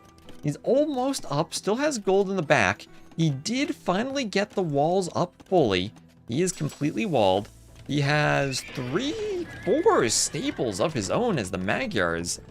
Oh, and Terz is going to play this. He sees his opponent isn't walled. He's going to click up and he's going to play quadruple stable Magyar Light Cav. And he's going to raid and pick apart the unwalled Classic Pro. Oh, I like that. I like that. Oops, sorry, change the scene accidentally. Classic Pro, though, walled through the middle, but this will be open. This will be open. And what's Terz going to do here? Double stables, and Terz is up. Terz is up, and it's time to produce scouts. Oh, let's go. I love this. He's going to say, gold? What gold? I don't need gold. I just need my armor upgrades, and I'm good. He's going to do horse collar now. He needs to make sure he has enough farming space in the back. And he's ready to push forward with more scouts.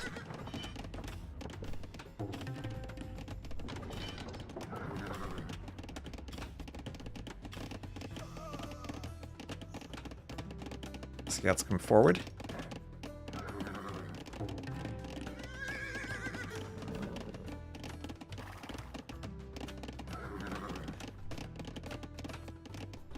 So, Skill Burning Armor, Bloodlines, and Castle Age all on the way for Terz.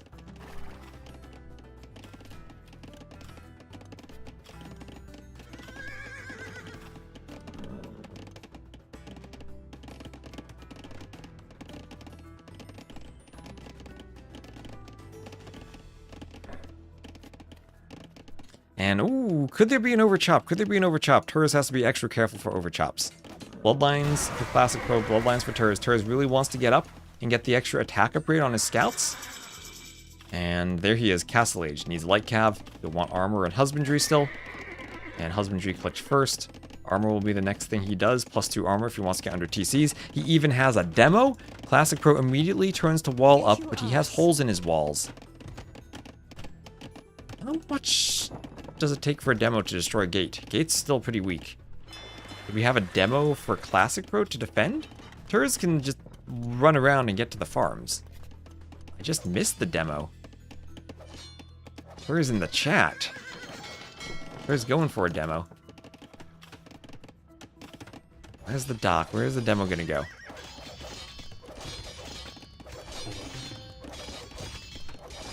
And Light Cav through. Light Cav through. Here comes the demo in. I'm sure the demo would love to get to that wood line. Demo killed 5 to 6 scouts.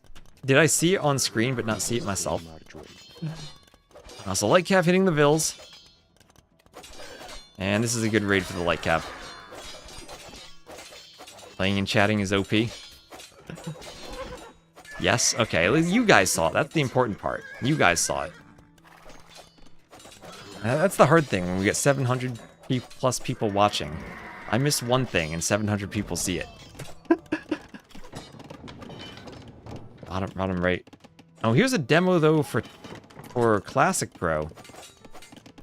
So Spear's still chasing the Light Cav around. Oh, demos cancel each other out. That interception demo. And we'll have a TC on the way for Terz trying to claim more wood. He's continuing to pump these Magyar scouts. 18 farms. And Classic Pro staying full feudal, trying to make his own scouts. Oh, scouts trying to run off the edge of the earth. That could have to be a Vil. No, it's not. Classic Pro buying wood. And I think this is exactly where Terz really wants to raid. If he can hit the farmers, then that's going to stop the scouts. Stop the Vils. I don't even know what the Mr. Beast reaction face is. I don't watch that corner of YouTube. Okay, Vils going down. Terz not quite raiding, killing Vils as effectively as he could have there. And Light Cav still running around. He has another demo. Oh wait, is there an overchop here? There will soon be an overchop where the demo can hit some Vils on that wood line. Oh, and Terz is going for it. He sees the overchop. Here he goes. We're not going to miss this demo. Terz is going to miss this demo, though. What did he hit? Did the tower destroy the demo? Terz, what happened there? I was excited for a demo. Oh, man. I was ready. I saw the overchop. I was prepared for it. Tower kill. Was a tower... That demo wasn't that low on HP. Yeah, I think it hit a... Oh, did it hit a palisade? Maybe hit the palisade there and opened it up for light cav. Oh, that's still less exciting than killing Vills.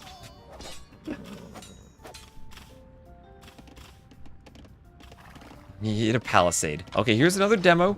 Going for the light cav, but intercepted. Intercepted by Turs. And Vill's not going for a quick wall. Going for a quick wall. Big fight with the scouts. And Turs will get in. He can get in through another hole too. Doesn't want to spend too much time in there. Especially with another demo coming. I'll try to hit the demo with the scout. Turs gonna... Ooh, TC snipes the demo. Yeah, I think he clicked on the palisade there and couldn't see that it was open. And as the light cav run into his eco, Classic Pro will call the GG. And Turs, at the very least, gets himself on the scoreboard with some demos, apparently. With some demos. Y'all can see it and comment on the demo. I need the chat to hype itself up sometimes if I miss it. Nice. All right, so stats. Here we have Turs. 94 to 72 KD. I thought it was looking a bit bad when that forward range and the men-at-arms came in, but he managed to hold, and Magyar Light Cav paid off. Picking a Civ that didn't need much gold access, so he was able to stay in the corner and farm.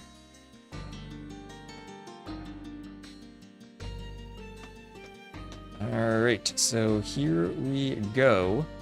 We will give Turs a point. Give him a point. So both players losing their own home maps. That was a win for the Magyars and a loss for the Georgians. Magyars at the end of the draft. So GG Turs. Well done to Turs. Now, though, I myself am going to have to take a quick break. In about 10 minutes. Arbase, do we have a draft yet? It would be great if we had a draft. But we probably don't. No? Alright. So I'm going to take a quick break. Let me just update my titles. This will be Daniel. Is it Daniel versus Sorakuma? Or it's supposed to Stone Please. Stone Please. I'm sorry, Stone Please. I knew it was an S name. Daniel versus Stone Please. That'll be coming up next.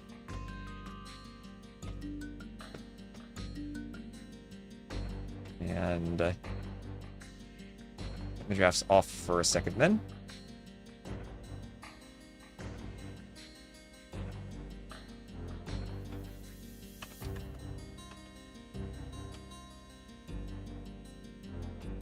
And we'll get an ad out of the way so we don't have ads later. And I'll be back in a moment. Need to refill on water and stay hydrated and drink during the break. And then we'll have our American Daniel, our #1 American player, taking on Stone Please. And Stone Please has some good map preferences, I think. I have hopes that Stone Please will pick Coast Arena as a home map. I have some hopes. So stay tuned, we'll be right back.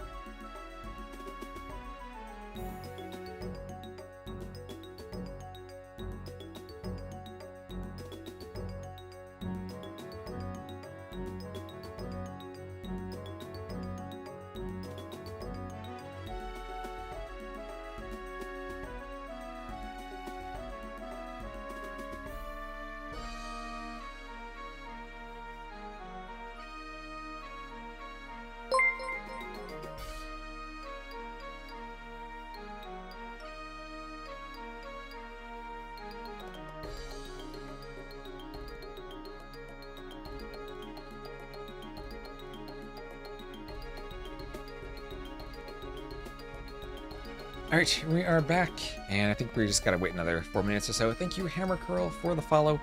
As we're very close to 15k. We're at 14,921. We're also 7 subs away from the Sitaux sub goal.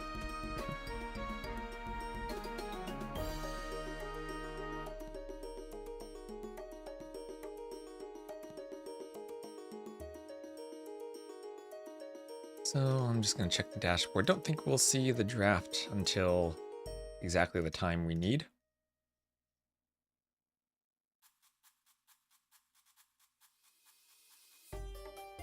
Hopefully all works well there.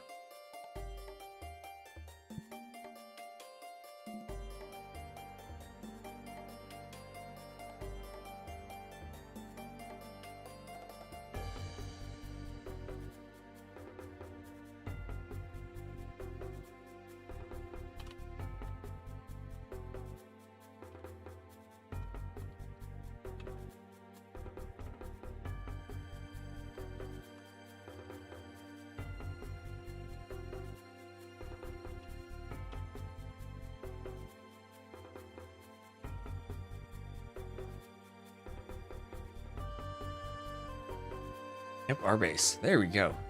Beautiful. No, our base, don't post the link in the chat until both players join our base. No. Don't wait for them both to join.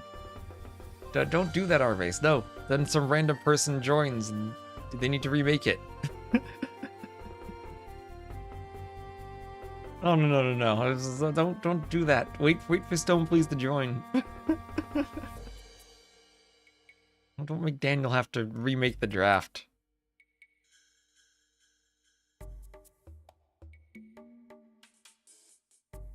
Oh my gosh, our base. What is this?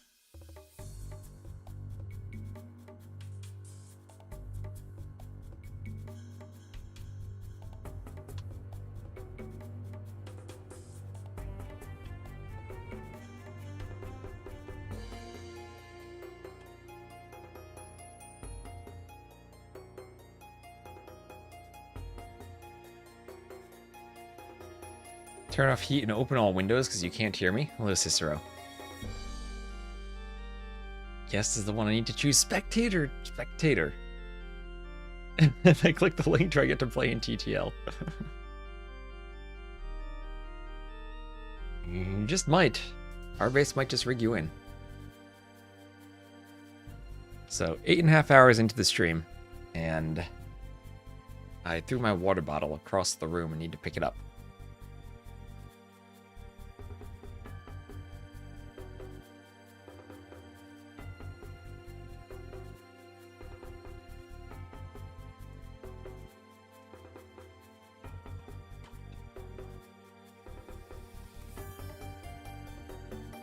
You can play the community event, yes. Oh, and Stone Please joined. Let's hope that's legit Stone Please, and not a fake Stone Please.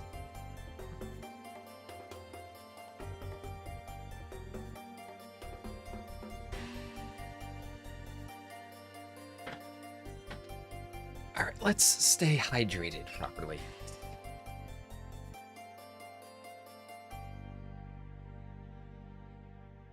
It's not a hole deep enough? Hey, this is AoE 2. Remember, there's always a hole.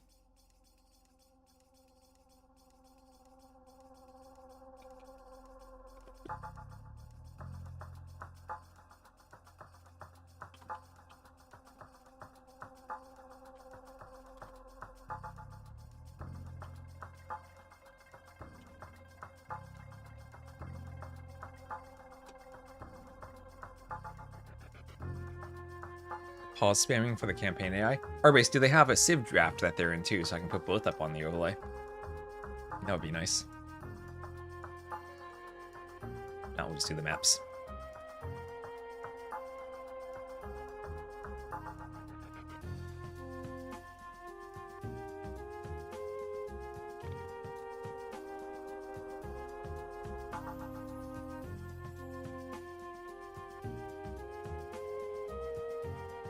And beautiful. Oh, no, Arbase, no, don't do the spectator thing again, no. Bad Arbase. I gotta click spectate in OBS, too.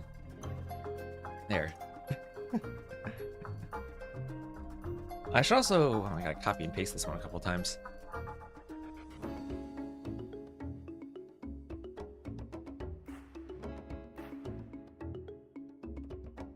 So this is why our base gets eggs for Christmas.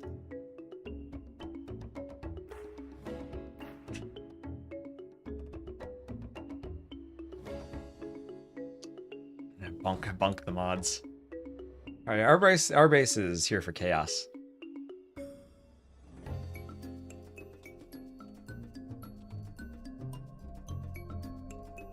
I have an emote. What is Hera Bonk?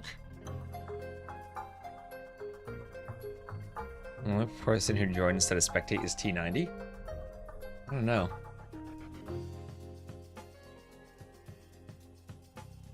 I don't think you can leave once you join either. So it has to be remade.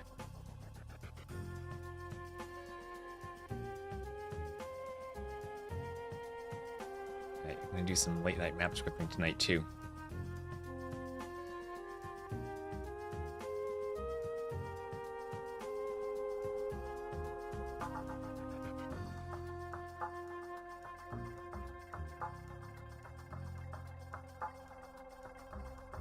Let's see. I can raid Coincident today if I finish before he does. He always finishes his stream earlier than I do, though. No, John Slow, thank you for the raid. We're about to play some TTL, where we will at least... Oh my gosh, I'm not even paying attention to the map draft. Look at that, you just raided us into 2 clown maps. We got Tulo and Coast Arena. Look, if you guys want to see some circular walls on Arena, we got 2 circle wall maps. And OG, thank you for the follow. It's a very good match, Daniel versus Stone, please. I'm excited for it. So let's see, we have Bypass was banned. Zimbabwe hasn't been banned yet. We might see 3 clown maps. And Regicide, Acropolis, oh, Slopes. Where's Zimbabwe banned? Oh, just the random map there was Slopes. All right. It made it to the final 3. But Slopes is our map for game 1. My second Slopes game of the day, then. Coast Arena will be the home map for Daniel, and Tulo the home map for Stone, please. The clowns be with you. Yeah, both fun players to watch. Daniel, our #1 rated American player. Germany, far more high-level AoE2 players than we have in the US. Stone, please. I don't even know where he is. Among the players. Oh, I can feel... I feel maybe we need a Gabby Phosphoro show match with that trash talk in the chat. Look at that. Stone, please, where is he among the top German players? Obviously, there's Jordan up there. Maybe we could consider Viper Jordan now. Nilly is, I guess, still around. Then, well, we have a lot of people, like clean game specific players like Anatov. Some more good 1v1 players like Running, Target, Turs. I don't know, and I'd love to see Anatop in a 1v1 event sometime.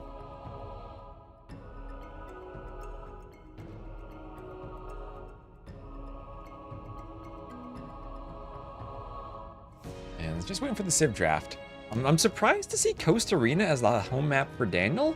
I would have expected Daniel to be a player who bans the walled maps and prefers the more open maps. I honestly wouldn't have been surprised had High Tide or Monocle been his home map pick, but they're his first 2 bans. Slopes again. Same thing, I saw Gabby pick Bypass the other week, and I was like, what? Who is this? Where are all the Vil fighting maps? I guess Bypass can be a Vil fighting map in the Dark Age.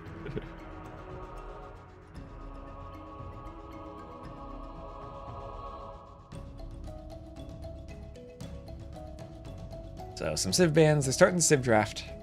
No other unscrupulous individual joined from our bases.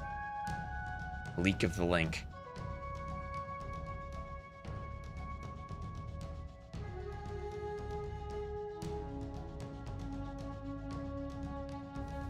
And we'll have, so some top civs banned. No Koreans, so no Fire Lancers in Siege Towers from the Koreans. We might see them from other civs, but not from the Koreans.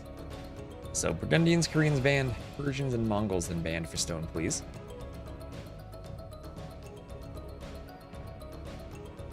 And Khatan's then banned for Daniel. And we'll have have the Chinese banned for stone, please. And the Wei also banned. So banning the top kind of arena-like civs we've seen recently, Burgundians and Wei. Khitans are good on all maps. But only 10 civ bans? So considering all the civs that are in the game now, that's not that many bans. This proves that you can definitely trust Twitch chat on this stream. You can definitely trust Twitch chat all the time. Every stream. We trust the chat with our lives. We trust them with our Twitch knowledge. Even more important. YouTube chat too. They never lead us astray.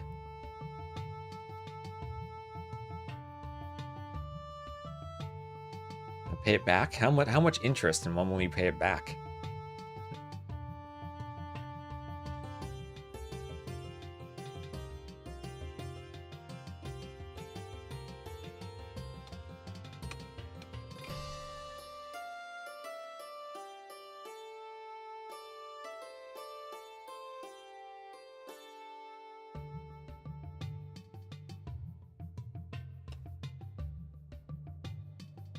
You know, if you need money, I could forward you all of those sponsorship emails I get. I'm sure there are some lovely people whose names do not match their email addresses that have some wonderful sponsorship opportunities you could take advantage of.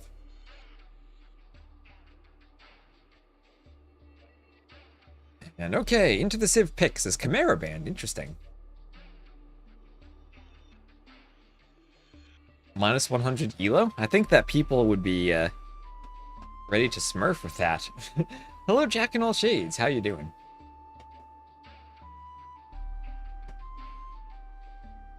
Wire $200 first for clearing the bank permissions, then wire back $1,200. Wonderful. And Montezat93, thank you for the follow. Welcome in, welcome in. And Vietnamese, the very first pick for Daniel. Is that for slopes? We have seen them on slopes before. Had an interesting Romans Vietnamese game earlier. And Aztecs. Okay, Stone Please probably discovered the Aztec drush for Tulo. He is probably planning on Aztec drushing there. Aztec is doing well, did a bit of shoveling. I'm going to do shoveling right after this stream, Jack, so give me energy to shovel. I will need all the shoveling energy that chat can muster for me. Because I think if this set goes long, and seeing 2 clown maps, it just might. The sun's going to set, and I'm going to be shoveling in the dark. So Vietnamese and Bengalis there for Daniel.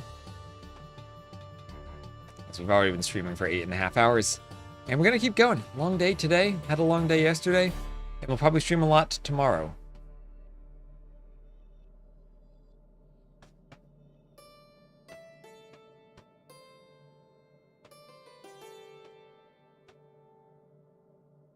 Need a fire lancer to get rid of the snow.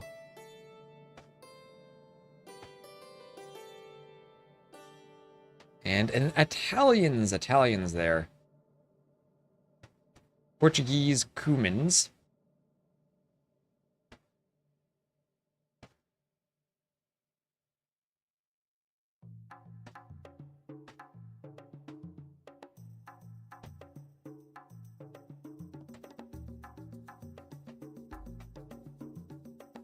And a fire lance to get rid of the snow, or a bunch of flaming camels. Flaming camels, ooh, that sounds interesting. But also a very deadly way of removing the snow.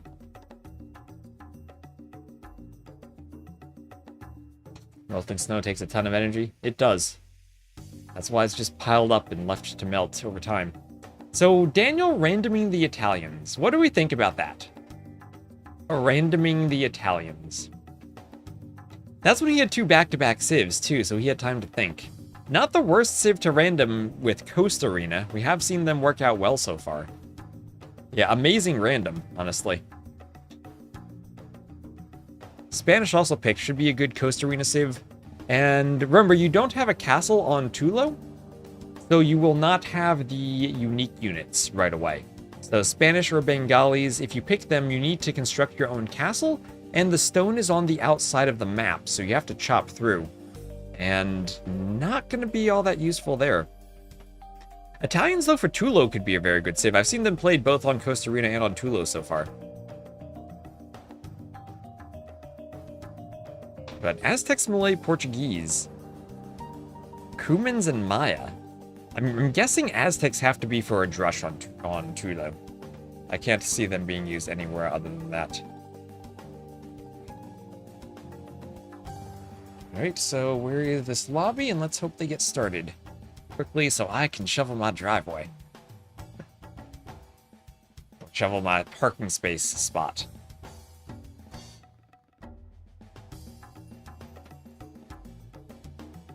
You have heated streets. That feels like an incredible amount of energy to heat the streets. I like that though, heat the streets.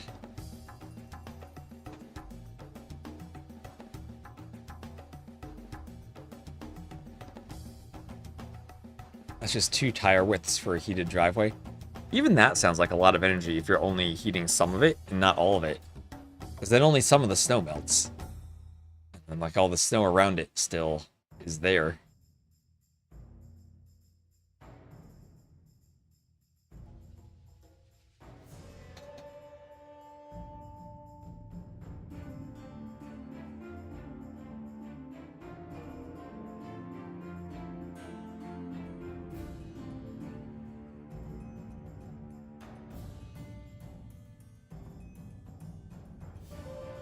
So let's see if we have another deleted villager. We've had lots of deletes today.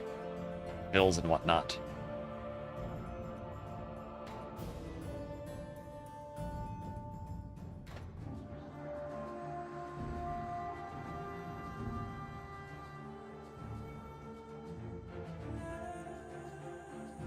You're playing Don't Starve.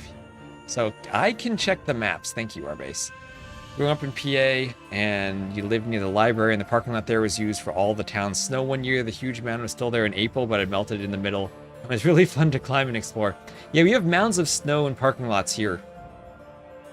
We pile them up, they get piled up on the corners of the roads, which is kind of difficult for visibility when you're driving, but the speed limit's 15, so you can go nice and slow, and it's not too bad.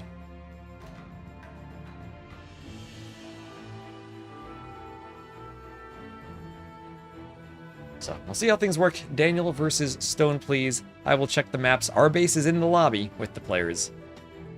Very close elos right now. Daniel, 2586. Stone, please, 2581. So, Daniel, a 5 elo favorite. And slopes will be game 1, then 2 clown maps for games 2 and 3. You can 1v2 them. If I rig up the right type of map, I'm sure you can, Arbase. I'm sure you can. Our union will prevail.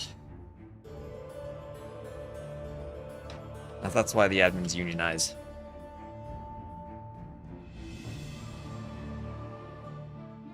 They don't pay us enough, so we rig the competition to win the prize pools too.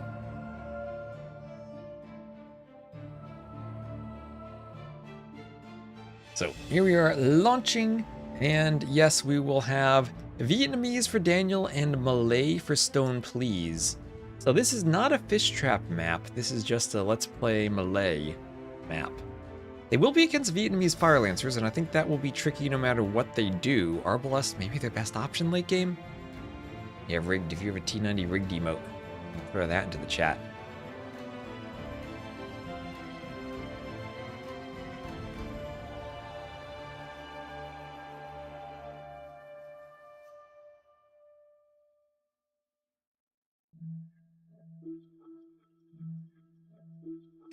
Let's see, we've had a few deleted villagers throughout games today, which has been pretty entertaining to watch. Yeah, spam your T90. Yeah, you gotta get the T90 emotes in the chat for TTL.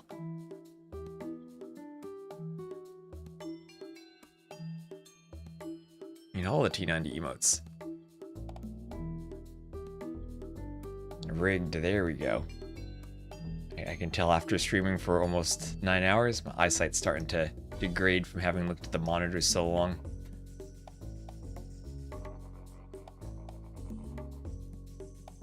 I need to get some glasses. Hello, Noob Netrum, how you doing? Oh, we have a TTL emote on T90 TTL. Oh my gosh, we have an actual emote for it. That's lovely, and it rotates between the logos. And Platinum's like, ooh, and explodes.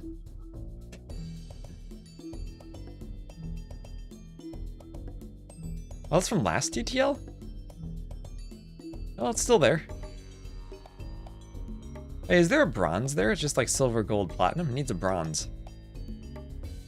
At least safe armor to wear. I do know how inconvenient capes are. I learned that from the Teutonic Knight.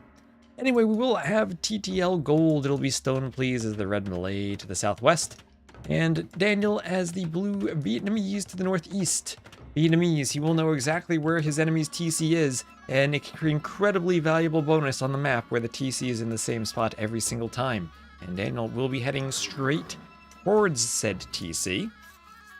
Both boars are in the back, which in some sense makes them harder to lane, but in another sense means they're in the same spot every single time, so you can send your scout there. Just grab them. On the sides, we have that dead fish trap I need to fix so it doesn't show up at the first minute in capture age. Dead fish trap there by the shorefish. And I think that's a lame already on the scout and sheep from Daniel. So Stone Please will know where Daniel is and will quickly try to gobble up the rest of his sheep, even sending a Vil out, worried about a lame on the boar. We have 4 swords, no bronze. We need a TTL 5 emote. I need to make a map emote somehow. And, ooh, sheep blocking the Vil, sheep blocking the boar. Stone Please will be taking the boar right under the TC. Fall asleep and wake up to more Twest stream. Hello, yeah. You fell asleep to it. Yeah, so I have this set, and then I need to eat and shovel some snow, and then we can use some map scripting. With Slopes in Season 3, your Zong was in Season 4 last year. Slopes has been in Hidden Cup before. I forget if it was in a TTL. It definitely was in Hidden Cup. It's new in TTL. Yeah, I think all the maps we're using haven't been in TTL before, but they have been in other T90 events, a couple of them. And Dark Age action again? You're missing the Korean Fire Lancer mirrors, aren't you? Well, at least the Vietnamese have some Fire Lancers. Yeah, it used to be the Indians who got turned into the Hindustanis. Yeah, so on this map, the one change we made, we replaced all of the deer and ibex with hares. So you can only push 1 to your TC, and it's not going to be 4 deer pushes in the Dark Age. It'll be 1, and then you have to come out here to mill. Shorefish are nice to mill, no doubt. But it'll be an easy push, but not 10 easy pushes. An Angry Chicken, thank you very much for the follow. As we're closing in. 14,923 followers. We're so close to 15,000.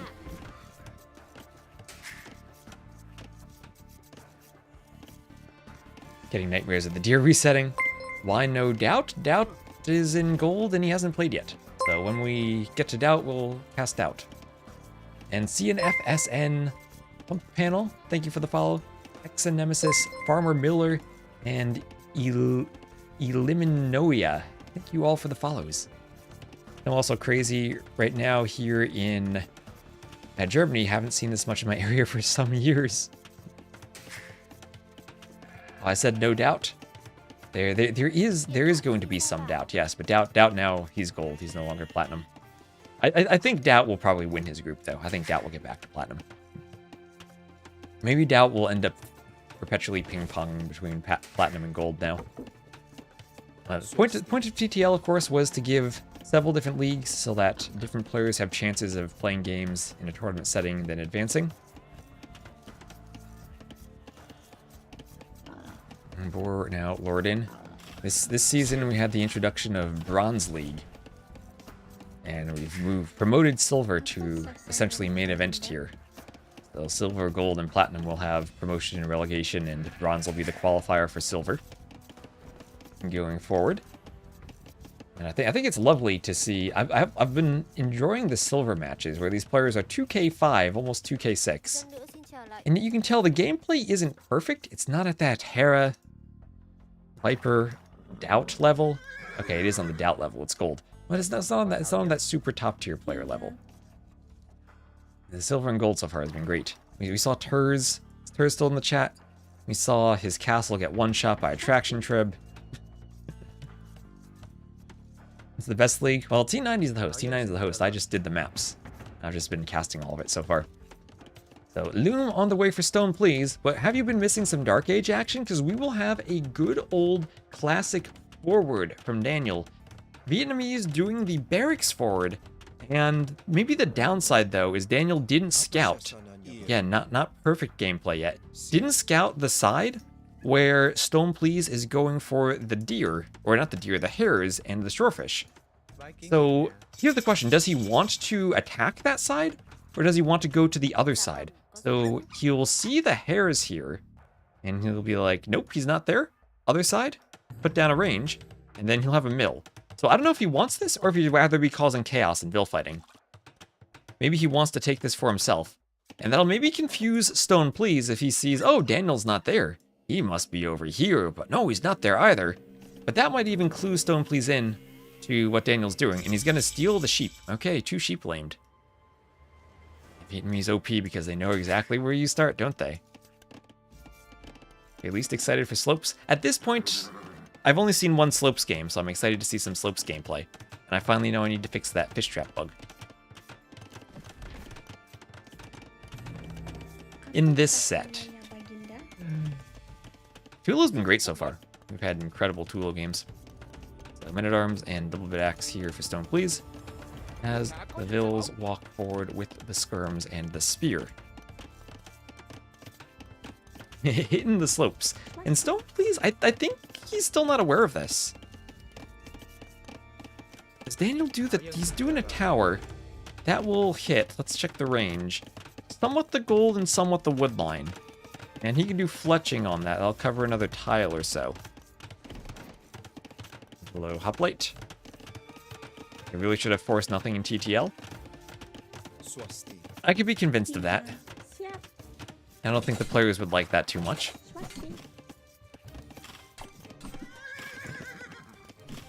So Daniel,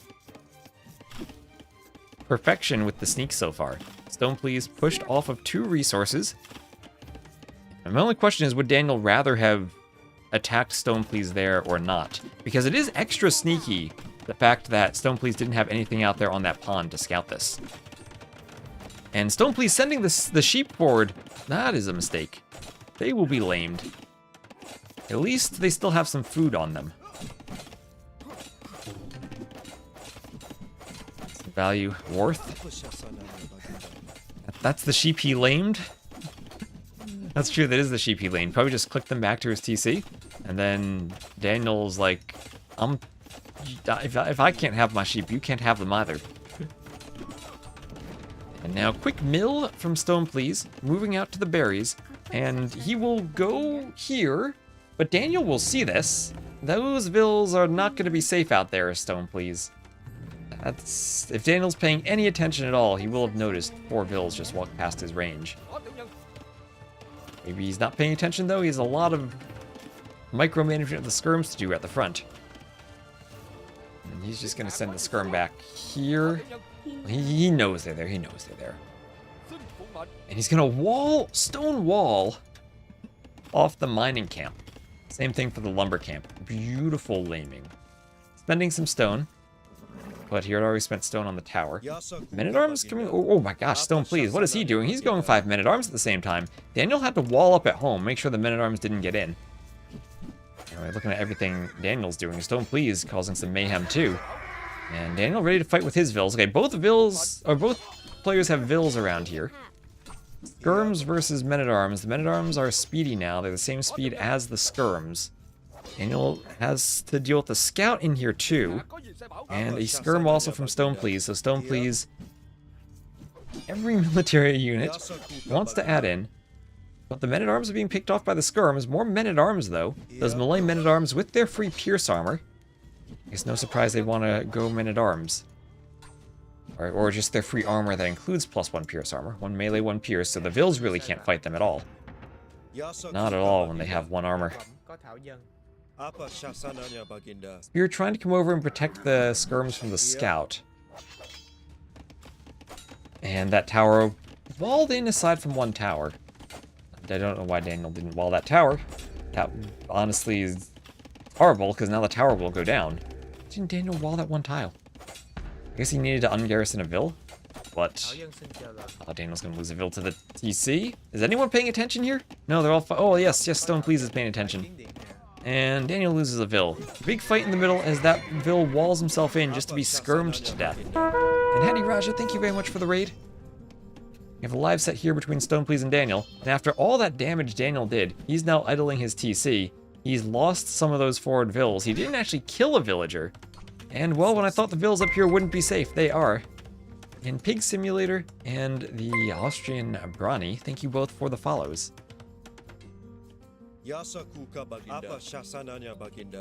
Men-at-Arms keep coming forward, chasing the skirms back to the TC, and what looked like an aggressive and successful forward for Daniel has all of a sudden collapsed for him with the Men-at-Arms who weren't able to kill Vils at the start, but now Daniel doesn't really have a lumber camp and needs to rebuild it. Some small mayhem. I don't think Daniel did enough here either, and it felt like he was doing a lot. You can see Idle Eco climbing for both of them, but now Tower out by this second pond with the hares and the shorefish. And training Men-at-Arms while being forced off of everything worked out for Stone Please with his counterattack. And Palisades going up there for Daniel. Skirms fighting other skirms.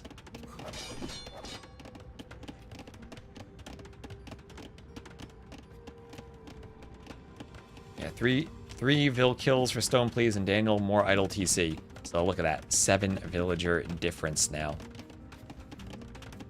Walls coming up for the villagers, trying to keep this walled out. Yeah, and also minus about 1,000 resources now. See, 10 skirms to 9, so he doesn't even have the skirm advantage, and right now no way of killing the Men-at-Arms. Plus 50% score? Not quite 50 per, or... yeah, just about. Just about.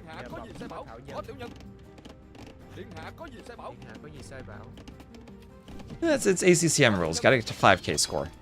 Or defeated. Chaos ensues. What am I watching? You're watching the #1 American player, Daniel, fighting for his life against some Malay Men-at-Arms and skirms.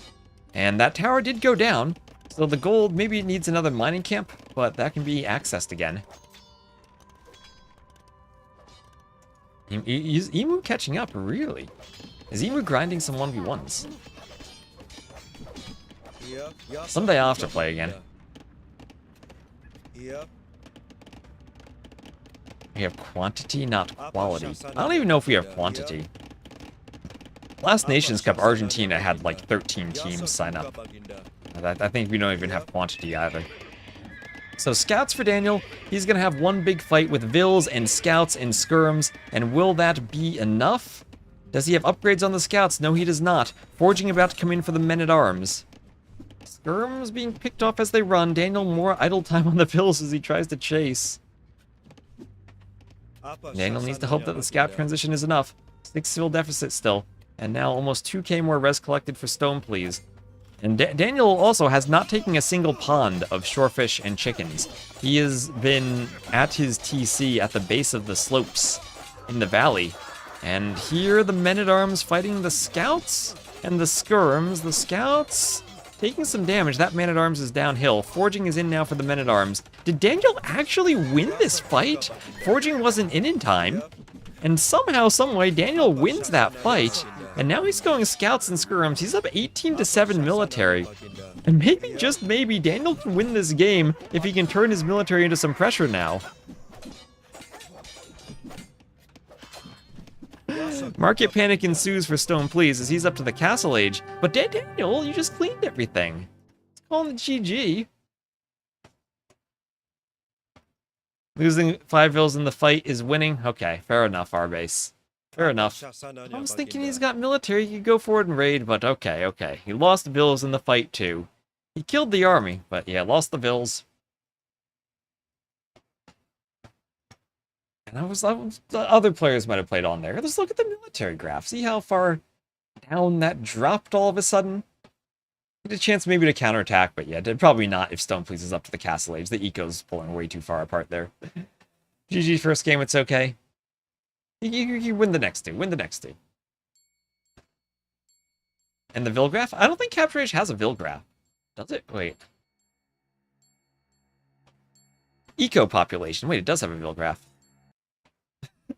Vilgraph is like that, right at the end. Not the nicest thing to see. Quick dive in the Vils.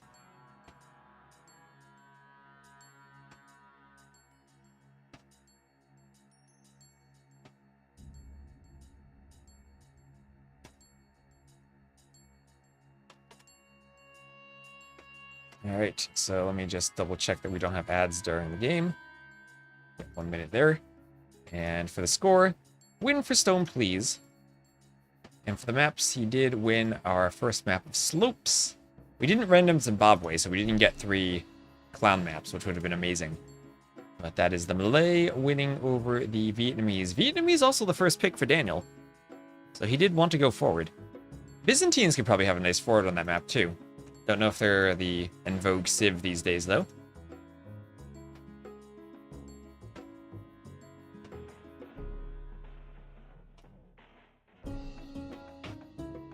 Look at that, the TTL command works. Well, Daniel still has some chances,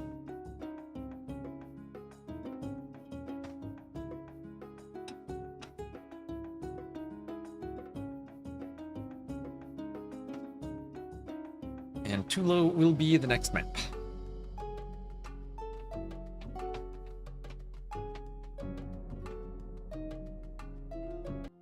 Coast Arena? It does look amazing. So, Tulo, Daniel will be the Spanish, Stone Please will be the Aztecs, and immediately Stone Please does the barracks and comes forward. So, they have queens, 50-50 chance of having a king or a queen on the map. And why the Aztecs? First, they have an amazing fortified tower architecture. This is amazing. By far my favorite fortified tower, and this deer on the steps agrees with me. Second, regicide. You start with extra wood, extra food, but less stone and no gold. Unless you're the Aztecs. Which you start with 50 gold. They used to have free loom, was turned to gold. T90 link doesn't work. I gotta click the link. Works for me. He's just not streaming now. It links for me in my chat. Are you on mobile? Maybe it doesn't work on mobile.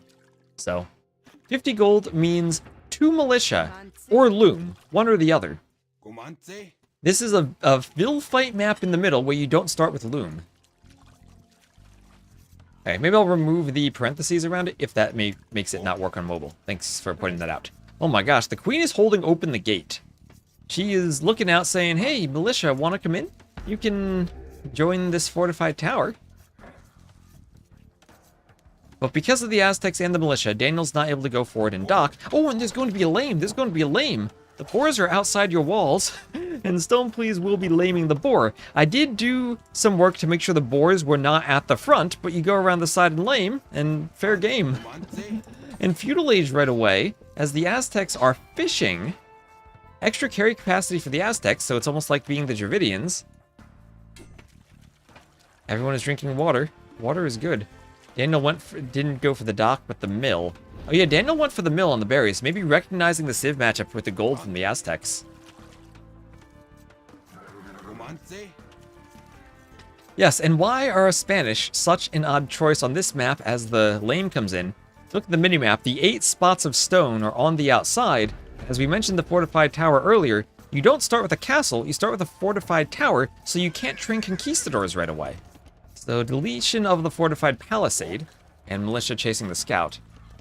Stone Please loves spam clicking. Oh, killing the boar there with the under the TC. So you're not going to make conquistadors. You have to chop through 400 wood. The trees here have 200 wood, twice the normal amount of wood. Get the stone on the outside, and then do a castle. Or mine gold and buy the castle. And you have gold on the inside. All the gold's on the inside, the stone on the outside. 5 relics on the inside, too. And mills now for Stone Please. You do need a mill if you're going to do the market eventually. So you do need to find something to mill. He's going for the shorefish. Yeah, so it is the parentheses then. Alright. So Arbase, you might want to update the handbook to remove the parentheses from the suggested link. Because I just copy and pasted that link directly.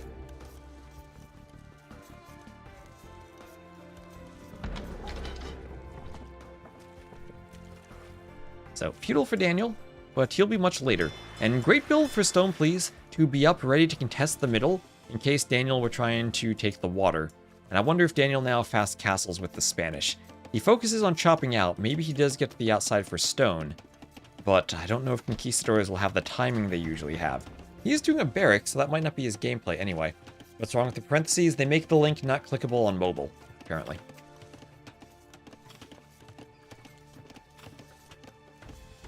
And so, I will remove them from my command after the stream.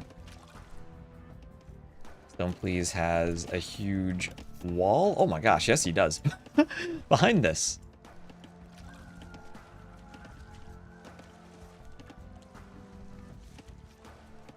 Behind this. Drush and Doc, he has done a huge palisade wall. He's saying Stone Please because I'm sure he would love to build stone walls here. But right now, just a palisade. And still has another boar to lure in, too.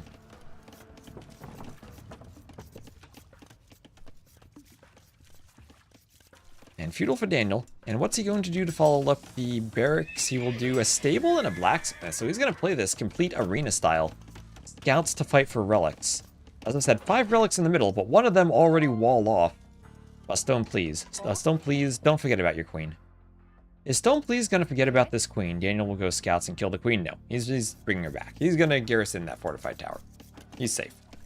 He can scout the eagle. Scout the eagle. Scout the relic in that corner. Be safe. So Castle Age there for Daniel. And Horse Collar also for Daniel. Still trying to chop through and get to the outside. They're getting a bit stuck. That's the difficult part. Sometimes you got to chop 2 trees to reach the back one successfully.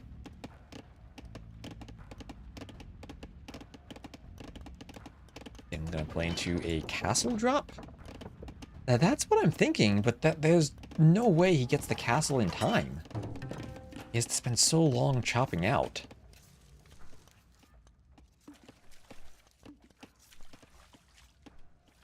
Scouts on the outside? Well, the scouts are going to the inside. I don't see scouts on the outside working. They have to run all the way around, too. By the time you chopped out, your opponent will chop out, too, and do a TC. I mean, maybe he just wants scouts in the middle for the vills and the fishing ships. That means we need a demo. Nothing beats a chill AoE stream to close out the day. Yeah, all credits to Marintho for being the author of this map. It is really awesome.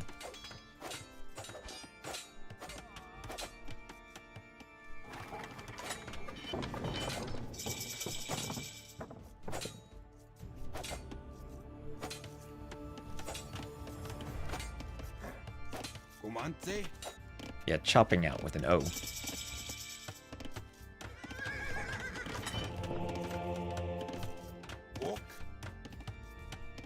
Alright, scouts here for Daniel. Let's see. House there. Chomping, he needs to eat the trees.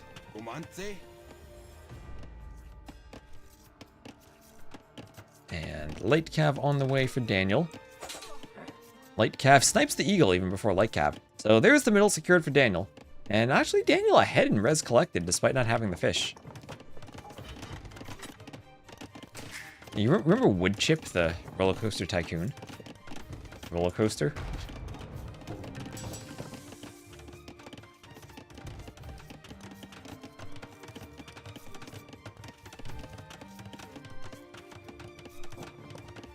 Why isn't Daniel up? So Daniel was going for FC, so he's up later. Fast Castle, Light Cav, he's going to play this like you play Arena. Light Cav to fight for relics. But Stone Please has managed to get through both trees, get to the outside, and construct a TC on the berries. Going for the berries rather than the stone. So berries and deer are looking for some hunt.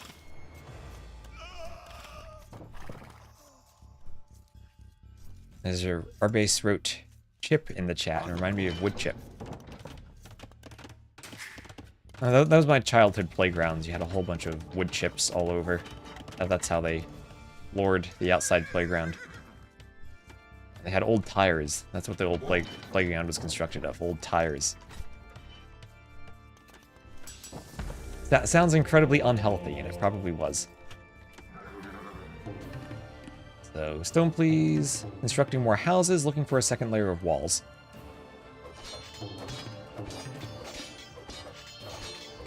As a light cab, want to break in a couple more houses placed. Daniel's still not through. Daniel is through. Daniel's through. Just now through. And he'll look for a TC in the corner.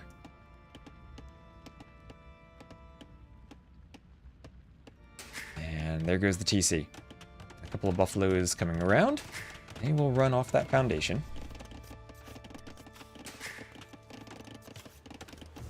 And the king ungarrisoned for stone, please. Or the queen. I can't change the text in capture age, unfortunately. But is she going to help push the deer? Yeah. The monarchs can help push the deer. They want to get them to the TC. Good thing about the fortified tower is because you don't train the unique unit from it, you won't accidentally ungarrison. And Monk rush from Daniel, so Monk's alone with the light cap. He is down by quite a few vills. He is down. But still up in eco so far. Let's see, where will the queen go? Does she want to head to the outside, maybe? Does Stone Please not realize that he ungarrisoned the queen and is now putting her underneath the town center? Now, even in the paid version of Capture Age, you can't change the text. Oh my gosh. Daniel? What if Daniel finds the queen under the TC? If you use, like, the hotkey only to select vills instead of military units, does that select the king/queen? Because if it does, then there's a chance that she doesn't garrison. And she didn't garrison. Oh my gosh. Oh my gosh, Daniel. No.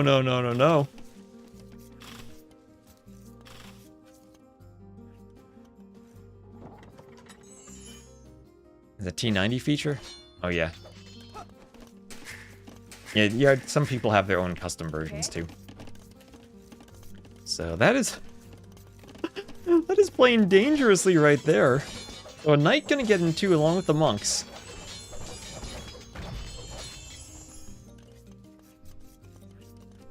Flat buildings would see the queen. Oh, that's true. If you had the Phosphoro mod, you'd see it. You'd see her right away. Hidden like a demo behind a rock. Using the buffalo corpses to hide the queen. Oh, where'd she go? Oh, she went back to the tower. Stone Please realized. He realized what was going on and was like, wait, why is my queen under my TC? Hopping back into the tower. And here come the vills forward for Daniel. And he's looking for a castle drop. Looking for those conquistadors. And Stone, as I said, Stone Please placed the TC on the berries, not on the stone. Same for the second TC, went for the wood rather than the berries and the stone. And he is going to be fresh out of stone when Daniel comes for a castle drop. So no counter castle, instead it will just be a workshop and a mangonel. That's not going to happen in time. That's not going to go up in time. And that castle puts a lot of pressure on the fortified tower with the queen. The queen who now will find it difficult to run with light cav in the back of the eco. Oh, wait, that castle will be right over the barracks. A few more light cav and knights get into the back and the queen won't be able to run. This might be Daniel able to pull off a king snipe here. Daniel's even going to get that fourth relic that was walled off. Oh, you're right, he can. He can grab that relic. So 3-1 right now. I mean, the other relics here, he could get all 5 relics and deny relics from the Aztecs. So all of the vills run, all of the monks have to run to the TC, and right now the queen is inside of the tower. She's inside the tower, the light cav are getting to the back into the eco. They're gonna cause some chaos. Even if the vills garrison, I don't think there's garrison space for them. They have to run back inside just to find garrison space. And Stone Please went for 4 TCs and he's being punished by the Spanish now. Conquistadors on the way. Rams for Daniel. All Daniel needs is to get 4 conks right in the back. Make sure they don't get converted, and then the queen has absolutely nowhere to run. Yeah, don't abandon the queen. He needs to get the queen into that TC. All of the light cav are back there. They're killing vills too in the back. Oh, that's now 59 to 77 vills though. This is a TC going down. If you want to go for the snipe, I guess you have to destroy the TCs, and that way there are fewer garrison options. I mean, what does the queen have to do? Run forward and like get in the safety of the dock somehow with a transport? Oh, everything falling apart for Stone Please. Everything falling apart. Here come the monks. Daniel cannot let the conks get converted here. Is he devoted? He is not devoted. And he is going to run away. Oh, but he's not running away far enough. Whoa. That was close. Oh, there's still a monk there. But he's going Rams. He's not going Mangonels, he's going Rams. And he has Atonement. He has Atonement. He'll try to convert the monks. And Stone Please will call the GG. Daniel, that was crazy, but he does it. He does it. The queen is trapped, and either way, I think he'd win. There we go. Should have chopped the trees in the east to run into that TC over there. A while ago, I guess. Oh, man. That was crazy. I love this map pool we have this season. So much better than the Fire Galleys every map we had last season. So it's 21-3 KD for Daniel. A better eco by the end caused so much disruption. And man, that was great. Atonement and Monks for the win. And last game will be Coast Arena. Coast Arena.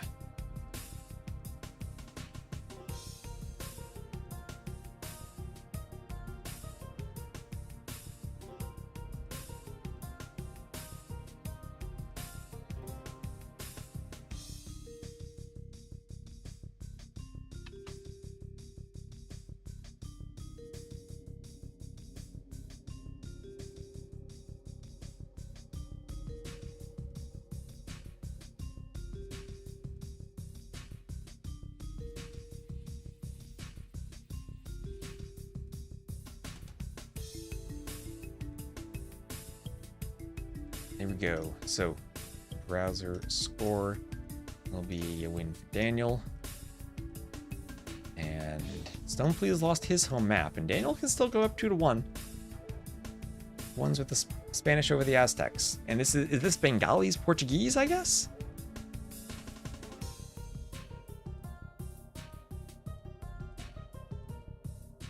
They have standard victory? Can I check for that? I don't think I can check for that in the map script, now that I think about it. Do they have standard victory? I don't have to think about that. That is a good one. Do they have... Can I check for standard victory? I'll need to look through the documentation. Let me make a note for myself. Check for standard victory.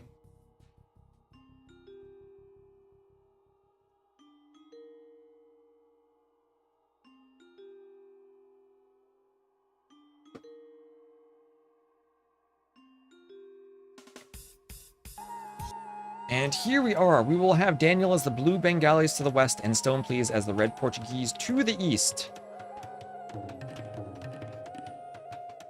And what are we going to have here? The 2 turkeys for Daniel. He's picking them up. This map is definitely not bugged. 1, 2, 3, 4. 2, 3, 4. A couple of turkeys out there. So this will be our final game of the day. T-West will have casted for 9 hours, 15 minutes so far. We'll see how long this takes. Maybe we'll be here 10 hours. Can I automatically check if spectators are enabled? No, I can't. Maybe I can. Hold on. Check for spectators. I'm pretty sure the answer is no, but I should double check that, actually. I can't change the length of the relic victory in map scripts. I don't think I can. That would be a good thing, too. Yeah, you can't actually check that in-game, I don't think. If you're the host, I don't think you get an icon for that either. Yeah, Arbase, if you're in the lobby, do you actually get an icon for it? I don't think you do. I think it's only on the setup screen, unless it's been changed or I'm missing something when I check. Only the host? Does the host get something? Do they get an eye icon for it? And if you don't have them enabled, it's not like there's something that says no specs. It just doesn't show the eye, right? Spectators enabled. Okay. I'll have to do more testing then. Yeah, but it doesn't say like spectators disabled or anything if it's not enabled, right? It's just you don't get a message. Maybe that's it.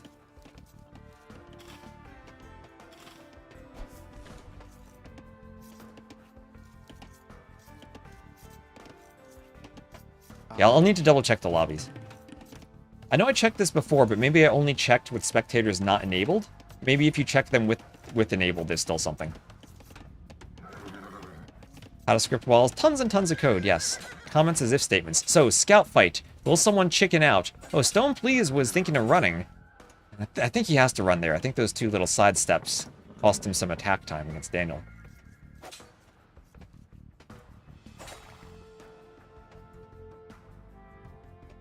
Then in the back, we'll have the dock from Stone Please. So, oysters for gold in the back, as you also have shorefish. Sent a picture, only the host sees that? Alright. So, scouts going down here. And who wins? Who wins? 6 HP left. 2 hits. 2 hits. Ooh, they back off. They back off. Cool map. I love this map. This is my favorite map. Originally it was by the Mad Catter, and you can see kind of the same theming of the bright, colorful tree mixture from Inundation.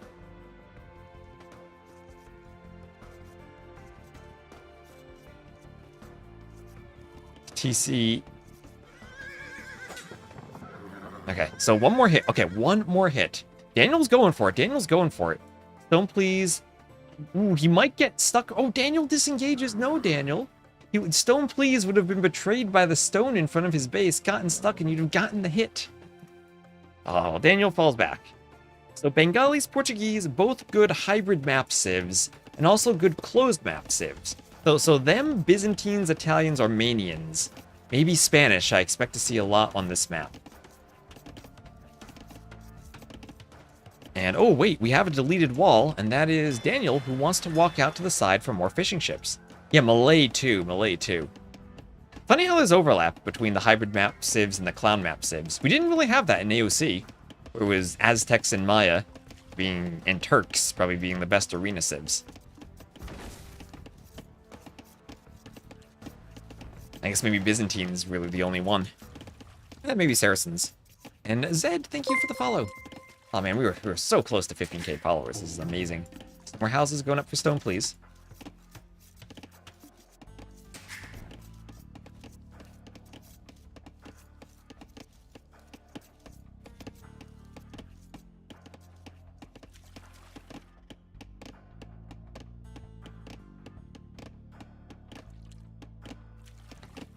Follows from A to Z. Oh, Z. That's the alternative way to say Z.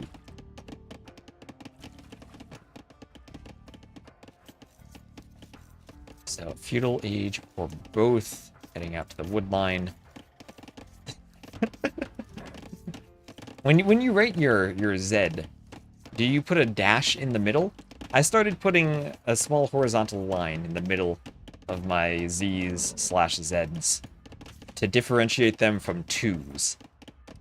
And I realized when I started doing complex analysis that my handwriting was not distinguishing them, so I added the line. Pat you on your head? I'll pat myself on the head. Your vicarious pat. So, feudal age here for Daniel. So on this map, aside from the oysters in the back, hard to code consistently. Happens consistently. The gates are the hard part. The gates are the hard part. The diagonal gates especially. That was requiring you needed to turn comments into if statements to get them there properly. It was a lot of fun though. Your mom adds the line because she was a math major? It's a good idea to add the line. Hi. I should probably add a line through the zeros now that you mention it, but I guess that would probably confuse that with the empty set. I mean, I guess they are the same thing.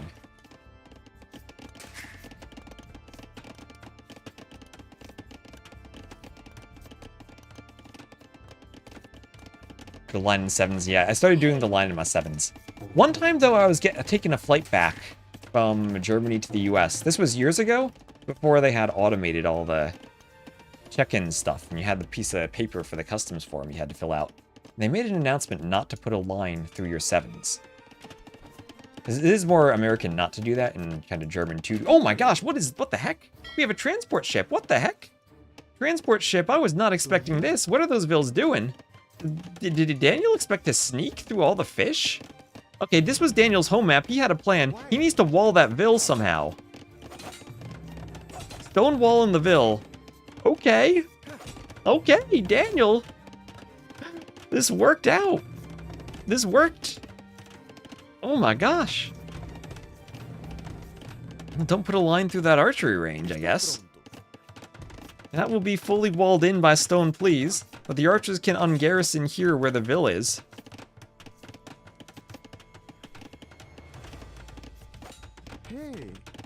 Oh. What? Daniel, what is this strategy? It would be amazing if this worked, but what is the scouting? This was his home map too. Did he practice this and did it work? I mean, you have complete scouting of everything. That's never going to be a secret.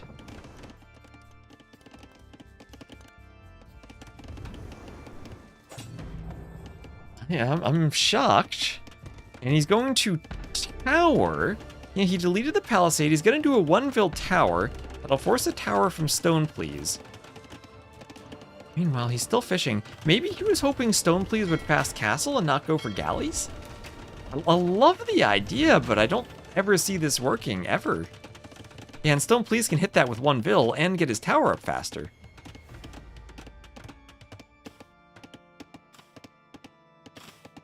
So yeah, maybe it cost effectively.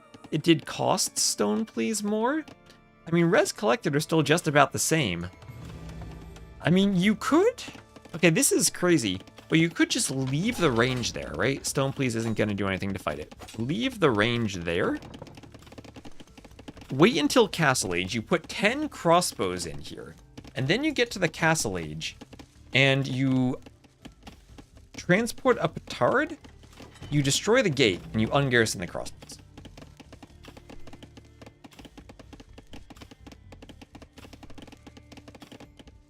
So, where are scouts coming? Where are scouts? Oh, scouts are coming in too. Okay. Well, there's already a defensive tower and walls up on the wood line. So what is Daniel gonna do with scouts? He's housed. No red vills under the TC. No, there are palisades here. There are palisades there. But you are right. With no vills under the TC, he could escape because you're fishing. You're not farming. So maybe that was Daniel's plan. If you're fishing instead of farming, there's nothing under the TC to shoot you. I mean, I would love to see transport ship scouts, but I don't know. I don't think the forward range would work like this. Put one skirm in there. So Daniel forward with a fire galley. If he wins this game still, that's going to be crazy. I mean, res collected, he's not that far behind. He should have extra vills as the Bengalis, but he did lose 2 of them. And he had quite a bit of idle TC time.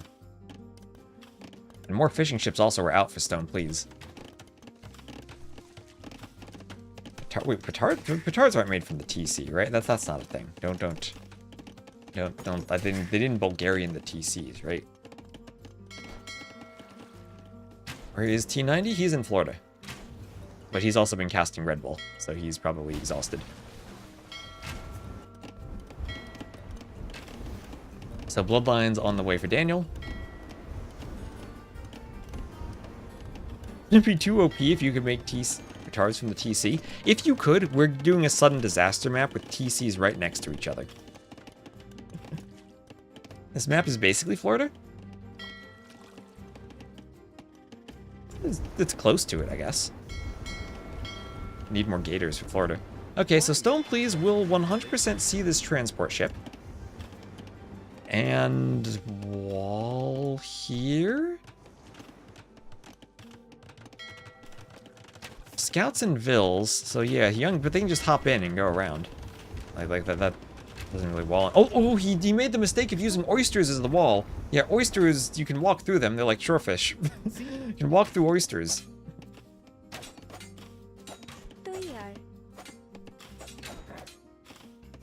Yeah, this can be Key West. And he wants to do another range, directly in range of the TC. There are skirms and spears already out here. I guess he's committed to this by now. There's a spear for poking away the scouts. If you could somehow break the archers out, that'd be one thing, but the galleys are now in the back stopping this. The spears are poking down the scouts. I love this strap, but I don't think there's a universe where it works, right? This has to fail. I mean, he's not going to be stopped from making the range. But Stone Please does a simple workshop when he's up at the castle age, and he's fine, right? Daniel's lost Vills doing this. Well, he's also killed 2 Vills. 500 res collected difference. But he's not going to be up anytime soon, right? Like, he's not going to be up. Like, the galley's there, he can't chase the archer by the shore. The spear's poking the scout. I love this. I love this. It's, I don't see this ever working. This would work if maybe the map were larger and you could sneak the transport ship and your opponent wasn't fishing and didn't have vision everywhere, but as Castle Age comes in, Daniel will call the GG. I don't know what that was, but I loved it. Despite the fact it was what? Oh my gosh, that was brilliant. I love that. So GG. Well, that means Daniel is done in time for me to shovel snow just as the sun is about to set. So, that was a strategy and a half. Alright, so thank you everyone for watching today. I'm gonna go shovel some snow and eat. And Arbe's sending me, where does it say? Oh, spectators allowed, it does say that. Yeah, so I'm pretty sure it just doesn't say that if you're not posting specs. I'll test that later. Anyway, thank you very much. Taking notes for the Community Cup. So we are going to give the win to Stone, please. And the maps. Both players lost their home map. Crazy set of games, at least. Oh, that was amazing. So we'll find someone to raid. Thank you all very much for watching. I'll say goodnight to you guys on YouTube too. And we'll be back tomorrow for some more TTL.